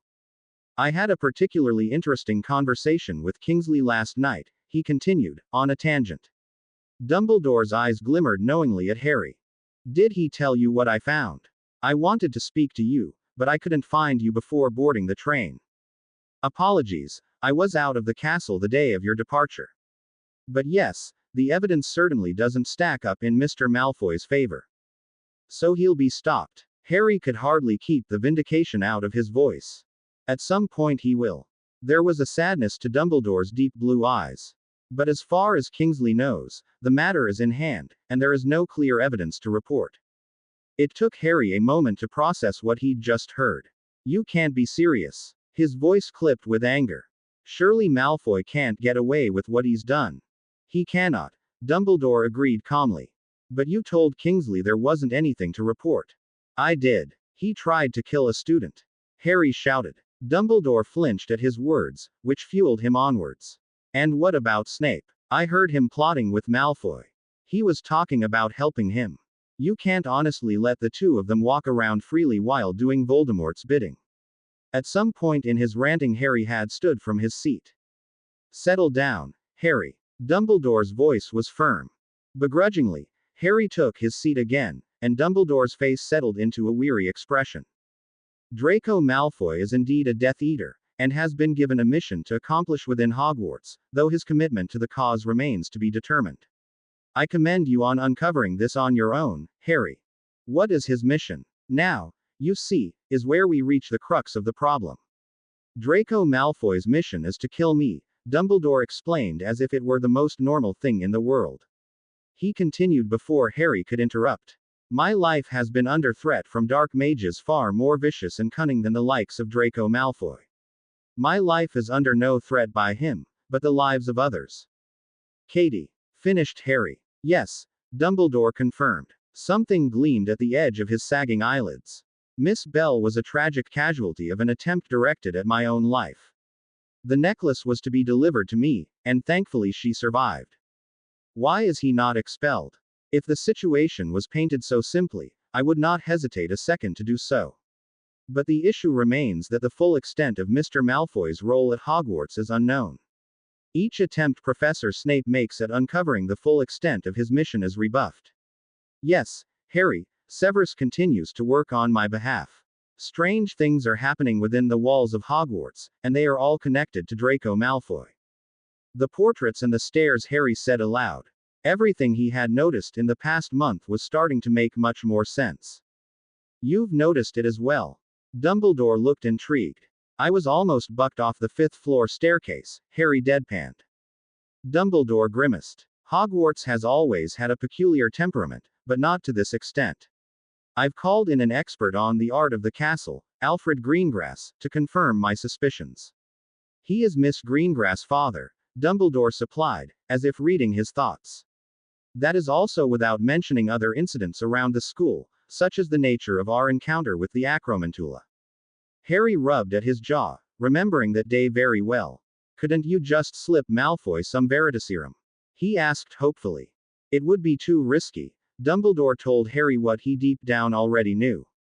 Tom has devised methods to circumvent the potion and has likely passed them on to Mr. Malfoy. His aunt has taught him the skills of occlumency as well. We must wait to see if the pressure of his task forces him to confide him Severus. The danger of removing Draco from the equation is too great and would introduce an unknown we couldn't account for. An unsettling feeling curled in the pit of Harry's stomach. He didn't like this one bit. There was too much that could go wrong. Too many innocents who could get hurt, and it all relied on Draco Malfoy. Why did you bring me here, sir? Does it really have to do with the Black Estate? Harry asked, his curiosity over the point of their visit getting the better of him. It does in a way, yes. The estate is yours as we have already established, passed down to you as serious heir. The matter I wish to speak to you about is transferring the knowledge of its secret to you. To me. Harry pointed to himself. Why? Dumbledore hesitated with a frown, his gloved hand twitching by his side. It was a matter that needed to be addressed upon your coming majority. The house legally belongs to you, and given your growing status in the order I thought it appropriate to pass the secret on as well. Harry found the request odd. Sirius had been the legal owner of the house as well, but Dumbledore was still the secret keeper during that time. Of course, Sirius' situation was unique after escaping Azkaban, but something still felt off. Of course, sir, Harry replied after a good deal of consideration. He would accept being the secret keeper, only because he did not have a good enough reason to refuse. Excellent, said Dumbledore with relieved smile. Some tension disappeared from his sloped shoulders. Now, the process can be a touch demanding, Dumbledore explained as he pulled out his wand, but one that can be done relatively quickly if all goes well. With a simple flick of his wrist, Dumbledore cleared the furniture to one side of the room. The spell requires us to stand at the heart of the home. Luckily, most old magical homes are situated in a way such that the heart is found in an open and convenient space, rather than somewhere like the privy, he continued with a twinkle in his eye. Glancing around the room as if to check all was set, Dumbledore closed his eyes. A low chant of Latin was muttered under his breath, as he gently weaved his wand through the air, tracing invisible patterns in complex sequences. The further along he worked through the spell, the quicker he spoke, and soon enough all Harry could hear was the incomprehensible stream of a forgotten language. Beads of sweat dripped down the lines of his face, his eyes squinted behind his half-moon spectacles, and strain leaked into his voice by an unseen force. Something filled the room, spreading throughout the air like static before the strike of lightning. The walls began to shake, and the floor creaked horribly beneath them as if on the verge of collapsing. The kitchen began to spin around them, everything turning into a blur except Dumbledore at its center. Thin strings of brilliant light came shooting from his wand in every direction, connecting into a tangled, glowing web. The intensity of the chant increased, with Dumbledore's entire body shaking as he shouted out the incantation. Before Harry had the chance to move and support him, an unexpected pain jabbed his forehead. What started as a small prick, slowly evolved into a stabbing sensation which threatened to split open his skull. Throughout all of this, a ball of light floated from the tip of Dumbledore's wand, through the web, and across the room towards Harry. The glowing orb passed into him, instantly killing his pain as it assimilated with his body. His mind was immediately overwhelmed with the knowledge of the secret, tendrils of magic pulling and connecting him with each and every member imparted with its contents. The room drew still, and Harry and Dumbledore both collapsed to the floor. Picking himself up and panting breathlessly, he looked over at his mentor. What happened to? A touch demanding. Would you have been so eager to do it had I told you the truth? Dumbledore retorted good-naturedly, his eyes shining with amusement. Helping the old wizard to his feet, Harry asked, "Is that all for today?" Readjusting his spectacles to the crook of his nose, Dumbledore shook his head. "There is one more place I wish to take you, A place rather special to me. He leaned heavily against the wall as he spoke. I need a moment of respite, Harry, if you don't mind taking us there. Where is it, sir? Dumbledore gestured to his eyes, and Harry knew what to expect. The image of an iron gate at the end of rocky path slipped gently into his mind. The sea air was crisp on his nose when they landed, the salt invigorating him with a newfound energy. A biting chill was carried off the water's surface by the wind, forcing Dumbledore to cast a warming charm to fend off the worst of it. They stood on a narrow gravel path along a cliff's edge, overlooking a breathtaking view of waves crashing against the rocky shore in great gushes of white foam. Deep gray strokes were painted across the sky, and the sun hid modestly behind one of its brushes. A bend in the path approached, slowing their pace, and bringing them nearer to the edge of the drop-off to the churning waters below. The iron gate he'd seen in his mind stood at this point. Dumbledore tapped it twice with his wand, and it swung open. The old wizard walked to the very edge, his rose-colored robes flying behind him in the wind. He indicated with his hand for Harry to come over. Stepping off the path, Harry peered off the cliff, feeling the spray on his face. To his left, Dumbledore casually stepped off and dropped. Harry felt his heart leap into his throat. Dumbledore laughed. He hadn't dropped to the rocky floor hundreds of feet below. In fact, he was still standing in front of Harry, floating over nothing, a foot from the safety of the cliff's solid edge. Dumbledore took another step over the open water and winked. You may join me, he said. Harry wasn't remotely afraid of heights, losing all sense of fear from his years playing Quidditch. But standing there, seemingly inches from plunging to his doom, he felt like a madman. Scrounging up every ounce of his courage, squeezing his eyes, and clenching his fist with enough force to draw blood, he stepped off as well. Expecting to fall weightlessly into the gentle arms of gravity, Harry nearly stumbled when his foot hit solid ground. Peeking, he saw himself suspended in midair, looking past his feet and into the choppy waves below. There is a path, your eyes do not deceive you, said Dumbledore. Though I would recommend following me closely. Harry did exactly that, moving quickly with his focus directed on the precise location of Dumbledore's each step. He didn't dare look down again. The invisible path snaked its way down the cliff face, to where a dark hole could be seen carved into the rock. The cleft was naturally made and likely would have gone unnoticed for a millennia had they not been led directly to it. A small wooden bench sat at its entrance. Behind it lay a rock-lined garden filled with rows and rows of pink flowers. In weather like this, in the heart of winter, they shouldn't have been alive, but setting foot in the small shelter he could feel the magic soaked deep into its rocky walls. Dumbledore was bent over, tending to the garden, his ungloved hand brushing over the blushing petals. I didn't know you took up gardening, said Harry. It is one of the many hobbies I have picked up over the years, Dumbledore spoke softly, his voice carried by a light breeze. I didn't particularly enjoy herbology when I attended Hogwarts, but I found non-magical plants to be much more pleasing to work with. There's a much smaller chance of being eaten. Taking a closer look at the garden, Harry noticed it was organized in a very particular way. The flowers were spaced and lined evenly, every row containing the same amount, except for one, the last, which had fewer than the others. It looked almost as if room had been left for the addition of others. I planted my first nearly a century ago. My family used to come vacation here every year. Our visits became less frequent upon my father's imprisonment, until they stopped entirely when my mother died. Dumbledore trailed off, lost in thought. Harry had come to recognize these moods from Dumbledore. The ones where he was trapped in his past. They had become increasingly frequent as of late. A story was attached to each one, as if Dumbledore was unburdening himself bit by bit from some invisible weight. I was always on the more sentimental side. With Aberforth being the way he is, one of us had to be. Dumbledore took off his glasses to wipe, despite them not being dirty. A pink carnation for each one. The first for my mother and another for my father. We never found out when exactly he passed away. The cottage we stayed at was gone by then, but I found somewhere else to keep them. The quite literal hole in the wall they were sitting in felt all the more sacred all of a sudden, almost as if his very presence was tarnishing such hallowed ground. This is Ariana's. His voice was thick as he led Harry to the third flower from the top. I know them all by name.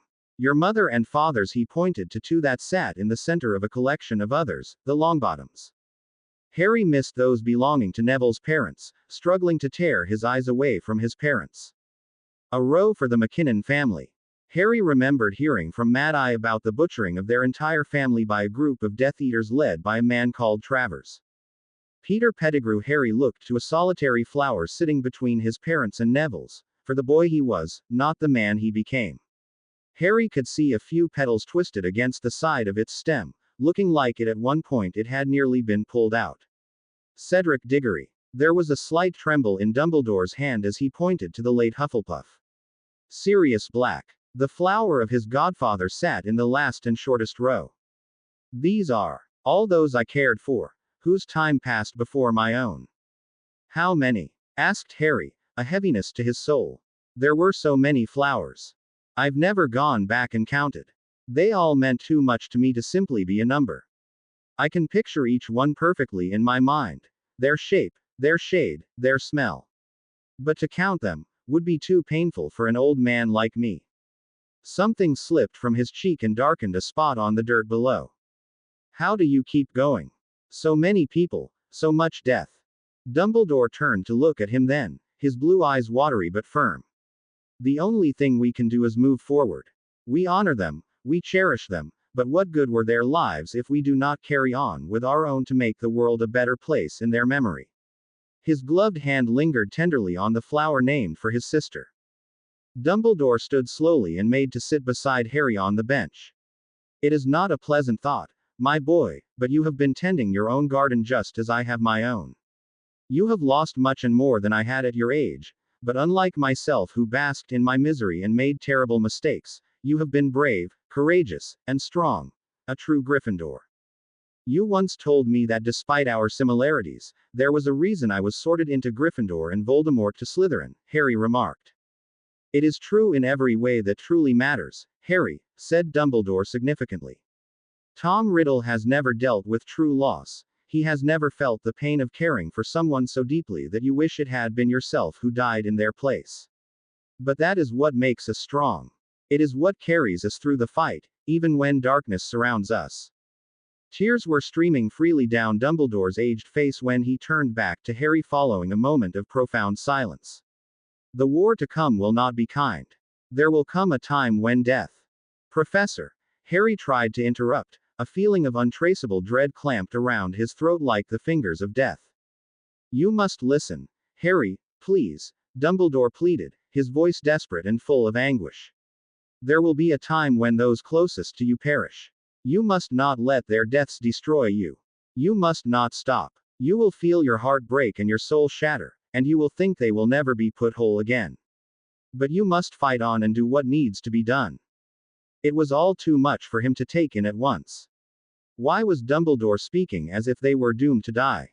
And you'll be beside me each step of the way. Together, we'll defeat Voldemort just like you said. He held Harry's gaze, his eyes filled with too many emotions to decipher. Always. And Harry believed him. Professor. He asked suddenly. What do you know about love? Dumbledore's brows lifted, a spark of life returning to his being. I have loved many over my lifetime, as well as a number of places and things. But that is not what you are asking, is it? I suspect you speak of the romantic kind. Harry nodded. None of the expected feelings of shyness from such a topic were present. It felt as though him and Dumbledore were stripped bare before one another, where nothing of substance could be kept between them. I had loved once. I suppose I still do. It is not something that fades away easily, he answered finally, his voice far away and his eyes looking out to the sun starting its descent over the horizon. I did not love in the usual sense of the word. I tend to do things differently. It was not say, Dot'ul in nature, but rather a connection of intellectual intimacy between equals. We challenged each other, pushed ourselves to the limit and beyond, and made a great number of discoveries. Like what? Harry asked, his curiosity getting the better of him, much to Dumbledore's amusement. I suppose I can show you a trick or two, said Dumbledore, amused. He took out his wand and pointed it to the setting sun. Mutationem natura, Dumbledore incanted and a beam of golden light shot out of his wand and into the sky. The clouds began shift and swirl before disappearing entirely, and the radiant energy emitted by the sun surged towards them. Had he not known any better, he would have thought it was only noon. The sun was entirely too bright for its position in the sky and heat washed over them as though it were the dying days of summer. You can change the weather. We wished we could. Dumbledore laughed heartily.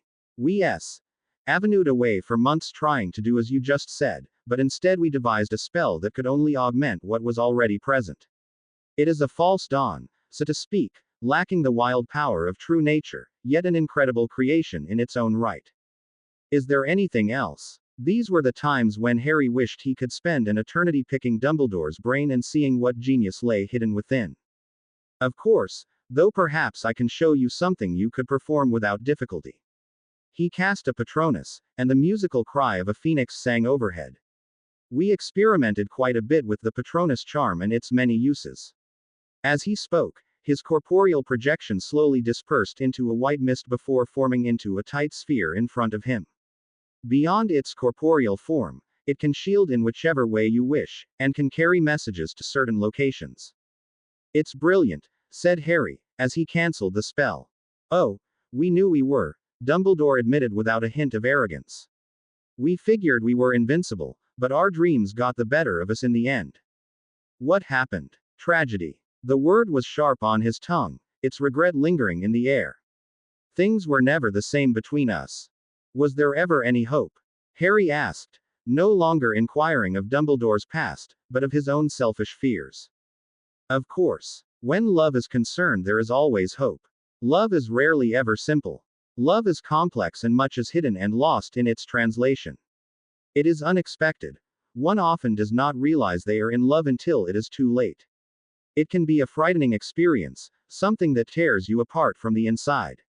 It is a curse that makes us do things beyond our imagination. Some great, some terrible, but it is something we cannot live without.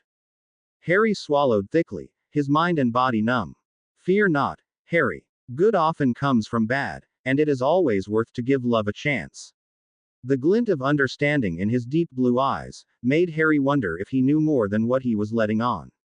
Speaking of love, Dumbledore continued. I had heard there is little to be found between yourself and our new minister. Rufus has always been a ministry man. It was only a matter of time before he sought you out for aid. I fear your popularity has overtaken mine. I might just need to start handing out brochures again. He finished with a cheeky grin. Yes, well, Minister Scrimgeour should try not to piss off the person he is recruiting next time, Harry huffed. He called me your man, you know. Dumbledore looked intrigued by this. In certain circles, a statement like that could be rather scandalous, he said, making Harry laugh. I told him that I was my own man. A finer answer you could not have given. Dumbledore beamed at him with utmost pride. Before we go, sir, Harry started, noticing how close the sun crept towards the horizon. Streaks of pinks and purples were splayed out on the canvas that was the sky. There's something I've been meaning to ask you for quite a while. Dumbledore motioned for him to continue. Throughout our lessons, I've had the feeling that there is something you've been building towards. That there is a point to all the memories we've watched and the history we've discussed. And when we visited the orphanage, I remember asking how Voldemort managed to stay alive all these years. You told me we would discuss it later. All this, all we have learned so far, is because it has something to do with how Voldemort cheated death, doesn't it? Waves crashed beneath them, the sound echoing into the hidden cave. I have passed many of my own personal items to you over the year, Dumbledore finally said, cutting the silence. Do you remember which were the first two? It was a book written by your father, and one titled Secrets of the Darkest Arts. Dumbledore hummed to himself, thinking over something in his head. The mood between was suddenly very serious. Tell me, Harry, what do you know of Horcruxes? Hogwarts had been nothing but an endless source of frustration since his return. He'd thought after such an eventful Christmas, returning to Hogwarts would bring a sense of normality to his life, but he had been wrong. For the remainder of the holidays, Harry spent his days shut up and divorced from the reunited Weasleys, brooding in his room alone over the discovery of Horcruxes. Split souls. Immortality. It was unfathomable. Voldemort was now all the more dangerous, and all the more difficult to kill. To think he could have a number of these, locked away and hidden from the world, ensuring his survival. A cold trickle of dread settled at the base of his spine even now at the thought of it. Hogwarts was meant to be his release, a place for him to escape the inquisitive eyes and probing questions of his secretive relationship with Dumbledore and why he could no longer spend more than a minute in the same room as Fleur. Instead, it only added to the stress tearing away at his already precarious psyche. He was on the verge of snapping. Every shadow lurked all the more nefariously, every sudden noise made him jump and reach for his wand. Doom hung over him like a tattered cloak, twisting his gut with cold dread. He'd hardly seen Dumbledore either, in the month or so since the start of the new term. The man had seemingly vanished with hardly a word, appearing in irregular glimpses at mealtimes like one of the many ghosts haunting the halls. His only instruction had come from a meeting they'd had on his first day back, where he had shown Harry a memory Professor Slughorn had faked and asked him to acquire the real one. For weeks now he'd been trying without success, not because the man was protecting it fiercely, but because it had suddenly become impossible to find a moment where he was alone. Each time Harry sought him out, Slughorn was either in a meeting, busy grading assignments and essays, or out of the castle visiting his many friends. Perhaps, however, even more distracting than anything else in his life at the moment, was Daphne. He didn't quite know what to think about what was held between them. There hadn't been a soppy reunion upon returning to Hogwarts. In fact, they'd hardly spoken. Her distance had been a sharp slap in the face.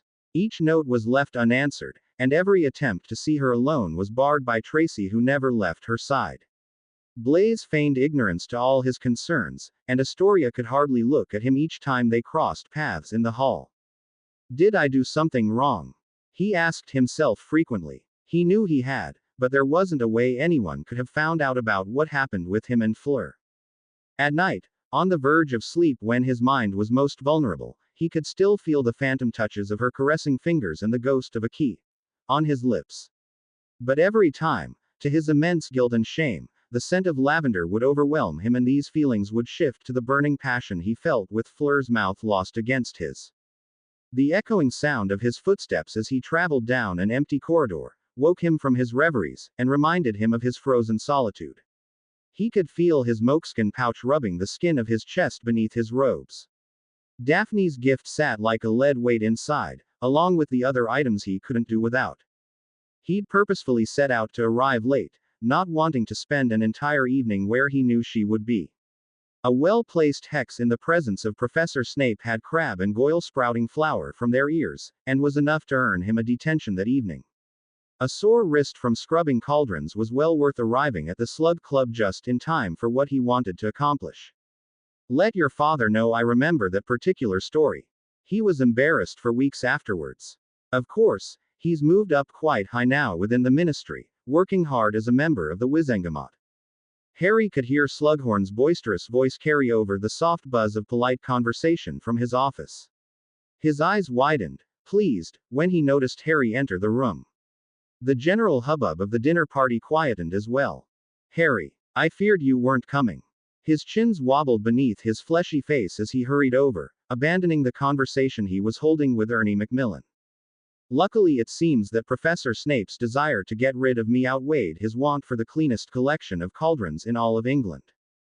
I'll need to speak to Severus about that, keeping me away from such fine company, said Slughorn, leading him to a cozy spot next to the hearth. Not that Ernie wasn't a delight to talk to, he corrected quickly. Harry looked over to where his Hufflepuff friend was standing. Ernie smiled and Harry returned a friendly nod.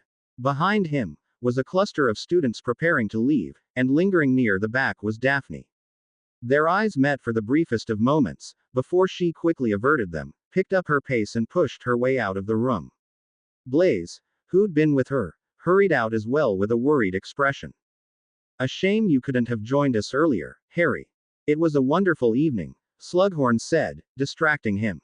He waved goodbye to his departing students as they slowly trickled out. We had a delightful pineapple cream pie for dessert.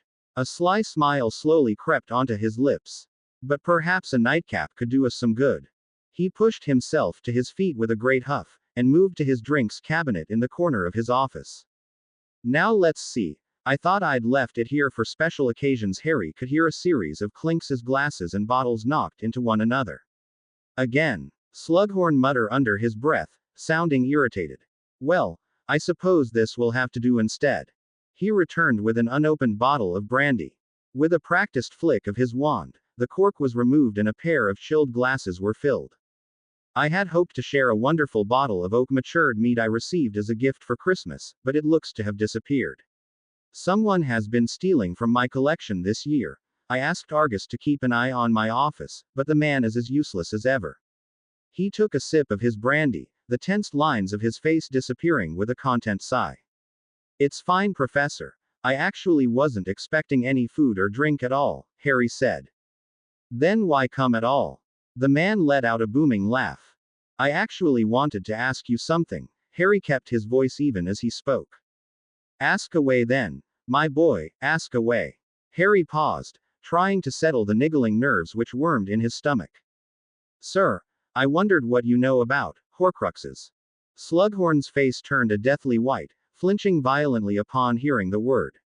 His glass slipped from his meaty hand and tumbled to the floor. Where did you hear that word?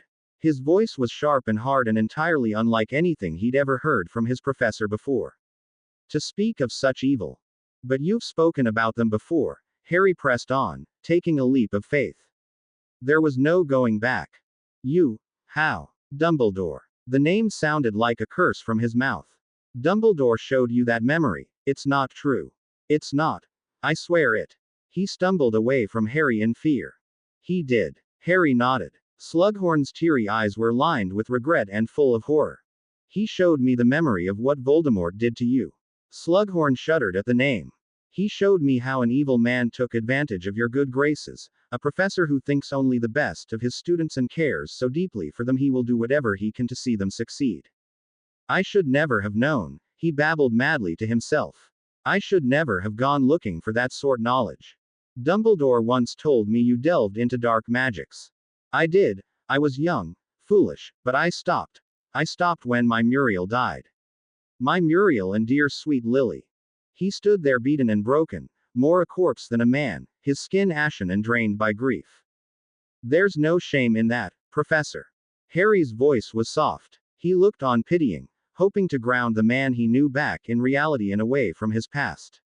Shame. Slughorn's voice bubbled with harsh emotion. All I feel is shame, to know that all those who died were because of what I told him. It doesn't need to be that way, sir.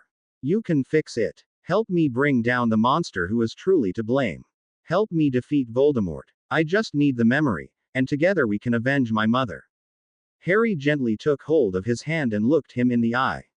Together, he promised. Together, Slughorn repeated. Silent tears streamed down his face as he closed his eyes and raised his wand to his temple. The crystal phial rolled around in his pocket as he traveled across Hogwarts. Harry felt uneasy leaving Professor Slughorn in such a sorry state, but the man had requested he leave, and he needed to find Dumbledore. Finally, after a month, he had obtained the memory. All of a sudden, the anger and irritation which had plagued him, peeled off like a second skin, leaving him feeling lighter and with an extra spring to his step. There was a sense of self-satisfaction about him as he rounded the third-floor corridor and headed towards a passage which would take him to the 7th floor. Just as he was about to pull back the tapestry in its way, he heard raised voices off somewhere in the distance. Moving in that direction, the sound of a scuffle grew louder and he picked up his pace. Suddenly, there was a scream.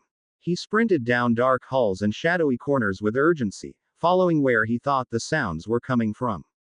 The closer he drew, the more distinct the voices were as they hit his ears.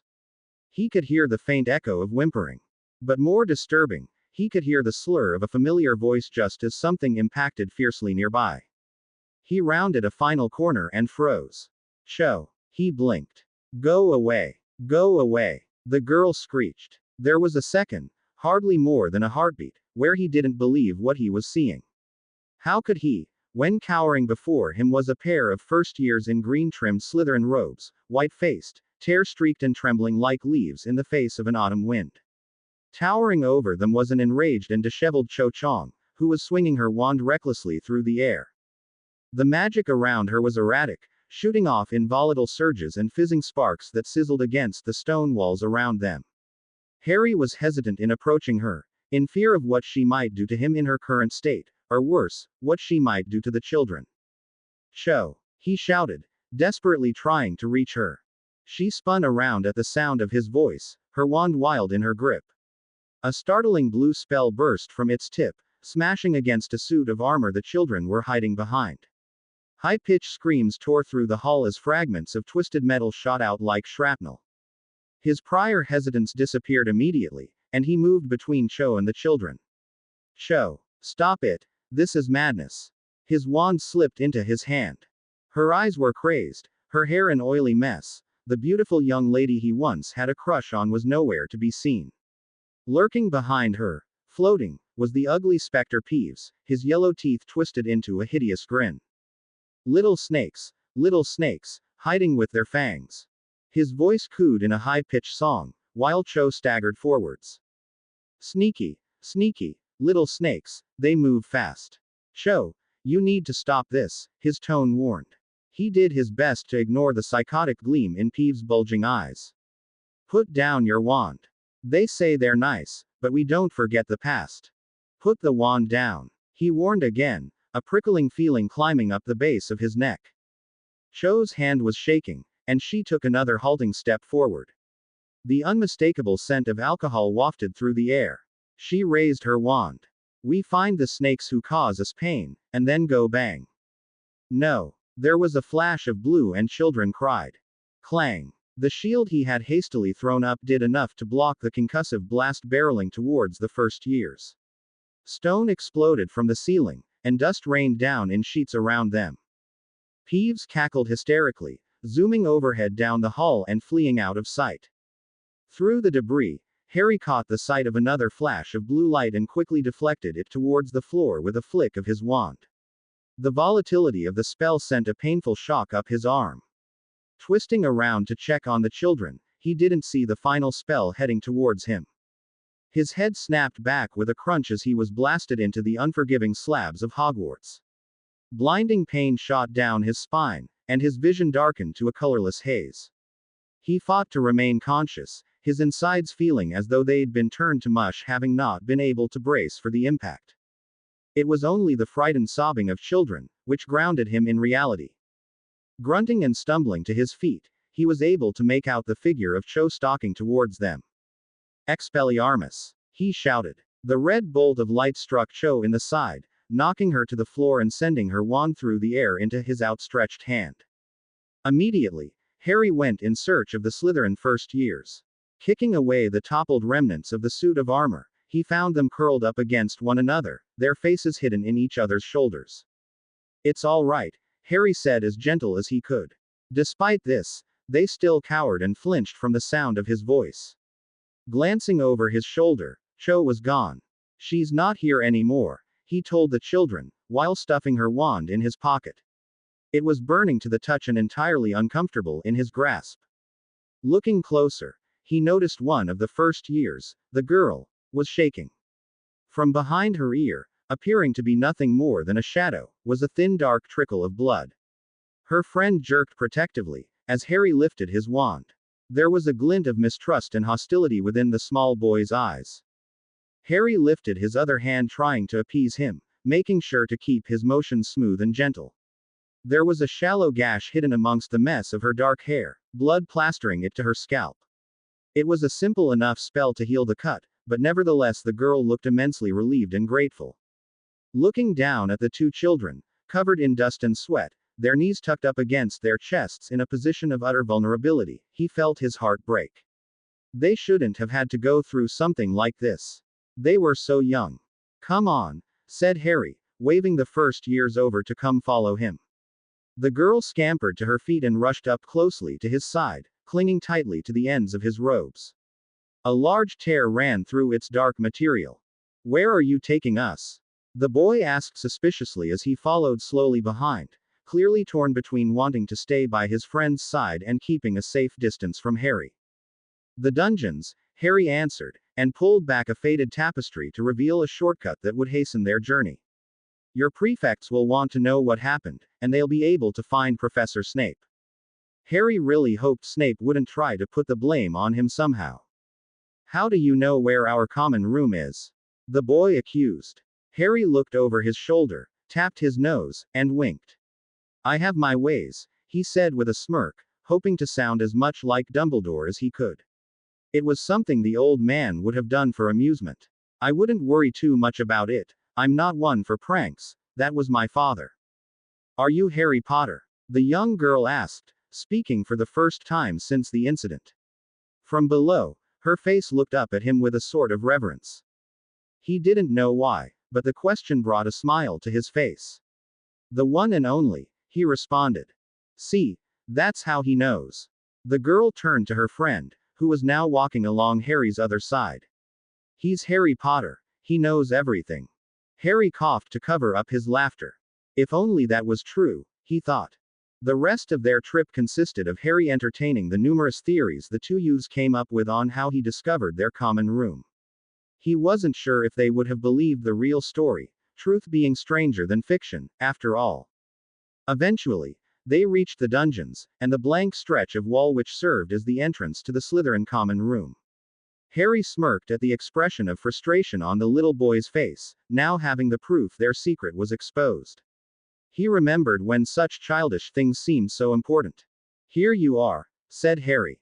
The little girl came up and hugged him tightly around the waist, but her friend remained still. My parents don't like you, he said seriously. There was a quizzical look on his small face. Oh, that's unfortunate. I think they're wrong. Harry wasn't expecting that. He kneeled down, looked the boy in the eye, and asked, What's your name? Marcus, he responded, fidgeting under Harry's attention. Harry smiled. Well, Marcus, thank you. That means a lot. Marcus blushed shyly. I'm Helen. The girl chirped from the side, not wanting to be undone, showing him a toothy grin. Of course you are. He grinned right back. Harry waved goodbye and watched them enter their common room hand in hand. He then let out a deep sigh and rested against the cold stone wall for a moment to catch his breath. The back of his head and neck throbbed from where he had impacted the wall. A moment was all he gave himself before leaving. He did not want to be caught down here when word started to spread of what happened. He needed to get up to Dumbledore's office. Hopefully he would be there tonight. The castle was now shaded in darkness, with the sun having been extinguished outside. A gloomy haze settled over the corridors illuminated by flickering torchlight. Shadows crept along the walls like creatures of the night, eternally stalking from a plane beyond existence. Through a row of high-arching windows, the mystical glow of a full moon lit the night sky. For a moment, he could almost hear a lone, mournful howl in the distance. Not for the first time he thought of Remus and wondered what had brought about his end. It isn't fair. Why is our family so stupid? It doesn't have to be this way. You know exactly why this must be done. I have a duty to you all. Harry's footsteps halted at the sound of an argument. I understand you like to run around with those school friends of yours, playing hero, but this is real life. Staying out after hours like tonight, which I am most displeased with, I will have you know, and shooting tickling jinxes at each other will make no difference. Harry pressed himself against the cool stone of the wall, trying to listen around the corner. He thought he recognized the voice of the girl, but he could not place that of the man. It wasn't a professor. He was sure of that. We're called the DA, and we're not pretending to be heroes. We are doing what we can to be ready. There's nothing to be ready for. Not for us, the man countered sharply, his voice not giving an inch. You're being foolish just like your mother. If you are the only one who wants to do this, then I don't see how we are the foolish ones. I am doing what is necessary. It is choices like these which make the difference. The only thing you're doing is tearing us apart. The girl's voice was trembling. It will only be for a short while, until things settle. The man dropped his tone, his voice losing its edge and attempting to be soothing. You will make new friends, I promise. I don't care about making new friends. She cried out, sounding as if she was pulling away from him. It's not just about me. What about Daphne? Daphne. The name triggered something inside of Harry, and he edged closer to the conversation. Daphne is a charming girl. I'm certain she won't have trouble making any friends despite the arrangement. You know that's not what I meant. Do you know how much this means to her? What you're doing to her? It's not right.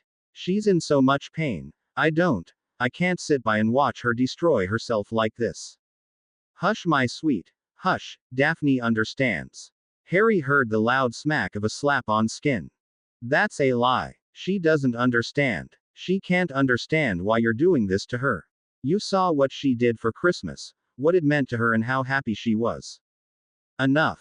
I am you, father. The man's voice cracked, faltering under some unseen pressure. You think I don't understand sacrifices? That I am so cold, so heartless that I don't suffer upon seeing my daughter hurting? My decision is final, and I will live with the consequences. Harry could hear footsteps moving towards him now, the heated exchange appearing to have come to an end.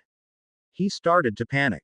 There wasn't enough time for him to pull out his invisibility cloak, and they were sure to come upon him in a matter of seconds. Squaring his shoulders, he decided to just go with it. He took a single step forwards and immediately crashed headlong into the figure coming around the other side. The deep grunt made upon contact suggested it was the man. Stumbling back a few steps, and rubbing the sore spot on his ribs where he'd been jabbed by an elbow, Harry straightened to see a sharply dressed man in navy robes standing in front of him. His midnight hair was parted cleanly to the side, and his brilliant blue eyes widened after a double take. Just behind the man, looking on with a devious expression on her pretty face, was Astoria Greengrass. Father. Her voice was overly sweet. This is Harry Potter. Harry, this is my father, Alfred Greengrass. It's a pleasure, sir, said Harry, extending his hand for a shake. Yes, the man pulled at his collar and cleared his throat awkwardly. My daughters speak of you often. Daphne does, Astoria cut in. Daphne talks about you. I don't. Really, no offense. Indeed. Mr. Greengrass looked as uncomfortable as Harry felt. They stood there a moment longer, shifting on their feet, unsure of how to act in front of each other. Mr. Greengrass clearly knew they had been overheard to some extent. Astoria, dear, he spoke up suddenly. I believe it's time you return to your dorms. I have files to report and must be on my way. I will see you soon. Astoria's eyes darkened with fury and she left without another word. Mr. Greengrass watched the retreating form of his daughter with an inscrutable gaze, before turning to Harry. Good evening, Mr. Potter. It's a shame we couldn't have been introduced under better circumstances, he said, his words appearing to be genuine. He nodded a final time and excused himself. Far too much was going on for Harry to keep focus on all of it at once. He'd been delayed twice now from delivering the memory to Dumbledore. At least now, with the presence of Mr. Greengrass, he knew the headmaster would be in his office. That proved to be the case, as the stone gargoyle guarding the entrance to the office jumped to the side as he approached. Come in, Harry, Dumbledore called from within. He sat in the golden-trimmed chair behind his desk with an augury feather quill in hand, scribbling away at a pile of parchments. Sir, I don't know what caused it, but I am well informed of the events surrounding Miss Chong, Dumbledore's interrupted, his voice tight as he responded. His eyes had yet to leave the parchment he was hunched over. Phileas has been notified and is currently searching the castle for her location. That wasn't Cho, said Harry, thinking back to the girl he'd seen cursing first years. It couldn't have been, she must be sick or something. She most assuredly is ill, but physically I think not. Dumbledore rolled up the bit of parchment he had been writing on and placed it in a carved oaken box. The mind and spirit is just as susceptible to sickness as our bodies. His voice hovered in the air with a hint of melancholy. I hadn't even noticed something was wrong, Harry admitted. I'm afraid most do not until it is too late, or they simply choose to ignore what is standing right in front of them in fear of what they might see. Rest assured, now that we know, she will receive the help she needs. The Slytherins, Helen and Marcus, are they doing all right? Harry asked earnestly. A soft smile twitched beneath Dumbledore's whiskers. I have not seen to them personally, but Severus assures me that there is nothing a good night's rest won't fix. It pleases me you were the one to find them and escort them back safely. I ran into Mr. Greengrass in the halls as well, Harry added. Ah, indeed. Dumbledore stroked his beard thoughtfully. Mr. Greengrass handled a full inspection of the castle's art. In fact, most of the works within Hogwarts originally came as a gift from the Greengrass family's private collection. From my discussion with him, we both agree that there is nothing wrong with the artwork itself, but rather there is something else, a foreign source, inducing their strange behavior. Malfoy. I suspect so. Yet, we still remain in the darkness as to the actual cause. There was something unnerving in the way Dumbledore spoke so honest and open about his lack of knowledge. I presume that was not the only reason behind your impromptu visit. Dumbledore looked at him expectantly behind his half-moon glasses. Oh, exclaimed Harry, shooting to attention and digging around in his pocket for the crystal file. The memory Dumbledore breathed, taking the file from Harry and summoning the pensieve. I'm afraid I ruined Professor Slughorn's night. Shame and guilt were what held Horace back, and confronting the two is never an easy task, Dumbledore said. He poured in the memory and held out his hand. If you please, Harry, so that together we may come to solve this puzzle at last. The memory was short, in a blink they had popped in and out. It was nearly identical to the first they had viewed, except crucially for the end. 7. He split his soul 7 times, Harry repeated out loud for what must have been the 10th time. The words were filled with just as much shock, disgust, and fear, as they had the first time. He'd always known Voldemort to be a monster. But to hear this, to see how far he was willing to go, to twist nature itself, it was hideous. Voldemort wasn't human or even a wizard, he was a grotesque amalgam of the vilest magic in existence, given form. I had suspected. It was only guesswork at the time, but to have evidence Dumbledore trailed off. We have made a great discovery tonight, Harry. One that not only has provided us a means to victory, but one that has also shown how far you must to go. It is a treacherous path you now walk, my boy. Something about Dumbledore's words chilled him to his bones. Do we know where any are? Harry asked. Dumbledore's eyes flickered strangely in the light. There are some in this very room as we speak. One destroyed by you 4 years ago, and another destroyed by myself. I destroyed one. Harry's eyebrows shot up in shock. Indeed, the very same diary that possessed Miss Weasley was Voldemort's first Horcrux, created with the murder of Myrtle Warren. It was weaponized by Tom to reopen the chamber and finish the work he had started, but in his recklessness it was destroyed. The basilisk fang. Harry remembered the shade of Tom Riddle screaming at the destruction of the diary. The fang destroyed the Horcrux. Not the fang, but its potent venom. The magic within the poison is too powerful for any of the protective enchantments placed on the Horcruxes to withstand. Harry could feel a burst of excitement in his chest. They'd already destroyed 2 of the 7. And what of the other? Dumbledore pulled out a heavy-looking golden ring, topped with an inky black stone cracked through its middle which seemed to pulse with life. It was a familiar ring. He recognized it from the memories Dumbledore had shown him. Marvolo Gaunt's ring. How did you manage to find it? In the time in which I am not acting as headmaster of Hogwarts, I am playing the role of detective, Dumbledore laughed to himself. You may have noticed my increasing absence from the school. Harry nodded in response. Much of my time away has been spent scouring the secrets of Tom's past to better predict the future, and begin to understand the mind of Lord Voldemort. I had traveled to the Gaunt shack down the road from Little Hangleton, where I found this ring under a rotten floorboard beneath layers and layers of protections. Dark magic leaves traces, and when one knows where to look, these traces can be followed back to their root. How do we know where to look, or what to find? He could use anything. A cauldron, or, a tin pot or something. What's to say he didn't dig a hole and bury it underground? The look of amusement on Dumbledore's face seemed completely out of place considering the nature of the topic of conversation. We must be thankful that is not the case then, he said, while picking up the ring and placing it carefully back in his desk. Since my discovery of the diary as a Horcrux, I have delved deeply into their mysteries, searching forgotten texts and speaking to old unsavory acquaintances. Horcruxes, as foolproof as they appear to be for men such as Voldemort, are not without fault. Upon destruction of the body, to live is nothing more than a spirit, a fraction of a soul. there is a need for magic to sustain itself. Without the body, there is nothing rooting the soul to the magic of this world. A Horcrux serves its purpose as an anchor, but it leaves its creator isolated from what keeps them alive. Horcruxes are potent and corrosive by nature. Without magic, they will turn to consume themselves, or even destroy themselves if they must, to satisfy their hunger. To sustain a Horcrux, it is in need of a source to feed off of. Something powerful, that can withstand its corruption. There is always a place to start from, and with Tom the answers lie in his past. Dumbledore leaned into the leather of his chair, peering at Harry over steepled fingers as if expecting something. Harry put his mind to work, ruminating on what he knew of the Horcruxes. The diary was Voldemort's first and meant to be kept within the Chamber of Secrets, the greatest legend of Salazar Slytherin. The ring had been kept within his family for generations, and hidden in the ancestral home of the Gaunts.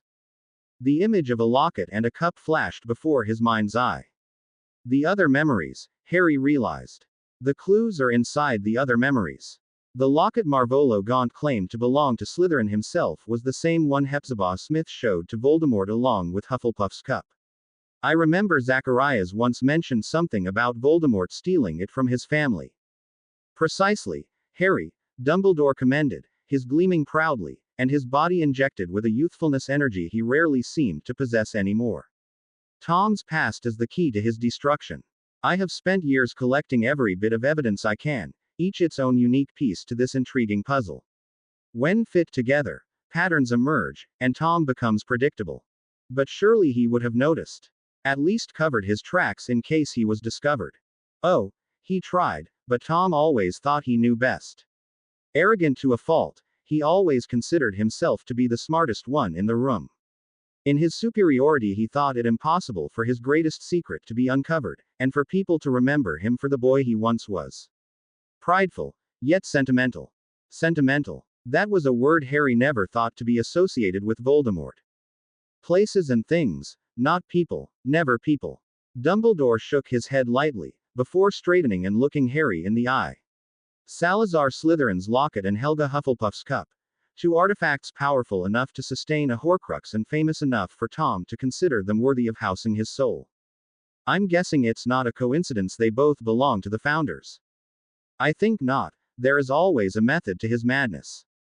Hogwarts was one of the few places Tom was fond of, and I am fairly confident in my estimation that he considered himself an equal amongst the founders. So one for each of them. Perhaps a frown creased over Dumbledore's brow. Although Godric Gryffindor was not renowned for magical creations. The only two of any interest are his sword and hat, both of which are safe within this office. Then what do you think they could be? And where? These were the questions which had been burning inside like a fever since emerging from the memory. The diary and ring, both of which are destroyed, Dumbledore listed off. The locket and the cup, an item belonging to Ravenclaw, and Voldemort's snake Nagini. It is only conjecture, but I remain confident enough in my line of thinking.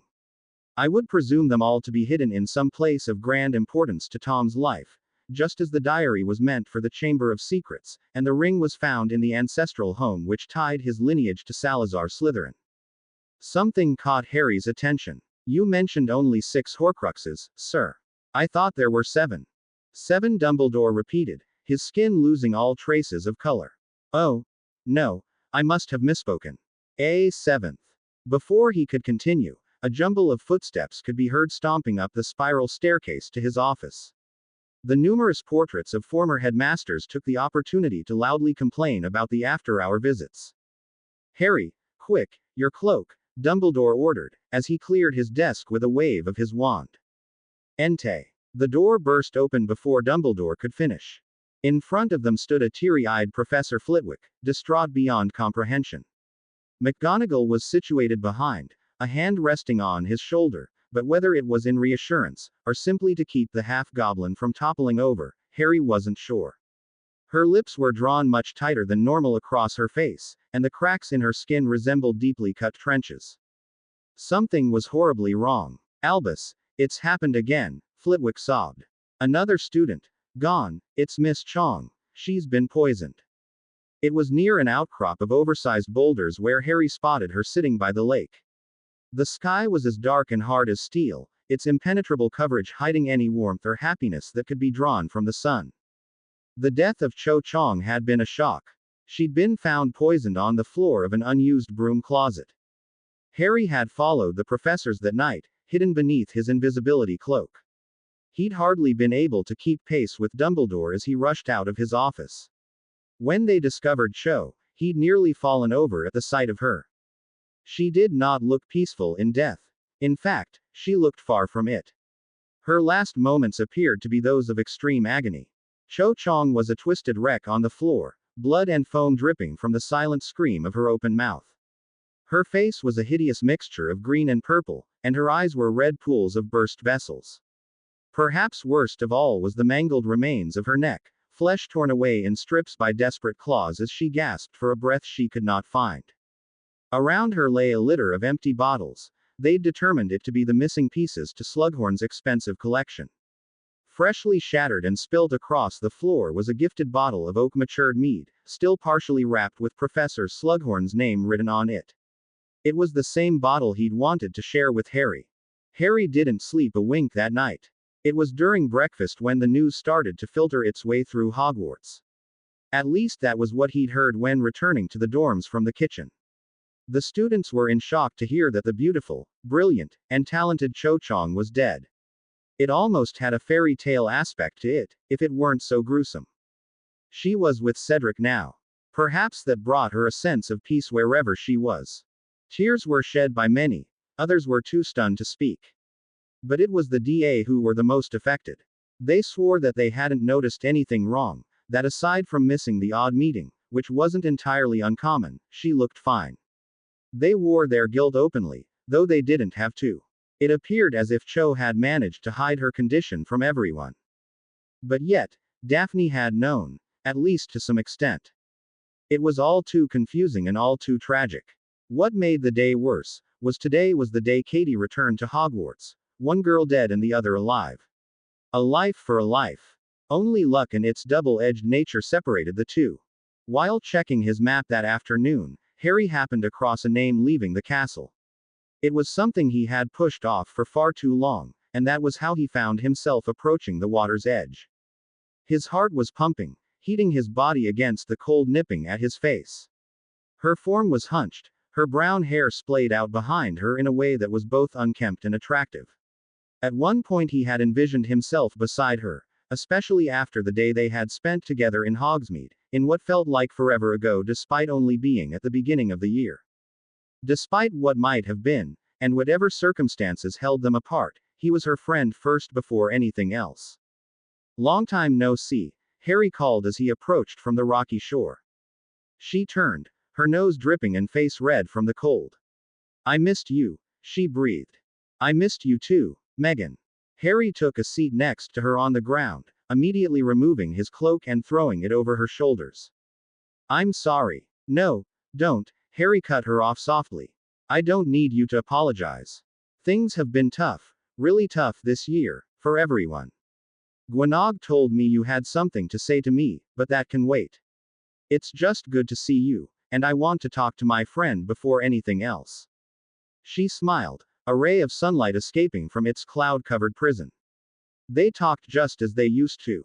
Words came easy to them, a playful dialogue that ebbed and flowed like the current of a lazy river. It was an odd friendship most wouldn't have expected, one forged from a shared love for a sport, but it worked and they didn't question it. In a short silence that accompanied a pause which naturally settled between them, Harry could still sense a certain nervousness to Megan. He sighed and a puff of breath blew visibly out of his mouth. "What is it?" he asked. Megan turned and fidgeted, her gaze quickly diverting to the freezing waters of the lake. "Do you trust me?" Her voice was just above a mumble. "Of course." She looked at him then with only a trace of hesitance, the rest of her set in determination. He felt a warm hand on his cheek as her body moved closer to his. Her breath tickled his face, before her lips pressed softly against his. They were gone before they even touched. "I thought so," she trailed off. "Thought what?" There was no awkwardness between them, no passion, no confusion, simply a platonic understanding. "I just needed to be sure I made the right choice," she said mostly to herself. I once thought I loved you. I was a little girl then, but still I thought so. I grew up, and love slowly turned into genuine affection, attraction, and a crush on a little boy who flew better than I could ever hope to, without even trying. Well, I wouldn't say without trying. Oh, shush you. She slapped him playfully on the shoulder. I'm telling you something important, you can at least be serious. I'll try, he laughed. I had a crush on you for a long time. Longer than I would like to admit, actually. It's part of the reason why I disliked Weasley for all those years. I saw her as competition, I guess. Ginny, you don't seriously think. Who knows, she might have grown up too. I can't speak for her now, Megan continued. It was while I was growing up where I started to notice new things, new people. I was scared at first, it didn't fit with what I had always thought I wanted.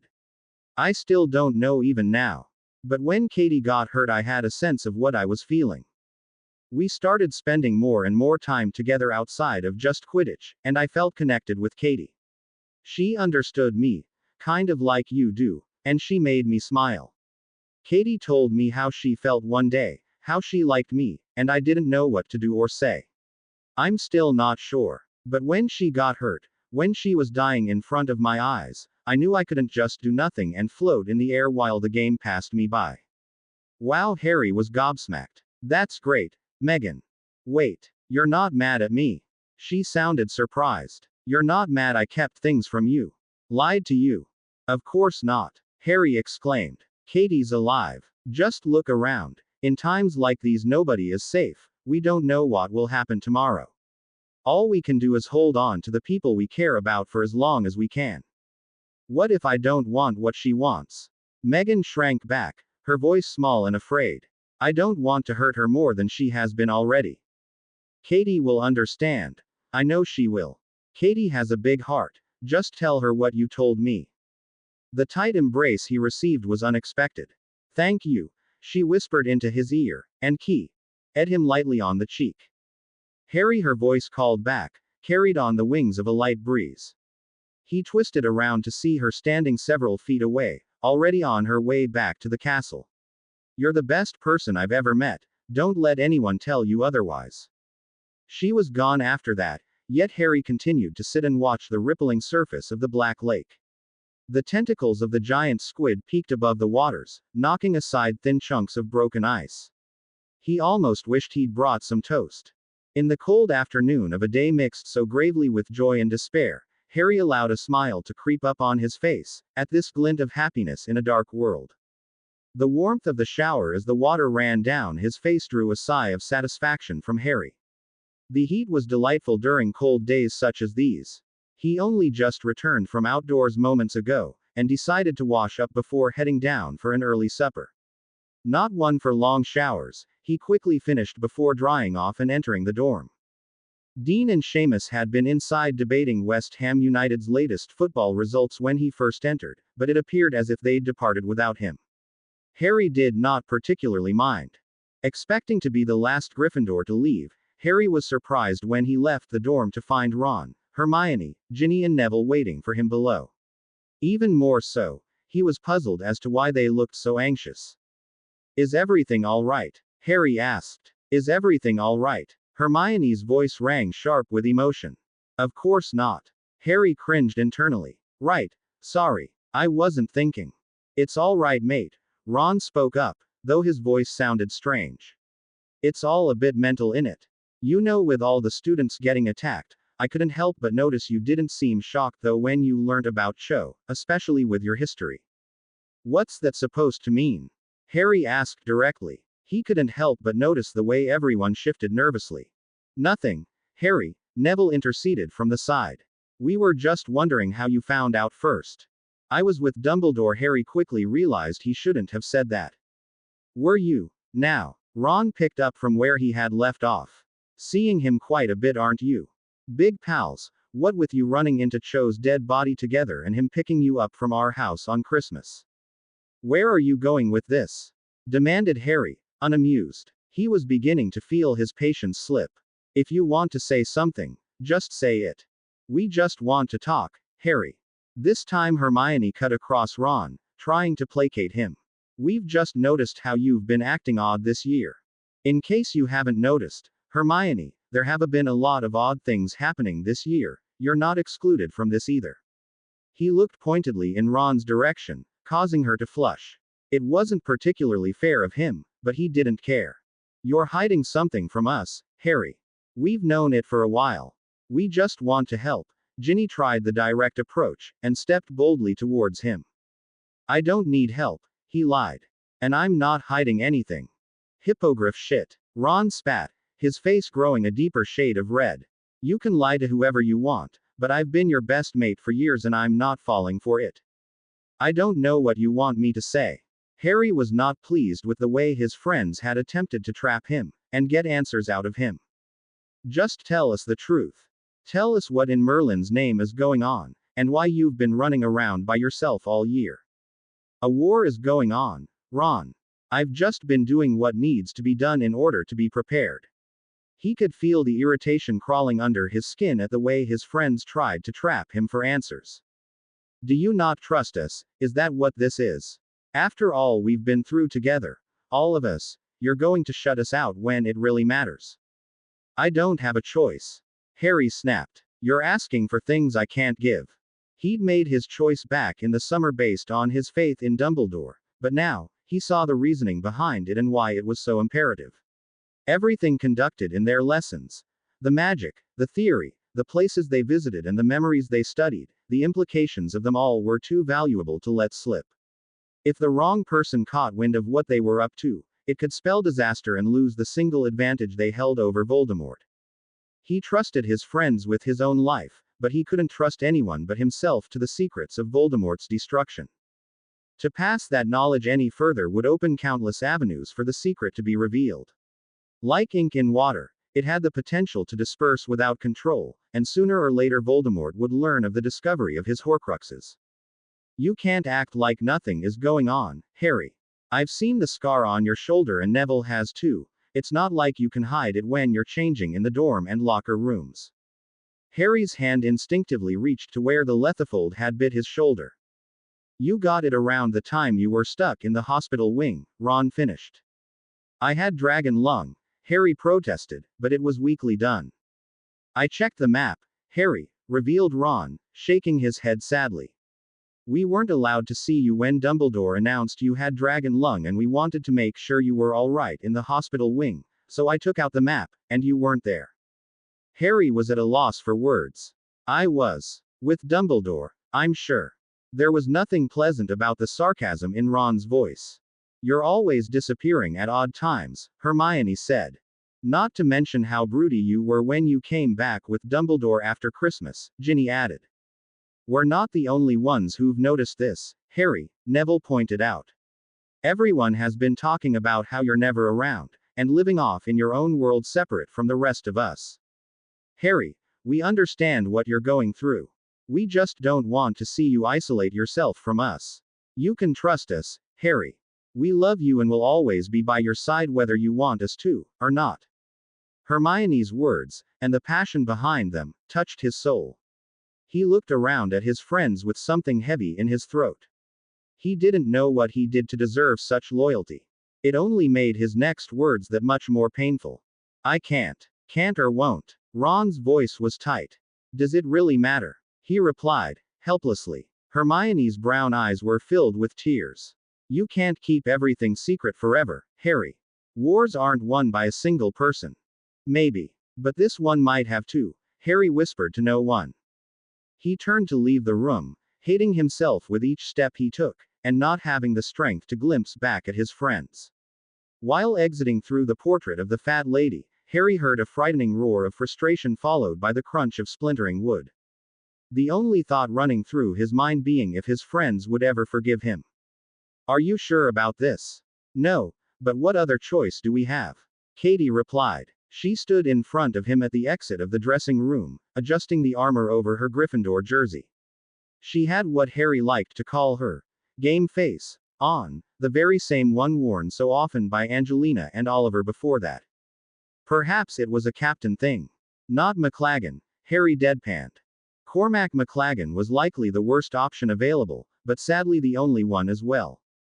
After their bust up in the common room, Ron in a fit of frustrated rage punched a carved wooden shield that sat upon the mantel above the fireplace, and shattered both the shield and his hand. As if to prove a further point, Ron refused to get it checked. Perhaps he thought the pain of his broken wrist would crack Harry and force him to come back and confide in his friends. For nearly 2 weeks Ron continued his antics, struggling even to hold his wand for the most basic spells in class. In the end, after a series of explosive rows in the middle of the common room, Hermione stunned him and brought him to Pomfrey.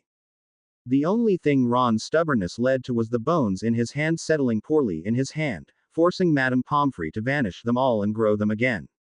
He hadn't recovered in time for the next Quidditch match, and that was how they ended up with McLaggen as their last-minute keeper replacement. He's actually fairly good, you know, Katie pointed out, leaning against the tip of her broom.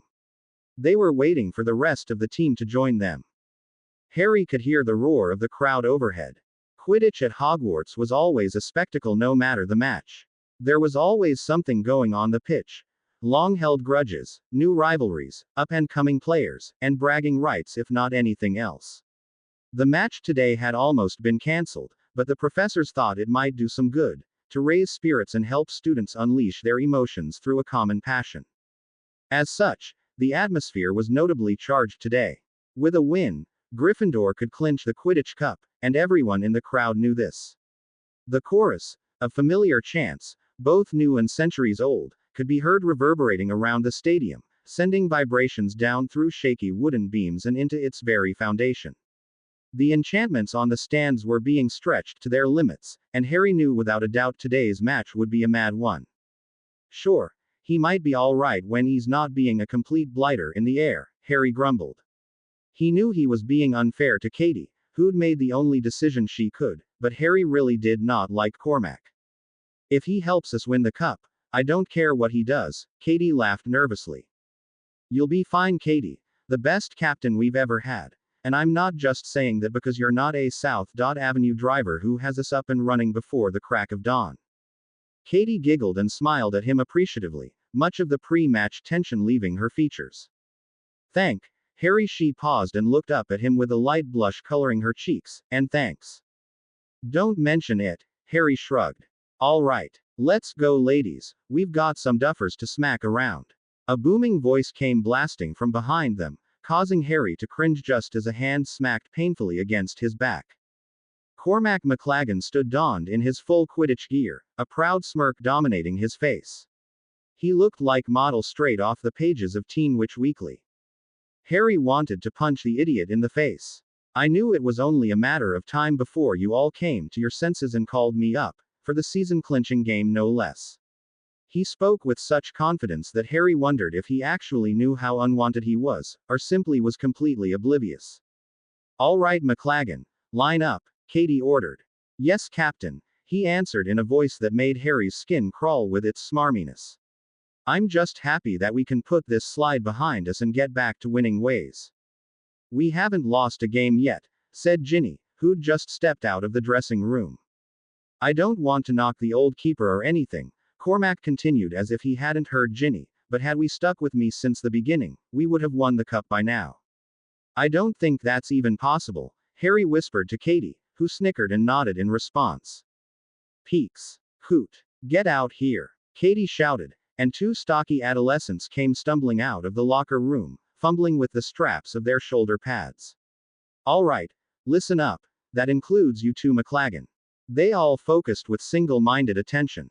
We know the way Hufflepuff is going to play. It's going to be the same as what they did against Slytherin and Ravenclaw. It'll be a high press, so be sure to keep your head up when their chasers are closing you down. Move the quaffle quick, girls, she continued, looking at Demelza and Ginny. Side-to-side passes and looking to switch the play quickly, that's how we'll break their line. No fancy flying. If you hold on to the quaffle for more than 5 seconds, they'll poke it free and be through on goal. Bludgers will be coming quick and fast, but they're not so much looking to hit you as they are trying to force you into their press. Hoot and Peeks, you two are there to intercept and break their lines. We need the space to go on the offensive. I don't want to see you smacking the bludger anywhere other than at their chasers. Yes, ma'am, They called in a salute. Katie smiled, and for a moment, let them bask in the noise of the crowd. It was electrifying. Harry could feel his blood pumping through his veins. His body craved the speed of his firebolt and the rush of wind in his face. We've got Potter. Harry Potter. I just don't think you understand. A single chant cut through them all in that moment. One Dean had come up with at the start of the season. He's Gryffindor's man. He's better than his old man. The buzz building inside him was almost too much. We've got Harry Potter. Harry. Yes. He looked over to Katie. Just do your thing. We've got Potter. In the starting squad for Gryffindor today. An amplified voice rang from the stadium above. Harry was a touch disappointed that Luna wasn't commentating today. Her insight into the game was unlike anyone else's. The captain, Katie Bell. Harry Potter. McLaggen, don't K this up, were the last words she had to say, before mounting her broom and shooting out onto the pitch. Standing in beside her, is the sensational, Ginny Weasley. It looked as if Cormac was trying to give Ginny some last-minute advice, but she flashed away before he could finish. And the fantastic rookie, Demelza Robbins. I just don't think you understand. Cormac looked a bit put off that he hadn't been able to finish what he wanted to say. In position of beaters today, Jimmy Peaks and Richie Coote. The two knocked their heads and smacked their clubs together, before taking off in tandem. Filling in at keeper for the injured Ron Weasley, Cormac McLaggen. He's Gryffindor's man. Cormac seemed to want to pass on some of his wisdom to Harry, but the call for his name was enough to pull him away. And starting at seeker. He's better than his old man. The crowd was nearly deafening at this point. We've got Harry Potter. Harry was halfway across the pitch in the blink of an eye. Wind whipping across his face, arms gripping tightly to the handle, and legs squeezing to control the bucking of the back end of his broom, Harry pushed to a higher speed before shooting directly up into the air like a rocket. A smile split his face the entire way, as he looped and twirled about the air, getting a feel for the wind conditions of the game. Cutting down to the level of the stands, Harry slowed as he circled the pitch, looking over the assembled crowd. Harry Potter's magic. He wears a magic hat. Harry burst out laughing as they moved into another one of Dean's creations. When he sees the golden snitch, he says, "I'm having that." Each section reserved for the different houses was decked out in their colors. Hufflepuff had a giant moving banner of a badger they named Seed. He could see the mass of their fans chanting something, but it was drowned out by the wave of Gryffindor supporters. He catches it with his left hand. The Gryffindor section was filled with gold flags and crimson streamers, giving off the impression the stand had caught fire and turned into an untamable blaze. Posters that read, "Weasley is our king," and the alternate, "Weasley is our queen," stood tall and proud. Under the one that read, "Potter for president," was Dean, wearing a "Weasley is my queen" t-shirt, and Seamus with one that read, "Marry me Potter." Beside them was Hermione donning her Gryffindor scarf, a face-painted Ron, and Neville, who was trying to keep his head away from the gaping maw of Luna's giant lion head. He catches it with his right. O.R. mouth. The Gryffindor section shouted together with cheers and laughter. The Ravenclaw gallery was more subdued. They wore badges in honor of Cho and cheered politely for all the players. And when we win the cup again, we sing this song all night. Ooh ooh. Slytherin, on the other hand, knew exactly who to cheer for, and it wasn't Gryffindor. A chorus of boos and hisses were hailed his way. Slytherin needed a Gryffindor loss both for the sake of their rivalry, but also to have just the slightest chance of winning the cup. Harry spotted Daphne hidden in the corner of the stand. He waved to her as he flew by, hoping she would see. The neutral section was jam-packed with scouts and professionals, former students, parents, and teachers. It was a melting pot of individuals with different allegiances. Harry could see colors of the 4 different houses, but also jerseys and memorabilia from the various professional and national teams. Tonks was there cheering madly with Auror Fardale, her hair a spiky mess of black and yellow. At some point the Hufflepuff players had entered the pitch, and it was time to form up. Hermione was always right about one thing, he thought as the captains shook hands with Madame Hooch. Us Magicals are mad about Quidditch. And I love it. The game was on with a flash, fans screaming and players shouting as Hooch released the match balls into the air. A bludger nearly took Harry's head off with its erratic flight, only a shout from Richie saving him as he flew over and smacked the iron ball into the crowd of Hufflepuff chasers converging like a swarm of bees on the quaffle in Ginny's hand. Not wasting another moment, Harry soared above the main action of the game. His eyes searched the pitch like a hawk, hoping to glimpse the snitch. And Gryffindor scores. Weasley with a fantastic Biggins roll, before assisting a rocket from Bell. As quick as they scored, Hufflepuff came right back and evened the game. The back and forth action between the teams continued for some time, with Katie's game plan working effectively against Hufflepuff's pressure. However, Gryffindor struggled defensively. Harry did his best to block out the noise of the crowd, zipping around the pitch and between plays searching for the elusive glint of gold. The Hufflepuff seeker stuck tight next to him, in a manner he'd grown used to over the years.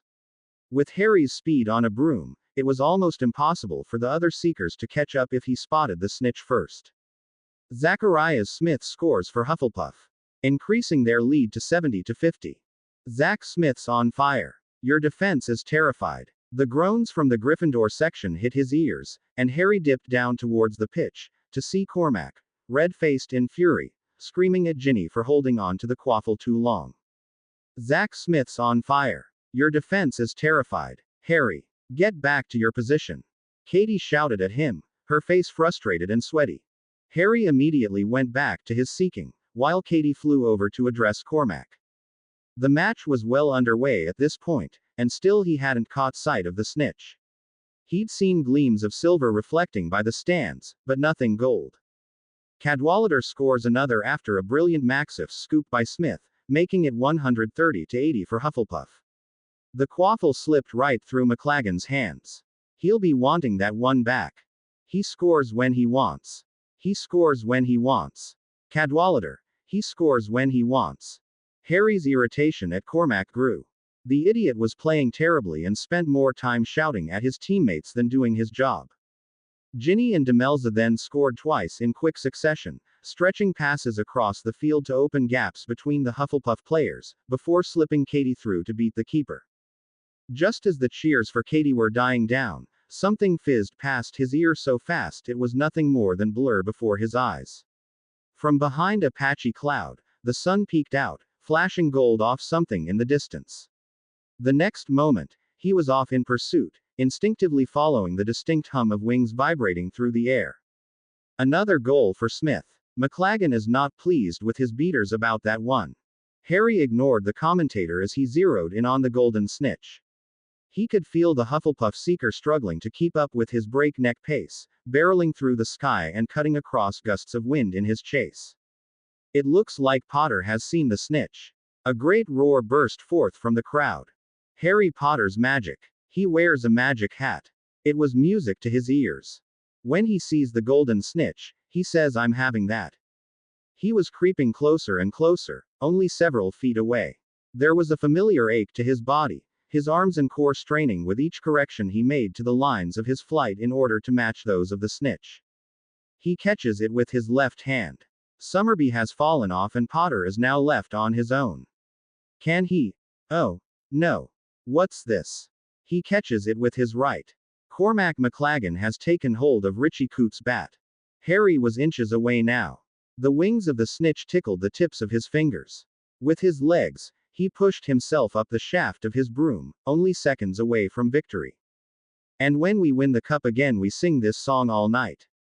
Clank. Harry's fist closed around the snitch, and he looked up just in time to see McLagan with a bat in hand, a rattling goalpost, and a bludger redirecting right at his head. Ooh. He didn't even feel the impact. All he heard were screams mixed amongst the chants and shouts of victory. And then he met darkness. Harry woke to the scent of over-sanitized walls and the painful flash of sterile white tiles in his eyes. Even in his dazed state, he immediately knew he was under Madame Pomfrey's tender care in the hospital wing. Oi, he's awake. Harry cringed at the voice ringing in his skull. It felt like he'd taken a bludgeoning hex from a foot away. When he reached to touch the sore spot, he felt a wad of bandages wrapped around his head. Honestly, Ronald, do you really need to yell? We've always said Ron was a bit simple. Harry fished around the dresser to his right, feeling for his glasses. Putting them on, he blinked, and pushed himself up his bed into a sitting position. What happened? Harry asked, looking around at the crowd assembled by his bed. A shattered skull is what happened, Madame Pomfrey huffed, pushing her way to the bedside. She tutted under her breath while cutting away bandages and inspecting his head, poking and prodding at different areas. I spent 6 hours picking shards of bone out of your head, I'll have you know, Mr. Potter, and I did not enjoy a minute of it. All because of some suicidal game. The best game, said George, grinning ear to ear and winking at him. We never had a problem, and we were smacking around bludgers for years, added Fred from his brother's side. Unfortunately, not all of us are born with such thick skulls that bludgers simply bounce off them, Madame Pomfrey commented before pouring out an array of colorful potions. Drink these, all of them, and then you'll be staying for lunch. She collected the strips of his bandages and walked back to her office. Did she just? I think she did, Fred. Ouch. They said together. So lunch, huh, it's been a day. Harry asked. It's been 4, Harry, Hermione said seriously. She looked as if she was fighting the urge to engulf him in a hug. 4, he thought to himself in shock. He rubbed his head, trying to dampen its dull pounding. He hadn't expected that. Then what are they still doing here? Harry asked in confusion, looking at the twins. Dumbledore invited us back when you woke up. We wanted to see how you were doing, George answered for the two of them. McLaggen. These two already took care of him. It was Katie who spoke up, standing at the back of his group of friends. Fred and George looked very pleased with themselves. Is it wrong that I want to kill him? He asked. You'll need to get in line behind the rest of Gryffindor. Idiot, almost cost us the match, she said. Almost cost us. We won. There was a gaping black hole that made his head spin every time he tried to remember what happened. There was only the snitch and McLaggen's name. Yeah, you caught the snitch right before the bludger hit you in the head. It was kind of scary, actually. You fell almost 100 feet from your broom. Cooten Peaks had to catch you before you hit the ground, Ron explained, scratching nervously at his injured hand. Brilliant, Harry beamed. That's brilliant. We won the cup then. We did, Katie grinned, unable to mask her elation. We decided to hold back on the celebrations until you were feeling better. You were the one who won us the match after all, wouldn't be fair if you weren't there with us. Harry perked up. So when is it? Tonight. Brilliant. The twins cheered. You're not invited, said Ginny, killing their enthusiasm immediately. Listen, Harry, Ron interrupted, his blue eyes hesitant as they caught Harry's. Don't, Harry cut off his friend. I know what you're going to say, it's fine. I need to say this, mate, Ron was adamant. Despite his obvious discomfort, there was a steely resolve to his posture as he pushed on. I'm sorry. If I wasn't such a prat and got my hand fixed when I should have, McLaggen wouldn't have gone in goal and you wouldn't have got hurt. It's my fault, and I shouldn't have snapped like that. I'm also sorry about the way I confronted you. Mind you, I'm still not happy with everything going on and what you're not telling us, but you're my best mate, and I trust your judgment. He smiled, feeling much better than he had since before their fight. Thanks, Ron, that means a lot. The door to the hospital wing creaked open, cutting him off, and drawing everyone's attention to the solitary figure entering. Dressed in a simple gray robe with her hair tied back was Daphne. Harry's heart leapt up into his throat. I think we should, clear the room, Ron said, flicking his eyes between Harry and Daphne. Moments later, after hurried goodbyes and promises to see him tonight, the others followed Ron out of the hospital wing, leaving him and Daphne alone. She approached him slowly, her footsteps echoing lightly against the stone floor. Her eyes had yet to meet his, almost as if afraid to do so. It's good to see you're all right, she said softly. The tips of her fingers danced across the sheets of the bed next to his. It's good to see you still care, he replied bluntly. I do.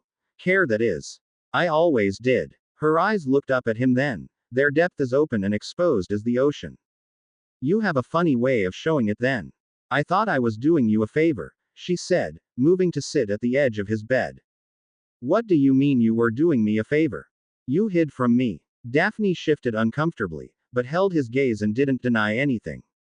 Harry continued. You don't think that's not the least bit confusing? First, we're keying at Slughorn's party. Next, you're buying me a gift worth more than 3 of my firebolts. You still have it. The look on her face was inscrutable as she asked. Of course I do, he answered, noticing something flare within in her eyes. It's in a pouch I keep around my neck. I left it up in the dorms for the match. Did you like it? Her features were soft and her voice sounded awfully vulnerable, in a way that was unlike Daphne's usual demeanor. Like it. I loved it. How couldn't I? It was probably the most beautiful thing I've ever seen. How did you manage to get it made? A beautiful smile pulled at the corner of her lips, lighting up her pretty face and melting away its tension. She inched closer to him on the bed, and settled into a more comfortable position against his knees. Daddy, my father, she corrected herself stiffly, has contacts with a good number of artists. I managed to contact one who specializes in handcrafted jewelry, and he promised to have it done as quickly as possible for the right price. How much was it? Daphne tried to turn her face away, but Harry stopped her gently with his hand. It doesn't matter, she dismissed. How much? He persisted. His thumb stroked the line of her cheek, enjoying the warmth of her skin. She slipped from his grasp. It was for you. The price didn't matter. Okay. Their eyes connected then, staring unblinkingly at each other, trying to convey something unspoken. I'm sorry, she finally said. There was something honest and desperate about her words. I shouldn't have done that to you. I was wrong, I was hurting. She stopped herself. Just promise me, Harry started. He placed his hand on her thigh, and Daphne covered it with her own. Promise me you won't do it again. Promise me you won't disappear when I care so much about you. Daphne looked broken. A sheen clouded over her eyes just as tears began to spill down her porcelain cheeks, but still she wouldn't look away. Daphne opened her mouth as if to speak, her lips trembling, but instead she closed them and threw herself into his embrace. Her lips were on his, claiming them with vigor, the salt of her tears mixing agonizingly with the sweetness of her mouth. He steadied her against his body, and slowed her attack into something more passionate. He'd only just opened his mouth to deepen their key, when the door to the hospital wing closed with a smack. The two of them jumped apart. Je m'excuse. What in Merlin's name is she doing here? The question on his mind was spelt across Daphne's flushed face along with an expression much less pleasant. I did not know that someone was already in here. Well, now you know, said Daphne with words of ice. Could I speak to Ari in private for a moment? The two girls stared at one another for what felt like an eternity to Harry. For a moment he thought they might have forgotten he was laying down only a few feet away. You may. Daphne finally ceded. The Slytherin girl calmly straightened from her position on the bed and started to leave. She stopped suddenly next to Fleur, and looked back at Harry with a word half formed on her lips. Something like indecision danced in her eyes. She left without saying anything. The door closed softly behind her, and Harry was alone with Fleur for the first time since Christmas Eve. What are you doing here? I was at Z match, and I wanted to see you when you woke up. Why? I care about you, Ari, she breathed out as if afraid to be overheard, and took a step closer. William is at work, and I thought. Harry laughed bitterly and ugly laugh. Of course, you're here when Bill isn't. What is that supposed to mean? I think you know very well what it's supposed to mean. You don't think I haven't noticed how you come sneaking in here, only when everyone else has left and without Bill knowing. Haven't you done enough? Harry could feel his voice stuck in his throat. You would not understand. I wouldn't understand. His heart was pumping violently against his chest. I wouldn't understand everything going on. I know I was hit pretty hard in the head, but I know there were 2 of us in that bedroom that night, Fleur. I can still smell the lavender even now and feel the way you touched me. How do you think that makes me feel, when I key? Daphne, but all I taste is you. She will leave you. Ari, Fleur retorted, sounding so very sure. I know Z-type. Oh, will she now? His voice came out low and dangerous, and his chest squeezed as though caught in a vice. Z's Daphne might say she loves you and do sweet things for you, but in the end she will leave. She is the one who comes first, and when it matters she will not be the one to stay and stand by your side. And who would that be? You, Harry asked, challenging Fleur to say what neither of them had been able to. Silence stretched between them timelessly. A part of him, one that burned with passion and entertained fantasies, dared her to give in. His wished it could be different, that whatever obstacles and misunderstandings had brought them to this impasse would be removed. For a heartbeat, he thought he saw her mouth twitch and eyes reach to him imploring, but the moment passed and their standoff had lasted long enough. Go back to Bill, Fleur, at least Daphne is honest. A crack appeared in the icy wall built between them, and slowly he could see Fleur collapsing inwards upon herself like an arch without its keystone. The slight twitches of her face as she fought and failed to keep the wetness from her eyes, showed his words had struck a mortal blow. Her mouth opened to speak, but all that came out was a choked gasp. It tore at Harry from the inside to not move and comfort her. He'd caused her this pain and he hated himself for it. What kind of monster was he, to be so cruel to the girl he stopped. It didn't matter now. Not when she had already fled the room, her hands covering her face, and tears splattering to the ground. Virtue. I'm sorry dear, but I already told you that password won't work. Virtue. Dear, you will be staying in this hallway all night unless you give me the correct password. I refuse to use this. Harry shoved a small piece of parchment into the fat lady's face. Madame Pomfrey had given it to him when she finally discharged him from the infirmary. The sun had set and it was long past supper time. Then it will be a night on the floor for you, the portrait harumphed, and turned her back on him. Virtue. Harry repeated for perhaps the 10th time. She ignored him, singing to herself some horrible half-baked composition she was improvising on the spot. Virtue. Still nothing. Bloody hell fine. Harry gave up. It's a potty party, he said through gritted teeth. He swore vengeance on whoever had come up with that password. The fat lady raised a painted eyebrow and posed with her hands on her hips. There, now was that so hard? Harry was a hair away from blasting open his own entrance. Just open the bloody door. Thankfully, for the fat lady's sake, the portrait swung open and Harry finally was able to climb through. There he is. Our chosen boy. I mean our golden one. Never mind, Harry's back everyone. The common room, which looked to be packed with the entirety of Gryffindor House, erupted into roars and raucous laughter. A clearly drunk Seamus Finnegan came stumbling over, a goblet in his hand, barely being kept upright with the help of Dean. All right, Harry, Dean greeted him pleasantly, handing him a drink. How's the head? Bit sore but back in one piece at least. Common room looks great, Dean, Harry complimented. Thanks, he said, dipping his head bashfully. I had some help from Parvati and Lavender. The common area was decorated in full Gryffindor regalia. Streamers, balloons, flags, and scarves were pinned on almost every surface available. The posters from the match were there as well, which was why he was staring at a blown-up version of his face hanging from above the fireplace. A table was set up near the stairs, piled with food smuggled in from the kitchens, and lined with rows of butterbeer. Standing proudly at the center of the room on a makeshift pedestal of stacked textbooks, was the Quidditch cup.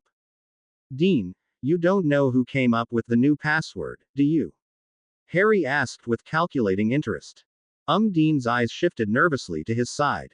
I told you he'd like it, Dean. Seamus pulled his best mate roughly around the shoulders, completely ignorant of Harry's intentions.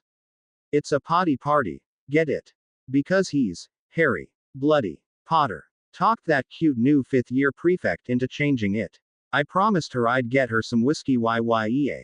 Seamus' boast quickly morphed into a girlish scream as he was hoisted upside down in the air by his ankle. Harry silently slipped his wand away. Oi, what's going on? Seamus shouted panicked. Get me down. Get me down. He wiggled in the air like a flobberworm. Dean, and most of the room who had stopped to watch the floating spectacle, were laughing hysterically. Next time, don't be a git when naming the passwords, said Harry with a silly grin, before letting him down slowly. He went off in search of Ron and Hermione after that, passing through the crowds of celebrating students, being stopped what felt like every 2 feet for hugs, handshakes, congratulations, and questions about his head.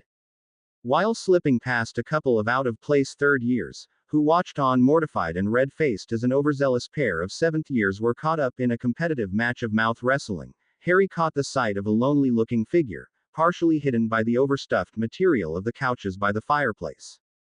It took nearly all of Harry's limited self-control to not go hex him senseless, and maybe put to use the prince's spell for uncontrollable toenail growth, but he managed to hold back. In fact, the longer he looked, the more he felt his anger start to ebb away. McLagan's back was turned to the rest of the party, trying to pretend it didn't exist. Harry could he'd been shut away from the celebration by the other students. He was the only one who seemed to notice Cormac's presence at all, and the effect it had on the seventh year was obvious. His appearance of disinterest was as thin and transparent as tissue paper. He couldn't go 10 seconds without checking over his shoulder to see what he was missing out. With his previous attitude and thoughts toward Cormac in mind, Harry was rightfully shocked when he felt pity well up inside him. He questioned himself and his sanity with each step he took, not knowing what had gotten into him, but still his feet carried him towards the exiled keeper. "Hey," greeted Harry, as he tossed his own unopened butterbeer to Cormac. "Potter." McLagan stared up at him perplexed, likely expecting Harry to be the last person to come sit next to him. His features quickly returned to their previously depressed state, and he shrunk into his chair. "Last time I checked you were a part of the Gryffindor team, started in the last game actually, and I don't see anyone else sitting by themselves." Cormac's eyes flicked over to where the party was going on in full swing. "They don't want me there. Because you nearly cost us the game, I've heard." Harry smiled at the comically bewildered look on Cormac's face. If he was dead set on taking pity on him, he would at least enjoy the moments where McLagan looked like an idiot. "I almost killed you. Almost." Harry stressed the word. The back of his skull throbbed as if in agreement. "More dangerous people have tried, Cormac, and there's no way I'd let you and an enchanted iron ball do me in when Voldemort couldn't." McLagan flinched. "I'm sorry by the way," he said. His apology was timid, which was strange in comparison to his normal demeanor. "It wasn't my best moment looking back at it, but Coot and Peaks weren't following Katie's tactics and were firing bludgers at their beaters. And you decided to do their job for them," Harry finished and Cormac nodded. "You know," Harry started with a smirk, "there's a reason Katie picked you for keeper and not beater. It's a good thing too, otherwise we'd all be missing heads." Cormac actually laughed at that, and some of his usual boisterousness leaked through. "You're funny, Potter. Well, it was getting a bit pathetic watching you sit here like a kicked puppy, so I thought I'd come kick your ass instead and get you involved with the rest of us." "They don't want me." McLagan's voice came out wounded. He gazed longingly at a group of upper-year students shouting wildly while playing Nessie the Kelpie, a Gryffindor favorite drinking game. Harry could see just how poorly McLagan had taken his treatment by his housemates, and how much this meant to him. Playing on the team, winning the Quidditch Cup, and celebrating with the house. It was in moments like this, where Harry forgot how simple life could be. Not everyone's lives were at the center of far-reaching events. Cormac wasn't some evil villain. He was just an arrogant teenage boy who wanted to show off to his friends, and maybe impress a few girls along the way, not thinking of the consequences. Perhaps, showing kindness wasn't out of order. "I doubt they'll complain much when it's me bringing you over," Harry said. If the enormous smile which grew across McLagan's face was anything to go by, then he seemed to understand. Standing together and walking towards the main body of the party, Harry began to notice the amount of attention they had drawn, as nearly every pair of eyes in the room was focused in their direction. Before he could so much as react, Harry felt himself hoisted up off the ground by a pair of powerful arms. He was looking down at the congregated Gryffindors below from the vantage of McLagan's shoulders. Cormac had the strength of a troll. "Someone bring the trophy and some Ogdens." Cormac bellowed as loud as he could, his old self alight and thriving once again. Potter's drinking from the cup. Cheers and whistles erupted in an unruly fever, the entirety of Gryffindor loving every second of Harry being bounced around by McLagan and seeing their Quidditch team fill the cup with copious amounts of fire whiskey. "Potter! Potter! Potter!" Chants accompanied the rise of the Quidditch cup as it was levitated in the air. Slowly it began to tilt, whiskey slopping over its rim, before being poured directly into Harry's waiting mouth. Very little found its mark, but that hardly hindered the enthusiasm of the crowd. He stumbled when hitting the floor. Cormac, having forgotten him in his newfound rush at being the center of the party, was now alternating massive swigs from the lip of the cup with shouts of, "Gryffindor." Moving off to the side and finding a quiet corner of the room next to the food table, Harry felt a towel pushed into his hand. He mumbled a quick, "Thanks," before wiping himself down. Ignoring the uncomfortable way his shirt stuck to his neck, and the stray dribbles of spilt whiskey which crawled down his back, Harry went to return the towel only to find himself face to face with Romilda Vane. She stared at him in great anticipation, her thick black hair curled into bouncing waves and her dark eyes pulling with their enticing allure. Her skirt was cut too short, and her blouse was tight and revealing in a way that was intentionally done to draw eyes.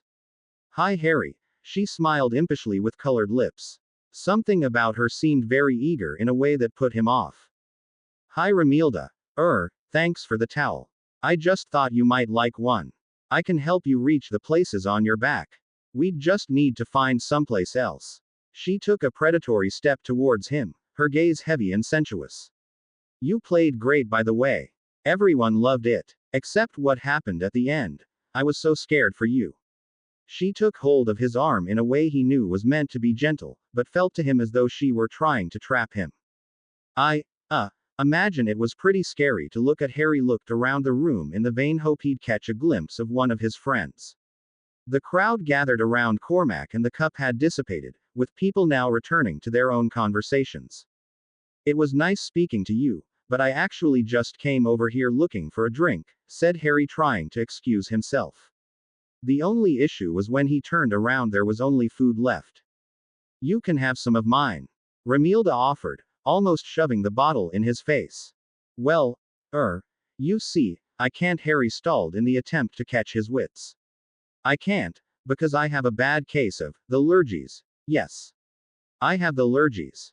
"The lurgies?" Romilda asked, confused, while Harry coughed awkwardly. "Yeah, my friend Luna told me about them. She says I have a really bad case of them, and I wouldn't want to pass it on to you." They stared at each other for a rather prolonged moment, before Romilda suddenly perked up and gave him a blindingly white smile, as if he hadn't just blatantly lied to her face.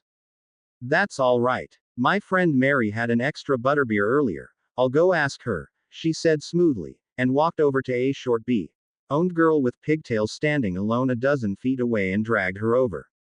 Demelza walked past Harry in that moment, her face strewn up in confusion at his current company. He prayed he managed to adequately convey his desperation in the second their eyes were locked. The distinct scent of broom polish wafted after her, and he wondered mindlessly if she'd just been cleaning her Nimbus 2001. "I knew it." Romilda half giggled from his side. "See, I told you Mary had one." The pigtailed girl looked up at him nervously, her hand practically trembling while passing him the bottle. "It was cold, so that was nice at least." "Thanks," said Harry, trying to be nice. The girl simply squeaked and ran away, disappearing into the throngs of people still partying. He'd forgotten how strange much of the lower year students acted around him. "Do you want to mate? There you are. I need a partner for Nessie." Whatever Romilda was about to say was cut off by Ron jogging over. Harry had never been more relieved to see his best mate. Yeah, are we up now?" "Of course. Get your scrawny ass moving. I'm not gonna let Dean and Seamus claim dorm room bragging rights," Ron shouted, while grabbing his arm and leading him away from Romilda, who continued to stare him down from across the room. "We aren't actually playing Nessie, are we?" Harry asked, raising the butterbeer he'd been given to his lips. "You know how much I hate that game." Out of all the queer magical drinking games Harry had been introduced to over the years, Nessie the Kelpie was perhaps the strangest. It involved a person playing the role of the Kelpie with a mouth full of water, while their partner sat on top of their back and fired stinging jinxes at the other team. The first team to fall or have the Kelpie spit out the water would lose. "No, we're not," said Ron, and Harry blew out a sigh of relief. "Can't even if we wanted to. Seamus is passed out by the steps to the girls' dorms and Dean is trying to keep people from messing around with his body." Harry lowered his bottle without taking a sip, and asked suddenly, "Did you eat treacle tart?" "What?" Ron blurted. He looked at Harry strangely. There were those really good lemo tarts the elves make, but I didn't see any treacle if that's what you're asking. Harry shook his head. Never mind. I just thought I smelt some, that's all. I've barely had anything to eat or drink today. All of Pomfrey's food tasted like blood replenisher. Rank. Ron scrunched up his face in disgust. Demelza is the one who told me where you were, by the way. I could key. That girl. I can't wait to tell all my friends that, Harry, said Demelza, popping out of seemingly nowhere. She winked cheekily at him. But I don't want to catch the lurgies. Lurgies. Ron repeated. Don't ask, said Harry, as Demelza laughed to herself and walked away. Taking a moment to breath, Harry ran his gaze over the room and lifted his drink for a sip. The rich sweetness of butterbeer splashed around in his mouth, its foam and cream washing out the scratch of thirst at the back of his throat. It was delicious, save for a strange bitter aftertaste which he could feel all the way up in his nose. Where's Hermione? Harry asked, suddenly feeling his head swim. He could feel the butterbeer flowing through him with an unusual warmth. He smelt lavender. Hermione went off to get some more sandwiches from the kitchen with Ginny. She said something about paying the house elves for their service, since nobody else will. Ron's voice faded away into the background, replaced by a distant buzz that wouldn't leave his head. Something tickled at the back of his mind, a part of him which knew something was up. Why was he smelling lavender? In fact, he could smell the broom polish and treacle again as well. All three mixed into a lovely concoction which made his heart trill gaily. Oh no. A paralyzing sense of horror took hold of him. The thought ran through his mind only once, but he knew in his gut it was true. He threw his bottle to the ground, but his reaction was too late. He'd already taken a sip. Harry, what's going on? Ron's voice was fuzzy in his ears. He had no time to stop and listen. He pushed away from his friend, much more forceful than he wanted to, and sprinted towards the exit. Every step was excruciating. His legs felt like bags of sand had been tied to his ankles. Remilda. The name rattled around in his consciousness. He could feel his body slow as he ran at the portrait hole. A part of him was drawn back to the common room, grasping and pulling with unnatural strength and innumerable arms.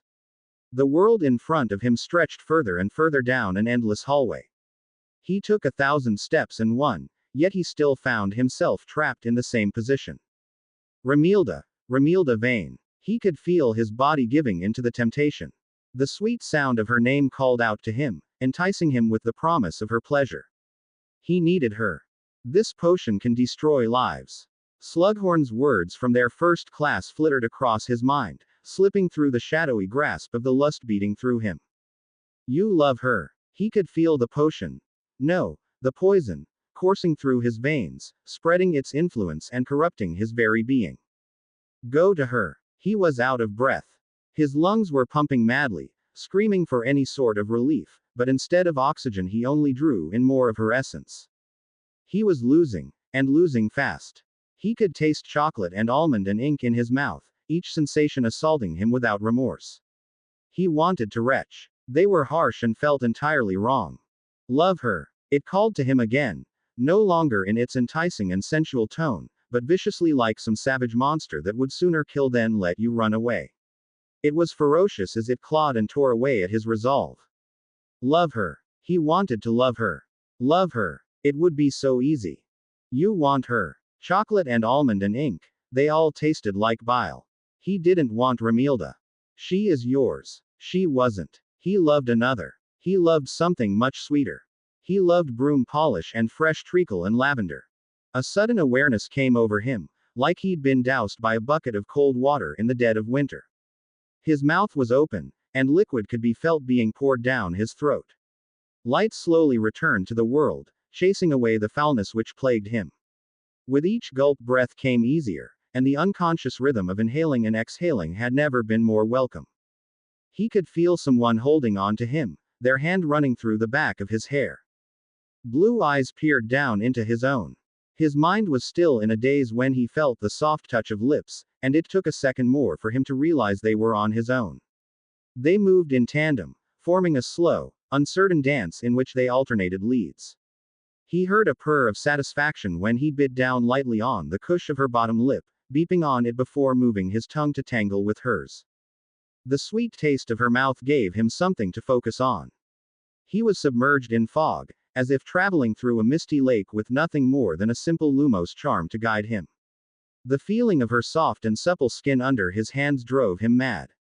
She was gripping his face in desperation, her nails clawing into his skin in a manner that was more fight than fancy. He could feel a pleased smile form through their locked lips. They were pressed up against what felt to be a desk. Harry wasn't entirely sure when that had happened, his mind out of focus and skipping in time like a faulty time turner. He flipped his partner onto its surface, his mouth latching on to the tender skin of her neck, inciting a soft, pleased moan from her mouth. She shivered under his touch, a firm hand traveling up the flatness of her stomach until it reached a firm, round breast. Pushing through the haze, he could see her form partially hidden in the shadows, but what was illuminated by the silver streaks of moonlight stole his breath away. When had she taken off her shirt? She gasped and squirmed under the efforts of his mouth, her breaths coming out faster and more ragged. He was lost in euphoria. Was this a dream? It felt like he was a passenger in his own body, with no control over his next action. An odd sensation caught his attention, and he looked down to see something long and hard in hands that weren't his own. It was twitching with undeniable pleasure as it was drawn close to a mound of flawless bare skin. When had they gotten BPD? Whatever was running through his mind was quickly forgotten as she jerked forward, his length slipping along her folds and creating a friction which left them both gasping for breath.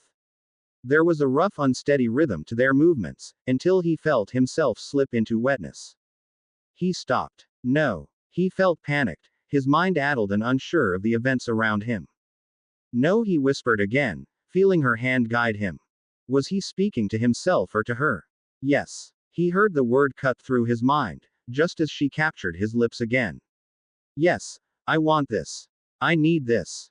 She wanted it. He did as well. But with who? He couldn't find an answer before he felt himself sinking into her again. She whimpered, but guided him further, rocking back and forth and gripping him tightly as if she never wanted to let go. Soon their pace was frantic, and Harry could feel her tightness pressing against him. Time meant little to him as everything blurred around him. There was an immense pressure building within his core, and with each passing second it grew exponentially, his grunts increasing in volume along with her shouts, until she clenched and he released. They collapsed on top of one another, intertwined, panting, and shaking. The darkness obscured the figure next to him. Trying to ground himself in reality and not succumb to the heaviness of his mind, Harry pressed his face into her silky hair and inhaled deeply. He wished he hadn't. He smelt peaches, not lavender. He was in the mist again, an inescapable void that held nothing but painful silence and shifting shadows. The air was fresh and thin, a white expanse stretching endlessly around him, with only the burning sky splattered with red, like the blood of a fresh wound. The shadows encroached on him, sliding and pressing and wrapping around his body like unseen chains slicked with oil. He floated with nothing beneath his feet, alone and vulnerable. Drops of crimson fell from the raging hellfire that was the sky, raining blood, and pulsing with the life of a human heart. Liquid trailed into his mouth, staining his lips red, but instead of copper he tasted the sweetness of fruit, though not one that brought him any joy. Voices whispered in his ears like the rustling of leaves, hidden beyond a veil that would never be lifted. He knew these voices well. Yes, I need this. The voices layered on top of one another, echoing and bouncing and lying. I need this. The words pulled at his mind with something akin to regret and mercy, as though seeking his forgiveness amongst guilt and despair. He was back lying on the floor of an unused classroom, betrayal filling his stomach like a sickness. Light slipped and shifted around him, and the mist cleared for the first time he could remember, drawing him through forcefully. Before him was a field of purple, filling the air with its soothing fragrance. He felt safe. He felt loved. He felt at home. The world skipped and the vision flashed, and in his hand was a red stone as he approached a palace in the mountains. In a blink, the stone melted through his fingers and the palace was now a bastion of darkness. On and on went his mind, skipping like a broken projector. He could hear a phoenix's mournful song overhead as a child wailed from the charred ruins of house. Lightning struck the forgotten tower of a fortress. 3 brothers stood at a bridge while 2 crumbled to ash. And sad blue eyes filled with grief and love shone in triumph for a final time.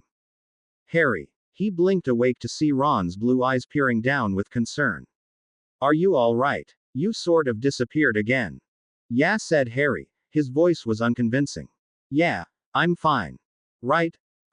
Flitwick is starting to notice us, and I'd sooner not get assigned any more homework. Repent. Ron tapped the teacup in front of him, and dropped it to the floor where it fell with a dull thud. Perhaps a little more practice, Mr. Weasley, Flitwick commented as he passed by and watched Hermione. Her charm worked perfectly, and the teacup rebounded from the floor and back onto her desk. Mr. Potter, if you please. The diminutive man gestured to Harry for a demonstration. Harry's mind was still sluggish as he pulled out his wand. Repent. Flitwick picked up the cup and dropped it to the floor, only for it to bounce up and nearly hit him in the nose. He eyed Harry strangely, as if not expecting the spell to work. Excellent work, Mr. Potter. However, next time instead of dozing off in class, perhaps you can offer some help to Mr. Weasley. Ron sulked beside him all the way through the rest of class, his mood continuing even as they walked to the Great Hall for supper. How did you manage to pull that off? He turned and asked Harry. You weren't paying attention for the entire lecture. It's bloody unfair. Harry shrugged. It's fairly basic as charms go, I guess. Basic. It's a Newt-level charm. Ron exclaimed, throwing his arms up in the air. Hermione looked over at Harry as if she wanted to say something, but was never given the chance, as a set of green robes unexpectedly slipped between them all. Potter. Blaze. What do you want, Zabini? Ron's voice dripped with suspicion. I don't particularly like playing messenger, but I made an exception this one time, Blaze continued to Harry, ignoring the other 2. He handed him a slip of paper. Harry stopped dead while reading, his blood running cold. He crumpled the note in his fist. What does she want? Haven't a clue, he replied flippantly. Harry wasn't quite sure he believed him. And if I don't go? Don't know, but it seems urgent. His eyes held Harry's meaningfully, before he split away and disappeared down another hallway. What was that all about? Asked Ron. I need to go, said Harry, already halfway turned and leaving his friends. Wait, Harry, what's wrong? Hermione called after him. Nothing. It's just, I need to go. He didn't hear what they said next, or if they attempted to follow him as he ran. His mind was closed off to everything around him except the note in his fist. Emotions rushed through him, more than he had ever experienced, and more than he could possibly hope of deciphering at once. One foot flew in front of the other, climbing staircase after staircase, as he dodged and pushed through crowds of students moving higher and higher in his trek through the castle. He passed under the ladder leading to Trelawney's tower, and felt himself stop. The front of his mind instructed him to keep moving, reminding him how he didn't have time to waste goggling after a drunken. But somewhere in the back, in a shadowy corner of thoughts better kept in the dark, a voice goaded him to climb. The air was dead and still, and the ladder swayed before him like the earth hundreds of feet below a man gazing over the precipice of a mountain. In fact, he felt like a man on the precipice of a mountain. Something important hung precariously between himself and whatever lay waiting for him up there. He shook the feeling off with a horrible chill. He couldn't dwell on the perilous and flighty nature of divination. The astronomy tower was typically abandoned most times of the day, and so it was, when Harry came sprinting towards its entrance. Composed of 3 spiraling staircases, which corkscrewed into 3 individual landings contained within a shell of high-arched buttresses, the tower resembled a unicorn's horn piercing the sky. It was the highest point of Hogwarts, opening on all sides to sprawling views of the grounds which spread to a mist on the horizon.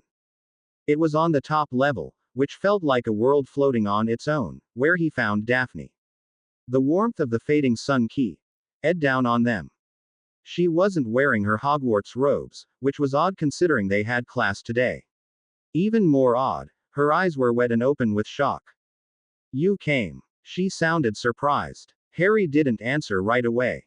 He looked out to the field where sprouts of green now dominated the quickly receding snow, and felt dizzy, though not from the height. He maintained his distance, circling the edge of the battlement, his hand trailing along the weatherworn stone. Blaze said it was urgent. Her voice caught nervously in her throat. Harry, I'm sorry, I never. It's fine. His mind and body felt detached from his voice.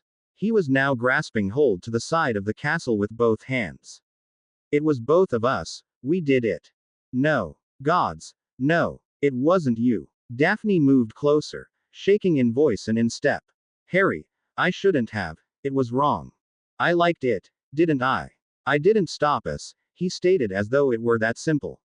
His words only drew more tears from her beautiful blue eyes, dripping like the crystal droplets which wept from the shards of ice hanging from Hogwarts' countless turrets. It was then he found himself questioning what had happened. Did I really enjoy it? Could I have done something? He wasn't sure, and that scared him. You weren't in any state to do anything, and I are raw. No, Harry snapped, cornered and injured and afraid. He couldn't stand to hear that word. He could feel himself falling back into the mist, lost. Daphne moved to hold him, and he flinched, the scent of peaches making his head spin dangerously. He wanted to slap her, to make her feel the deep stabbing pain in his chest. But as sudden as a flash of lightning, he was clutching to her fiercely and protectively, wanting to shield her from his crushing hurt. He pulled back and thrust his lips against hers, hoping it would clear the storm inside him, but instead it surged and threatened to drown him. Just as quickly as he'd taken her in, he pushed violently away from Daphne, and sent her stumbling to the floor. What's wrong with me? Harry thought with a spreading madness, but a voice whispered in his ear. You know. Why? He couldn't understand. Or rather chose not to. I needed you, had to show you before I left. Harry felt his stomach drop out from under him. You're leaving. Daphne nodded, her eyes red and puffy, and lips trembling to the point she couldn't open her mouth to speak. Like giant pieces of a jigsaw raining from the sky, everything started to fall in place around him. Daphne's distance after returning from the holidays, Astoria's argument with their father, her recent forwardness and desperate actions, the urgent nature of their meeting. When? He asked. Now. He felt like a fool for not seeing it, a damned fool. He wanted to laugh and cry and curse and scream, but did none, choosing rather to stand still and stare at the girl who he had never been able to make sense of until now. He could see the heartbreak in the depths of her eyes, reflecting like cracked jewels. Numb, he couldn't find it in himself to care in that moment. Father is taking us to the continent. He doesn't want to risk the war, Daphne explained, looking to Harry for some sort of understanding, but finding none. I don't want to leave, I swear it. But Daddy doesn't like the way things are going. He's made arrangements for our safety, and we have to go. I didn't have a choice. She shivered and clutched her stomach with straining fingers, as if on the verge of being sick. Z's Daphne might say she loves you and do sweet things for you, but in the end she will leave. Fleur's words floated back to him, taunting him. She is the one who comes first, and when it matters she will not be the one to stay and stand by your side. Harry was laughing now. At least Daphne is honest. His own words came back now, adding to the indeed, oh how wrong he'd been. He was shaking at the truth of it all, tears coming to his eyes. Harry, please. He could feel her frantic hands in his. Please, Harry. She pulled his face down so he could look into her eyes, perhaps for the last time. Please don't forget me, don't forget us. Something hard was thrust into his hand. He looked down to see an amber locket, surprisingly weighted, and fitted in a silver frame. When he looked back up, she was gone. I hardly heard her leave, he thought. He wasn't sure how long he stood at the top of the astronomy tower, the sun long having fallen and releasing its starbursts of color over the sky. A chill crawled up his skin. Time was lost to him, but he was certain of one thing: Daphne was gone. It might have been from the cold or exhaustion, but something drove him from the tower. His mind was blank and his feet carried him aimlessly in a somnolent daze through the school. Eventually, he noticed he'd led himself to an out-of-the-way bathroom on the 7th floor, one he wasn't sure he had ever used. Something caught his attention, however, not the bathroom itself, as it was fairly plain as Hogwarts washrooms went, but it was the sound of retching coming from within. Hunched over one of the carved basins, was a darkly clad figure hacking and gagging with such tuppety that flecks of crimson sparkled starkly on the pale stone. The bones of their skeletal frame poked harshly through the fabric of their robe. They were coughing again, deep, phlegmy and painful, before taking in a horrifying gasp of air that sounded like their soul being beeped through their body. Harry moved to their aid, his footstep echoing noisily off the tile floor. The figure stilled immediately. He thought he was staring at a ghost. Their skin was faded to a translucent sheen, interrupted by spidery patches of a sickening yellow hue, and their bloodshot eyes stared out the shrunken holes of their skull. Potter. Malfoy spat. His voice was a weak rasp of air, but it still managed to hold its spite. Not sure you can handle that, Harry provoked, seeing the bee-owned reach into his pocket. Malfoy's pale, wormy lips pulled back from his teeth in a snarl. Following me around now are you? What? Did Greengrass finally go and leave you then? Harry felt his temper flare, and the smirk on Draco's anemic face suggested he noticed. Oh, she did, didn't she? He drawled, as a hint of extra color injected into his skin. He only looked like half a corpse now. It was only a matter of time, you know. Her family is old and respected, and it wouldn't do consorting with blood traitors like you. Harry held himself back. Just. Malfoy doesn't know what happened between me and Daphne, he reminded himself. He's just looking to get a rise out of me. Knowing what you've been up to, Malfoy, I should have been following you for months, he countered. Malfoy froze at this, the beginnings of fear creeping into his eyes like little white worms. I should kill you here and now for what you did to Katie. Malfoy stumbled back, his body appearing to give out under its own weight.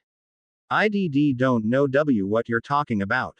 Harry could smell blood in the air. Was getting sent here to kill Dumbledore not enough? He pressed on. Lies. Malfoy gagged on nothing. What did Cho ever do to you? No. No. Stop. Spittle flew from the cracked edges of Malfoy's mouth, his greasy thin hair flopping over his brow. His wand was out now, panicked and pointed loosely in a tremoring hand. Harry had grown tired of it all, the secrets, the subterfuge, which played with innocent lives.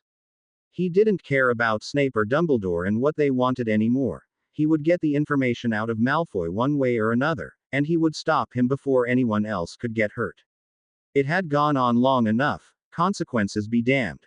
His gaze was severe as he stared into Malfoy's gray eyes. There was surprise in his glazed orbs, and the further he dug, there was an overwhelming sense of terror. He could feel Malfoy's hysteria swirling with unrest in the depths of his mind and tearing away at its sanity. He was lost for a moment, lost in whatever strange connection existed between his and Malfoy's mind. He floated outside of his body, without the anchor of consciousness, and existed in a foreign plane which swelled with the fear of a child. There was a flash where he saw a bespectacled boy with wild green eyes. Himself, he quickly realized from a mind that wasn't his own, and felt a surge of resent and jealousy and panic. Like a worm burrowing deeper underground, he sunk further and further, feeling emotions and catching glimpses of memories he couldn't recognize. He saw a pair of red eyes and own-haired man swell with pride for the honor bestowed upon him. A sense of resolve settled in him, as he looked at a woman with red-rimmed eyes filled with unconditional love. Anxiousness flooded him as he poured a phial over a giant pulsing crystal, which sizzled and sparked at a liquid's corrosive touch. Frustration gripped him over a hulking black cabinet, and soul-splitting pain tore through him as he lay over his love after careless discovery and a spell gone wrong. There was an opal necklace, a gifted bottle of mead, and phials of a crystal liquid which glowed green in a certain light. He could feel desperation and the need to alert the. Harry felt something slam painfully against his mind, throwing him through twisting darkness and back into his own body. Crucio. Harry just barely ducked under the red light as stone and tile shattered behind him. Malfoy looked positively primal. He held his wand with a white-knuckle grip, and it snapped through the air with a bang. Harry jumped and a bin exploded at the far end of the room, showering its contents through the air. Why can't you keep your nose out of everything? Crucio. Harry slid behind a stall, hearing the metal crumple with a crunch upon impact. Taking out his own wand, he blasted the disfigured stall back at Malfoy. A second later, there came a satisfying cry of pain. Just die, Potter. Blood dripped from Malfoy's shattered nose, staining the front of his robes right alongside the streaks of dried vomit. Water was shooting up from broken pipes in a great gushing geyser, and Harry directed its flow to wrap around Malfoy's ankles like vines and pull his feet up from under him. He slipped on the wet tile, splitting his chin and leaving his face a red-stained mess. Soaked to the bone, Malfoy pulled himself to his feet and glared at Harry with pure hatred.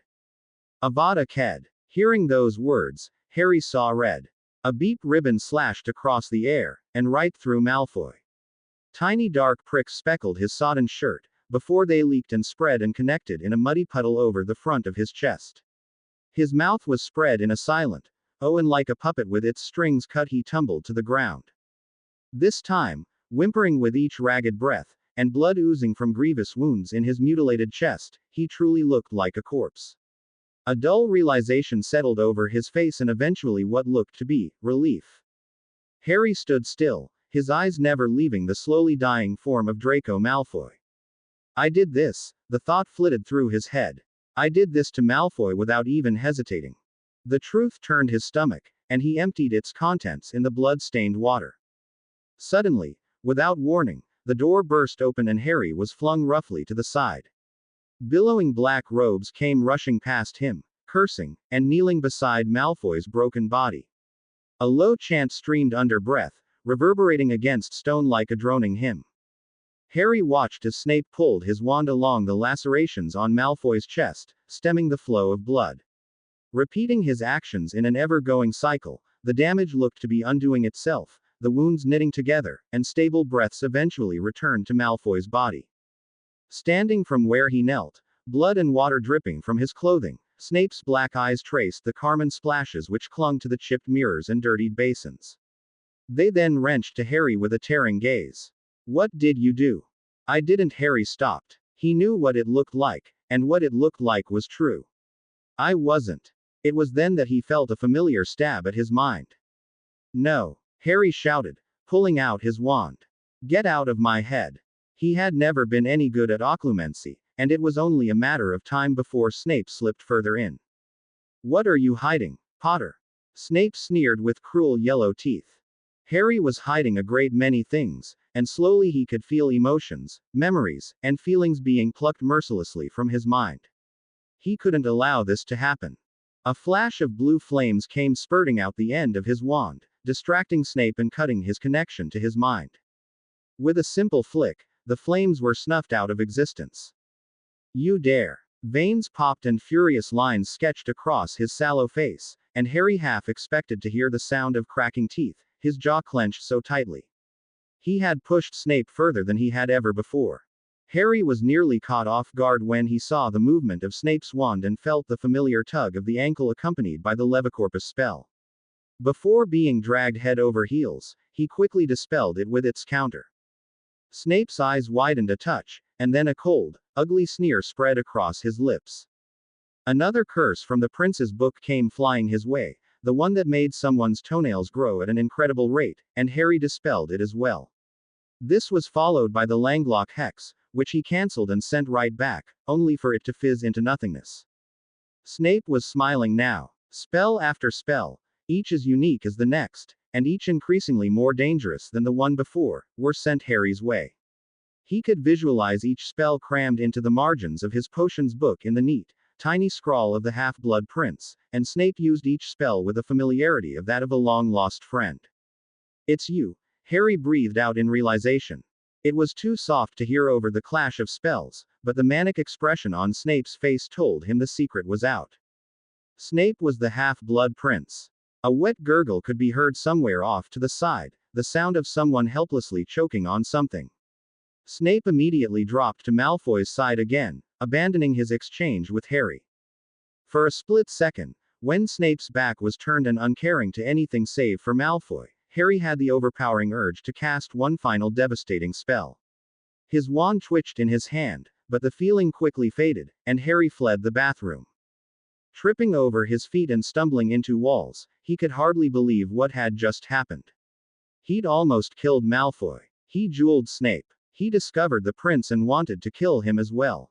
What's wrong with me? His mind pounded. Blood thundered against his skull with each trampling beat of his heart. Nothing's wrong. A dark voice inside him whispered, there's no evil in having what it takes to kill.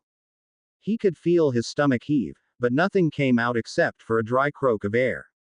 He needed to speak to Dumbledore, to explain what happened and all he discovered. The familiar sight of a drop-down ladder met him as he rounded corner, and he froze as he had before.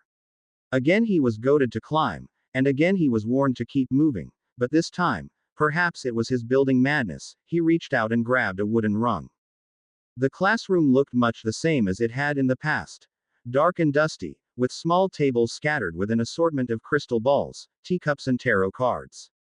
Heavy curtains of a deep burgundy blocked out the sun, and thick carpeting of the same color trapped the heat so that a haze seemed to form in the room. The air was stale and oppressive, and choke-filled with the scent of incense and cooking sherry, making his head swim unpleasantly. A lone figure draped in blood, the wisp of a voice tickled his ear. I had read your arrival. Harry spun around to see Trelawney sitting alone at one of the tables and staring deeply into a cup of tea with her wide-lensed glasses. You could have just looked at my robes when I walked in, Harry replied, trying to ignore the strange way in which the magic in the air was charged. Perhaps, but I have seen much and more. She tittered, and dropped the porcelain cup to the table with a clink. That's just a pile of leaves, Harry pointed out, looking at the aggregation of organic material. A pile of leaves it might be for some, but it is a story woven through the fates for those gifted with the sight and stitched together by the magic of actions taken and not. You were always a fascinating subject, so much of what I see and read is centered around you. Then tell me what you see, said Harry, taking the seat across the seer. He looked desperately at her eyes, hoping for a glimpse of fate, but she gazed past him. I see a great many things, always changing, always shifting with the wind. Perhaps had you come time ago when I first offered you to see, the eye would be more clear. Tell me anything. Drink, she finally said, pushing a second, already filled cup into his hands. It had been waiting for him. The tea was warm when it wet his lips. It sat in his mouth like a puddle of standing water. Was this really what he wanted to do? He paused in doubt. Prophecy was dangerous. Dumbledore had always told him so. It was best to avoid falling into its self-fulfilling trap. But he was already here, and there was so much he didn't know. Before his nerve left him, Harry tilted the cup so its bottom faced the ceiling, and swallowed it in a single gulp with a grimace. The taste was bitter, a fitting taste for prophecy. She snatched the cup out of his hands, examining it with foggy eyes. She dipped a skeletal finger into the residue, before beeping on it tightly and jumping out of her chair with a gasp. The cup clattered to the ground just as her chair did, and Trelawney clutched at her chest with short gulping breaths. What? Harry demanded. The skull and serpent, she panted, frantically moving throughout the room and searching desks and cupboards. What does it mean? Harry moved after her, and watched as she pulled out a bottle of sherry, popped its cork with her teeth and drank heavily from the spout. It means death and destruction and evil. Trelawney looked on the verge of having a fit. Her eyes bulged in a craze. Darkness is on its way. It is inevitable, and coming for us all. Two paths converge into one, your actions serving as its catalyst, bringing to a close untimely events. I see the fall of kings and further betrayal, and in you, I see only darkness. Harry's blood ran cold. Tell me. Out. Trelawney shrieked, throwing her bottle at him. He ducked as it shattered and splashed against his back. Get out. I won't have your ill-fated presence here any longer. Like a banshee, she screeched to the point Harry feared his ears would bleeding. He jumped down the ladder, escaping down empty hallways, his head ringing all the way with her unearthly screams. Harry. He heard a voice but ignored it. His stomach was churning like the sea in a storm, but there was nothing he could do to settle it. He pressed his forehead against a stone wall, taking in just the slightest hint of relief from its cool touch on his burning skin. Harry. A hand rested gently on his shoulder, and he peered up into a pair of concerned blue eyes. My boy, are you all right? It was Dumbledore. Merlin. He must have looked a sight. I'm fine, sir, he coughed, still tasting the earthiness of the tea in his throat. The blood's not mine. I don't think it is, at least. Dumbledore's lips curled into a tight smile. Harry, Are you certain you are all right? Yes, he grunted, finally pulling himself straight. I need to tell you something, sir. If it is in relation to Mr. Malfoy, I am already quite aware. He frowned, and Harry looked away guiltily. I understand the source of your anger better than most. The damage he has caused to this school and my charges is unforgivable. But Harry, I can't pretend to understand your reasoning for attacking him so brazenly given the precariousness of our situation. I found out what Malfoy was up to. He attacked me. He tried to use the Cruciatus curse on me. The expression of a storm brewed on Dumbledore's face. He resorted to an unforgivable, that is serious indeed. I am glad you are unscathed, Harry. But you say he told you of his plans. He didn't tell me exactly, no. I think it might have been legilimency. If Dumbledore were surprised at his admission, he did not show it. Instead, his blue eyes winked brilliantly with pride. He would never have expected you to hold such a skill. Occlumency and legilimency are said to be two sides of the same coin, but still legilimency is an art that is much more difficult to master. Mr. Malfoy guarded himself well in the presence of myself and Professor Snape, but left himself exposed to you. I don't understand, sir, said Harry, confused. How was I able to pull it off? I've never even attempted it before. I could think of a number of reasons, much of it guesswork and difficult to prove. However, I will simply remind you of what I once said in regards to conventional rules and what they mean to individuals such as ourselves, Harry. I remember seeing a large cabinet and Malfoy pouring some type of poison on a crystal. Oh, and it was Malfoy who killed Pansy. Harry recounted with horror, the shock of the final discovery still as powerful as when he'd experienced it. I had suspected the fate of Miss Parkinson was the result of a faulty memory charm, but to know it was done by someone she loved and trusted. Dumbledore wiped at his eyes as he spoke. They turned to the ceiling and stared deep in thought. It was a crystal you say you saw, and a magical cabinet. Yes, at least I think so. I don't know where or what they are exactly. Worrisome indeed, Dumbledore pondered, pulling at his beard, but an issue that can be dealt with on the morrow. Tonight, we are headed to find a Horcrux. Not a moment can be wasted in gathering them. That is, if you are willing to join me. Of course. Are we going now? We are headed to the coast, Dumbledore replied, leading Harry up to his office. To an unpleasant place we had once visited in the memory of Amy Benson. To the cave, Harry asked as they climbed the final steps and entered his office. Precisely. Dumbledore rummaged through his desk, organizing papers and putting them away. He took out a small oaken box and set it carefully on the surface, before turning to face Harry, his voice taking on a serious quality. Now before we depart, there is the potential of us encountering significant danger, and I believe you are long past the need of such foolish restrictions. Your wand, please. Harry passed it into his waiting hand and watched with interest as Dumbledore weaved his magic over that of the wand. He handed it back, it feeling much the same as it did before, only lighter. Now, let us be on our way. Dumbledore placed his hand on Harry's arm and they apparated away together. Harry stood, shivering violently in place, his clothing soaked and freezing to his skin with a numbing burn. The swim to reach the inner cave had been brief but agonizing. His fingers felt like icicles which could neither bend nor flex while he fumbled for his wand and cast a warming charm. The soft glow of warmth, however little it truly did, felt like the key of life upon his skin. Dumbledore stood across from him, calm and seemingly untouched by the frigid air, the silver of his hair shimmering like the golden stars on his decorated robes. High above, from a hole naturally carved in the rocky ceiling, shafts of moonlight poured over them. Do you sense it, Harry? He asked, looking around keenly. Harry took in their environment, straining his eyes to look into the shadows. The water sitting still beneath their feet was inky black, blending in with the slimy walls which shone as though stuck by tar.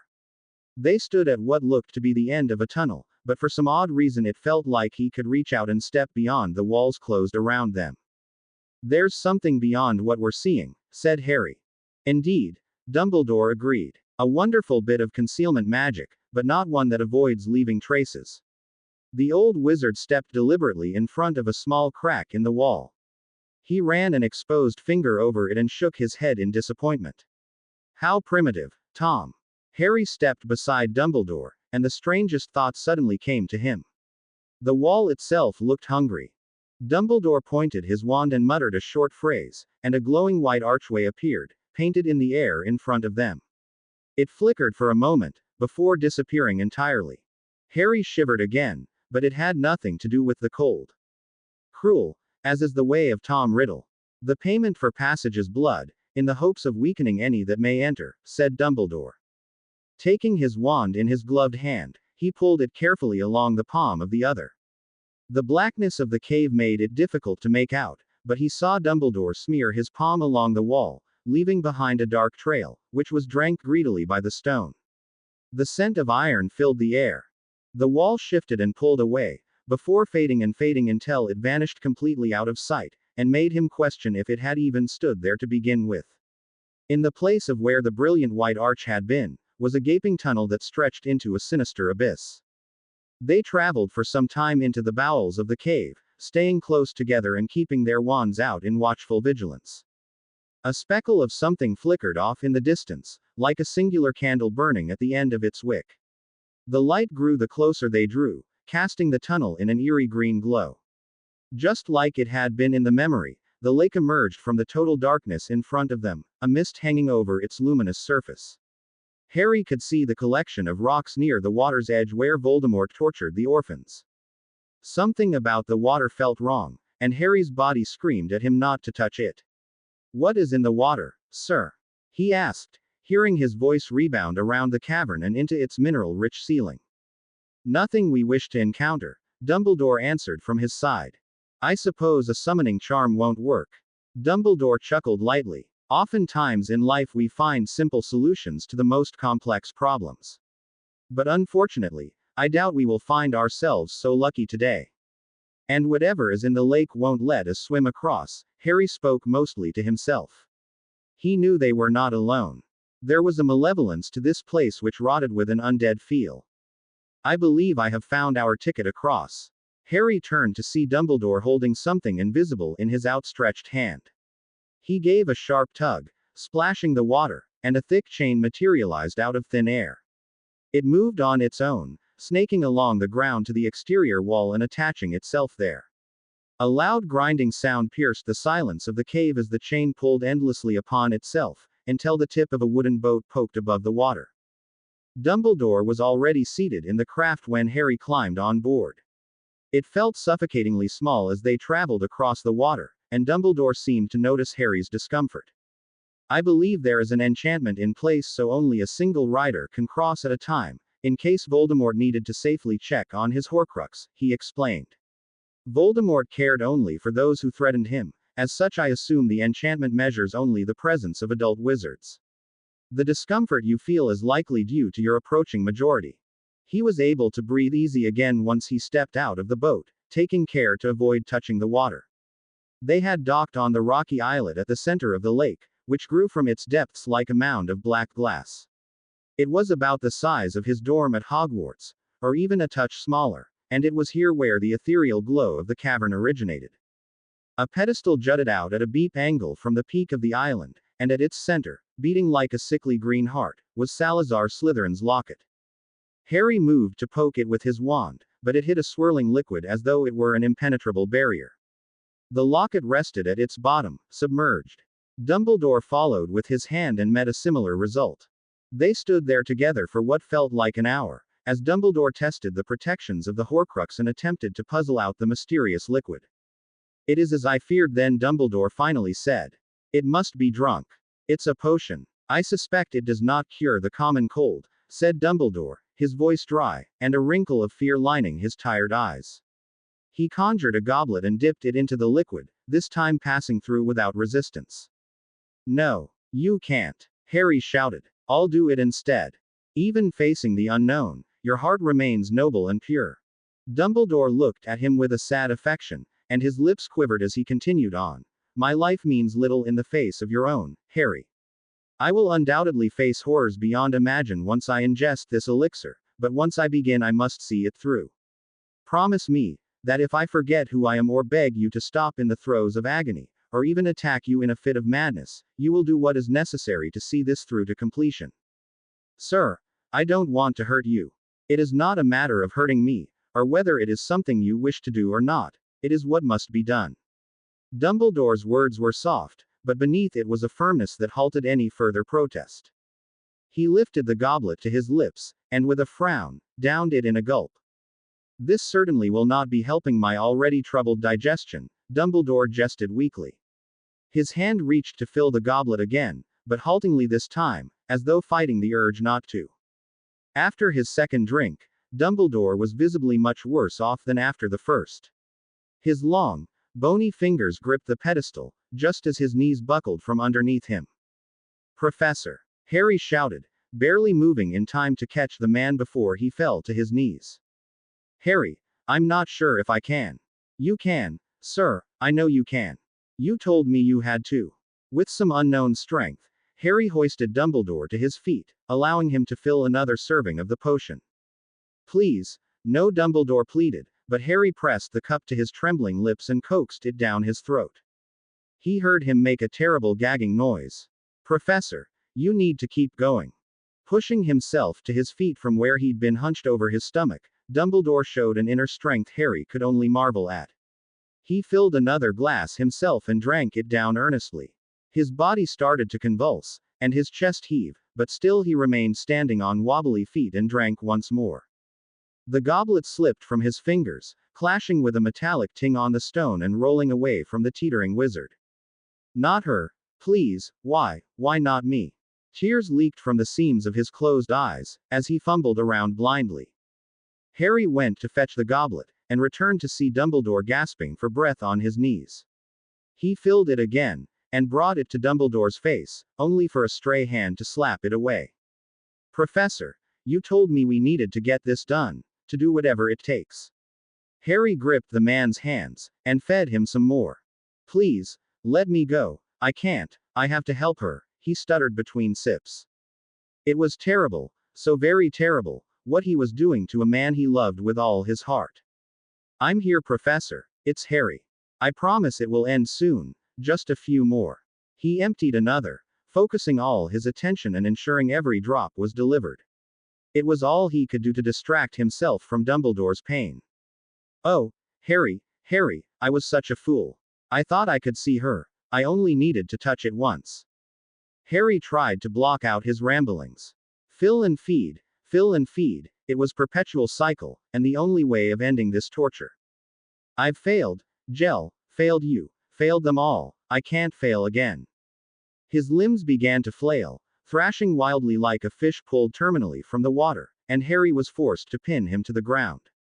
He pressed the goblet to Dumbledore's mouth, fighting his lips until they slackened and accepted the inevitability of the next dose of the cursed potion. Just drink, sir, drink, and it will all be over. There's just a few more now, drink.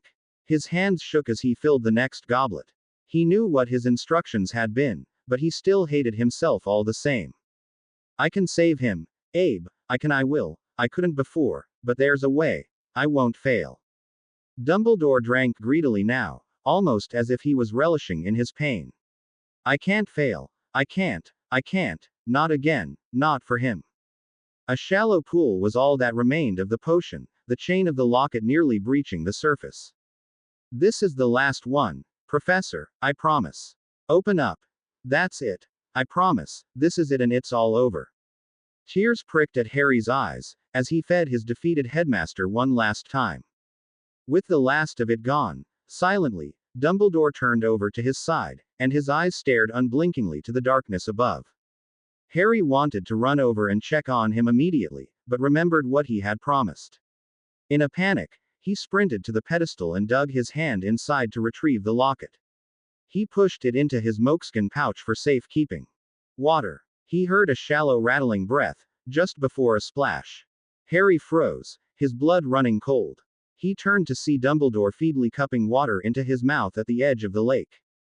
No! He screamed, slashing his wand just in time to sever the ghastly hand that reached for Dumbledore's face. Professor! Get back! He wasn't given the opportunity to check if Dumbledore heeded his warning, as his attention was needed elsewhere. Rising from the luminous green depths came an army of humanoid creatures, their blackened bodies slick with a gluey slime. Men, Women and children, BPD and rotted, mutilated and whole, crawled over top of one another like a horde of insects. He blasted a few back, only for them to clamber back up, strong and sightless and unfeeling. They were inferi, abominations of necromancy. I need fire. A jet of white-hot flame came shooting out the end of his holly wand. Sweat leaked from the pores of his face, and the dark magic imbued in the cursed scar stretching along his neck and jaw burned in agony. Steam surrounded them in a heavy curtain, obscuring the undead creatures, only the screeches of their destruction hinting at their proximity. They came in never-ending waves, swarming around him, where one would fall only for 5 more to take its place. It was only a matter of time before they were overrun. After a time, Harry's fire didn't quite seem to be enough, as they kept barreling through, crisping and crackling as their skin lit up like kindling. A sharp pain tore through his ankle, and Harry looked down to see the inferius of an infant hissing at him with blood-soaked and blackened teeth. Just then, an immense stream of fire came bursting through the wall of crimson and gold he'd erected around himself, scorching his side with searing pain. Another gust came flying wildly by, forcing Harry to duck before it burnt off the other half of his face. Staggering like a drunkard, Dumbledore swung his wand in great wide arcs, spewing flames of such intense heat the inferi found it impassable. It was effective in clearing most of them from the island, but the fire was all-consuming and Dumbledore's recklessness would have them burnt alive at any moment. Directing a torrent of flame away with a summoned gust of wind, Harry tackled Dumbledore to the ground from behind. Dumbledore was yelling and threatening and cursing at no one in particular. His eyes were closed, his only enemies being invisible ones. Weak spurts of flame were shooting all around them in their struggle, and one licked painfully along Harry's already burnt side. Even now, in a contest of strength, Harry was certain Dumbledore would win, but the potion had weakened him just enough to wrench the wand free from his grip. Across the rocks, he could hear the twisted claws of the inferi scrambling towards them again.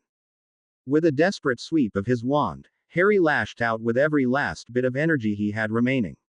Fire danced around them, circling the inferi and scorching everything in its path. Burnt flesh filled the air with its putrid scent, choking him as he tried to breathe, yet somehow he managed to pull Dumbledore over to the miraculously intact boat. Some strength had returned to Dumbledore with the short rest on their way back to shore, and he just managed to climb out of the boat on his own once they docked at the entrance of the cave. Without leaving any chance of finding out if the inferi had in fact followed them through the water, Harry helped Dumbledore along as they rushed out of the cave and sealed it behind them. Rest. Dumbledore breathed weakly, leaning most of his weight on Harry's shoulder. Yes, you'll get some rest, sir, I promise. Hold still a moment and I'll get us back. Taking a deep breath of the fresh sea air, Harry tried to clear the contamination of the roasting dead from his lungs. Feeling a surge of something akin to a second wind, he gripped Dumbledore securely and apparated away. They reappeared in Dumbledore's office with a crash, and Harry immediately moved to take the headmaster up to his chambers. Wait, his voice came out as a wheeze. My desk, he pointed with his gloved hand, but beneath the leather, much of it having been melted away in the fire, lay a withered black husk. Harry stopped and stared, forgetting everything. How? He heard the word escape his mouth. How long had he kept it hidden beneath his glove? How long had it looked so bad? Too many questions came rushing through his mind. My desk, Dumbledore repeated, ignoring him. There's a box, take it. Harry turned, following the point of his finger.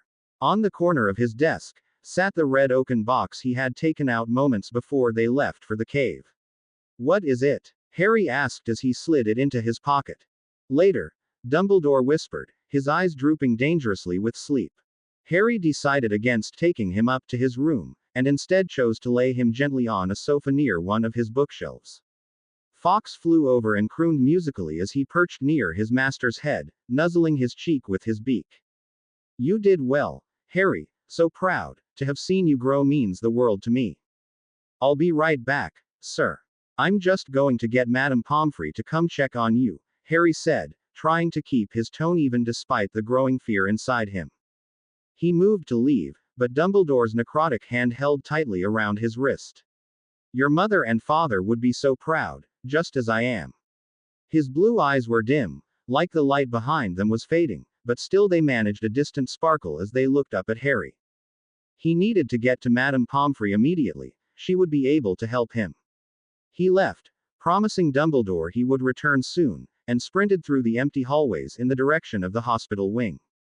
He pulled out the Marauder's map, not wanting to run into Filch, and while checking to see if his path was clear, his eyes suddenly stopped, and so did the steady beat of his heart. To be continued. I hope you enjoyed this story. Also remember to subscribe and like this video. See you in the next video.